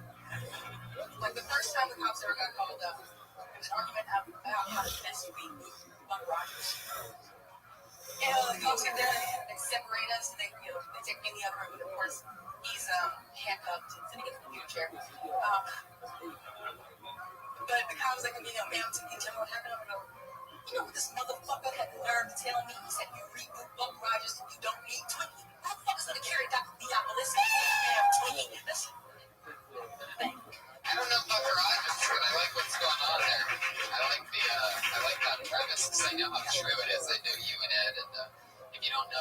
Clee and her also hilarious boyfriend Ed Greer do a segment here every Sunday night where they go on stage together and they talk about their week, what happened this week of them living together, and then they answer questions. Super funny, totally worth checking out on a Sunday night. Clee and Ed. There you go, Bill, 11:30. And they are black nerds, and that's funny. I love that they're keeping it real. I just don't know Buck Rogers, so I don't know how much that Yeah, that's reference. super nerdy. You can kind of like dumb it down for like us. I do sometimes. I do. It's actually the actual first fight was about that. So, but I prefer the Buck Rogers. What was the argument? What was the Batman? Oh, he's a huge like DC fan and loves Batman. But he hates Christopher Nolan Batman.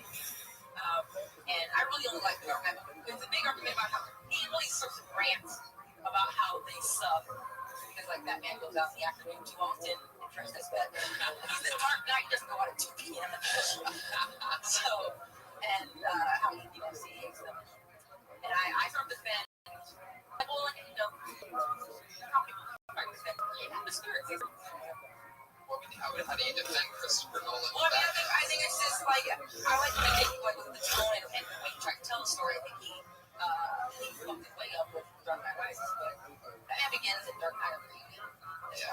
There's a lot of action in Batman. It's terrible. Just to prove you how big of a nerd she is, everybody, there was that. I found it out. Yeah, part of the reason why I told that joke just now, though, besides that you guys are disagreeing together, is that the last was on your body. I have a whole big plan of doing it. I agree, and the reason why I asked about the Batman thing specifically, and I think that could be an easy transition in, is A, it's real. You said that was the first argument. B, people can relate to that. You know what I mean?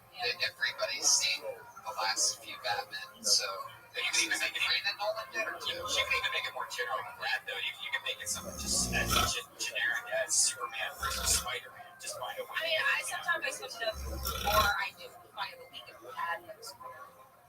Remember that week we talked about this back when, but sometimes I reference actually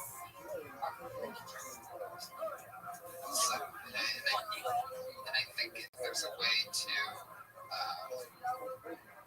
address the two things because it's also the arguments are what was the word? Not one. Oh, okay. I do like sometimes I'll say they're very like Tyler Perry. Why is that get married? Right. So I think it's very like sort of. So they do the sense sometimes it's very cliche.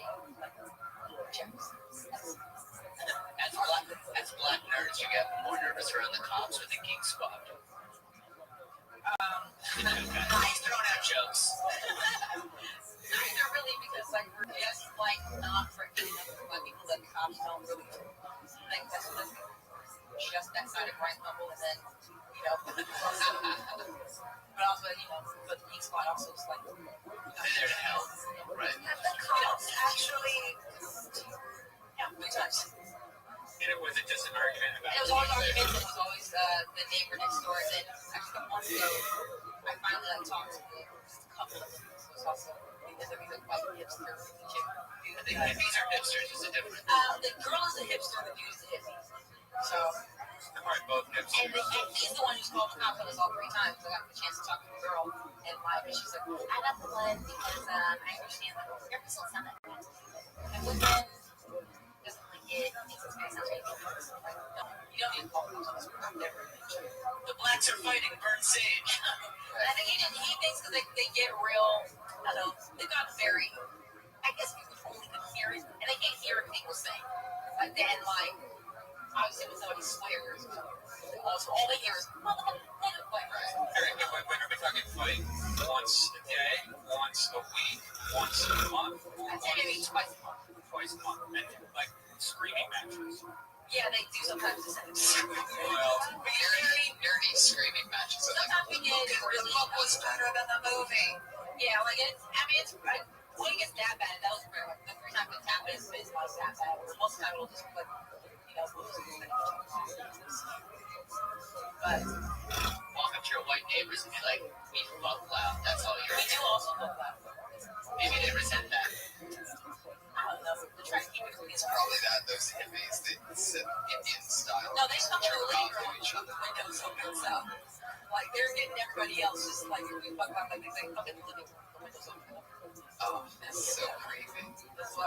I'm just like, I'm on the couch. When nerdy blacks fuck instead of knocking boots, it's knocking tongues. Alright, guys. I think you guys both decided to put in your 10 cents at the same time there. You guys are both really ramping up for something. Ryan with the sound effect, Benji with the joke, and you guys just canceled each other out big time. Big time. I mean, that was just the epitome of probably great jokes, but that's it. The bad timing. That's what that's called. Knocking tongues. So what did you say? I said because they're black nerds, instead of knocking boots, they're knocking tongues. Tongues is like a nerdy. I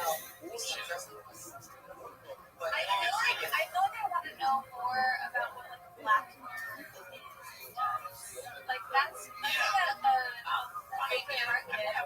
Interacting with regular white nerds, interacting with regular blacks. Yeah, like What's that yeah. like? Do black nerds like different things than white nerds? Do they drink from separate water fountains? Yes. Growing up black nerd, you know what's that like? For Ed, it was hard for me. It was that bad. Like, When you grew up in the States, pretty black. it was very. Is the music you listen to nerdy too? No, I listen to very misogynistic rap and hair metal. Right. And 80s hair metal. Yeah. Maybe Like, I've been through. I've seen like Clubhouse like 4 times. Do they make you sit in the back row? Oh no, well, that's funny. That is very funny. But no. So like misogynistic rap. So like you'll listen. Like I like E40, I like Rick Ross. You'll listen to the game, and then you'll also listen to a Magic the Gathering podcast. I'm not really into Magic the Gathering. I do like D&D, Dungeons and Dragons. Yeah. You never really got to Magic the Gathering. It came out when I was a little too old. There's one guy in the back there who's playing Dungeons and Dragons by himself right now. I played yeah, I played with Scott Pitt before. Actually, me and Ed played with Scott Pitt. Oh shit, what's that box? The red box, the original box. I really played the biggest version actually. And like the reason I got D&D is my mom. My mom like just forced me to go play D&D. My mom's a nerd also. That's awesome. She's a video game nerd. I'm a sci-fi nerd. Does your asthma inhaler have blood on it? Never had asthma. These are great. Benji's a machine. He would sit here all day just chipping away. I got a million of them. The only first time I met you and Esther Tony was you guys were fighting on the patio at Red Rock. Really? Is that true? Yeah, sure. Amy talked for it. Just like, oh, you should be Tony and Esther. It was like, I think you guys were like, we were breaking up or getting back together. Right as me and Ed were first dating. And then you guys just said, and then my best friend said, we stepped over and it was clear you guys were having an argument. Yeah, it was on that upper floor patio. Yeah, I was probably about to jump off.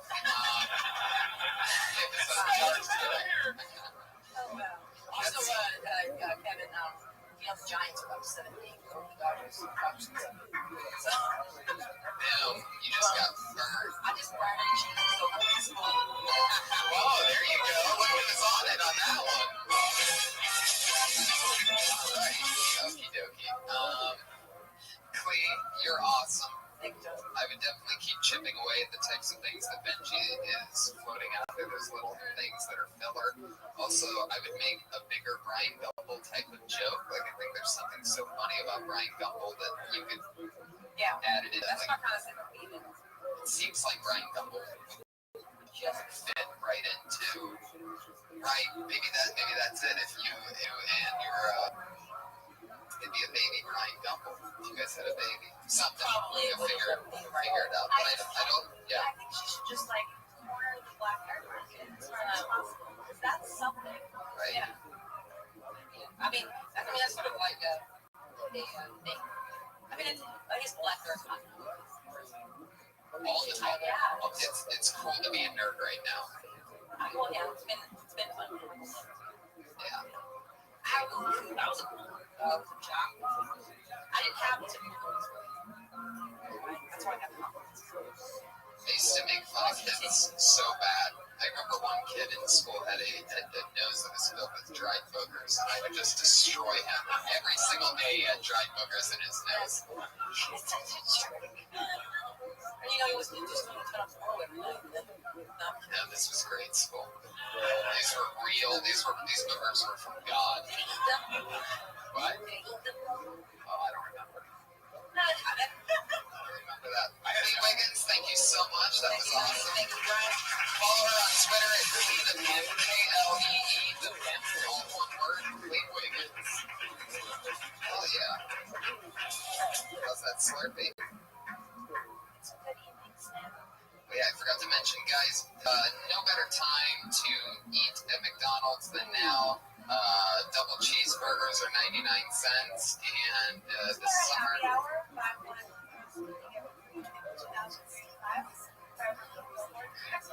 There you go.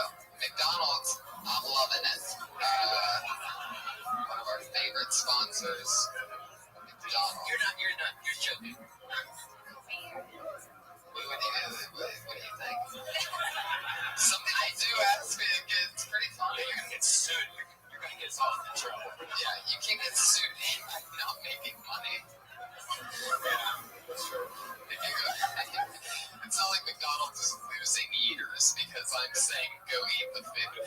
Even though it's not, I mean, it is a joke because obviously they don't really sponsor us. But I love the weekly. I push them. Jesus. It's funny because you're a vegan, so you're almost like, please kill yourself, everybody. I'm eating healthy, but I encourage you to be a fat idiot. And the fact that their trademark is I'm loving it, and most people know that I would never eat McDonald's, and at all. I don't even go near that type of garbage. And the closest I came in the past year was that veggie dog I had up at Dodger Stadium. And I was every bite I'm thinking about how gross it is, and I'm thinking about the process of how even a veggie dog. Gross. Yeah, or maybe the gas station Long John Silver's we had in. That was sad. That was sad. That was bad. If you guys are on the road doing Texas ever, and you're between cities where like you have to drive 4 hours from like Austin to Dallas, I'm pretty sure that's exactly what it was, and you're halfway there and you're starving and you've been waiting past exits that have a lot of things and there's just one exit and it's a Long John Silver's connected with a gas station. You go, I won't eat there because then we'll have a funny thing to say about it. That's a bad decision. Yeah. Truly bad decision. That was the thing that caused that terrible stuff that night. We didn't actually get very roofy. We got really sick. I was sick. When you get food poisoning, forget parts of your night. Like 5 hours of your night is gone. I blacked out from pizza. You get a hangover.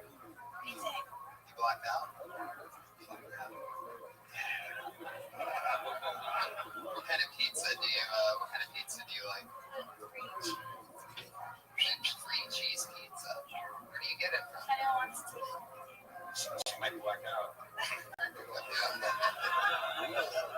Yeah, you're an easy day, man. Just carbs. Yeah.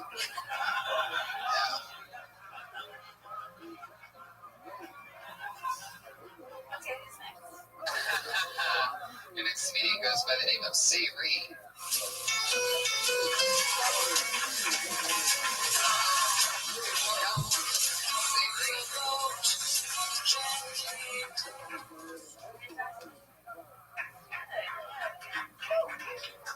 I just realized there's 3 words every undercommitted. Like, yeah, I go there tonight, right? Like, I was hanging out with my friend, my good friend. She used to always try and get me drunk. She's like, Soraya, drunk, spend the night, Soraya, drunk. I was like, oh, bitch, I had 1 beer. And she was like, no, you messed up, spend the night, right? So I said, one night I said, get the sofa ready for me. I'll sleep on the sofa, okay? And then she was like, no, sleep in the bed. And that's when I heard those 3 words. She was like, where are those girls? Sleep in the bed with me, where are those girls? I woke up in the middle of the night with like fingers in my mouth, after I came, guys. Ever since then, I haven't been all the way straight. Like the other day, my friend was breastfeeding and I got low turned on. Like I looked at the baby, I was like, share the milk. Share the milk. All right, thanks, man. Hell yeah. You were almost going to drink breast milk there at the end of that. Interesting. I would say get to it a little bit faster, like the actual meat and potatoes of it is that, she fingered you. And you liked it. But everything after that part is pretty funny and beat it out. I just get to it faster, like, a lot of you don't know how, I'll tell you how lesbianism started with me is by comedy bot, like you just write in on. It's when your friend that is a lesbian watches you have one beer and tells you you're too drunk, instead of like selling it and going back and forth with those characters for no reason. You're going to her and then you say, Sarai, right? Sarai, you're drunk, and you're like all that, and there's really not much there, so you can just skip all that, get right to the fingering, and then you're in and banging. Right? Make it sound like you're talking to a friend about it, not like if you were telling me like, hey, last night I slept in this bed, and you told it to me like it really happened, I think it would be 100 times more funny because I'm not believe it. Like, you're kind of doing like a cartoon character up there when you're doing like, I like what you're saying, but I kind of felt like you weren't being serious. Yeah, you felt like a little scripted. Yeah, you're like an actress. But you have amazingly hygienic. Yeah. Is that a true story? Did that really happen? Yeah. And are you now partially lesbian? I don't know. Did she know? Wow, she turned you. Look at that. That's so interesting. She like rehab. Like my skin started dropping relax. But right now I'm straight and fine. See, it's more real. How you're talking right now is 100% more real. Yeah. And it made that story so much more interesting and funny. Yeah, just being loose. Just fighting your own homosexuality is something we can all relate to, right? Right? Yeah, Benji for sure. Jesus. How do you have you fantasized about hooking up with her again?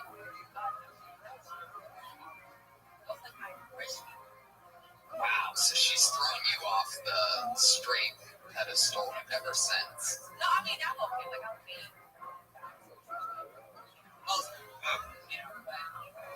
It's still something that's a little weird. That's not weird. Just that's just being bisexual. Is that your go-to masturbation memory though? Yeah, every now and then I'll just imagine her just and I'll just go. No, I don't think about her at all. But sometimes, like, I'll have really close friendships with women. So I'm like, oh, shit. I'm like her friend, or is it like borderline? Have you hooked up with chicks since this girl in college? Please do. Yeah. It's not. You know what she's doing? Be ashamed. No, she wants the shame because it makes the lesbian action more hot if she does. Yeah. Oh, you're mad. Oh, you shouldn't do that.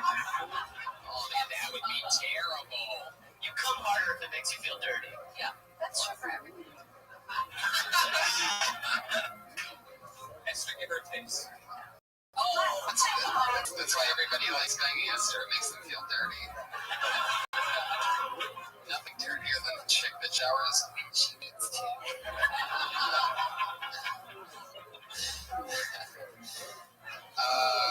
Man, that's exciting. Do you come from a Christian background? Like, right. My dad's a preacher. Jesus, what do you think about her adventuring into the depths of vagina?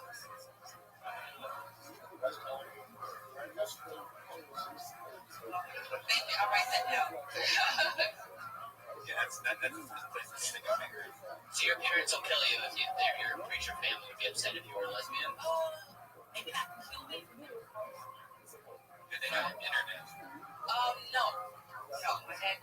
Is your dad one of those cool black preachers that like? No, not really. Not really. He's a very loving guy, but I mean, I'm like only born around like 8. So like all the pressure's on me to get started. Are they kind of suspicious when considering you're not a single black mother? Maybe a little. I don't know. Yeah. Do they really? Maybe a sign. So you have how many brothers? I have. Wow, you're the only girl. Oh, what a nightmare. Wow. I couldn't get a date in high school. Not to make the typical gay joke, but you guys are all now a softball team with all 9 of you. So. There you go. So the reason why your parents would be upset is because you would end the family line if you went full. Oh yeah, that's right. What am I thinking? I won't even get the name. For some reason I forgot about that part. Wow. Yeah, actually, my name is Denise Sarai. Sarai is actually my last name. So I go by Sarai. What's your first name? Big lesbian? Yeah, actually. I had to throw it out there. Just be a lesbian if you're a lesbian. Be bisexual if you're bisexual. Bisexual. And let us all walk. Let it all, yeah. You're only getting older. You can get all-star pussy right now. It's only, the lesbian pussy you're gonna take home is only getting worse. So you might as well play the market. It's true. No, this is my brother that's A little iffy. You know that guy's when his family's not around, I'll bet you he's not a little iffy one at all. Like he's just balls deep into guys' assholes, by the way. Let me just promise you, if you think he's a little iffy, he's just dicks all over his face, everything's in his butt, and there's nothing wrong with that. I'm just saying that it's funny when a relative says, oh, one brother, he's a little iffy. It's like, okay. We know if he's showing you a little iffy, like if the stuff that you see, like at Thanksgiving dinner or whatever, when he's like jerking off the turkey leg, or you know, like, I mean, obviously it wouldn't be that, but if you think he's a little iffy, that cracks me up, right? You just know he's a personal trainer. He's always rolled up. Well, that'd be great. If you take Jesus' advice and you go to the gay parade, you might run into your brother on one of the floats. All right, I lost everybody on that. But that's fun stuff. I definitely get to the fingering and fire up more after that, you know. And it's most compelling when you talk about the interior battle of is it right and wrong with your dad as a preacher and seven brothers, and you get all that in there because it's so real anyway.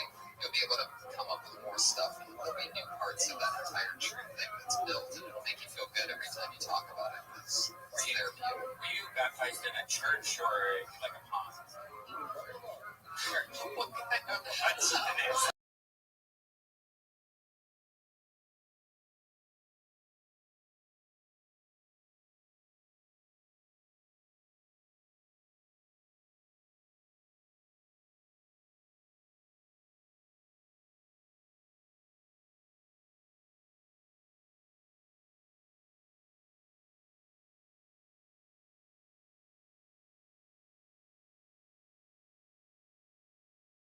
I-R-I-E-S-A-Y-R-E. Oh, lesbians are fun. What an interesting breed. She's the cheery lesbian too, not the like angry lesbian. Love me a cheery lesbian. Lesbians are most fun when they're being lesbians, you know. Scissoring is one of the funniest things I've ever seen in my entire life. It's not a man. And they don't like it. It doesn't feel good. But I feel like they're bad at it. I feel like there's lesbians out there with skills who can scissor. If the girl has extended lips and if you match it up right, That's what I'm saying. do it. But most of the time, it's just way more work. It's, pleasure. I'm talking some CrossFit legs or fucking scissor. I've talked with heels that actually scissor before from on stage, but they were agreeing with me that these aren't like you know little baby Hollywood lesbians. Rabbi, I have a question. Like these are old dykes that are visiting from fucking Missouri that have shorter hair than me. They have huge pussy lips. Rabbi Rothschild. That's why they have fun for them. I'm not saying scissoring's hot. I'm saying scissoring is comedically one of the funniest things I can watch. It's like watching people fall and, you know, it's up there with like farting or fighting. Rabbi Rothschild. Scissoring's amazing. Rabbi Rothschild. Now the only scissoring I ever see is Josh Bradley's a paper from questions. I have an important question. I want to ask you about marriage. Rabbi Rothschild. Out of the rotation. Ooh, never seen this name before. It sounds like a professional wrestler. Put your hands together for Brock Davis. You watching fucking Kill Tony? Rabbi Rothschild! Goddamn Rabbi Rothschild! Rabbi Rothschild! Oh, that's right. He has a separate account for his microphone. I think it's muted.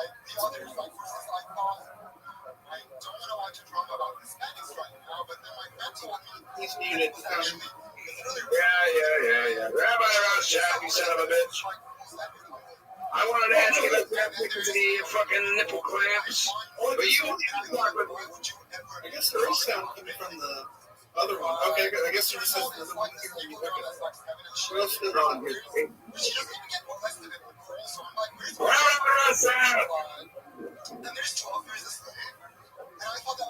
Rabbi Rothschild, is it okay to have nipple clamps? It turns out it's this beautiful, compelling, like this movie.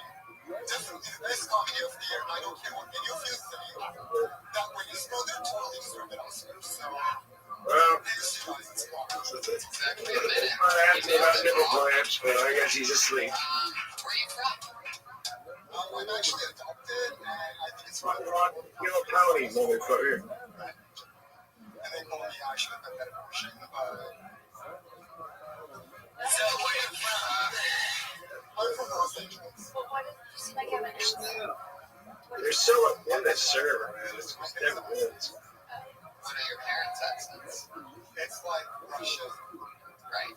but it's other people. I don't know. You never asked the parents who adopted you what nationality they are. It's good to know you guys so close. Fuck yeah. And you're from LA. You came, how old were you when you left whatever force? Let's be for real. I don't know. I tried to go on.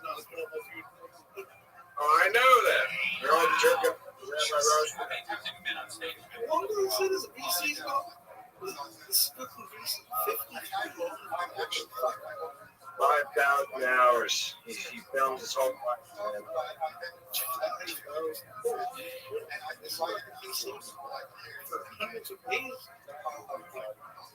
Holy shit. I've never seen something like that. This is his living. This is his life. Recorded. You've been writing 12 years of slam jokes for years. The first person to do it this hardcore, man. This is the Rabbi Rothschild. This is no other. This is the Rabbi Rothschild.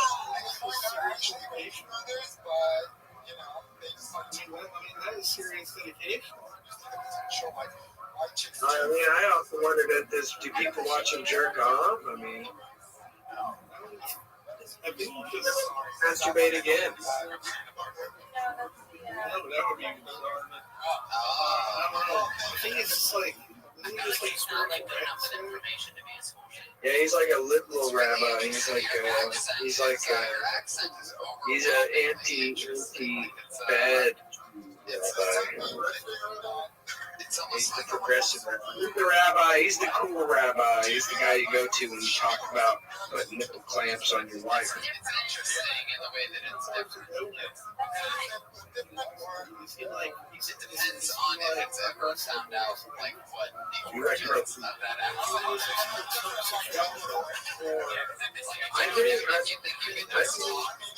I think that he probably has some earthly magic to it, but you know, nipple clamps is kind of what I was getting to. That's really my question. Nipple clamps. I wanted to ask about nipple clamps. I see what you're doing.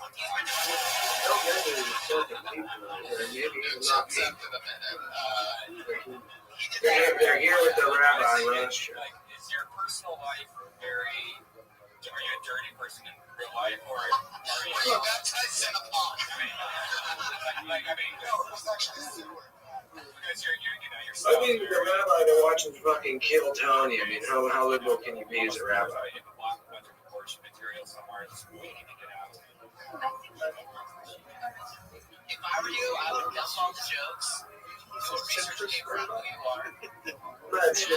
Like, I'm gonna post fucking mass drilling fucking porno for him to inspect. Some nipple clamps, a lot of drills, jackhammers.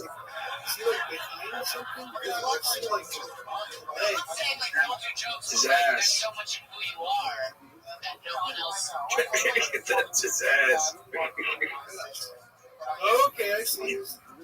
Yeah, dude. Well, it's very disconnected when somebody comes out and I don't know, I guess so. starts going with like movie jokes. You know, you basically gave a very straight into. He's working a 24/7-hour fucking rabbi. I'm tired of this shit. What's the Rothschild? Look your ass up. Rabbi Rothschild. I want to talk. I want to ask questions. Rabbi Rothschild. Now 24 hours on call. Rabbi Rothschild. Rabbi Rothschild, I want to hear you. Rabbi Rothschild, I need to ask a question. You got 24 hours. 24/7. I I guess. I mean, it was old years ago. It's just. Well, I don't know. Like now, I've never been up here before, so when's the minute? I just choose. Right, but you don't have any. You don't ever talk about you. You were in these dozens or more of sets that you've had. Talk about me, but not to the minute extent. But do you talk at all about your voice? You gotta talk about that voice. It's unbelievable. It's gonna be the first. It was so hard for me to even listen to what you were saying because I was just trying to think of what you sounded like, and I couldn't. With 60 seconds of continuous talking, I still can't put my finger on exactly. I know what it is. What? All right, what's that famous actress that's deaf? Marley Mason. All right, no, in the future, when there's like the technology to fix her voice, that's what his voice is. There you go. There's compliments here, like, oh, you have the voice of an angel that has thrown cancer. I'm like, which? Like, is my voice good or Your not? voice sounds like an effeminate person who was raised at the UN. Yes.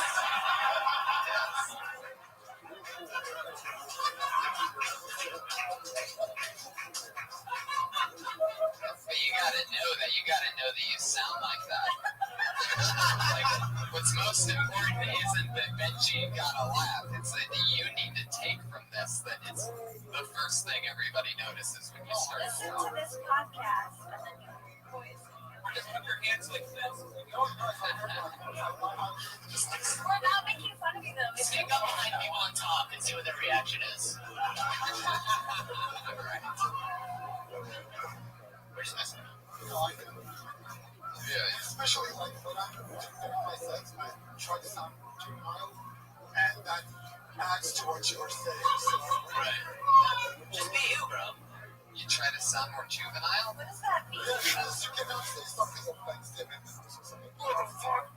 Whatever religion group, this is like, fuck that person, fuck those and this. I love that voice too. I think the real calling isn't voiceover. You have a great voiceover. Hey, Rocky, let's come out that rock over there. If I came out like that and if I was like insulting those groups in that voice, wouldn't that be more like offensive? But it really like, as if I'm actually trying to. You have the voice of someone who just stole my daughter. I actually really good at reading to me before bed. Because you can make good characters. Good characters. Not good at it. Can you do anything else in your voice? Is there any impressions that you do or anything? I don't have any impressions, but I can answer it. I haven't. Let's hear it. Are you Arnold Schwarzenegger's housekeeper's son? Because now the accent makes sense. It's starting to come together. Film student trying to find an outlet for himself. Austrian, Mexican. Fuck yeah. What's your old man impression? Let's hear that. It's not an impression, but this literally happened. We were showing the canvas to a friend of mine's grandfather, and he saw an interracial couple, and he pulled my friend's arm, and he went like, "Oh, did you see those abominations? It's not even legal!" I'm not kidding. I'm like, oh my god, I can tell. I need to euthanize them right now, but... Brock Davis. You're not on Twitter? I'm on Twitter, actually. I forgot to write it. It's Brock Davis here. Brock Davis here. What a great, see, that's a great idea for a Twitter name. Instead of these like John Smith 075, John Smith here. Yeah, but it's like Brock with B-R-O-C-K, so they can still find me. Brock. Brock Lesnar spelled Brock. You're good. It's exactly like that, but I don't know. Like, I tell people it's not with an X. I'm like, no, it's yes. I don't know. This literally happened. I tell my name and people are like, how do you spell that? Brock? You're hanging out with a lot of stupid people. But thank you so much, Brock. Welcome to the stand-up community. Dozens and more of stock. Fuck yeah, Brock Davis. That's interesting. Damn it, my voice, that's weird. It's like unbelievable. Adopted. That's all true, huh? You were adopted. You should have a cartoon. That would be a good sounding cartoon. It'd be pretty committed if you stuck to that kind of material. Like you would have a pretty cool cartoon, like Adult Swim. Yeah. Talking bear, that's what I see too. Yeah, Talking Bear. Jesus, what do you think of Brock?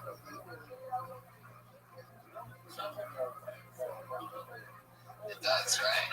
Very much so. It's very much it's almost like Borat and Bruno crossed together for one unfunny movie. With a little bit of Novocaine injection throughout the gum and tongue area. Yeah, that's true. And you're sort of right. It's like a death. We should fix your voice with technology. No, it's good. Brock, you write movies. You have a great voice for writing movies. That's the line, everybody. Is that too much? Guys, your next comedian goes by the name of Matt Nino.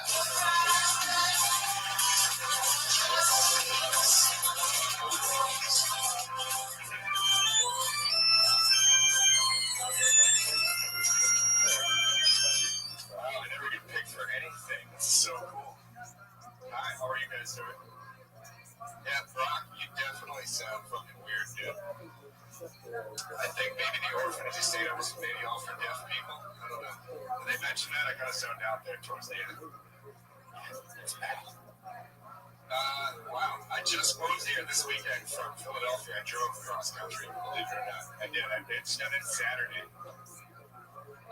Driving solo sucks. I listen to a lot of music. I smoked a lot of pot. I took an amphetamine. I took several rest stops to do cocaine in the bathroom to keep going. It was awesome, actually, when I think about it. I stopped in Arizona to see this thing called The Thing. It's like all of Arizona on Route 10, whatever. It's like, there's nothing but billboards of The Thing. Have you seen this? Anybody? Anybody? Yeah, you guys have been around. Yeah, The Thing, it was just a mummy they found in the Grand Canyon. That's it, really? Wow, that sucked. That's one of the first. Sucks so bad. That's one of the first people to ever do crowd work during his 60 seconds. Pretty sure I didn't say that word. Matt, I'll tell you what I love about you right away.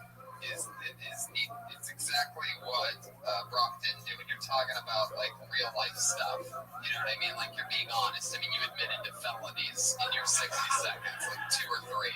Yeah. So that's awesome. How long have you been on stand-up in Philly?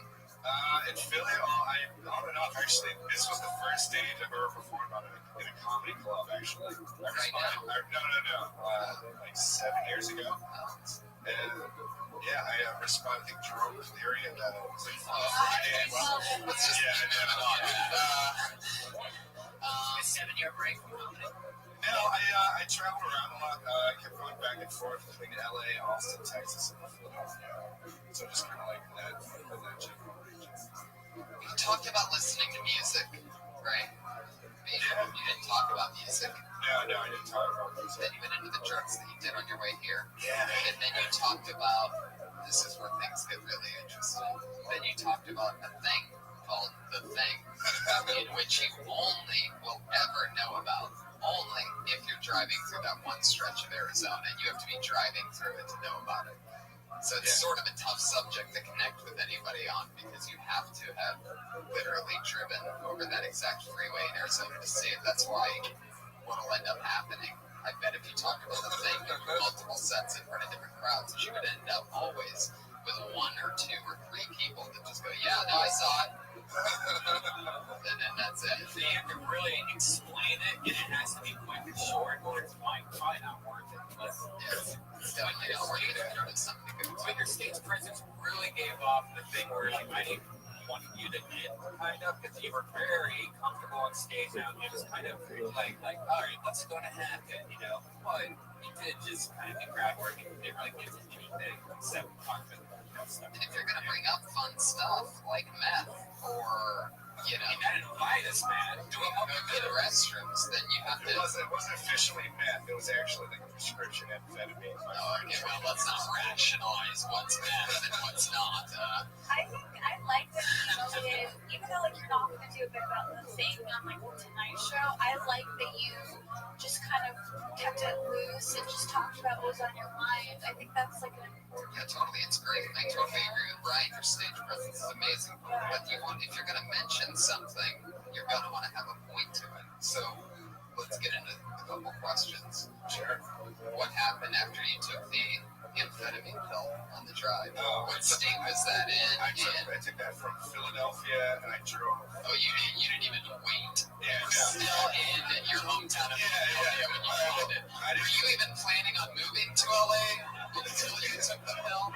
Yeah, no, it was not part of the plan. I traded my friend for weed. He was just like, listen, you leave me some weed, I'll give you this amphetamine, it'll help you with the drive. So, shit. Well, the weed also would have helped you with the drive, but yeah, you probably have more of that. It evens it out. But, yeah, no, my friend, he takes like psychotic drugs. Like, I had to take him in and out of the hospital several times. All right, how long he's really good with the pills. Let's stick with this subject. How long did the meth last? You took it in Philly, so how long is that? What is that, like an 8-hour flight? It's about 30 hours on the road. Really?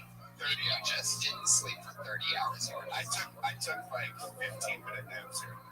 15 minutes? Where I basically just pretend to sleep and vibrate the back seat and then just go. So 30 hours and the meth was worn off.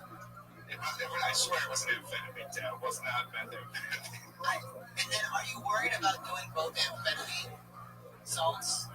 Adderall, whatever it is, are you thinking about doing that and so after you ate the bath salts, that's what it's called, amphetamine salt. You guys, he's like 6 feet tall. You can do whatever you want. Stop being pussies. He does look exactly like the white guy who can do as much drugs as he wants to do. And never feel bad after. Yeah, there's pretty lines of cocaine and meth. Yeah, I didn't get pulled over once. Obviously. Cruise control at 79, and that's my drink. Wow. When did you start doing blow? When I was 18. No, I'm not on the tribe, but that was. Why does it have to be 18? Because it's legal when you're 18. The day I turned 18, I went right into that convenience store and I'm like, give me an 8-ball, Habib. So I threw in Habib just to be a filthy racist. If only. I got super nervous. Actually, I just abandoned everything I was going to talk about. Just kind of like space. But it's also great because there's almost something in, you know what I haven't heard is a great bit about the drive out here. And you laid out a little storyline thing of how it could be really funny. I mean, especially since the first twist is that we found out you took the meth while in Philly, which is amazing. So if you set it up and you said I drove out here, I ended up doing whatever you want to call it. I'm going to keep calling it meth, though, because it's so much funnier and more fun. So, the fact that you set it up like you did meth and then cocaine twice or 3 times, specify it, and then say that you did the meth while still in Philly, and you would want to, obviously you separated it, right? Or did you do them all in Philly? Like I didn't even take the amphetamine. I basically split it in half and crushed it up on the CD case. I sold CDs in the car. I don't have it on screen. What was the thing you just said about the CD? I crushed up the pill in the CD case and then snorted it. Because it works better and then it gets time released, you know what I mean? Because it kind of stays. No, I don't know what you mean. I do not know what you mean. I love it. I think it was Tchaikovsky. I swear to God. That's crazy. Cokeheads love classical music. It's all dramatic. You're coked out. This crazy classical shit. It's great for when you're pretending to sleep. Yeah. What state did you start doing blowing? Also at home, you're doing coke. Yeah, well, I killed the bag that I was going to take with me on the trip, but my friends played pool the night before. They convinced me to drink with them. Last night in Philly, you know what I mean? Like, I skipped the open mic. I was supposed to say bye to the comics for it. So what state did you start the blow in? A little bit of toe, and then when I got to Austin, Texas, I redone. You got a dealer in Austin? Yeah. Fuck yeah. You went really far south to get to Los Angeles. Yeah, it was, but Austin's like where your coke dealer is. Yeah, the good one. Where the good one is. I love Austin, man. Where the good one is. I've got a pot dealer in Austin who's a desk office. Oh, yeah? I went and bought pot from him, and I walked in. He's like, I can't believe you're in my house right now. He's so cool. That's super. He agreed with me. That's awesome. I'm so glad you picked my name out of that. This was quite an experience. I'm happy I did too, Matt. You're super honest, super cool. Well, welcome to the LA comedy scene. Have a lot of fun. Get as many spots as you can and keep it real and just keep trying to, if you mention something, you'll want to get back to it at some point during the opportunity to make a joke about it. You had multiple setups during your 60 seconds, but we didn't really get any punchlines. So, just for future reference, if you say something, if it's meth, if it's amphetamine, ads, whatever you label it as, or cocaine, or as you call it, candy, unicorn dust. But get to punchlines and have fun. See you soon, Matt. Come back again soon. He's on Twitter at NinoZonin, Matt Nino. You know what? Another big tip is always record your sets. Everybody has your iPhone on you. Always record it. Always re-listen to your sets because you might make a little tag that fucking kills. Yeah. And you'll forget about it. And I'll one up that trick by saying I did it for a long time. I recorded every single set until I realized little things like if you know the tag immediately after your set that you came up with, or the joke, or the whatever that you want to go back and listen to from that set, so you don't have to listen to everything else. You can literally type that in as the label of that recording, so you know exactly what you're looking back on. Sometimes though, lately I'll just type in, "Listen, it's fucking amazing." Like if I really kill, or just like maybe a few in my phone is all capital letters, like "fuck yes!" exclamation points. It'll be like train crash. Unusable. Is it an emoticon with a tear? Fuck yeah. Matt Nino again is NinoZonin, ZONIN, Even your Twitter handle sounds like a prescription drug, Matt. Matt NinoZonin, 400 milligrams. Alright. He's also like a caricature for dude from Philadelphia. That's like what every dude from Philadelphia is. Really? White guy, ready to party. Ears pierced. Yeah, like he's very Philadelphia. What is ears pierced? You notice those things. You do. Yeah, you like tall guys. Because they can't fit in a bathtub. That's the only I don't problem. want to share my bath. I bet. I bet that's the case. Should we try to get one more? Let's go quick. The last one. This one's going to have to be extra quick, so sorry in advance to whoever it is, but please try to do something. Joe Bowling is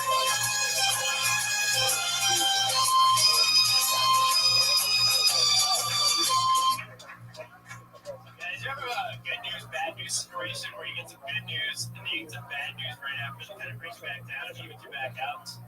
A couple months ago, I had a bad news, bad news situation happen to me.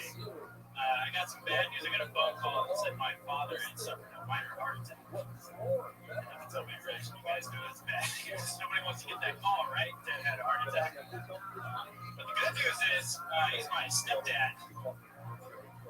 So the heart disease wasn't hereditary. That had me flying pretty high. That had me feeling really good. The good news brought me right back up.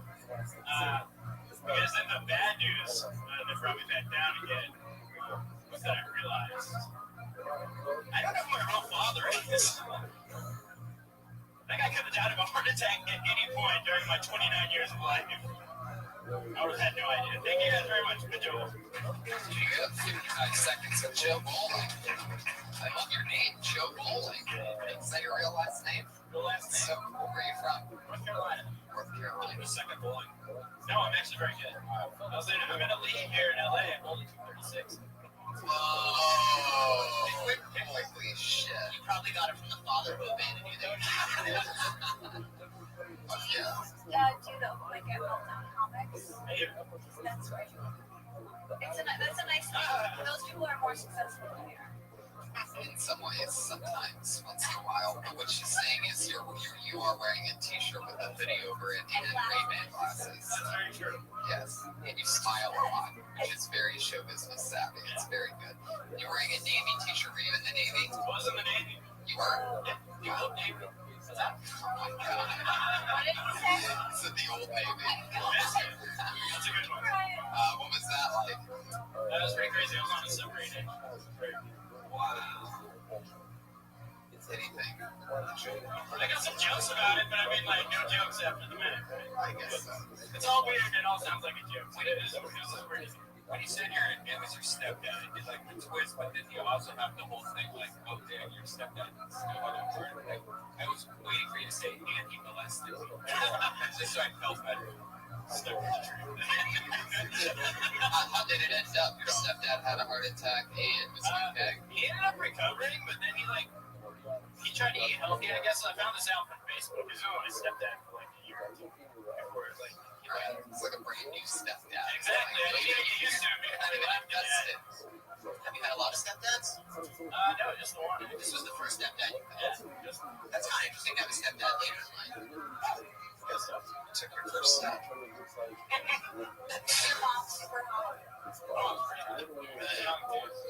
Oh, damn. It's almost like you're into her. Yeah, they were cheering.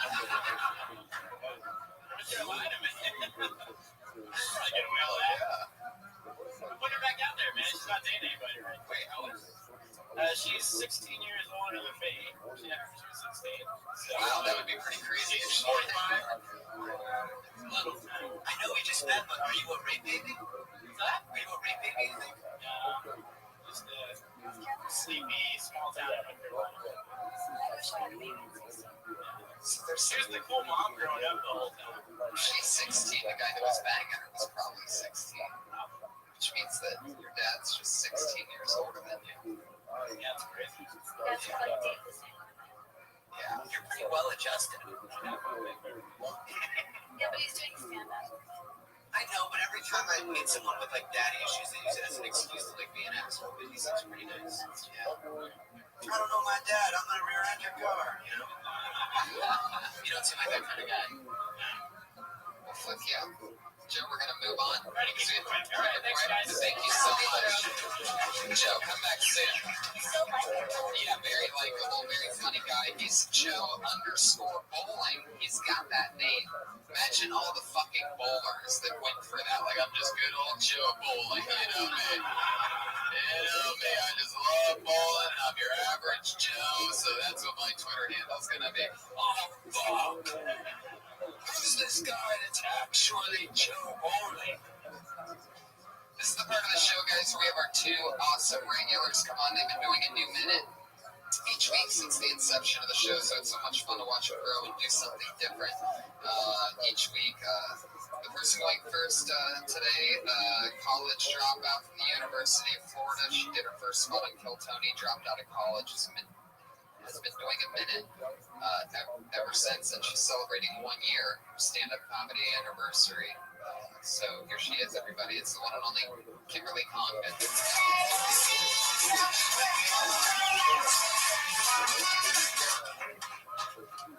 Guys, I want to take you back a little bit. Back in the day, elementary school. Do you guys remember when you were out on the playground during winter? All your friends are bundled up, you're all out playing. There was always that one kid that came running up with the jean shorts, like dead of winter. Always wore the shorts, and he always smelled like a little bit like piss. You know that kid, right? And you'd argue with him, and you'd be like, dude, you gotta be cold. And he'd be like, I'm not cold. You could tell the kid was clearly cold. You're like, dude, you're cold. I'm not cold. Honestly, I think his mom was just an alcoholic. Because in this situation, like, your mom just likes to drink a lot. I don't think she knows that it's weird. But those moms are pretty cool when you got older, right? Because they're the ones that buy you alcohol and fuck your friends. That's, okay. Feminists are ruining everything. Because they see influence against men.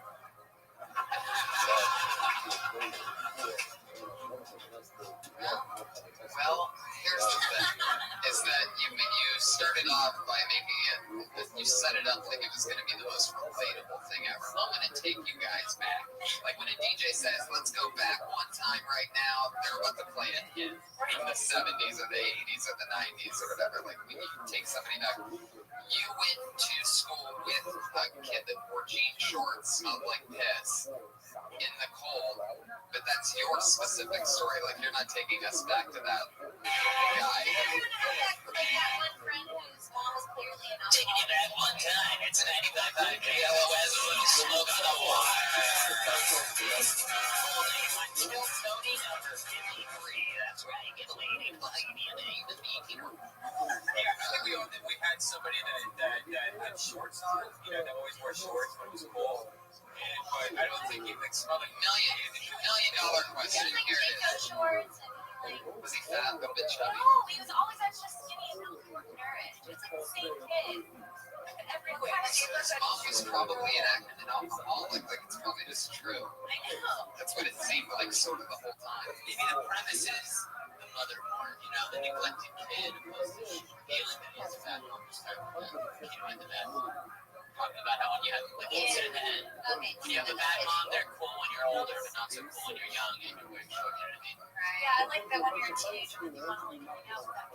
Yeah, she was a cool mom in high school. He's all trying to trade lunch stuff because his lunch sucks because his mom's a bad mom. Yeah, she always had terrible lunch, just 2 pieces of bread. Yeah. Is that true? Yeah. He's trying to tell mom. This piece-covered jean short-wearing kid would open up a brown bag and pull out only 2 pieces of bread. There's definitely that kid in every school. How do you know that? There's your you guys saw at least like 20 in high school. The only They're always like shitty. Where did you grow up? Florida. And then we have another winner. That's what I'm trying to say. Guys, I'm gonna take you back. Haven't you ever been there hanging out at school and all of a sudden a sinkhole opens up and the devil crawls out and is like, I hate your state and everything about it. Come on, guys, right? Yeah, just open up when I grew up in Florida. Yeah. And the trash I've seen. That's exactly it. I knew a girl that did porn with her mom. They all want her number. Wow. Friends, right? Yeah, talk about growing up in Florida and trashy kids trying to get in on your fucking shit. You didn't grow up like trash. Yeah, that's certainly the setup, and it's only 4 seconds, so it's pretty easy. I grew up in Florida, oh, the trash I've seen. Yeah. And then you're in. Like this one kid that wore jean shorts, and then it's like we're finding out about something instead of like, wait, I didn't go to school with some kid with jean shorts that smelled like this. His lunch is a Lunchables filled with stuff that doesn't belong in a Lunchables. That's the plastic. Yeah. Right. But like weird stuff, like a pinto bean. Yeah. So they couple it in mayonnaise for whatever reason. All the free stuff you get at AMPM is what his Lunchables made up of. We call it Yeah, we call AMPM, but that's a local joke. Side joke, master squeezing it in there. Kim, thank you so much. That's Kimberly Congdon on Twitter. Get it out. 1 year. She looks Israeli to me sometimes. Yeah, what are you, Kim? When she doesn't smile, she looks Israeli, right? She has a Middle Eastern slouch face and a Latina smile. I'm a happy Latina girl. You doesn't know it. Our other regular is super goofy, always just taking a little something and turning it into a lot more than what it is. Who knows what the topic's going to be this week? Maybe it's another food. Maybe it's something you see once in a while when you're doing something. It's always goofy. It's always fun. It's Sarah Weinstein, everybody.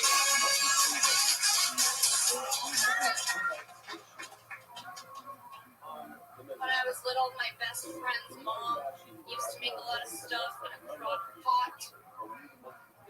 Crock pots are so shady. Nothing shadier than a crock pot. How lazy do you have to be? Just use a slow cooker. Empty out your pantry. What am I going to make tonight? I don't know. Got some kidney beans, let's throw that in there. Got some maple syrup, let's throw that in there. Got some old frozen carrots, let's throw that in there. You walk in, what are you making? I don't know. If it's thin, it's a soup. If it's thick, it's a stew. Who knows? Husband comes home. What have you been doing? Slaving away all day. Over the stove. Over my crock pot. Really, she's just watching old episodes of Dr. Oz. Alright. There's real gold in there, and I can almost clearly see, it's a fun one for me, because I can almost clearly see exactly where the surgery needs to take place. You don't need to mention the exact ingredients. You just say, these are things in the thing, the way that you say it, the way that you set it up. And you say the soup and stew part, but we just don't need the ingredients. Again, it's almost like the theme of the night is anytime information's given, it should have, most of the time, a reason why. You know, and now I'm looking for what's beans and carrots mixed. You know, it's like, when it's too much math, then you don't need the math, because what's funny about it isn't about the math. It's not about what you're making, but the soup and the stew part will stick no matter what. Like, if I take it off early, or if it's whatever, however you said, that part's great. And then the funniest part, which you'll be into it in 15 seconds now, is I've been slaving away over the crock pot. You said I've been slaving away over the stove, the crock pot. Like you said that first, which is like, then what, you're making side dishes on the stove, and that's not part of the gym either. Just keep it on the crock pot. It's like slaving away at this crock pot, you know? I mean, it's horrendous. Oh man, I watched 6 episodes of House, and you know, whatever. Like, you just fill it in with how not hard it is to put something on a slow cooker. Like it's a slow cooker, you know? Pretty much like the person that's using the slow cooker. There's not much going on. What's the hardest part? Putting on the lid. Just stirring it. I don't even know if that's part of the slow cooker thing. I don't even know if you're supposed to stir it. Oh, you do? Every hour. What's that point mean, Kim? Is it funny that I don't know that you're supposed to stir? Oh, okay. Well, actually, like, what are you, in the crock pot? I grew up with a lot of women who know all this shit. Remember the pot that's on the oven? They used to have like that robot thing that would come up and I start whistling. I think that was a nightmare. You said that the reason why you know the crock pot is because you're growing up around all women. It's like, that's so sexist. Like, of course I know how to sweep the floor. I grew up around all women. I know how to take a punch, guys. That's all I'm saying. I think what everybody really wants to know is, Sarah, were you baptized in a church or a pond? Sarah, thank you so much. That's our time. That's a great deal. That's right in her alley. It's a whole new thing. It did rip the Dr. Oz, old episodes of Dr. Oz, because it's like medical advice that doesn't even make sense anymore. That's like from the tablet. It does feel like that's what you would watch while watching. Maybe, yeah. I don't eat kid. No, that's good. Yeah, like I bet like half the people that watch Dr. Oz have something in the crock pot when they're watching it. And Nicole Smith is here with her brand new, completely safe Trimspa diet pill that doesn't kill anybody. Sarah, thank you so much. She's Princess Shank on Twitter. That's the end of the episode. What do you guys have coming up? Benji Apollo is on Twitter, one of the smartest writers in anywhere. This is truly a monster, people. This is one of those people that is totally going to make something, and you're going to say, hey, I think I saw him at some panel show where they just kept talking about baptizing. So I'm so glad to have you on. You're so funny. I just heard of the guys in Westport. I guess watch that. Yeah. That already came out. No, it's going to be in about a week or so. Oh, okay, cool. For June 4th, I'll be in Prayer with Chris Catino. Oh, there you go. Fuck yeah. I'm going to be at the season show. What? Yeah. I definitely did it. Did you block out?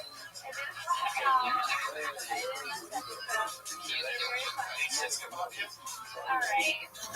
Little Esther on Twitter, always fun. It was so good to get to work with you again. It's like the first time we've done something productive in about 5 years, so it's exciting.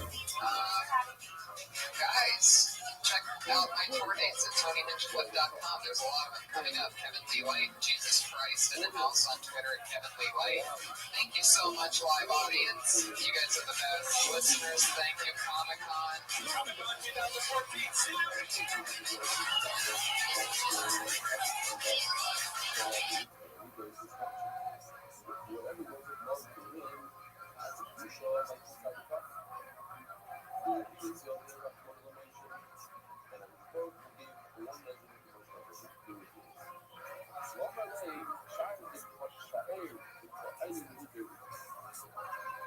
measure it. And you'll see that there'll be a real part. You're going to try to take I give you you make.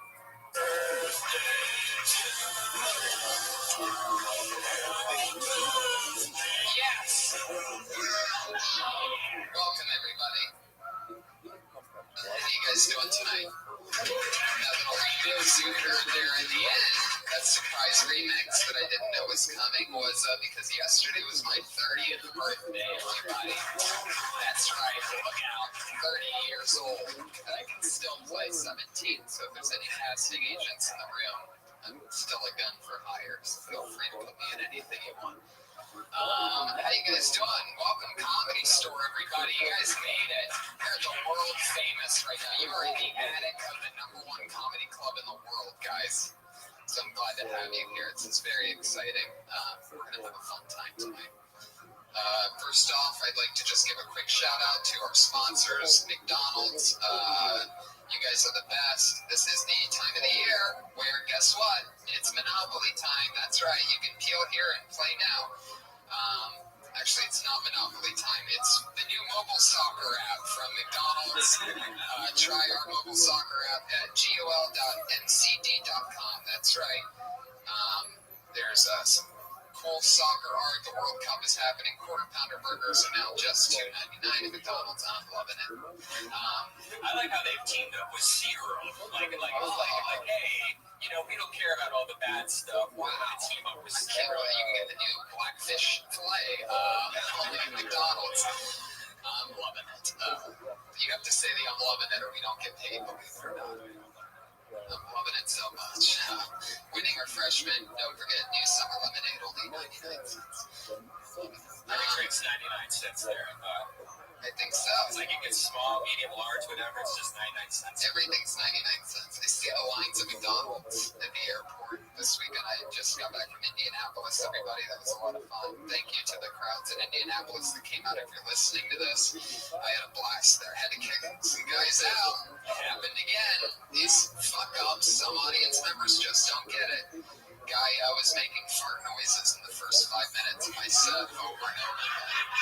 Just kept making fart noises. The crazy thing was I was fucking killing, like right from the gate. I just came out making fun of this person, making fun of that person. But you know, you have to, when you're doing stand-up and you're doing a 45-minute, hour-long set, you gotta slow it down sometimes. You gotta let it breathe. I mean, you can't just try to fucking destroy non-stop or else everybody's out of energy after 20 minutes. Anyway, but so every time I would take a little pause, I would just hear this fucking fart noise from the corner of the room. And these idiots, they don't know that I have better vision than almost anybody I've ever heard of. So like they're in the far corner and they're making fart noises and they don't think I can see them. I go, whoever's over there making fart noises, stop. And I'm looking right at the person. Then he does it again. I go, hey, guy in the red shirt, yellow lettering, stop making fart noises or else I'm going to kick you out. He goes, I'd like to see you try. And then I go, all right, well, then you're gone. And he didn't know, but I watched the security guy slowly walking over. So when I go, all right, you're gone, he goes, all right. And then the security guy's like, dude, you got to go here. He came right over his shoulder. He's like, oh, shit. And then he stood up and he goes, fuck you, faggot. And I go, wow, you know, I never would have guessed that you're that ignorant after making fart noises for the first 5 minutes of my set. So that was fun. Oh, and the best part of that was they walked out on their tab, right? But guess what? They forgot their iPhone there, everybody. So I win. They had to come back the next day, pay their $35 tab, and collect their iPhone that had a cracked screen. Which is really bizarre. I don't know how that happened. No, I'm kidding. No, the screen was already cracked. I wouldn't do that. Oh, you didn't put it in your ass. I would have done that. I would have quite that. Put it in your ass. Fuck yeah, put the head of it in there. I don't give a shit to my phone. It's the balls. That would, have you ever put anything in your butt before? I just had to bake my finger in the shower. Just make sure everything was okay. Really? You give yourself a rectal? It's a little soapy. Who knows? How would you know if anything's not okay? Like, what do you think would be there? Like Hot Wheels or something? Like, I think it would be like a really hard, like, what the fuck is this thing? Right, like a polyp. Right. But it was a fun weekend. Did you do anything crazy this weekend? I played Charlie Chaplin's house. There's a car down the street that Charlie Chaplin used to live in, and so Janis Joplin and all that. It was awful. It was one of the worst shows I've ever done in my life. The sound system didn't work really well. That's because Charlie Chaplin is a silent. I know. He's not using a microphone now. But then there was a rave downstairs. One of the comedians just couldn't take it. And he was like, no one was really paying attention or whatever. He wasn't getting engaging enough or whatever. He just got mad, freaked out, ran out the front door. I've never seen that before. I've never seen that ever in my life. I mean, you just take your bombing like a man. You don't run away in the middle of your set. Recognize it at least, or something. Or just say, all right, that's it. You guys are listening. I did so-and-so. Thanks a lot. And don't just be like, ah! Just like run. It's so fucking weird. That's so awesome. Jimmy Schubert wants to know if he can do 2 minutes and 30 seconds on the show tonight. He's getting ready for a taping on Wednesday. And then the set is 2:30. Please invite me, and then you guys can critique me. The great Jimmy Schubert's one of the best comedians in the world, so it's very funny that he's, first of all, asking, and second of all, saying that we can critique him afterwards. So that's an exciting little bonus. I'm just going to type yes real quick, guys. So did anyone watch The Shooter? That was out today? Wow. Man, it was a lot of boring. What happened? There was a huge police chase, and then this guy got out of his car around North Hollywood. Just pulls out this huge, shotgun rifle, automatic rifle. He just starts walking down the street with this rifle. Then he jumps on top of a house, and he's just sitting there with this rifle on the house. And up to that point, it was like, fuck yeah, this is craziness. And then he goes inside the house and takes a nap or something. It doesn't do anything for 4 hours. Wow. Yeah. And they closed up all of North Hollywood. They had the SWAT team there. They were getting people out of schools, running out of schools into parks. I mean, this guy caused so much shit. Yeah. And they just threw a couple smoke bombs in there and came out. One more reason to not go to North Hollywood, guys. If you needed another reason. Well, I'm very excited to be here. We're going to have another very fun episode, guys. I'm so happy that this audience is here. This is very exciting. So let's get the party started. As always, we have a head of security here tonight.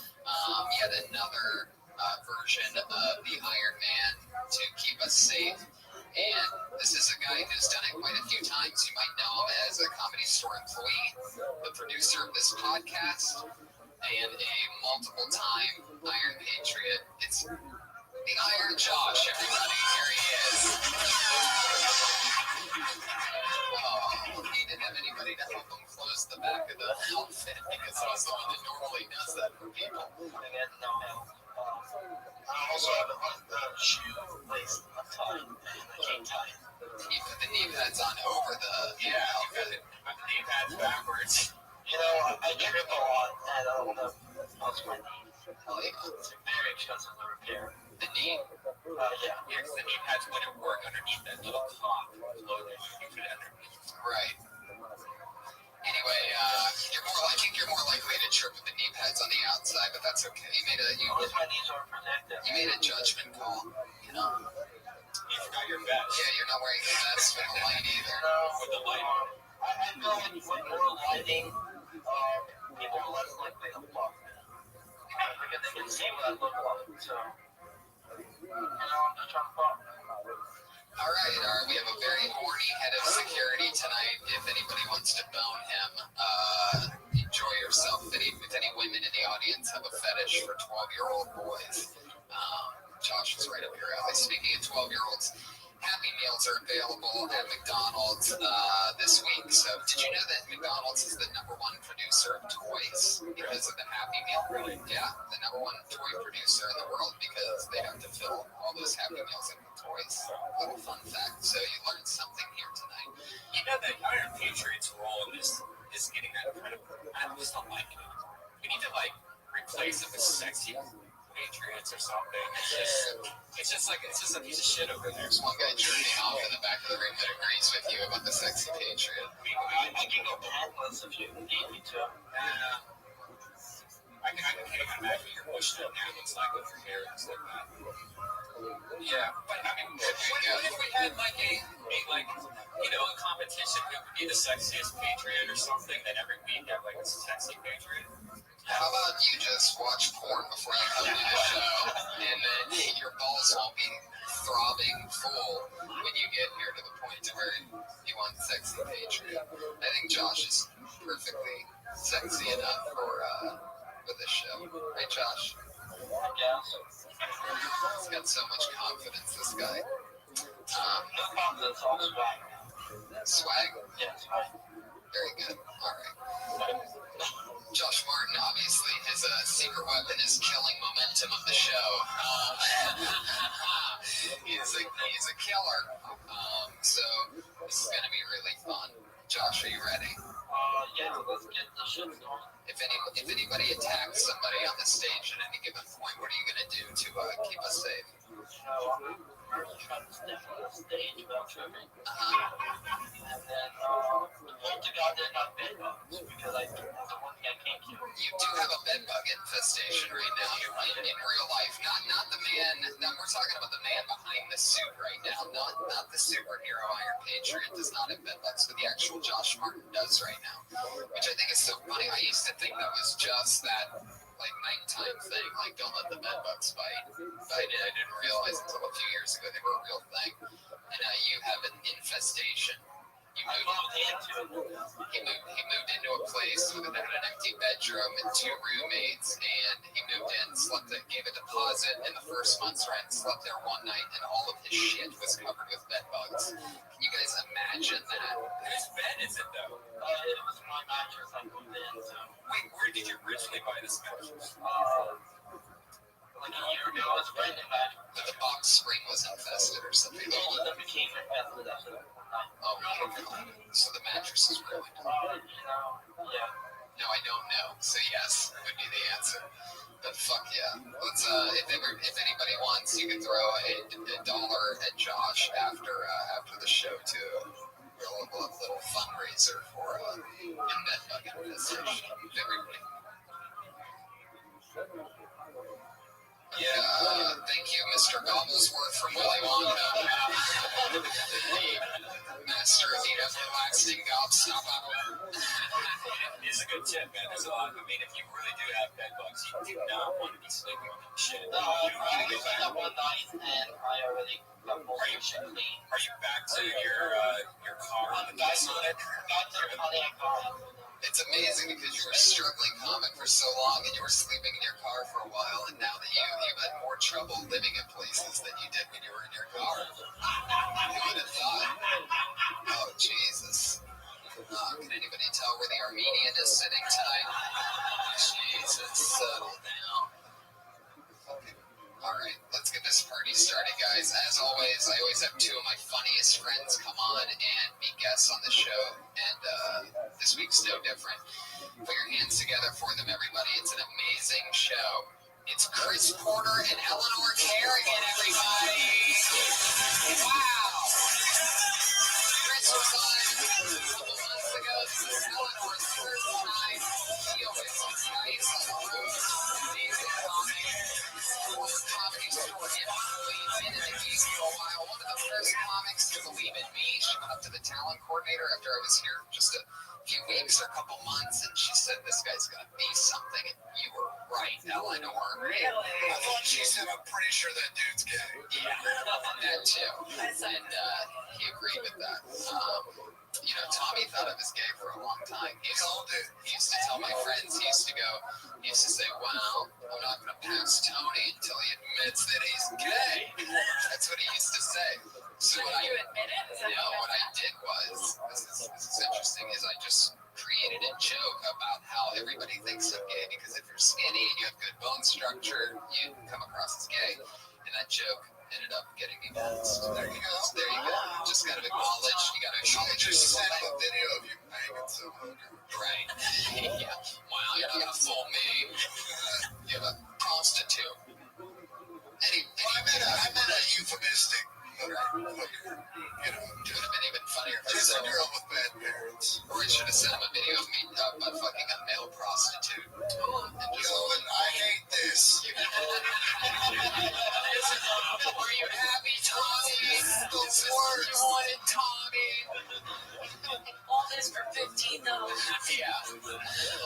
singing my name on the wall. There you go. And maybe that's how I could have finished. I could have written out Tony Hinchcliffe on the guy's back in cursive. Like, this is what my name better look like, Tommy. That's a lot of Spanish. Hell yeah, it is. Hinchcliffe is 11 letters. You gotta cross a bunch of letters. Yeah. That's control. So glad you guys are here. Chris, we had a lot of fun with you last time you were on the show. Thanks for coming back. Eleanor, this is your first time. Breaking my cherry. Hell yeah. Nice. It's fun. Hey, you have any you have any fun stories about a time in the belly room? Oh. This is, people can hear me? Yeah. I can't. It's not love line. No, I can't. Yeah, a lot of fun stories. I waited tables up here a long time. Yeah. Yes, I do. Very exciting. But no, I can't really. I had sex in the bathroom once. Yeah. That was right before we came out here. I couldn't resist his flare jeans. They really. The orange hat is for That was safety. it. Bell bottoms just make me wet. You and two chicks at an Allman Brothers concert. Josh, do you have any questions for our guest tonight? I guess, will you fuck me, Eleanor? And also, I don't know. Will you wear that outfit? Will you wear that outfit? Yeah. Maybe.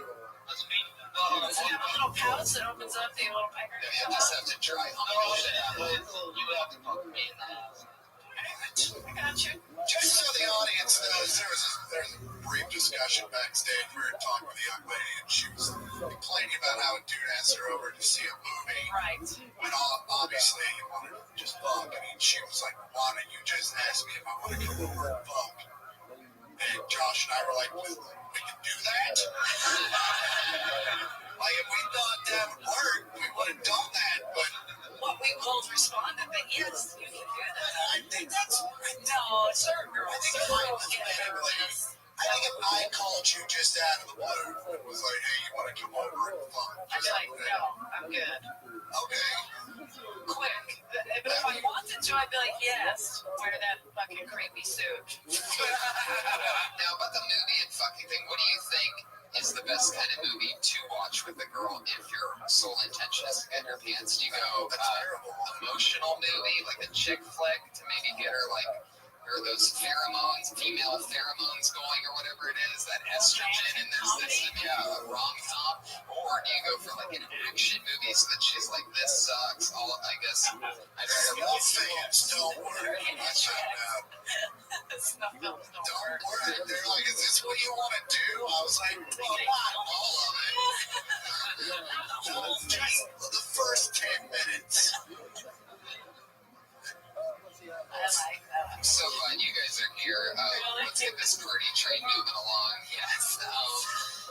Over 20 comedians signed up for the opportunity to do 1 minute on this stage and then chat with us about what they talked about and who they are afterwards. So, comedians, you know that your 60 seconds is up when you hear the sound of a kitty. Oh, how cute. That means wrap it up then, or else you're going to bring out the angry West Hollywood bear. That's it. All right. A lot of people on the internet are getting pissed off at me, but they were the West Hollywood Bear there. Oh, so now he just does a little chippy chop. I'm trying to work out. The bear's so loud. With my speakers. That bear has gotten a little bit crazy, maybe.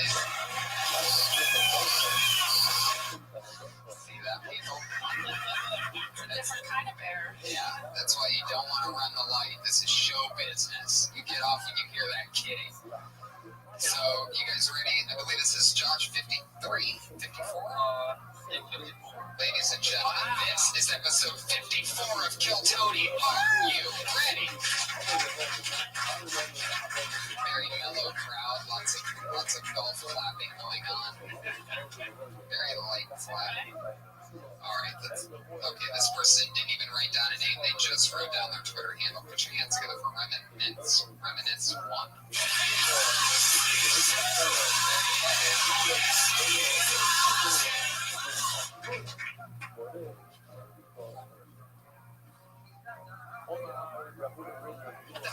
Put the clock back. Josh Martin. I hate that. Oh boy, he has no hands. Please. Yeah. All right. Put your hands together for him, everybody. Let's give it a shot. Well, like I said, this is my first time here. I'm really excited, really happy. I have a strange, weird, I don't know what it was, but I guess, like, when I was growing up, like, you see, I hung out with a lot of players, and the thing was, it's like you could spot me in, like, a whole crowd and say, he doesn't belong quite there, you know? It's just the strangest phenomenon, because I remember, like just growing up, and I used to study the type of charisma they had. It's like they had this distinct charisma, and I never had that type of energy. See, they had a sexual charisma. Me, I had more of a Disney Channel charisma, you know? Like, they walked around with an R. Kelly charisma. I had what is known as an iCarly charisma. You know, it's a very, very different thing, you know? Like, whenever a girl called me cute, I'm pretty sure she wanted to pet me, you know. It's a terrible thing, you know. And then I always wanted like the dry Ryan Gosling charisma, and it ended up with a Macaulay Culkin Home Alone charisma. It's just sad, you know. And I just remember like. There you go. Bear got angry. Reminisce one. Talking to the mic, we're gonna ask you some questions. We're gonna figure some stuff out. Now you didn't write down your name. Is there a reason for that? Oh, I did. I don't know why. What's your name? Sean K. Sean Kidd? K. Sean K. Not KKK. I wouldn't say that. Yeah, be very careful. With that red hair. It's like he wrote the thing on the opposite side of the sheet. Oh. One Sean K. Okay, I guess it's somewhere. Anyway, Sean K, welcome. Thank you so much. I love your hair. Now, I don't know what you were talking about exactly in the beginning, but then you were talking about charisma, like how you come across. Was that to chicks? Oh yeah, it's like when I was growing up, like I was always like that cutesy, you know. Right. Yeah. You still are. You still seem very young and likable. How old are you? I'm 21. Yeah. Delicious. Awesome. Fuck yeah. Heck yeah. Cradle robbing. First and foremost, Baby ginger. Kind of a pet peeve, but if you're gonna take the mic out of the mic stand, get the mic stand out of the way. Yeah, you're gonna want to It's really hard to look at you, but there's a mic stand right in the middle of it. So just, grab it. First thing. Did you know? Oh, go ahead. You're right. And then, like, the first 30 seconds was like 19 setups. You know what I'm saying? Like, it took a while for you to get to the punchline. And, you said players, and for fucking another 8 seconds, I thought you were just talking about people that play sports. And so, like, maybe just go, a lot of my friends are good with girls. I'm not. Because, you're not just going to be telling jokes to people who use player as a euphemism. You might be talking to some old man who has no idea that player, what that means. You know what I'm saying? So, Eleanor. Sorry. No, that's I was gonna say, did you know you were only doing 1 minute? Because it was a long setup. Like if you had a 5-minute set, maybe you could set that up long. That was a real long setup. I was doing this for you. It's like the whole thing with the microphone. It just like threw me off, and then I was really nervous. You a player. I was nervous as it was, so it's just, Yeah, it's nerds. I get it, of course. But he's right. Like you were saying, player, and I sleep with all the players. I didn't realize. I was thinking baseball too. I was thinking sports too. I don't know why. I thought you were gonna get into sports like you weren't a good athlete, not just because you're redheaded. But yeah, you are adorable. And you should play on. You look like a player, for sure. Solitaire player. How long you been doing stand-up? I've been doing it roughly a year and a half. All in LA? Where are you from? I grew up in Florida, then I moved to New York when I was 19. What part of Florida? Just Broward County, South Florida. South Florida. Worst place on the it is the worst. And, but then, so, like, all your persona is genuine. Yeah. It was my concern. Once you tell me your background, I'm like, no, that's a genuine persona. So, yeah, I mean, you got a good character. When you have a minute, I know it's tough, but I mean, that's part of the thing is to like prepare for what you're doing. So next time you come up here for a minute, have a minute ready, not just part of a 3-minute thing. And even if it was a 3 or 5 minute set, I'd still trim a lot of that stuff from the front. There's still over setups, and you want to get it banging quick and get them interested. Like, oh shit, this fucking guy's. Yeah, I would re-listen to your set when it goes up, and because like the first 40 minutes really seemed like they made no sense at all. Like I had no idea, like Chris had no idea what you're talking about. It's just a little bit too wordy. Yeah. I mean, you sound like you smoke a lot of weed and you're quicker feelings or something like that. I have no idea. Do you smoke weed, or does your hair just smoke weed? I'm sorry about the cherry pie song. I had no idea. Wow, that is amazing. Speaking of cherry pie, McDonald's. Now, my final question would be: do you talk about your hair at all? Because it's very standoutish. Like it's I guess, like I always say, I let it speak for itself. You know what I mean? I know that's a cliche thing, but it's like there's nothing really. It's just out there. You know, it's alive. I mean, it just speaks for itself. It's adorable. I'm defeated. It's just like if they ever needed somebody for a movie, if they made like Elmo the movie, like the human movie, like this is Elmo. All the movies come to life. He looks like I would buy cocaine from him in 1985. Well, he is from South Florida, so I'm sure he still has that. He knows where to get it. Is it tough for a ginger coming from South Florida to LA? Like the sun is just falling. How'd you survive? I guess I just. Yeah. Very good. Yeah.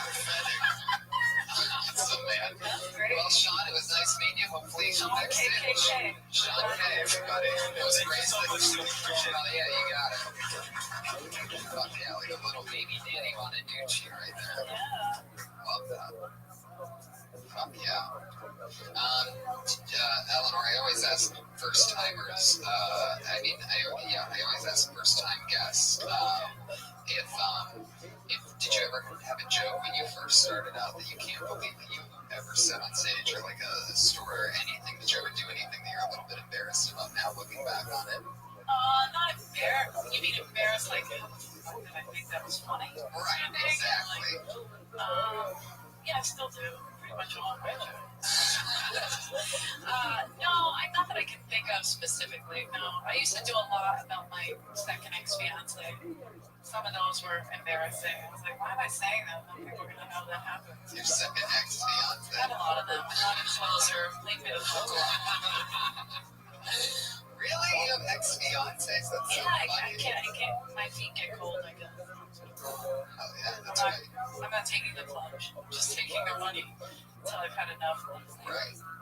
You're not in it for the wedding. You're just in it for the. No, I just want to look good at white. It's like jewelry for like 6 months. Yeah, well, I'm not even big on jewelry. I like cash. Out now cash. Fuck it. You like tough guys too, so when they get down on one knee, you're like, get the fuck up, bitch. Oh, if anybody ever got no, that wouldn't be the thing. I don't like that. Then half the other guys are probably just fucking throw more ring at you. Hey, bitch, you want to do this or what? If you catch this bitch, you're mine. Amazing player. I'm diving like Jerry Rice. Shit. Take it, man. Chris, I remember asking you this question before, and I remember it being really funny. Like, what was it like? You used to like take your shirt off and do Yeah, I took my shirt off, and I'd get up on a stool like that and suck at my gun and do my impression of Greyhound. And that's when you realize why strippers do drugs. You gotta be in the right mood. Just take your shirt off in front of a gang of strangers. Yeah. And mood so. I think though, honestly, like for me, when I first started stand-up, I worked here as a waitress so long. I saw the best of the best, the worst of the worst. So like that Greyhound shit, like all that. I've seen so many horrific acts that it's like I can never do that on stage. You know what I mean? Like I learned. I went to the best college in the world, right here at the world famous. Yeah. I think I kind of skipped through a lot. I skipped a lot of grades because I slipped my way to the middle. Slowly going to the bottom. See what happens. I love it. How about you, Josh? When you've first started 2 years ago, is there anything that you... How about this outfit? Does that count? Okay. No, I'm still doing those short jokes. Gotcha. But although if you want a quicker trip to the bottom, you can just stay cookies. Okay.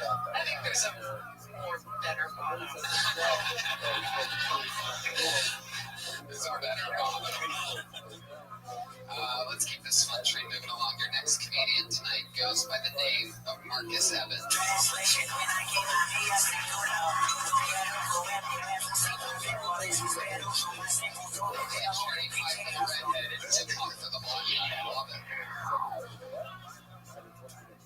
I'm from Chicago. The biggest is from Chicago. Vegas. I'm moving around. I mean, they're hot.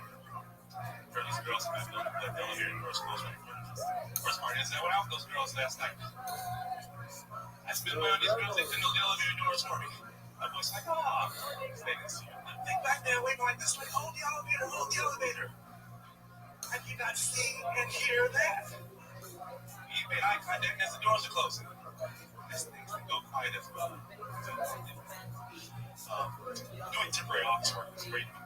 Maybe you never know what's going to happen. Yo, I was working on this with a temp job. They had to go out there a couple hours. They said, projects. Some of the projects, I need a 4 days worth of work. I could do a couple hours of work when I got rent to pay. Can't go to Walmart for a couple hours worth of pay. Worst part is it took 2 hours to get to the job. Should I spend more time on the road than work? Hope they ain't give me my gas money back. There you go.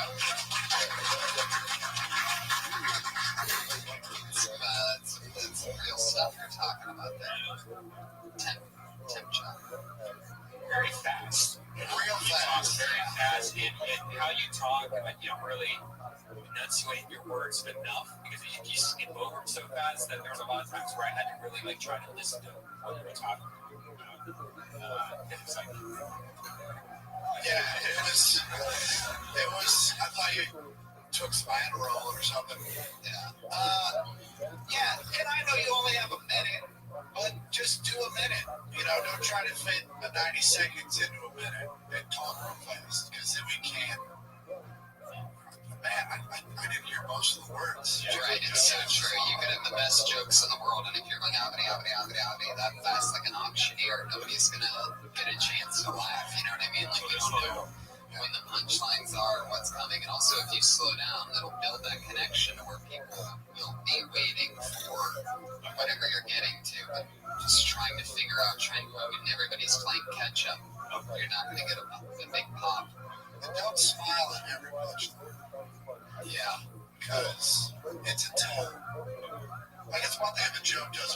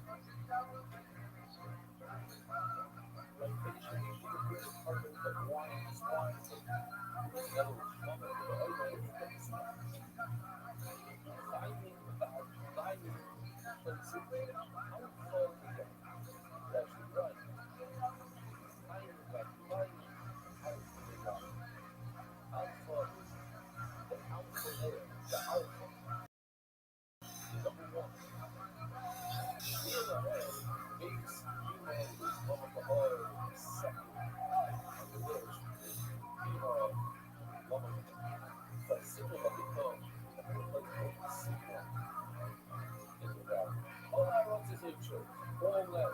What's that all land? Said before. All land.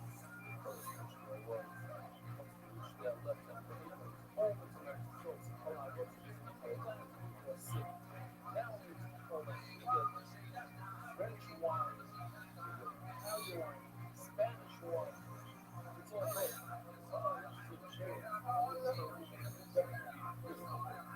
And when you look at these as well, it's not being fertilized mineral. It doesn't taste good. But it doesn't show up. Or we are the irrigation and for that the head is so on the rain. But then we're watching this every day. And a lot of minerals that shut them off in the mud.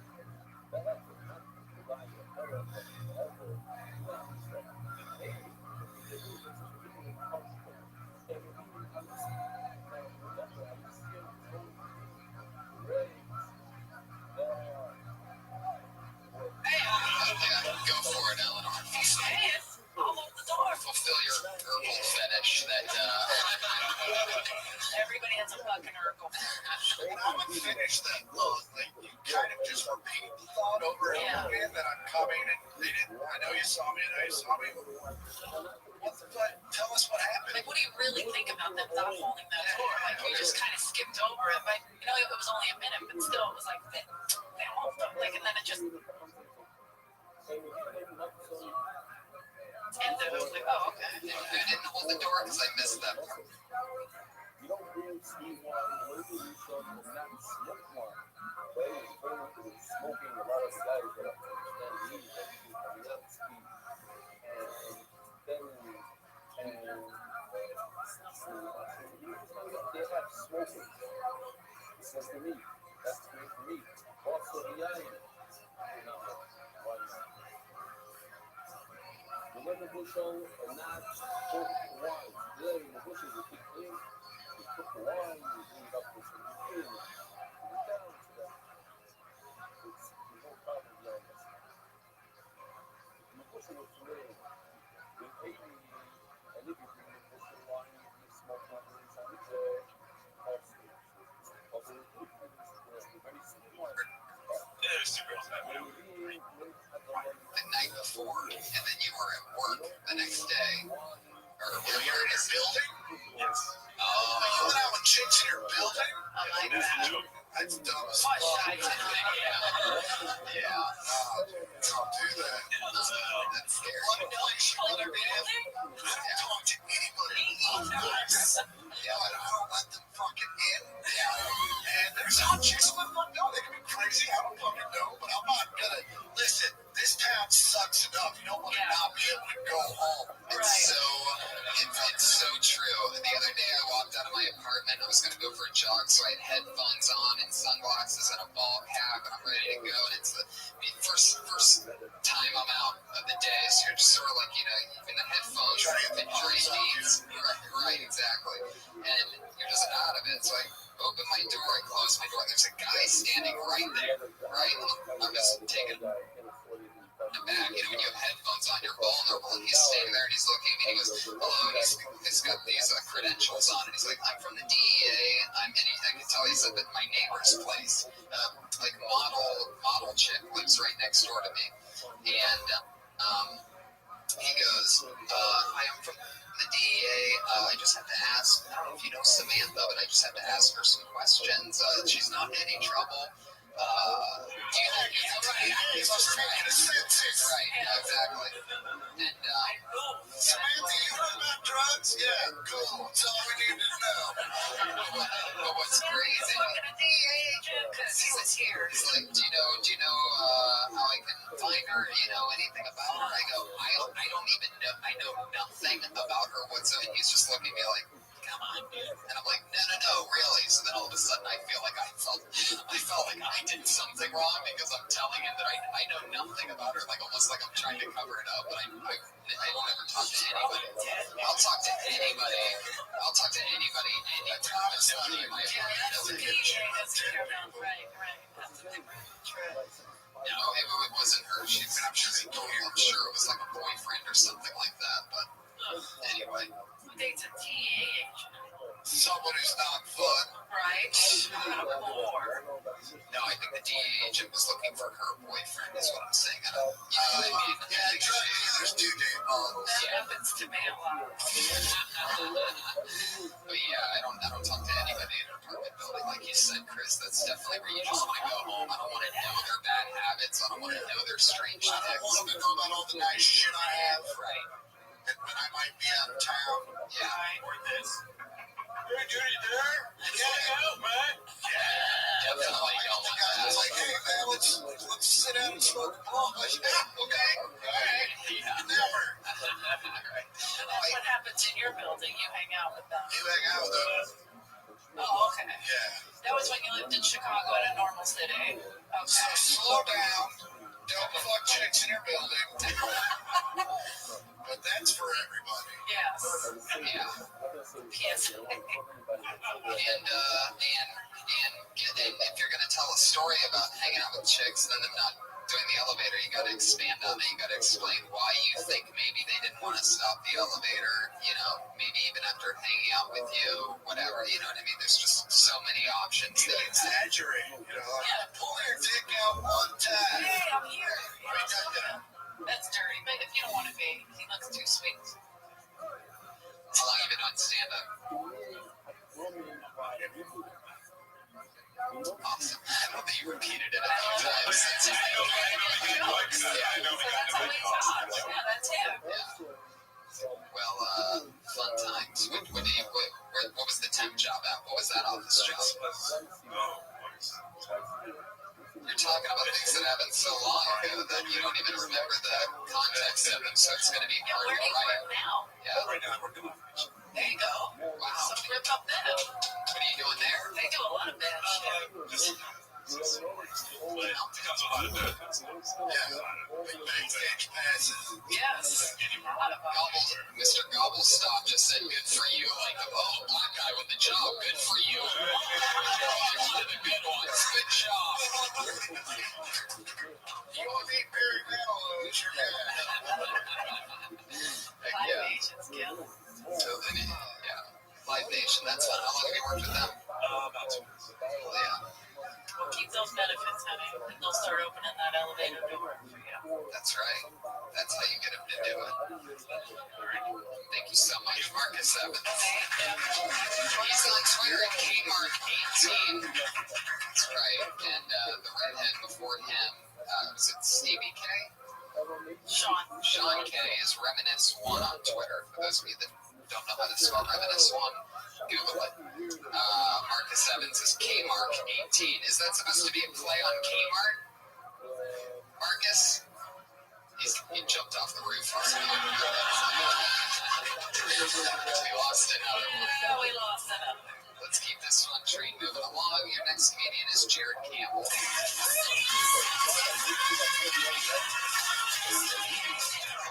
What's up, y'all? How y'all doing? I'm looking a lot older than I really am. Like, I'm 24 years old. Yeah, there's always people like, damn, really, damn. I know, I'm used to it. I've been looking old since I was young. Like you were talking, my grandma's last words to me were, that baby look grown. Because she died. Yeah. I think it's my parents' fault. Like, they used to dress me with corduroys and suit jacket at 2 years old. Now I'm afraid to post throwback Thursday pictures. I'm afraid somebody's gonna meet me like, whose Trump looking old baby is this? I know a girl got mad at me. I met a girl in the club. She got mad when she found my age. She was like, what the fuck you mean 24? I'm like, this girl is sexy like kid. You need to get your ass out there. I got kids you in here in the club. And I'm like, nah, like, you got kids my age. Your old ass need to leave the club because your time was came and gone. Fuck yeah, 58 seconds. I didn't hear the code. I didn't hear the code. No, you didn't need it. He knew. I wanted him to keep going. He gave the look over. Well, he was 2 seconds away from the cat. He's got an internal clock, this guy. Right? Hey, look at the beer. No one does. Nobody. There's rumors that Tony does. Oh, you son of a bitch. You son of a bitch. Boy, That was really good. that was great. I want to hear more about this band, baby. Great stage presence. And Yes. like, there's a part where you even like did a little giggle at yourself and stuff, and it just perfect. Like, you want that stage presence that you have. And it's great. It's very likable. Yeah, and my only note would be, first off, pause if you say, I've been looking older since I was younger, because everyone laughed at that. I don't even think you knew it was funny until they laughed at it. So, yeah, which happens. And then the reveal on making it your age, like, I think you can make that a little more powerful. Like I reveal it, make the reveal a little more dramatic. Because you got the reaction that way, you just kind of mentioned it. So I think if you build it up and then tell people you're 24, it's going to be like, holy fuck. Yeah. You're surprised. Because life usually don't crack, but yours did. No, because usually they look young. You know what I mean? Like, white people are the ones that look old. Like, look, I'm only 15. It's fucked up. Yeah, but you really do. You have like a older looking face, but it's not bad. You're great. There's a lot more you could do. You can really pepper some stuff in there if you just think about like what you do when you're younger. Like maybe you showed up to your first day of Little League Baseball and all the other kids are like, "What's up, coach?" Or something like,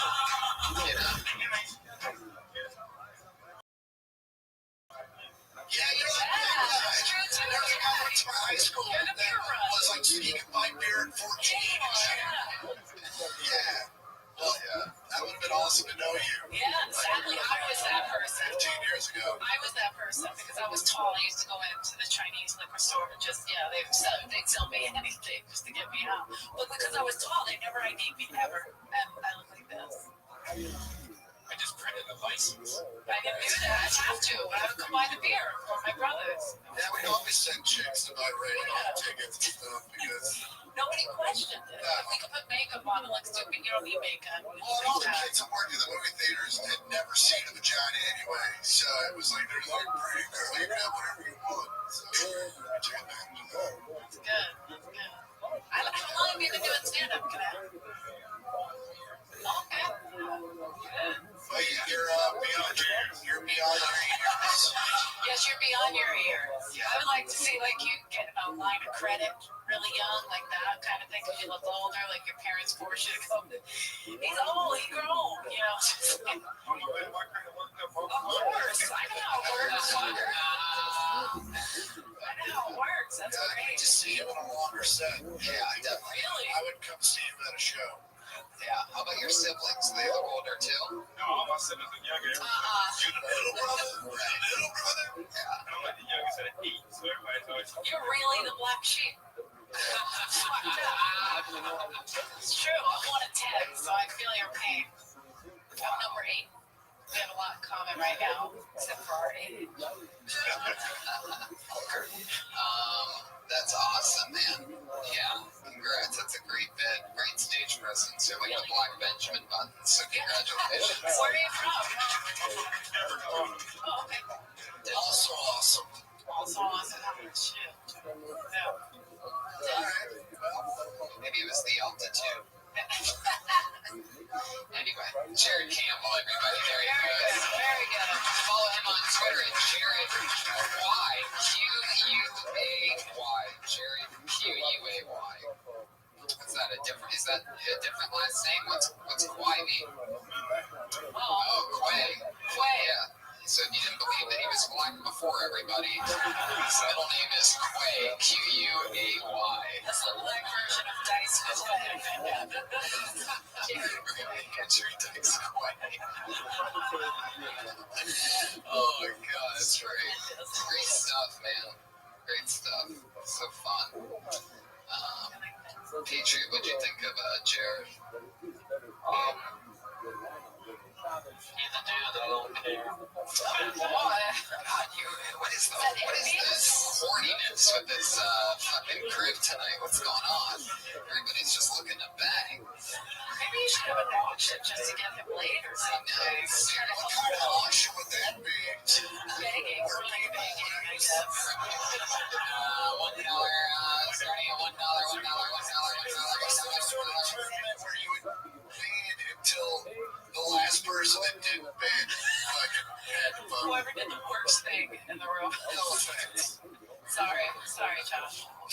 I'm sorry. I didn't think you could hear me with the mask. I can hear you. I'm actually crying right now. I'm sorry. Don't give a shit. It'll kill you. You know, I would rather die than speak out. It's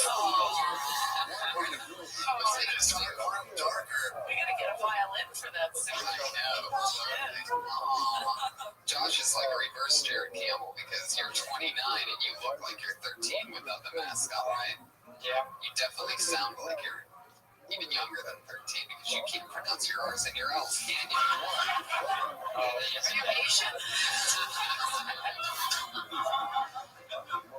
Alright, just asking. I think you guys are going to be mentioned in a note later.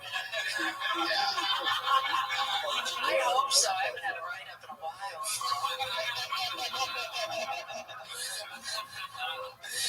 All right. Fuck yeah, everybody. Martin killed himself. Did he mention me? I was trying. We got excited. This is exciting. This guy's, I've seen him on here a few times. Very funny guy. Put your hands together for Joe Marisi, everybody. A Hilltony favorite, we would say. Thanks, guys. I'm going to be here. Part of the problem with my iPhone, you can't adjust the snooze time on it. You know, you can set an alarm for any time of the day, but the snooze is just stuck at 9 minutes. You know, 9 minutes? Where do they get that? We need 10, guys. Don't we need 10? That's our snooze. Not 9. It goes off. I lay there for a minute. It's next going to go off in like 2 minutes. I can't go back to sleep. And then, iPhone 5, 9 minutes. iPhone 6 is going to be 8 minutes. iPhone 14 is going to be no snooze. It's just going to get the alarm's going to go off for about 30 seconds. That's just going to be Steve Jobs yelling at you. Get up, you idiot! Come on, I died for this thing. I put my whole life into Apple. Come on, get up, you idiot! You got a computer you can put in your pocket. You're going to sleep on this?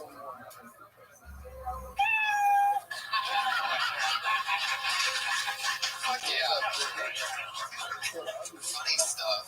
You have such a funny delivery where, you get passionate about your stuff a little bit in. I've been wine shaking the fuck. Yeah, no, it's very wine shaky. No matter what you're talking about, 15 seconds in, I find myself giggling. I was all on board up until the Steve Jobs shit, the Apple shit. Yeah, it gets a little thinky. It gets a little thinky around there, but I think the premise is absolute gold. I've always wondered. It's something that I've always sort of thought of.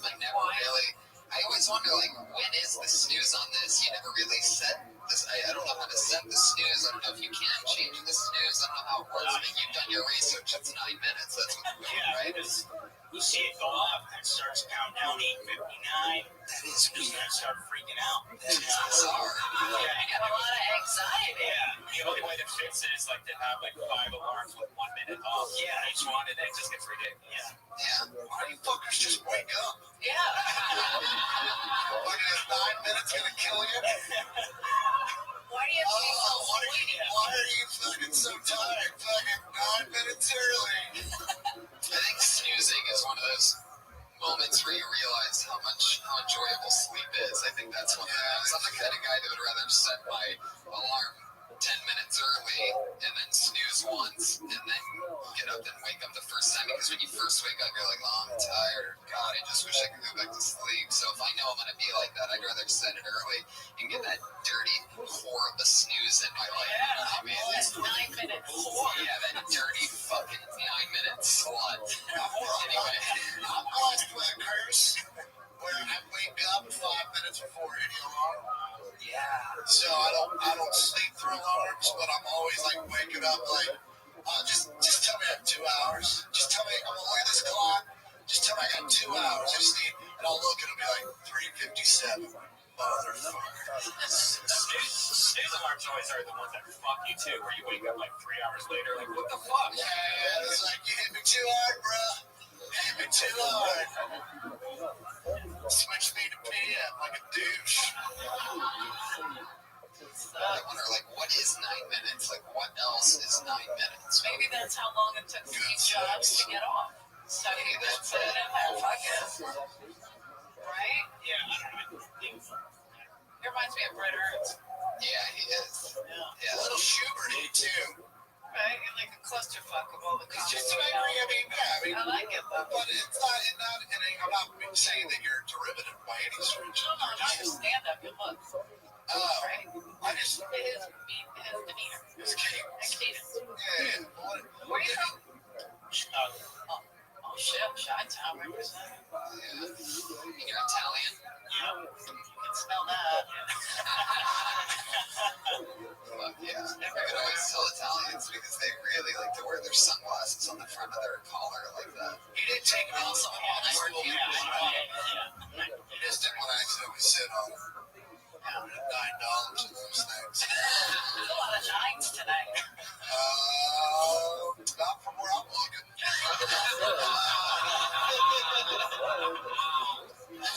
Yeah. You gotta get the bit, you're working that bit out. Yeah. So like, I'm not gonna give you a bunch of notes. I'm not gonna tell you how to make your joke funny. But I think you have a great cadence. I think you have a great persona. And I would like to see more. Yeah, definitely. I'm just trying to find angles and windows in on what you could do. Like, I've been trying to figure out maybe why it's not 10. You know, what happened to the guy that said it for 10? Like, why is 10 not the thing? And why can't you set it? Why can't you reset it? Yeah, why can't What kind of government conspiracy is that shit? Is it this fucking America? Yeah.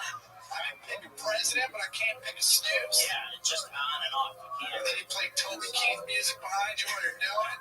You could probably find out who actually invented the snooze button and like probably research his life and find out some funny shit about why it's 9 minutes. Yeah, That's a lot of work. You guys are like, Yeah, you gotta research. wow, I'll bet you it's 9 minutes because 9 minutes is considered a long snooze, where I bet 10 minutes is just considered a short nap. the Red Band, the wiki comic.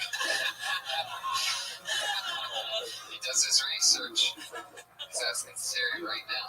Oh boy. You created the About snooze to be button 9 too. minutes. Shit.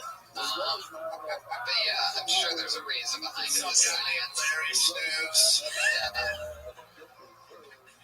How long have you been doing stand-up? 2.5 years in LA. I did it in Chicago. Okay, so 5.5 years. Jackass. You don't have to reset when you get here. Yeah, it's not a snooze alarm. Well, I kind of did, though. It wasn't so fast. Well, I just was hard, seriously. Oh, more. Yeah, but if you were doing it, I would say 5.5 years. When you tell me 2.5 years, I'm like, I really want to listen to this dude. But if you tell me 5.5 years, I'm like, I'll listen to this dude. There you go. Yeah. Joe Maurice. Thank you so much. Great job. He's on Twitter at Joe Maurice. That's MARRENC. Follow him. Funny guy. Yes, guys, he's always on. I think what's the fourth week in a row he's got picked. Something like that. He's got some kind of luck. Normally Italians don't have luck. They have to be really, really great at everything to get an opportunity, but Joe's the exception. That's for you Irish. We're not this. Guys, this is always interesting. They remember the Armenian that barked earlier from the corner? Everybody, I just pulled his name out of the bucket. Put your hands together for GT.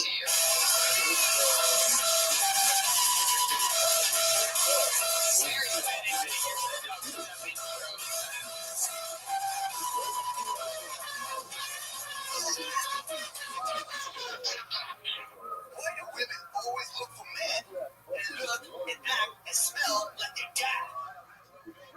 What the fuck is up with that shit, people? Huh? You know what I call that? Do you know what I call that? Do you know what I call that? I call that incest, people.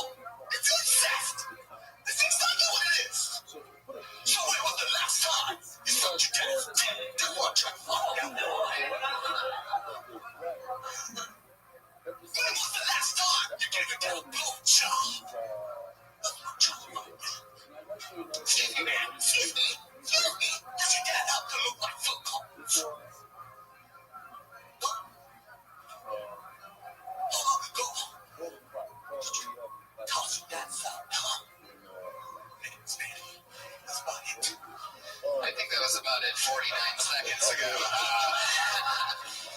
laughs that you've heard were because people are laughing at you for being so shocking. Like, That's an awkward laughter. Yeah. Can I just answer the question last week? I just want to answer the question. So what did you say at the very beginning? The audience even asked what you said at the very beginning. Like, are you? He asked why girls only like guys that look and smell, which was an interesting one to throw in. Their dads. Yeah, I didn't get how that. Why do women always look for men and look and act and smell like their dad? Oh, like their dad. I thought you said like they're dead. I was like, oh shit. I thought that awesome. I thought you were talking a lot of vegans. I was like, that's fucked up, man. Oh, I see. Okay. You know what? Then you can explain that because I was like, fuck, I'm listening to this guy because all this energy is insane. What's your first language? I'm Armenian. Oh, I'm fortunate. That's why he thinks all dads have.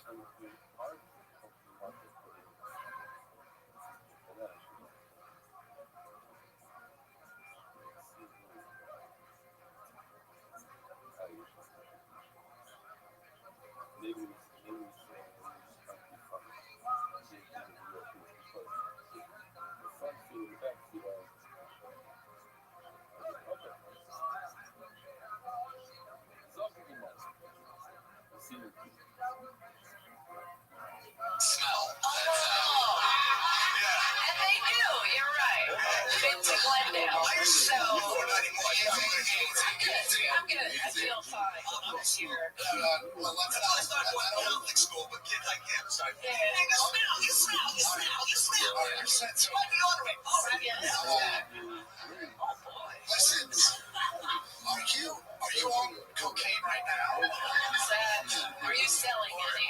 Please tell me. Down from it? Because there's a jagged edge to your energy, and not the band. Like it's very amphetamine. Are you? I won't ask because I don't want you to incriminate yourself, but I'm not coke once in my life. Yeah, was it right before you got up on stage?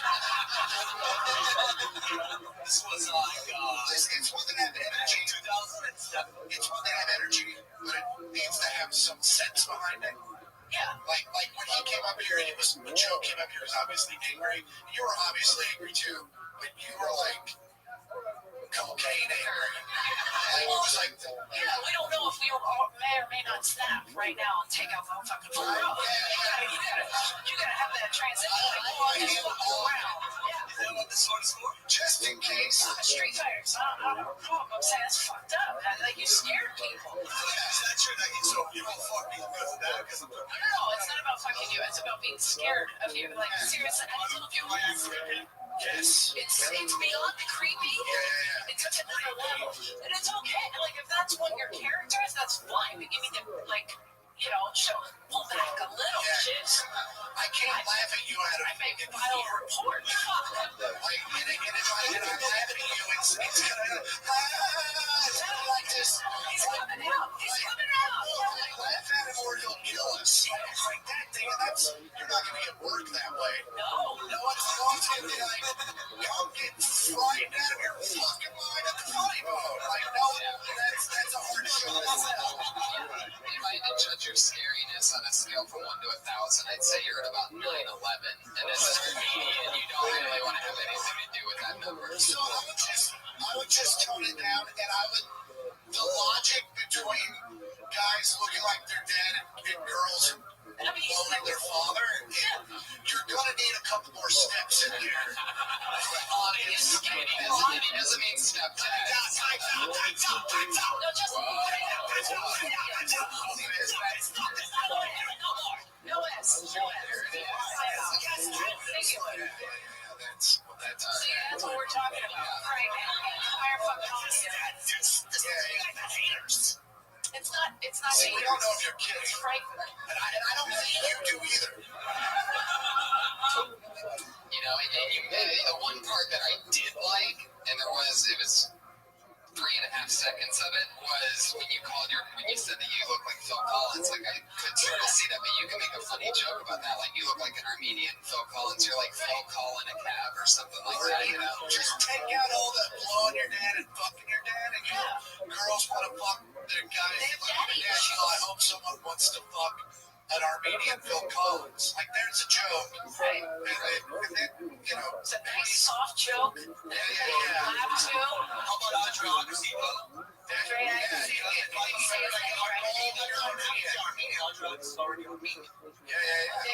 think a lot of people know that. Right. I didn't. No. He is Armenian. I like Andre Agassi. What happened there? But yeah, I was just talking down the aggression a little bit. This is just like, I don't know, you guys seen it quite a few times. It's just that's my first time. Okay. Just one. That's one of my jokes that have to come in with a lot of energy. No, you don't. Like, I'm gonna come out here and go, you know, guys, how come girls only like chick or only like dudes that look and smell like their dad, right? You want to blow your dad? Like, no one's gonna laugh at that. No one laughed at that. They laughed at my shit. I heard people laughing. But it was funny.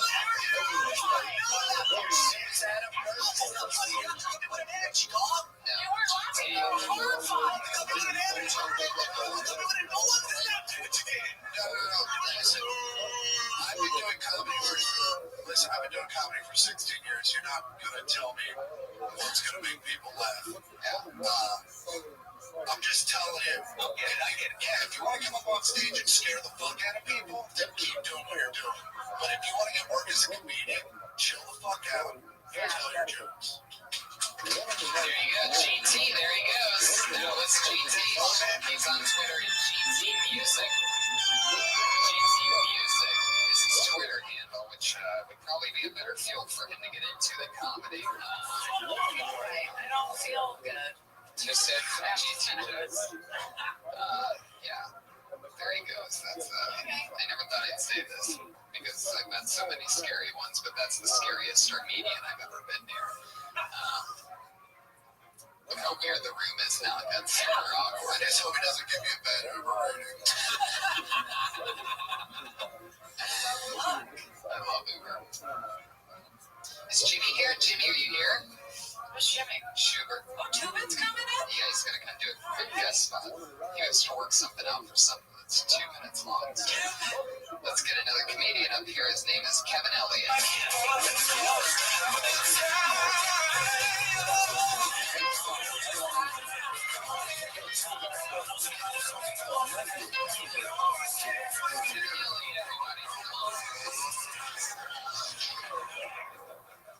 What's up? How you guys doing, man?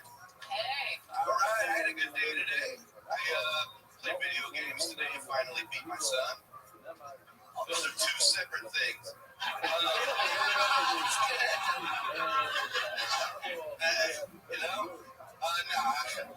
don't literally beat my son at video games. What it is my son's so cool, man. We do he's 5 years old. When I was 2, we would go to the mall because I bought these shirts. They were matching t-shirts and they both said hung like a 5-year-old. And mine's more true than his. Still. But no, we're cool dudes together. He's a real funny guy. I think one of the coolest things about him is he sees what I see in DJs. And with DJs is they look exactly like my mom when she would be on the phone and washing dishes at the same time. Just like It's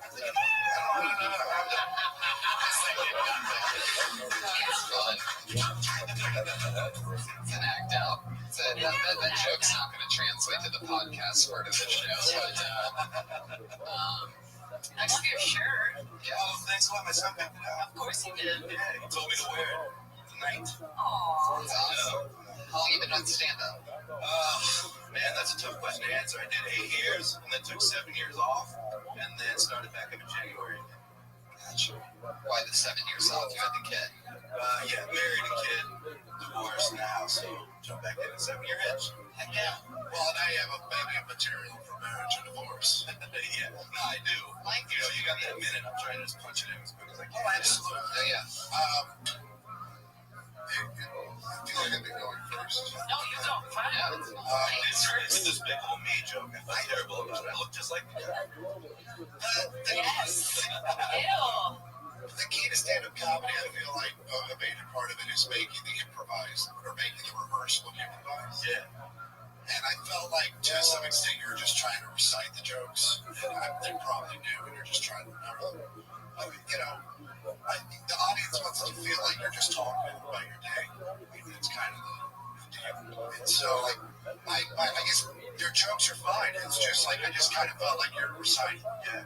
So that's 100%. I agree with you. That's exactly the way it came out. Yeah. I mean, as I was doing it, I was like, oh, Jesus, here we go. So make it more conversational, or maybe I know it's hard because you're just getting called up and it's kind of a tense moment.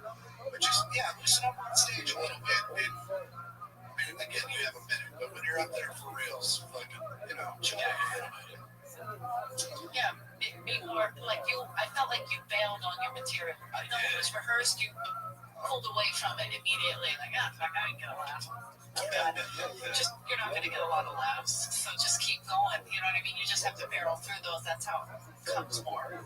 It's like a chick, man. You can't just kind of touch her and pull. You really got to poke hard. No, just race through these cobwebs. You're not going You gotta really fist it up. Anyway, I'm a pig, and you gotta go in like this. You can't just go punch her in the vagina. Right. I like a few punches to the twat at first, and then it loosens things up. I'm talking post-foreplay. Right. Naturally. That's how I tell girls I like them. Now that he's single and wearing a Ninja Turtle shirt, I can see myself wearing that tomorrow. I can see myself wearing you. What a new 5-year-old, Eleanor? I just dried up a little bit.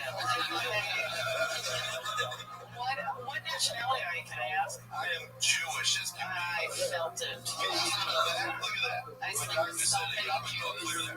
Yep. We're yarmulke.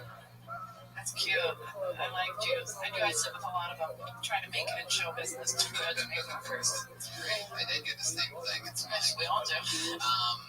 I love the shirt. Leaving on the Jew comment. Oh, okay, you stay. Did you get cold? All right. So I guess just turn it off. He's allergic to Jews. Well, yes. Yeah. Most of us are. We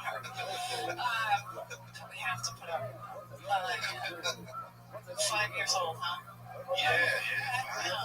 Does he live with you or the mom? 50-50. Yeah, I actually, believe it or not, the reason we got divorced is because we literally are just best friends. And that's it. We're really about it. Oh, cool. Well, that's good. That's great for the kids.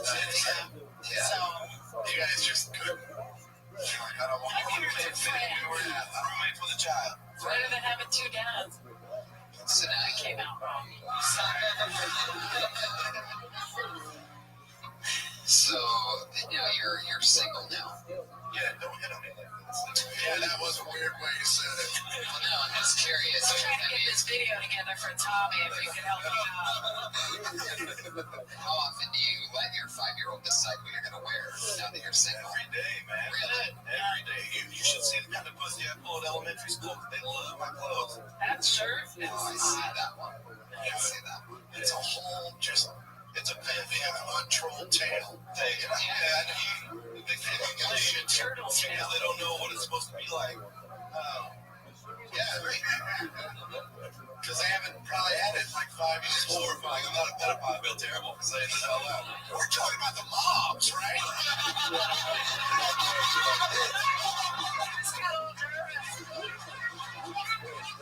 They can hear us, you know. Oh, right? Yeah, me too. Kevin, that was fun, and that first joke was awesome. Thank you so much for coming on. He's Kevin Elliott, everybody. He's on Twitter at Kevin_Elliott. Now for a special part of our show, working something out for something. I'm sure it's something for TV. Put your hands together for a favorite here on Kill Tony, one of my favorite comedians. It's Jimmy Sherman.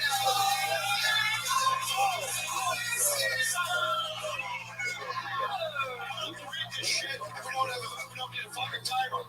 So, I went hiking this weekend because a chick I'm trying to have sex with said, why don't we go hiking? I said, sure, let's get out in nature, where it has the upper hand.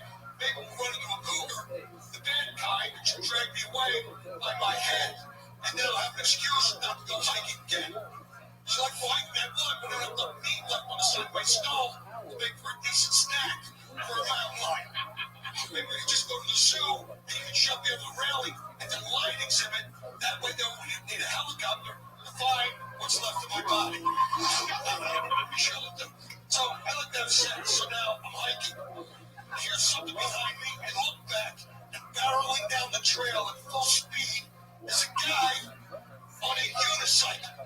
I swear to God, look around there. It's a new thing. There's videos on YouTube. It's called Beauty. Short for mountain bike unicycle. Yeah, because every dumb activity needs a dumb name. They're out there right now, sliding down the base of Kilimanjaro on a runaway white bicycle tire like an Alabama birthday clown. Looking for a happy hour. I really should commit this to memory. I grew up in Philadelphia. To me, a unicycle is what you were left with when you left your regular bike in a bad neighborhood. It took mankind thousands of years since the invention of a wheel to figure out you could attach to a frame and then attach another wheel to it. You don't get to reverse all of that progress as you take your IQ with a tire gauge. Don't hit me with Jimmy. You don't know the athleticism and coordination. It takes using a pogo stick to play King of the Hill with a big horn shape. It's fucking tough too, but it's still a bad idea. I mean, I'll watch kids all day long on skateboards during the hand railings in the vasectomy clinics. Which I think is a good idea because they shouldn't reproduce. There's no way you need to go down the face of Mountain Kidley on a fucking abdominizer wheel. And this Franklin Brothers street check to show everybody out of the way! Everybody out of the way! Shut up, fuck the window.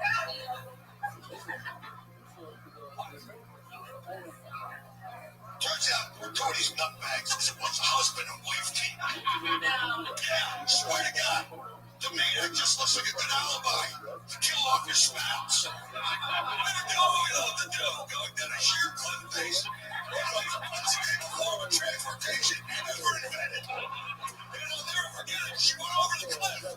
I'll never forget the unsurprised look on her face. As she died on a mountain, on a unicycle.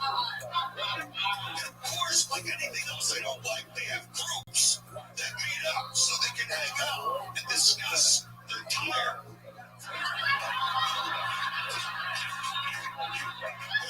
What hobbies did they reject? Life short tossing. Who wants to do the 100-meter swim in concrete pants? The fan favorite, the blindfolded javelin catch. Listen, if you need to go to these extremes to feel a rush, you're not doing it right. You want a rush? Come back to adult man and try raising 2 kids and managing a mortgage and paying a cell phone of a 16-year-old who tweets 36 hours a day. And the only rush you'll need after that is getting those 2 kids out of the house so you get my lazy ass off the couch to go on a hike.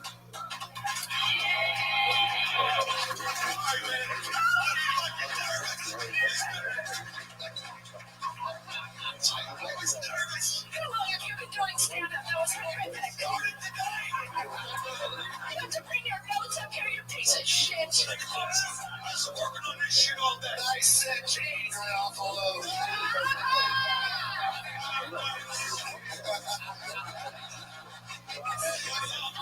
Next week I was on this panel, bitches. Shit's going great for you, huh, Jerry? That last comic standing's killing right now. I love you. Congrats, man. Years ago, when the last comic started. We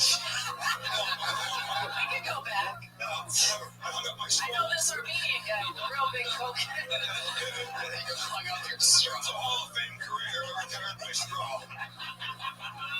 That's awesome. Can we ask what you're working on it for? Or? Yeah, okay, so Wednesday night. That's awesome. Top secret. That's Top secret.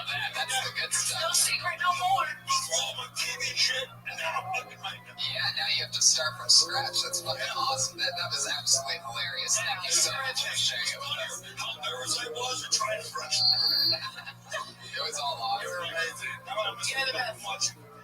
No, go downstairs Thank and you do it so again. much. The great Jimmy Schubert, everybody. Oh my god, he's one of those guys that sometimes that makes me laugh so hard or I feel like I'm gonna have a stroke or something. That asshole got a duck so mad at me on the golf course that it chased us for like 300 yards, just snapping at me. I was in the car. Jimmy's just fucking laughing his ass off. And I really thought I was going to get injured. I love it. How did he piss off the duck? I don't know, called him a name. Cursing at I you. don't remember what The language that no one knows. And he was coming after me. It was like with our radio guy was up here. That's awesome. Well, let's move on to our final segment of the show where our two lovely regulars always come. We have two young ladies that have been being built here on the show since it started it. Yeah, they do a new minute each week. $600 That's creepy. I don't say that. Well, We're building them. They're not ready. yeah, they're robots. They're not actually She doesn't have quite the body I want her to have yet, but That old horror movie Frankenhooker. Dude's girlfriend gets like chopped up in like a vulture or something. And so dude goes, like her head's fine, so dude goes out, hires a bunch of hookers, kills them, and makes like a Frankenhooker with his girlfriend's head. So they chill. Does she have like bolts on the side? Yeah, it's fucking 80s. Hilarious. Yeah. Oh, do yeah. they have both? Oh, yeah, but you can't I see want it. to see those. It's under their clothes. I'm excited to see them. So let's do it again, shall we? Going first this week, you know her from the Dysentery podcast and as a regular on Kill Tony. Super funny, goofy style. Put your hands together for the great Sarah Weinschenk.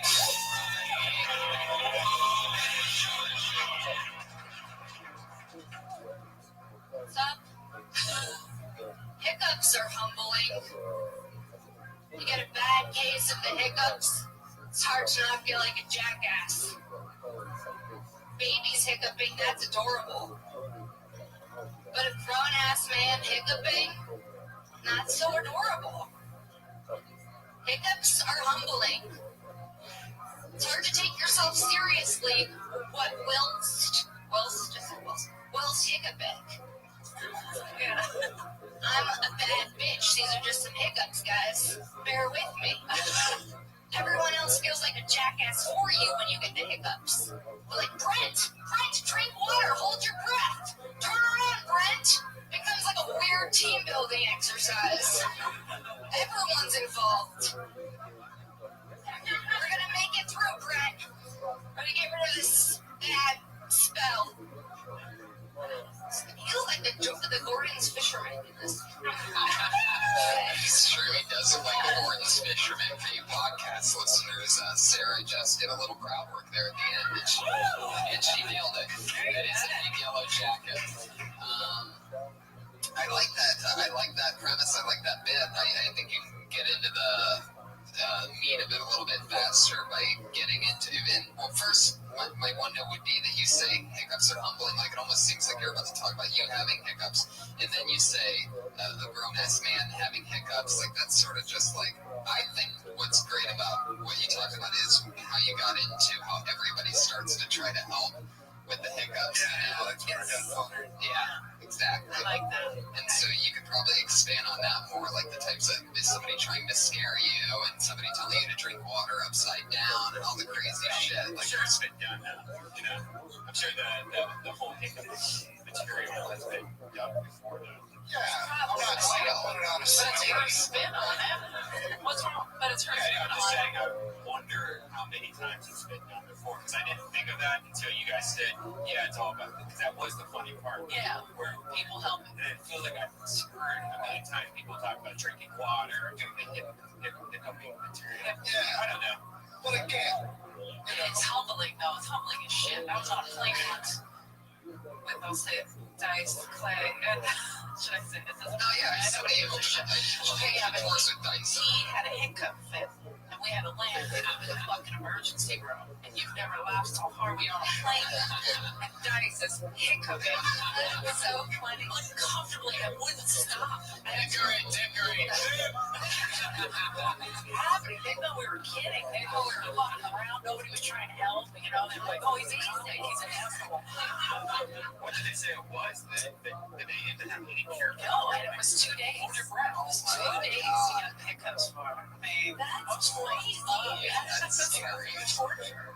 It was funny for a minute. And after 2 days, I'm like, hey, you gotta fucking stop, man. You gotta figure something out. Get your shit together. Yeah. So should I lose the hiccup material or keep the hiccup? No, I've been standing on your own take on it. Everything's been talked about before, every single thing. And everybody has different takes That's on true. everything. It's what your take is. And if you expand more on that group effort of trying to get the person to not Just see what comes out. hiccup, I want to know what's your more emasculating about. Like you say, I don't know if emasculating was word. Demasculating. What's that? Demasculating. Is it Demasculating. Is that the word? Oh, I thought you were You guys know what I mean. She was being so What did I say? Or something. I said, okay, what does it mean when you're not it's feminine, not masculine? Demasculine. Isn't that demasculine? Demasculine? Alright, I'll tell you, I listened to an English class. Guys, I don't know, yes. Someone fucking Google it. No, but I would just, I think you could just be. I think it's emasculating. It is emasculating. Thank you, guys. Thanks for coming through. God. Somebody had enough minutes to find out. Yeah, I want to know more on why it's emasculating too. Because you say it, and I was kind of expecting you to have an example of a guy hitting on you with a hiccup or something like that. I just wanted more explanation. It's like a cute sound too. It is a cute sound. It's not like a belch. It's like a Yeah, thank you. Kids like that. Those pussy. Oh, sorry. Sarah, thank you so much. Sarah, that was great. Another fun, goofy premise with Sarah Weinshank. It's sort of her style. She takes little things that you sort of notice and expands on it, tries to find different ways in. Yesterday, she had us all cracking up. She talked about the crock pot. Oh, nice. Yeah, it was very fun about how it's such a lazy person's, lazy cooks. Yeah. That's right. We had a conversation about that because I didn't know That what crazy. That shit takes forever. Yeah. It's a crock. I don't use it. Yeah. Sounds like you do. They were very excited. It's just one of those things you set and you leave, right? Yeah. I only use it, for me, it's only been a Rothschild machine. A Rotel machine. What's that? Rothschild? Oh, the cheese dip? Yeah, the Kansas. Right. Nice. Yeah, I remember. I'm from Kansas. It was kind of stable. Your final comedian of the night and the other regular on the show dropped out of college with 1 year left at the University of Florida because she came here and did her first set right here on Kiltony, and she's been here every Monday since. It's the one and only Kimberly Condon.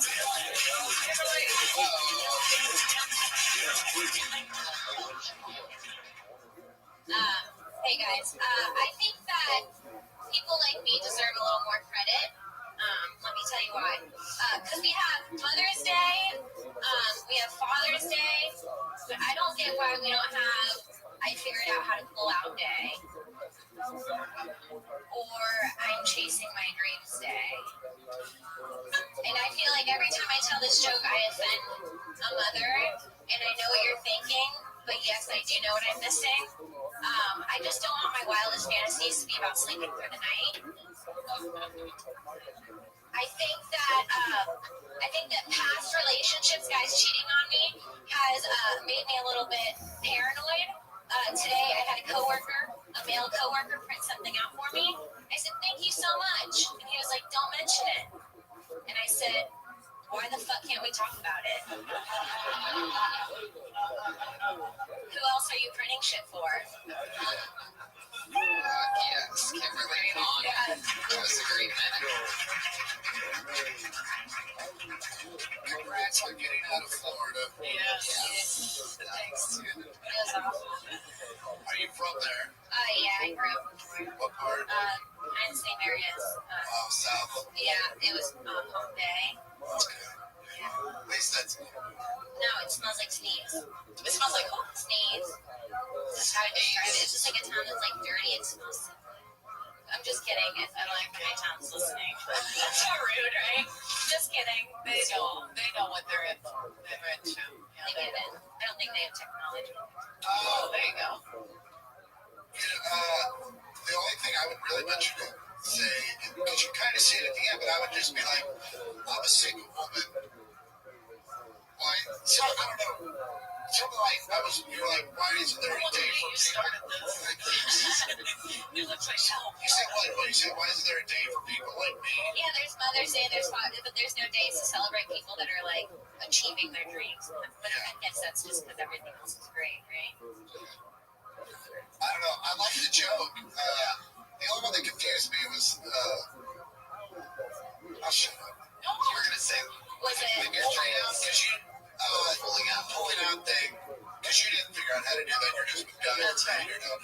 unless you hop off quicker. I mean, you push too. It's like it's a team effort. Yeah, It's a team effort. But you pulls, you push. Push out. So maybe push out instead of pull. Yeah, you're a pusher. Yeah. Yeah. You learned how to hoist off. You just look into his eyes for that look. What? You just look into his eyes for that look. You feel it. You know that building up. Yeah. You just grabbed him on your arms. There was a little bit that pulsing feeling. I was wondering if girls can feel that. They can feel that. We know when it's happening. You know that stupid face you make. That's why when you're trying to fake it and like you didn't do it, they're always like, we're doing great. Well, awesome job, Ken. Thanks. Great stuff. Thank you so much. Can you say my Twitter handle? Yes, at Kimberly Congdon on Twitter and at Princess Shank on Twitter. I guess we did. Pusher. I like Yeah, she did. She gave me a push out. It's true. Sorry, sometimes I forget. You're college to make up for me. Kimberly Congdon at Kimberly Congdon at Kimberly Congdon on Twitter and at Princess Shank on Twitter are two lovely regulars, everybody. There they were. Thank you, Jimmy Schubert, so much. He's at Jimmy Schubert on Twitter. Follow him. He's on Last Comic Standing. Chris, you are my Chris Porter, right? Anything else coming up you want to promote? Road or anything? What do you got? I'll be in Hartford, Connecticut. Sweet. You your jokes in a mall. Come on out. Eleanor, you're EJ Kerrigan on Twitter. Yeah, EJ Kerrigan, and I will be back in Vegas the 16th through the 19th through the 22nd at the Hard Rock Hotel. Awesome. Josh Martin at Josh Martin Comic, one of my favorite people. Trying to get rid of the bed bugs. Best of luck with that. We're going to help you out. And I'm Tony Mitchell with Brian. I'll be in Florida with Sam Tripoli, August 8th, 9th, and 10th, Tampa, Jacksonville, and Orlando. Florida with Tripoli. That sounds great. Come see us at Comic Con at the end of July. We're going to be there live from San Diego. The whole crew. Kimberly, Sarah, Josh, and some amazing guests that are so special we can't even talk about it. That's when you know it's really good. So even you LA people, take the little 2-hour drive and come have fun with us for Comic Con. Live audience, thank you so much. So awesome. See you guys soon.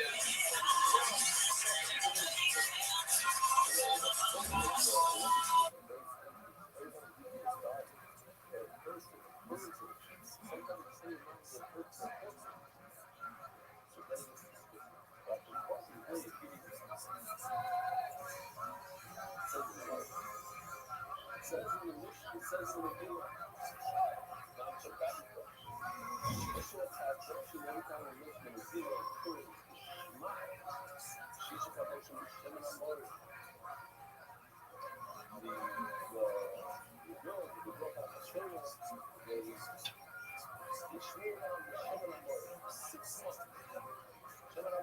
is what they were using by last year with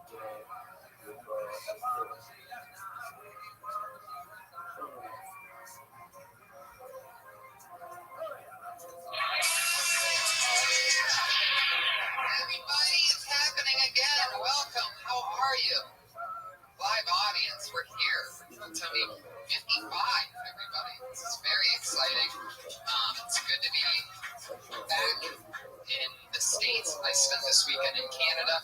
It's good to be back here on Kill Tony, brought to you by, can I bring you, what is that? That's the values that we have going on right here. McDonald's, our lovely sponsor, has some awesome things out right now. SeaWorld celebration. SeaWorld, text 26739 to SeaWorld for your chance to win the SeaWorld celebration. Sea of Surprises, brought to you by McDonald's, and I'm loving it. I spent this weekend in Canada, and I'm glad to be back. Did you drink like we usually drink? You're with Joe Rogan and, I eat like a man. Did you? By days, I was there with Joe Rogan and Brian Callen, who's also like the manly man. And by day 2, I was in the hotel gym lifting weights. It was like the opposite of one of our trips where I'm just lying in bed like, why did I do that last night? I was like, I make my life better. So those guys are inspirational. Did it get you to eat steak though? Or any kind of meat? Did you have a cheat day? No, it's not cheating when you feel good from eating healthy. And so no, I didn't have a cheat day. However, I did eat a lot of sushi. God, is that good stuff. Am I right, people? For those of you that can afford sushi in the room, a lot of rising comics here, so not a big sushi crowd, but they do love McDonald's, and me too. I'm loving it. The quarter pounder burger. What's your choice today? Hashtag MyQP flavor. So you can tweet your favorite type of quarter pounder to McDonald's at hashtag MyQP flavor. That's an actual thing, by the way. It's on this box. Who are those people that do that? Crazy. You know what? I like mine with bacon and onions. Hashtag MyQP flavor. Like, why would they make it just a quarter pounder flavor? Why would it be hashtag my burger flavor? You know, then they would cover all the burgers. Why just a quarter pounder? You think that whistle could get taken care of by something in the back? Keep going for Josh Martin, everybody. At Josh Martin Comic, keeping an eye on things, always keeping us safe. Yes, exactly. We have a big announcement that I'm excited for. Oh, yeah. This Friday, everybody, this is breaking news. This Friday, we're going to be doing our first and probably only Kill Tony from the Ice House. This very, very special event, 10 p.m. Ice House with our guest, the powerful Joe Rogan, everybody, will be joining Kill Tony for the very first time. He refuses to come to the Comedy Store, as you probably know if you know anything about stand-up. So we're doing an Ice House there with him and his big, beautiful, strong mind. So we tried to get Joey Diaz on the same episode, but he couldn't make it, so we might have to come back to another one with just Joey Diaz. Yeah, which would also be so much fun. And he's the only other guy that refuses to come here, so we gotta get these two super hilarious monsters in on the show. They love stand-up, so they totally would get it. If you're a comic, you would sign up tonight. Just talk to Josh about it because it starts at 10 p.m. and we want to. This show's going to sell out, so this is going to be a huge sold-out show. So it's going to be great for you guys to do a minute in front of a sold-out Joe Rogan. And it's also going to be listened to by a lot of people. So if you get the chance to go Friday night free, it's a great time to sign up. Yeah, just don't fuck up, all right? Yeah, you don't want to bomb in front of Joe Rogan, guys. That would be embarrassing. It'll be fun either way. I don't want to steal any jokes either. You definitely don't want to do that. However, if you did do a minute of Carlos Mencia's material, that would be pretty funny. But it would piss some other comics out. Anyways, McDonald's, I'm loving it. Thank you.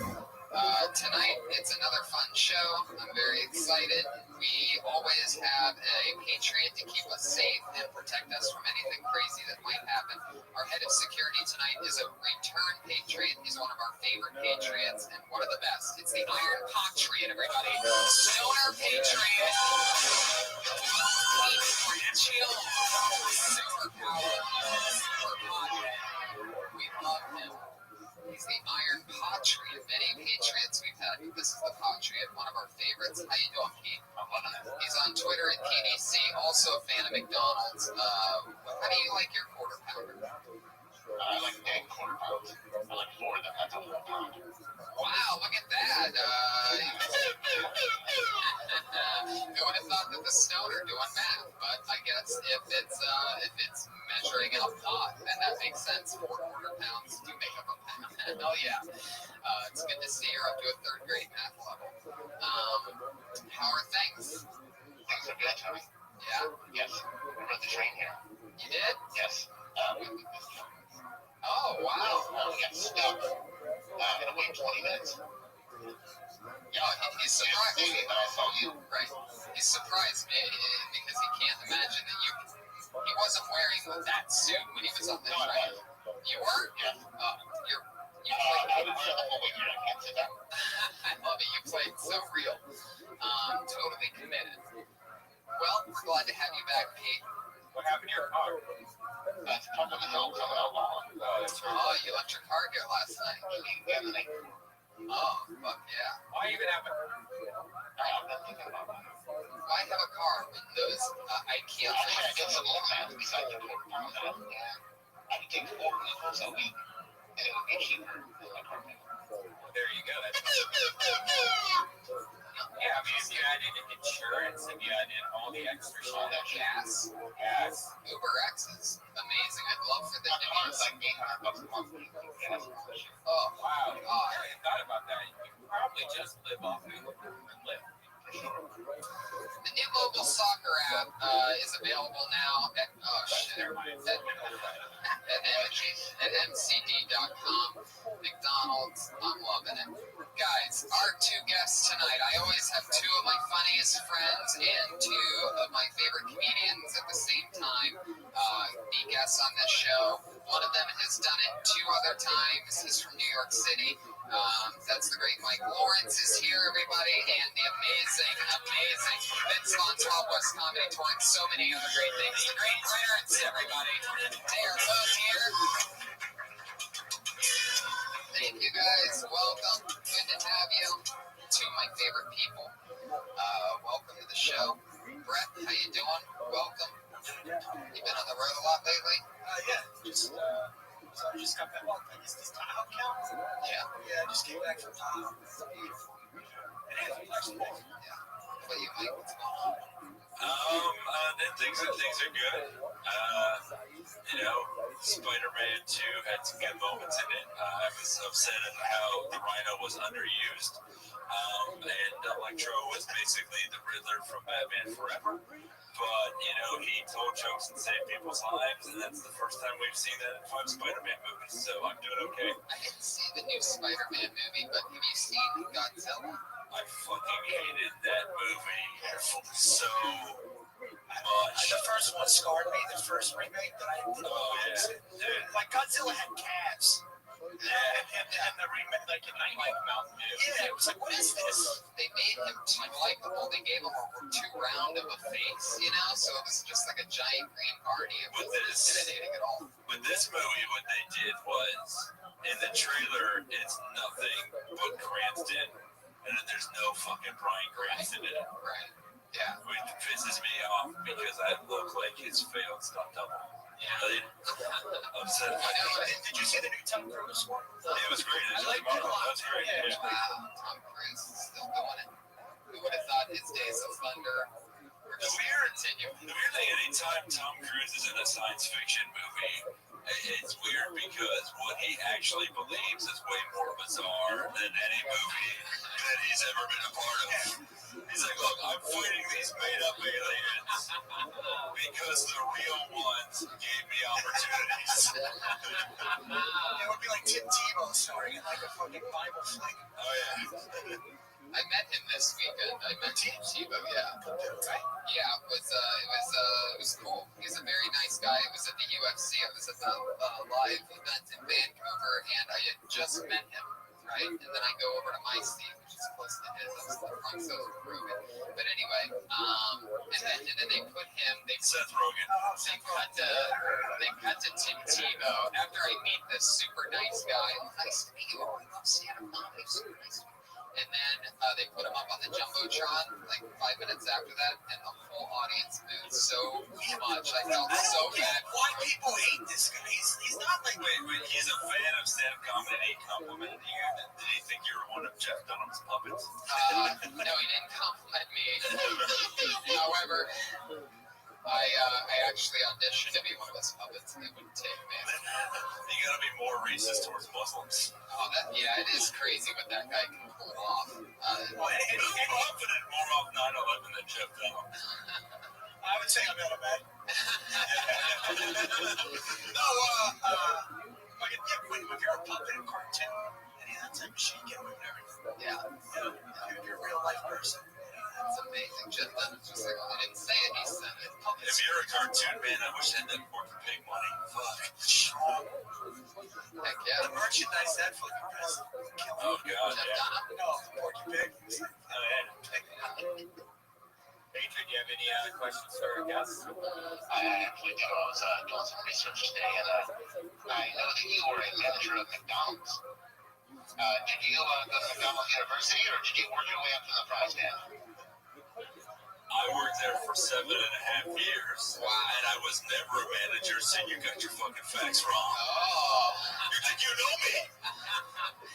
That question brought to you by our friends at McDonald's. I know this right here, you fucking piece of shit. You knew I worked there, and he has this right here. You fucking, like, is there a swastika inside this so you can offend me in 2 ways? The home of the Golden Arches, McDonald's, where you can tell us what your choice flavor is today at #MyQP. Did you have a question for Brett, Patron? I did have a question for Brent, but I was worried he's going to punch me in the throat. So, what's up with you punching people in the throat? That's an interesting question. Did you punch anybody?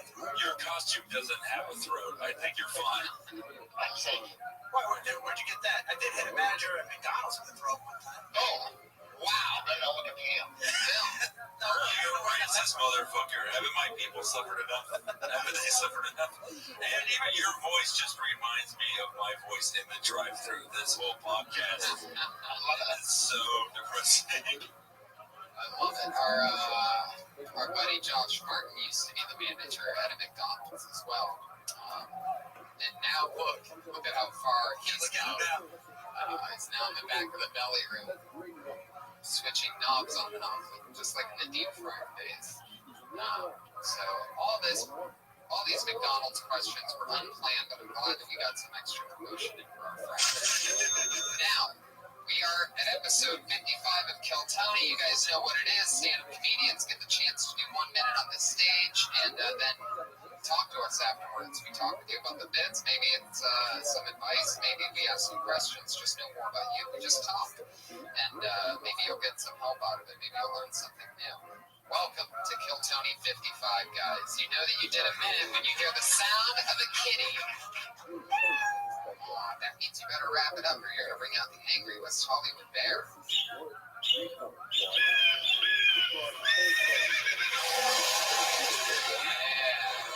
Angry bear, guys. I just imagined a fat, bearded guy fucking a horse. That's what that sounded like. There was a lot of extra animals in there, obviously. The birds chirping. Yeah. I guess the bear's hibernating this time of the year, not being too aggressive.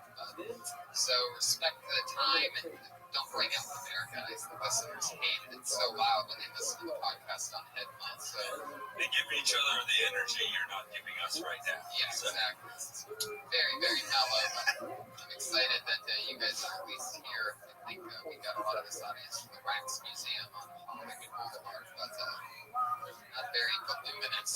But they're definitely present. This isn't an anti-gas IRS announcement. They give us some energy. I love that you're burning Anna Cass tire from SNL. She hasn't been on this show. She was my manager at McDonald's. She was really mean to me all the time. So. Heck yeah. So let's get it started, guys. Are you ready for Kill Tony 55? Here we go. Your first comedian doing a minute tonight, and then talking with my friends Mike B and Redman and Patria. First comedian is Tyler Misnard. Everybody, here you go.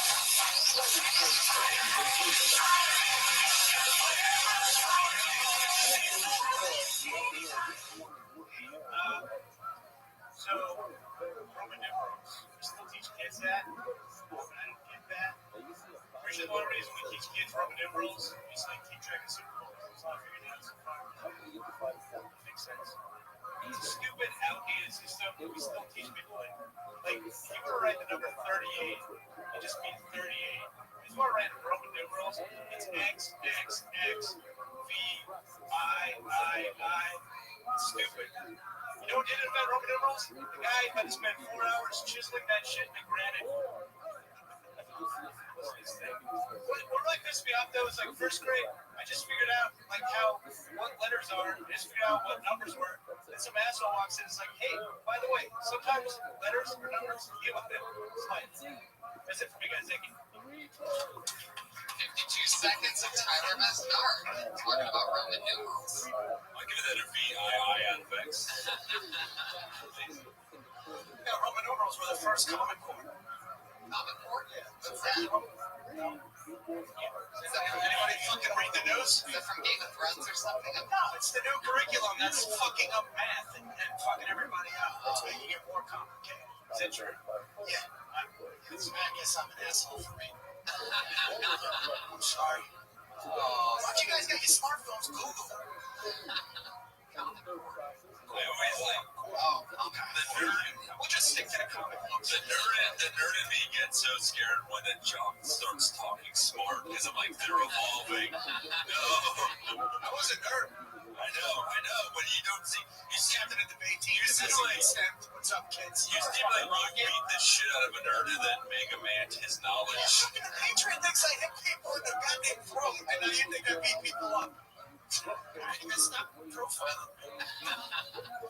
Anyways, I liked it. I thought it was good. Man, it's tough. Yeah, it's a great joke, great premise.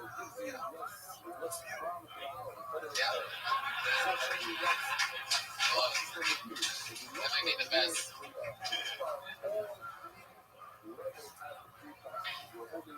I liked it. I mean, also good for you. I can't say like I'm not charming like this guy. But I think, you know, there's other places you can go with it. Do you have more to that? It's just like, what is it actually about? Like, it was all pleasant, but it never evolved. It never transcended what it was. It was nice. You know, it was Frasier funny. Well, it would have transcended if you knew what Common Core was. That would have transcended. A nice political fucking joke, you know. I think it's interesting. The guy who wrote it doesn't know what Common Core is. I don't know. Yeah, but I think it served its purpose. Yeah, I think there's more places you can go with it. You know, like, I mean, their numbers outlasted them. You know what I mean? It's like, I would have thought that those crazy Roman gladiators would be like, you know, they're so tough and amazing. Their both math and numbers outlasted them in all of their art. I still think the Common Core. Or that you have to really hate Arabs not to use their numbers and stick to the Roman ones. That's good. Yeah. That's good. You know, use something like triple X, maybe. You know, but how triple X was just 3 times. You don't want to watch triple X porn because girls who are 30 don't turn you on. I mean, even Roman movies, like 300 was written in America. It wasn't written in Roman movies. That was about Romans. I think it was about the Greeks. Oh, yeah, whatever. I guess I'm thinking all those greasy, what's the number to Roman? something. I have a beat. Yeah, I think a number 2. What I was wondering about is like, because it's, you know, 3 is I, and 4 is just I, me. Like, why does that? Why is Because now you have to subtract B means yeah. I don't know. What do you say you're H4 positive?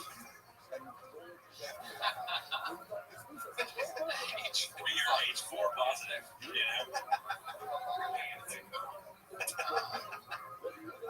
Also, we use them for Rocky movies. Oh, yeah, that's right. Yeah. Rocky 5 doesn't count. Is that just like Rocky? It goes 1, 2, 3, 4, and then 6. 5 is like the 13th floor on a building. Like, we know it's there, but we just don't talk about it. Like, shit, you fucking Me, the one where the boxer has H4. yes, that one. That's really hard to even watch them. I love that his nickname is his real name is Tommy Gunn, and his nickname is the Machine. In case you didn't get it, and then in Rocky, and then in the last one, Rocky Balboa, the guy's name is Mason Dixon, and his nickname is the Line. I just imagine like someone who gets so people understand what we're talking about. Tyler, fun stuff. Thank you so much. Stretch it out. Keep working on it. Solid minute. Yeah. Tyler Mesnar. Thank you guys. Good job, man. He's on Twitter at Tyler Mesnar, MEZNARICH. So say hi to him on Twitter. That's fun. Right, I always ask every first time guest this question. I keep it on the so I think I've answered it, so that's correct. Yes, I find you attractive. Oh, thank you. Okay, well, moving on. I would also throw Tony. Was there anything that you did on stage when you first started stand-up that you can't believe you did or said or talked about? Something. I've also, you know, I mean, now it's going to look back because we talked about punching the throat. Yeah, but I lost my temper. First job I ever had, I was a house MC. And, this guy just was a drunk, being a drunk dick. Like, I just said, hey, how's everybody doing? You know? He just started in on me. So I just brought the next guy up. And then I went back, and the manager was yelling at me. The guy came up towards me. And I just lost my temper. Mega Man. For the 4 podcast listeners that got that, that was Red Band playing Mega Man. You're 9 minutes behind. Previously on Kill Tony. So what do you mean by lost your temper? I got like, you know, not physical, but we kind of throw him out. And then the manager caused the whole fucking commotion. What it is like we threw out from the mortal coil that we call life. No, and that was just very unprofessional. And like I didn't know what I was doing. Right. And you're saying everything except that you killed the guy. No, the manager, the guy was being a dick. I mean, he was being a dick. I mean, can I be honest with you? The only thing I was upset with throwing him out. Right. I was upset with the way I handled it. I was on stage. It was just, and the guy that was opening, I didn't even do any to him. Right. And that's, you know, that's pretty much like the first major fuck up of many. Gotcha. I didn't put the show before thing. Which is a common mistake for a lot of comics. Yeah, totally. Come on stage and set the tone. Well, there's also the thing with comics, like LA, New York is a different thing. LA, New York were showcase clubs, so you get guys doing 15 minutes, 20, and everybody follows each other. There's actually a headliner that people pay tickets, one person, and the first guy is supposed to just warm everybody up, not fucking screw the show up, get fired. Where was this? Boca Nuts. My mom used to perform there. And then became the New York Comedy Club. No, she literally did not for comedy for 2 years. Really? I'm the first joke she delivered. Shit. Was that her joke or yours? That's both of ours. You guys go wrote that together? It's the first time it was supposed to miscarry. But, no, and she ended up with funnies and all that. Alice Cole. They never really asked what she got married. Wow. He's a great guy. But yeah, so she did comedy for a long time. What about for himself? Well, I grew up in Jersey, but high school. Yeah. You guys know the legend Bert Kreischer growing up? Of course. Well, not growing up, but I don't even tell ass. His nickname, much like Tommy Gunn, the Machine. My mom saw Tom Berry his first ever in like 1986. Yeah. How did that go? She did okay.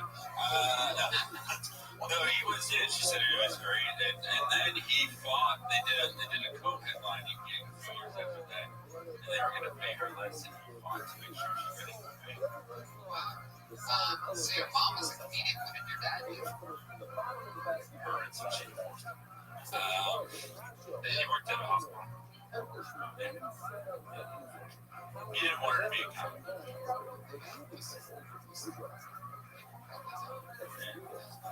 The same awkward tension that's in the room now was in my family for 20 years. Just so you know. Well, nobody wants to be fucking. It's very hard to have a stable relationship with you. And at a certain point. Yeah, but I look back and I respect her a lot. She was a nurse and comic. Let's give it up for your mom. Mrs. Coleman? If you're listening, Coleman. Yes, Coleman. I think she married Gary Coleman. He didn't have sex with her as much as he just crawled in her vagina and cried. Your next comedian, a favorite here on Kill Tony. Very funny guy. It's been a few weeks since we've seen him. Put your hands together for Brett Banta, everybody. Gangnam Style. Open Gangnam Style. I don't like my name. I'm sure I don't know like a gladiator. Like Saxons, Crossbow, Tutorial! The name Brett Banner really would work in a gladiator. King would be like, who will lead the armies of the north of Germania? Tutorial! No, I will Brett Banner. I think NFL football players are called like gladiators. I like when they say their name and where they went to school. I'd be too embarrassed to hear that. I'd be like, Peyton Manning, Tennessee, Jack Youngblood, TCU, Brett Banner, Georgia Tech, Louisiana Tech, ITT Tech, DeVry, University of Phoenix, online, art school. What would art school football sound like? Would that be like a down grass or campus? The announcer would be like, yep. Miami Hurricanes 100, the Cal Arts Abstracts 3. Miami's playing with the Wildcat offense. Cal Arts Abstracts playing with perspective.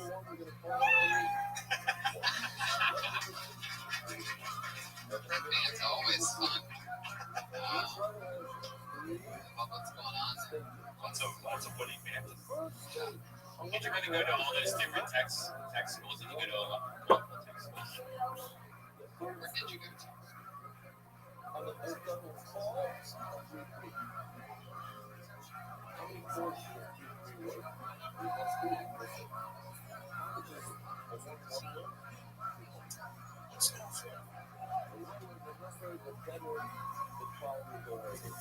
Sounds competitive. Is it junior college, high school?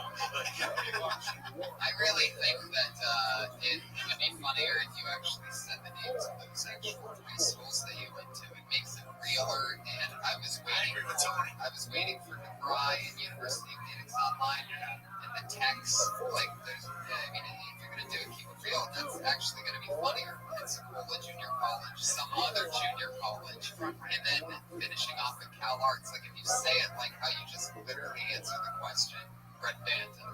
That's, with your Brett Banton's a badass name, like, and it sounds like one word, like more potent Sosa, Brett Banton. Like, Brett Banton. I like the name Brett. It's a very strong name. But you say it. That's the way to do it, though. I don't know. It's an androgynous name. I saw him. 2 T's is feminine. 1 T is masculine. Good for you. Man, I saw his name on Nora's on his name prominent and 1 T. I did it. Yeah, fuck yeah. You did it. Too many 2 T's out there. Those are like 1 T's, man. Bullshit. Some people add an extra T. Were you listening to the podcast? Brett Banton just said that he saw Redder's name on the improv. He got so excited that he did a Tiger Woods arm pump. I think you gotta say your name slower because you say it fast and it does sound kind of cool. Yeah, it does sound very bad. I was gonna say, prophecy has spoken of the legend Brett Banton. Brett Banton. See, it's pretty cool. Hey, I was gonna say I said you got a cool ass name, Cobras. Together. I agree with you. Be specific.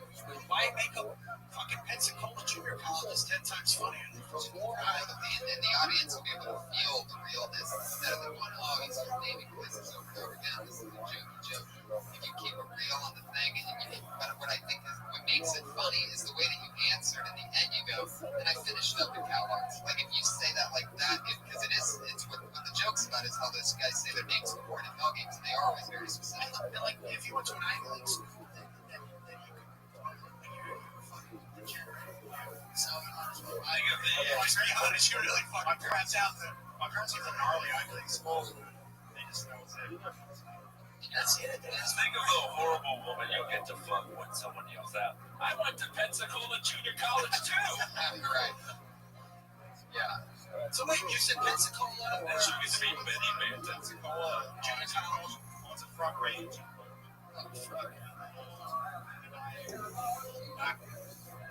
Yeah, there you go. Like Brett Banton sounds like Bruce Banner. Yeah, it does. It's a good superhero. Yeah. I think you got a cool fucking name. Especially the first one. That's really fun. I like the one I made. Enough of this banter. I got the winning banter line. I got nothing. Fucking about my name on the show. I don't think they like us. That's really funny stuff. The football thing and the first thing, and still with the football thing, you can go right into that arts thing afterwards, which you actually did finish up at art school. How's that going for you? Ever use that degree for anything?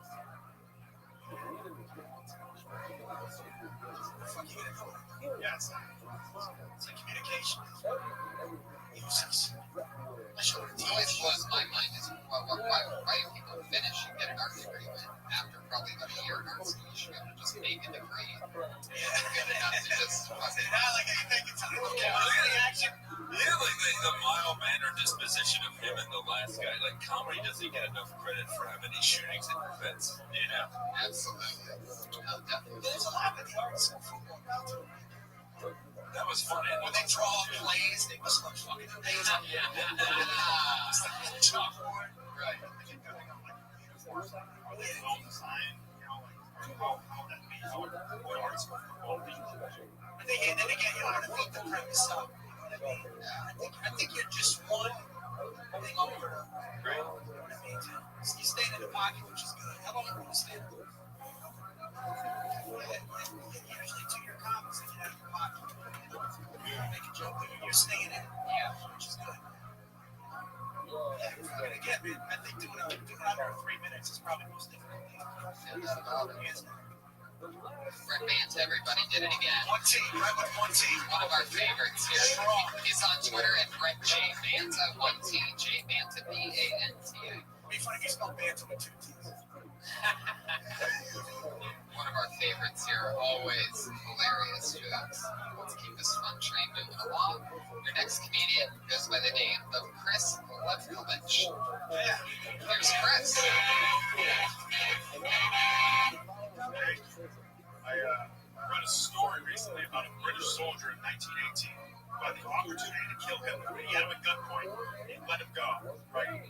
I was like, oh, that's mind-blowing to me. Like, how do you...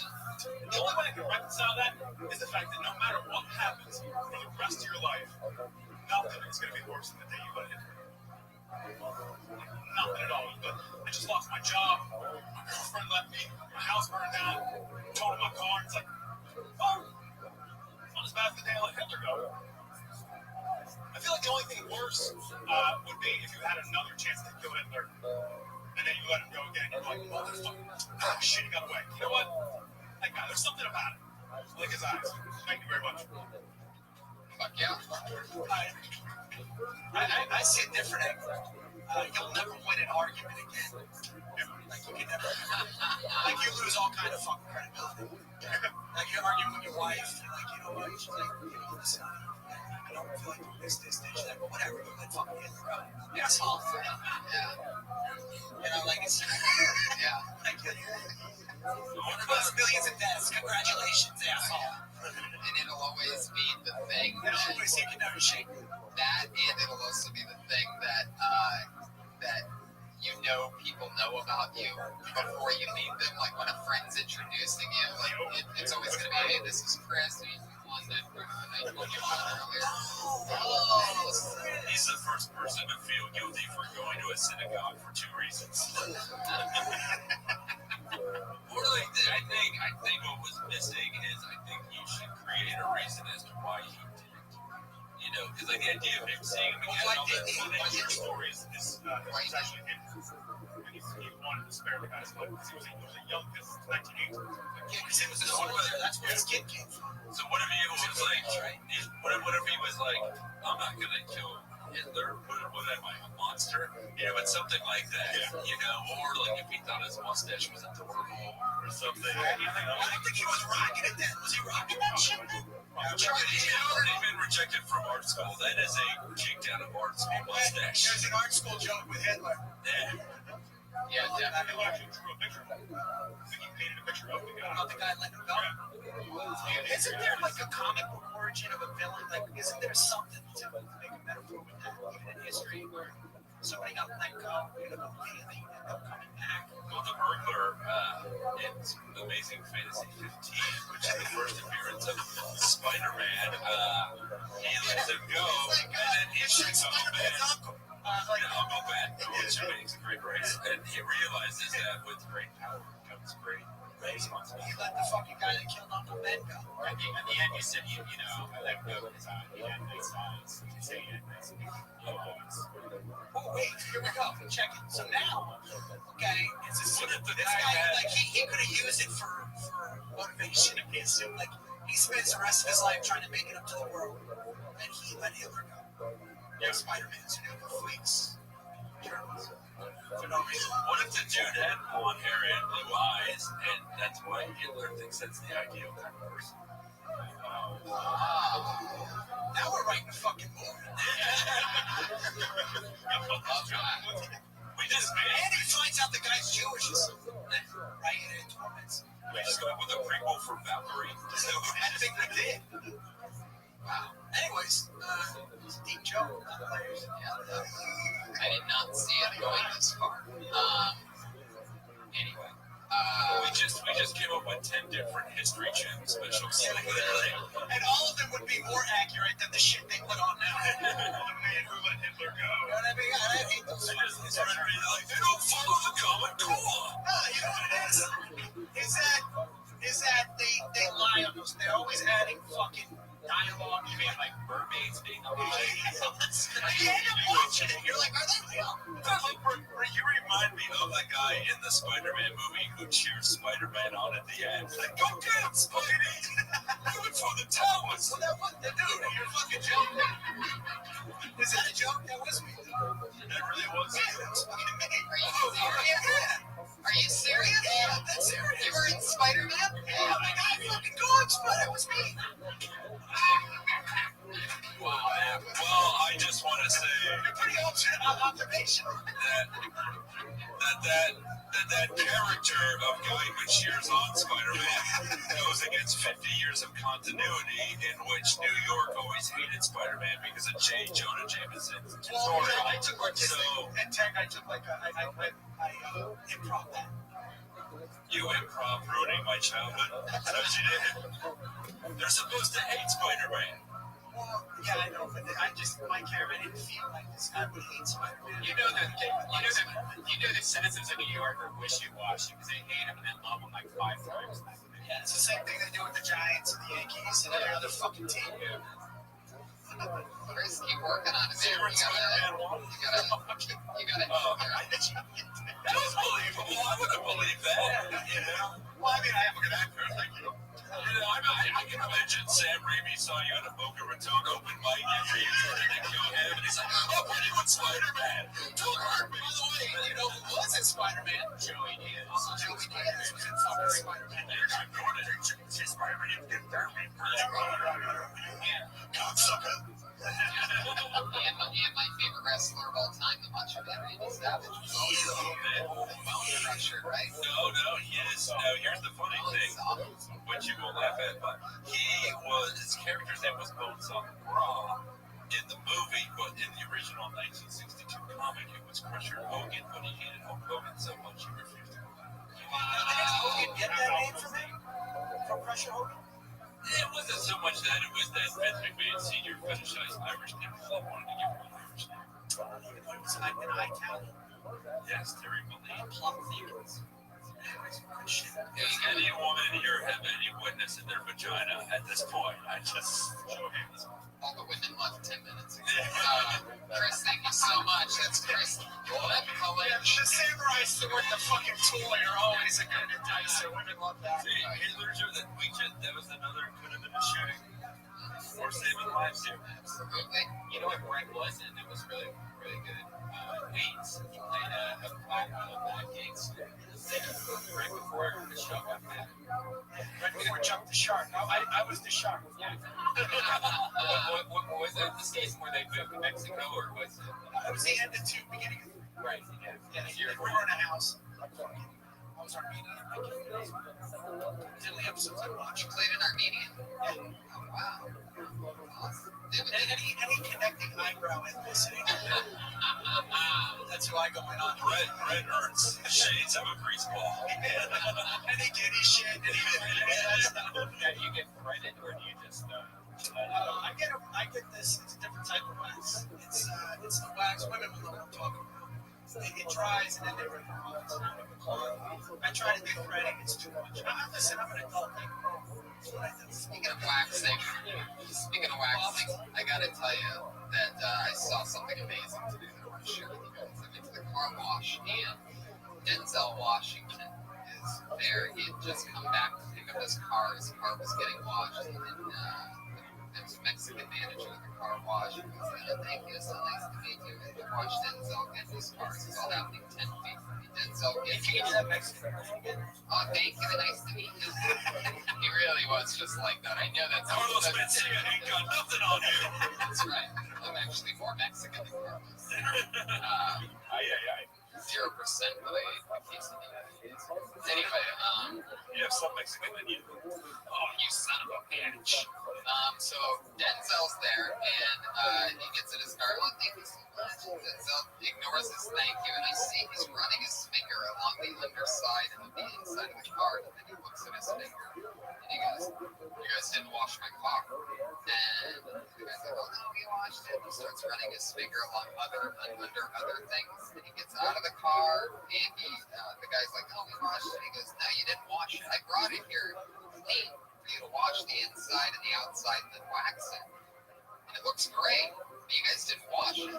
So don't tell me that you washed it. You just waxed it. You waxed it and already clean car." He goes, "No, we washed it." Denzel gets out, opens up his hood, lifts it up, runs his finger along the underside of the hood, looking at it. He goes, "There's no water under this hood. You didn't wash my car, else there'd be some remnants of water under here." He's like, "No, we washed it. It does already go through the fucking thing." Yeah, well, that's what the guy said, but I don't know if they did. I think Denzel may have been right about this. Even though the car looked fucking magnificent, he was proving his point that they didn't wash it. You got to watch Denzel be intense in person. Exactly. No, I swear to God. That's like watching a Kardashian fuck a black person. Like you got to see someone who is the best at something be the best at it in that moment. No, That's incredible. and it just kept getting better and better. He goes, and there'd be water under the hood if you guys watch it. Well, it's a hot day, the water probably dry. And that's when Denzel really gets overdrive. Denzel. When he was pissed that the Mexican just became Jewish for no reason. Tell me. You didn't really all that shit. You don't need to tell me. No, better than that. He just went, is it washed? He always does that. Hey, this guy was a good dryer. That's what I was saying. What if he This guy was like, why not a fucking dryer? They don't try under the hood, you know that. I'm taking Denzel's part on this one, but I think he watched it. Well, here's the great part. Hear me out on this, guys. Is that he goes, there'd be water under the hood if you watched it. Mexican guy goes, no, it's a hot day, water could have dried. He goes, now you're just making excuses. I'm glancing at the people that are sitting on this bench next to me, all of us pretending like Denzel isn't 7 feet away from us. Blatantly Denzel. One of those guys that's like 6'3" or 4, you know what I mean? And thick, they're built like stars. So you're not like, is this some guy that looks like Denzel? We feel like that for 5 seconds. Racist, inner self, where it's like, oh, that guy, is that Denzel Washington? Then it hits you, you're like, oh, fuck, that's Denzel Washington. Wow, how did that become racist? Well, no, I'm saying morph into a regular black guy. No, I'm saying there's that moment where you see a black guy that looks like Denzel, and you're like, oh my god, is that Denzel? Because you're related. But then you're like, oh shit, no, it's actually Denzel. Really. We later find out it was just Reginald Johnson from Family Matters the whole time. I was a police officer for 25 years. But Denzel didn't. I helped Charlie secure knocking Tony Plaza, motherfucker. Denzel didn't want a free car wash. He didn't want money back. He just wanted to let the guy know that he knew that they didn't wash their car.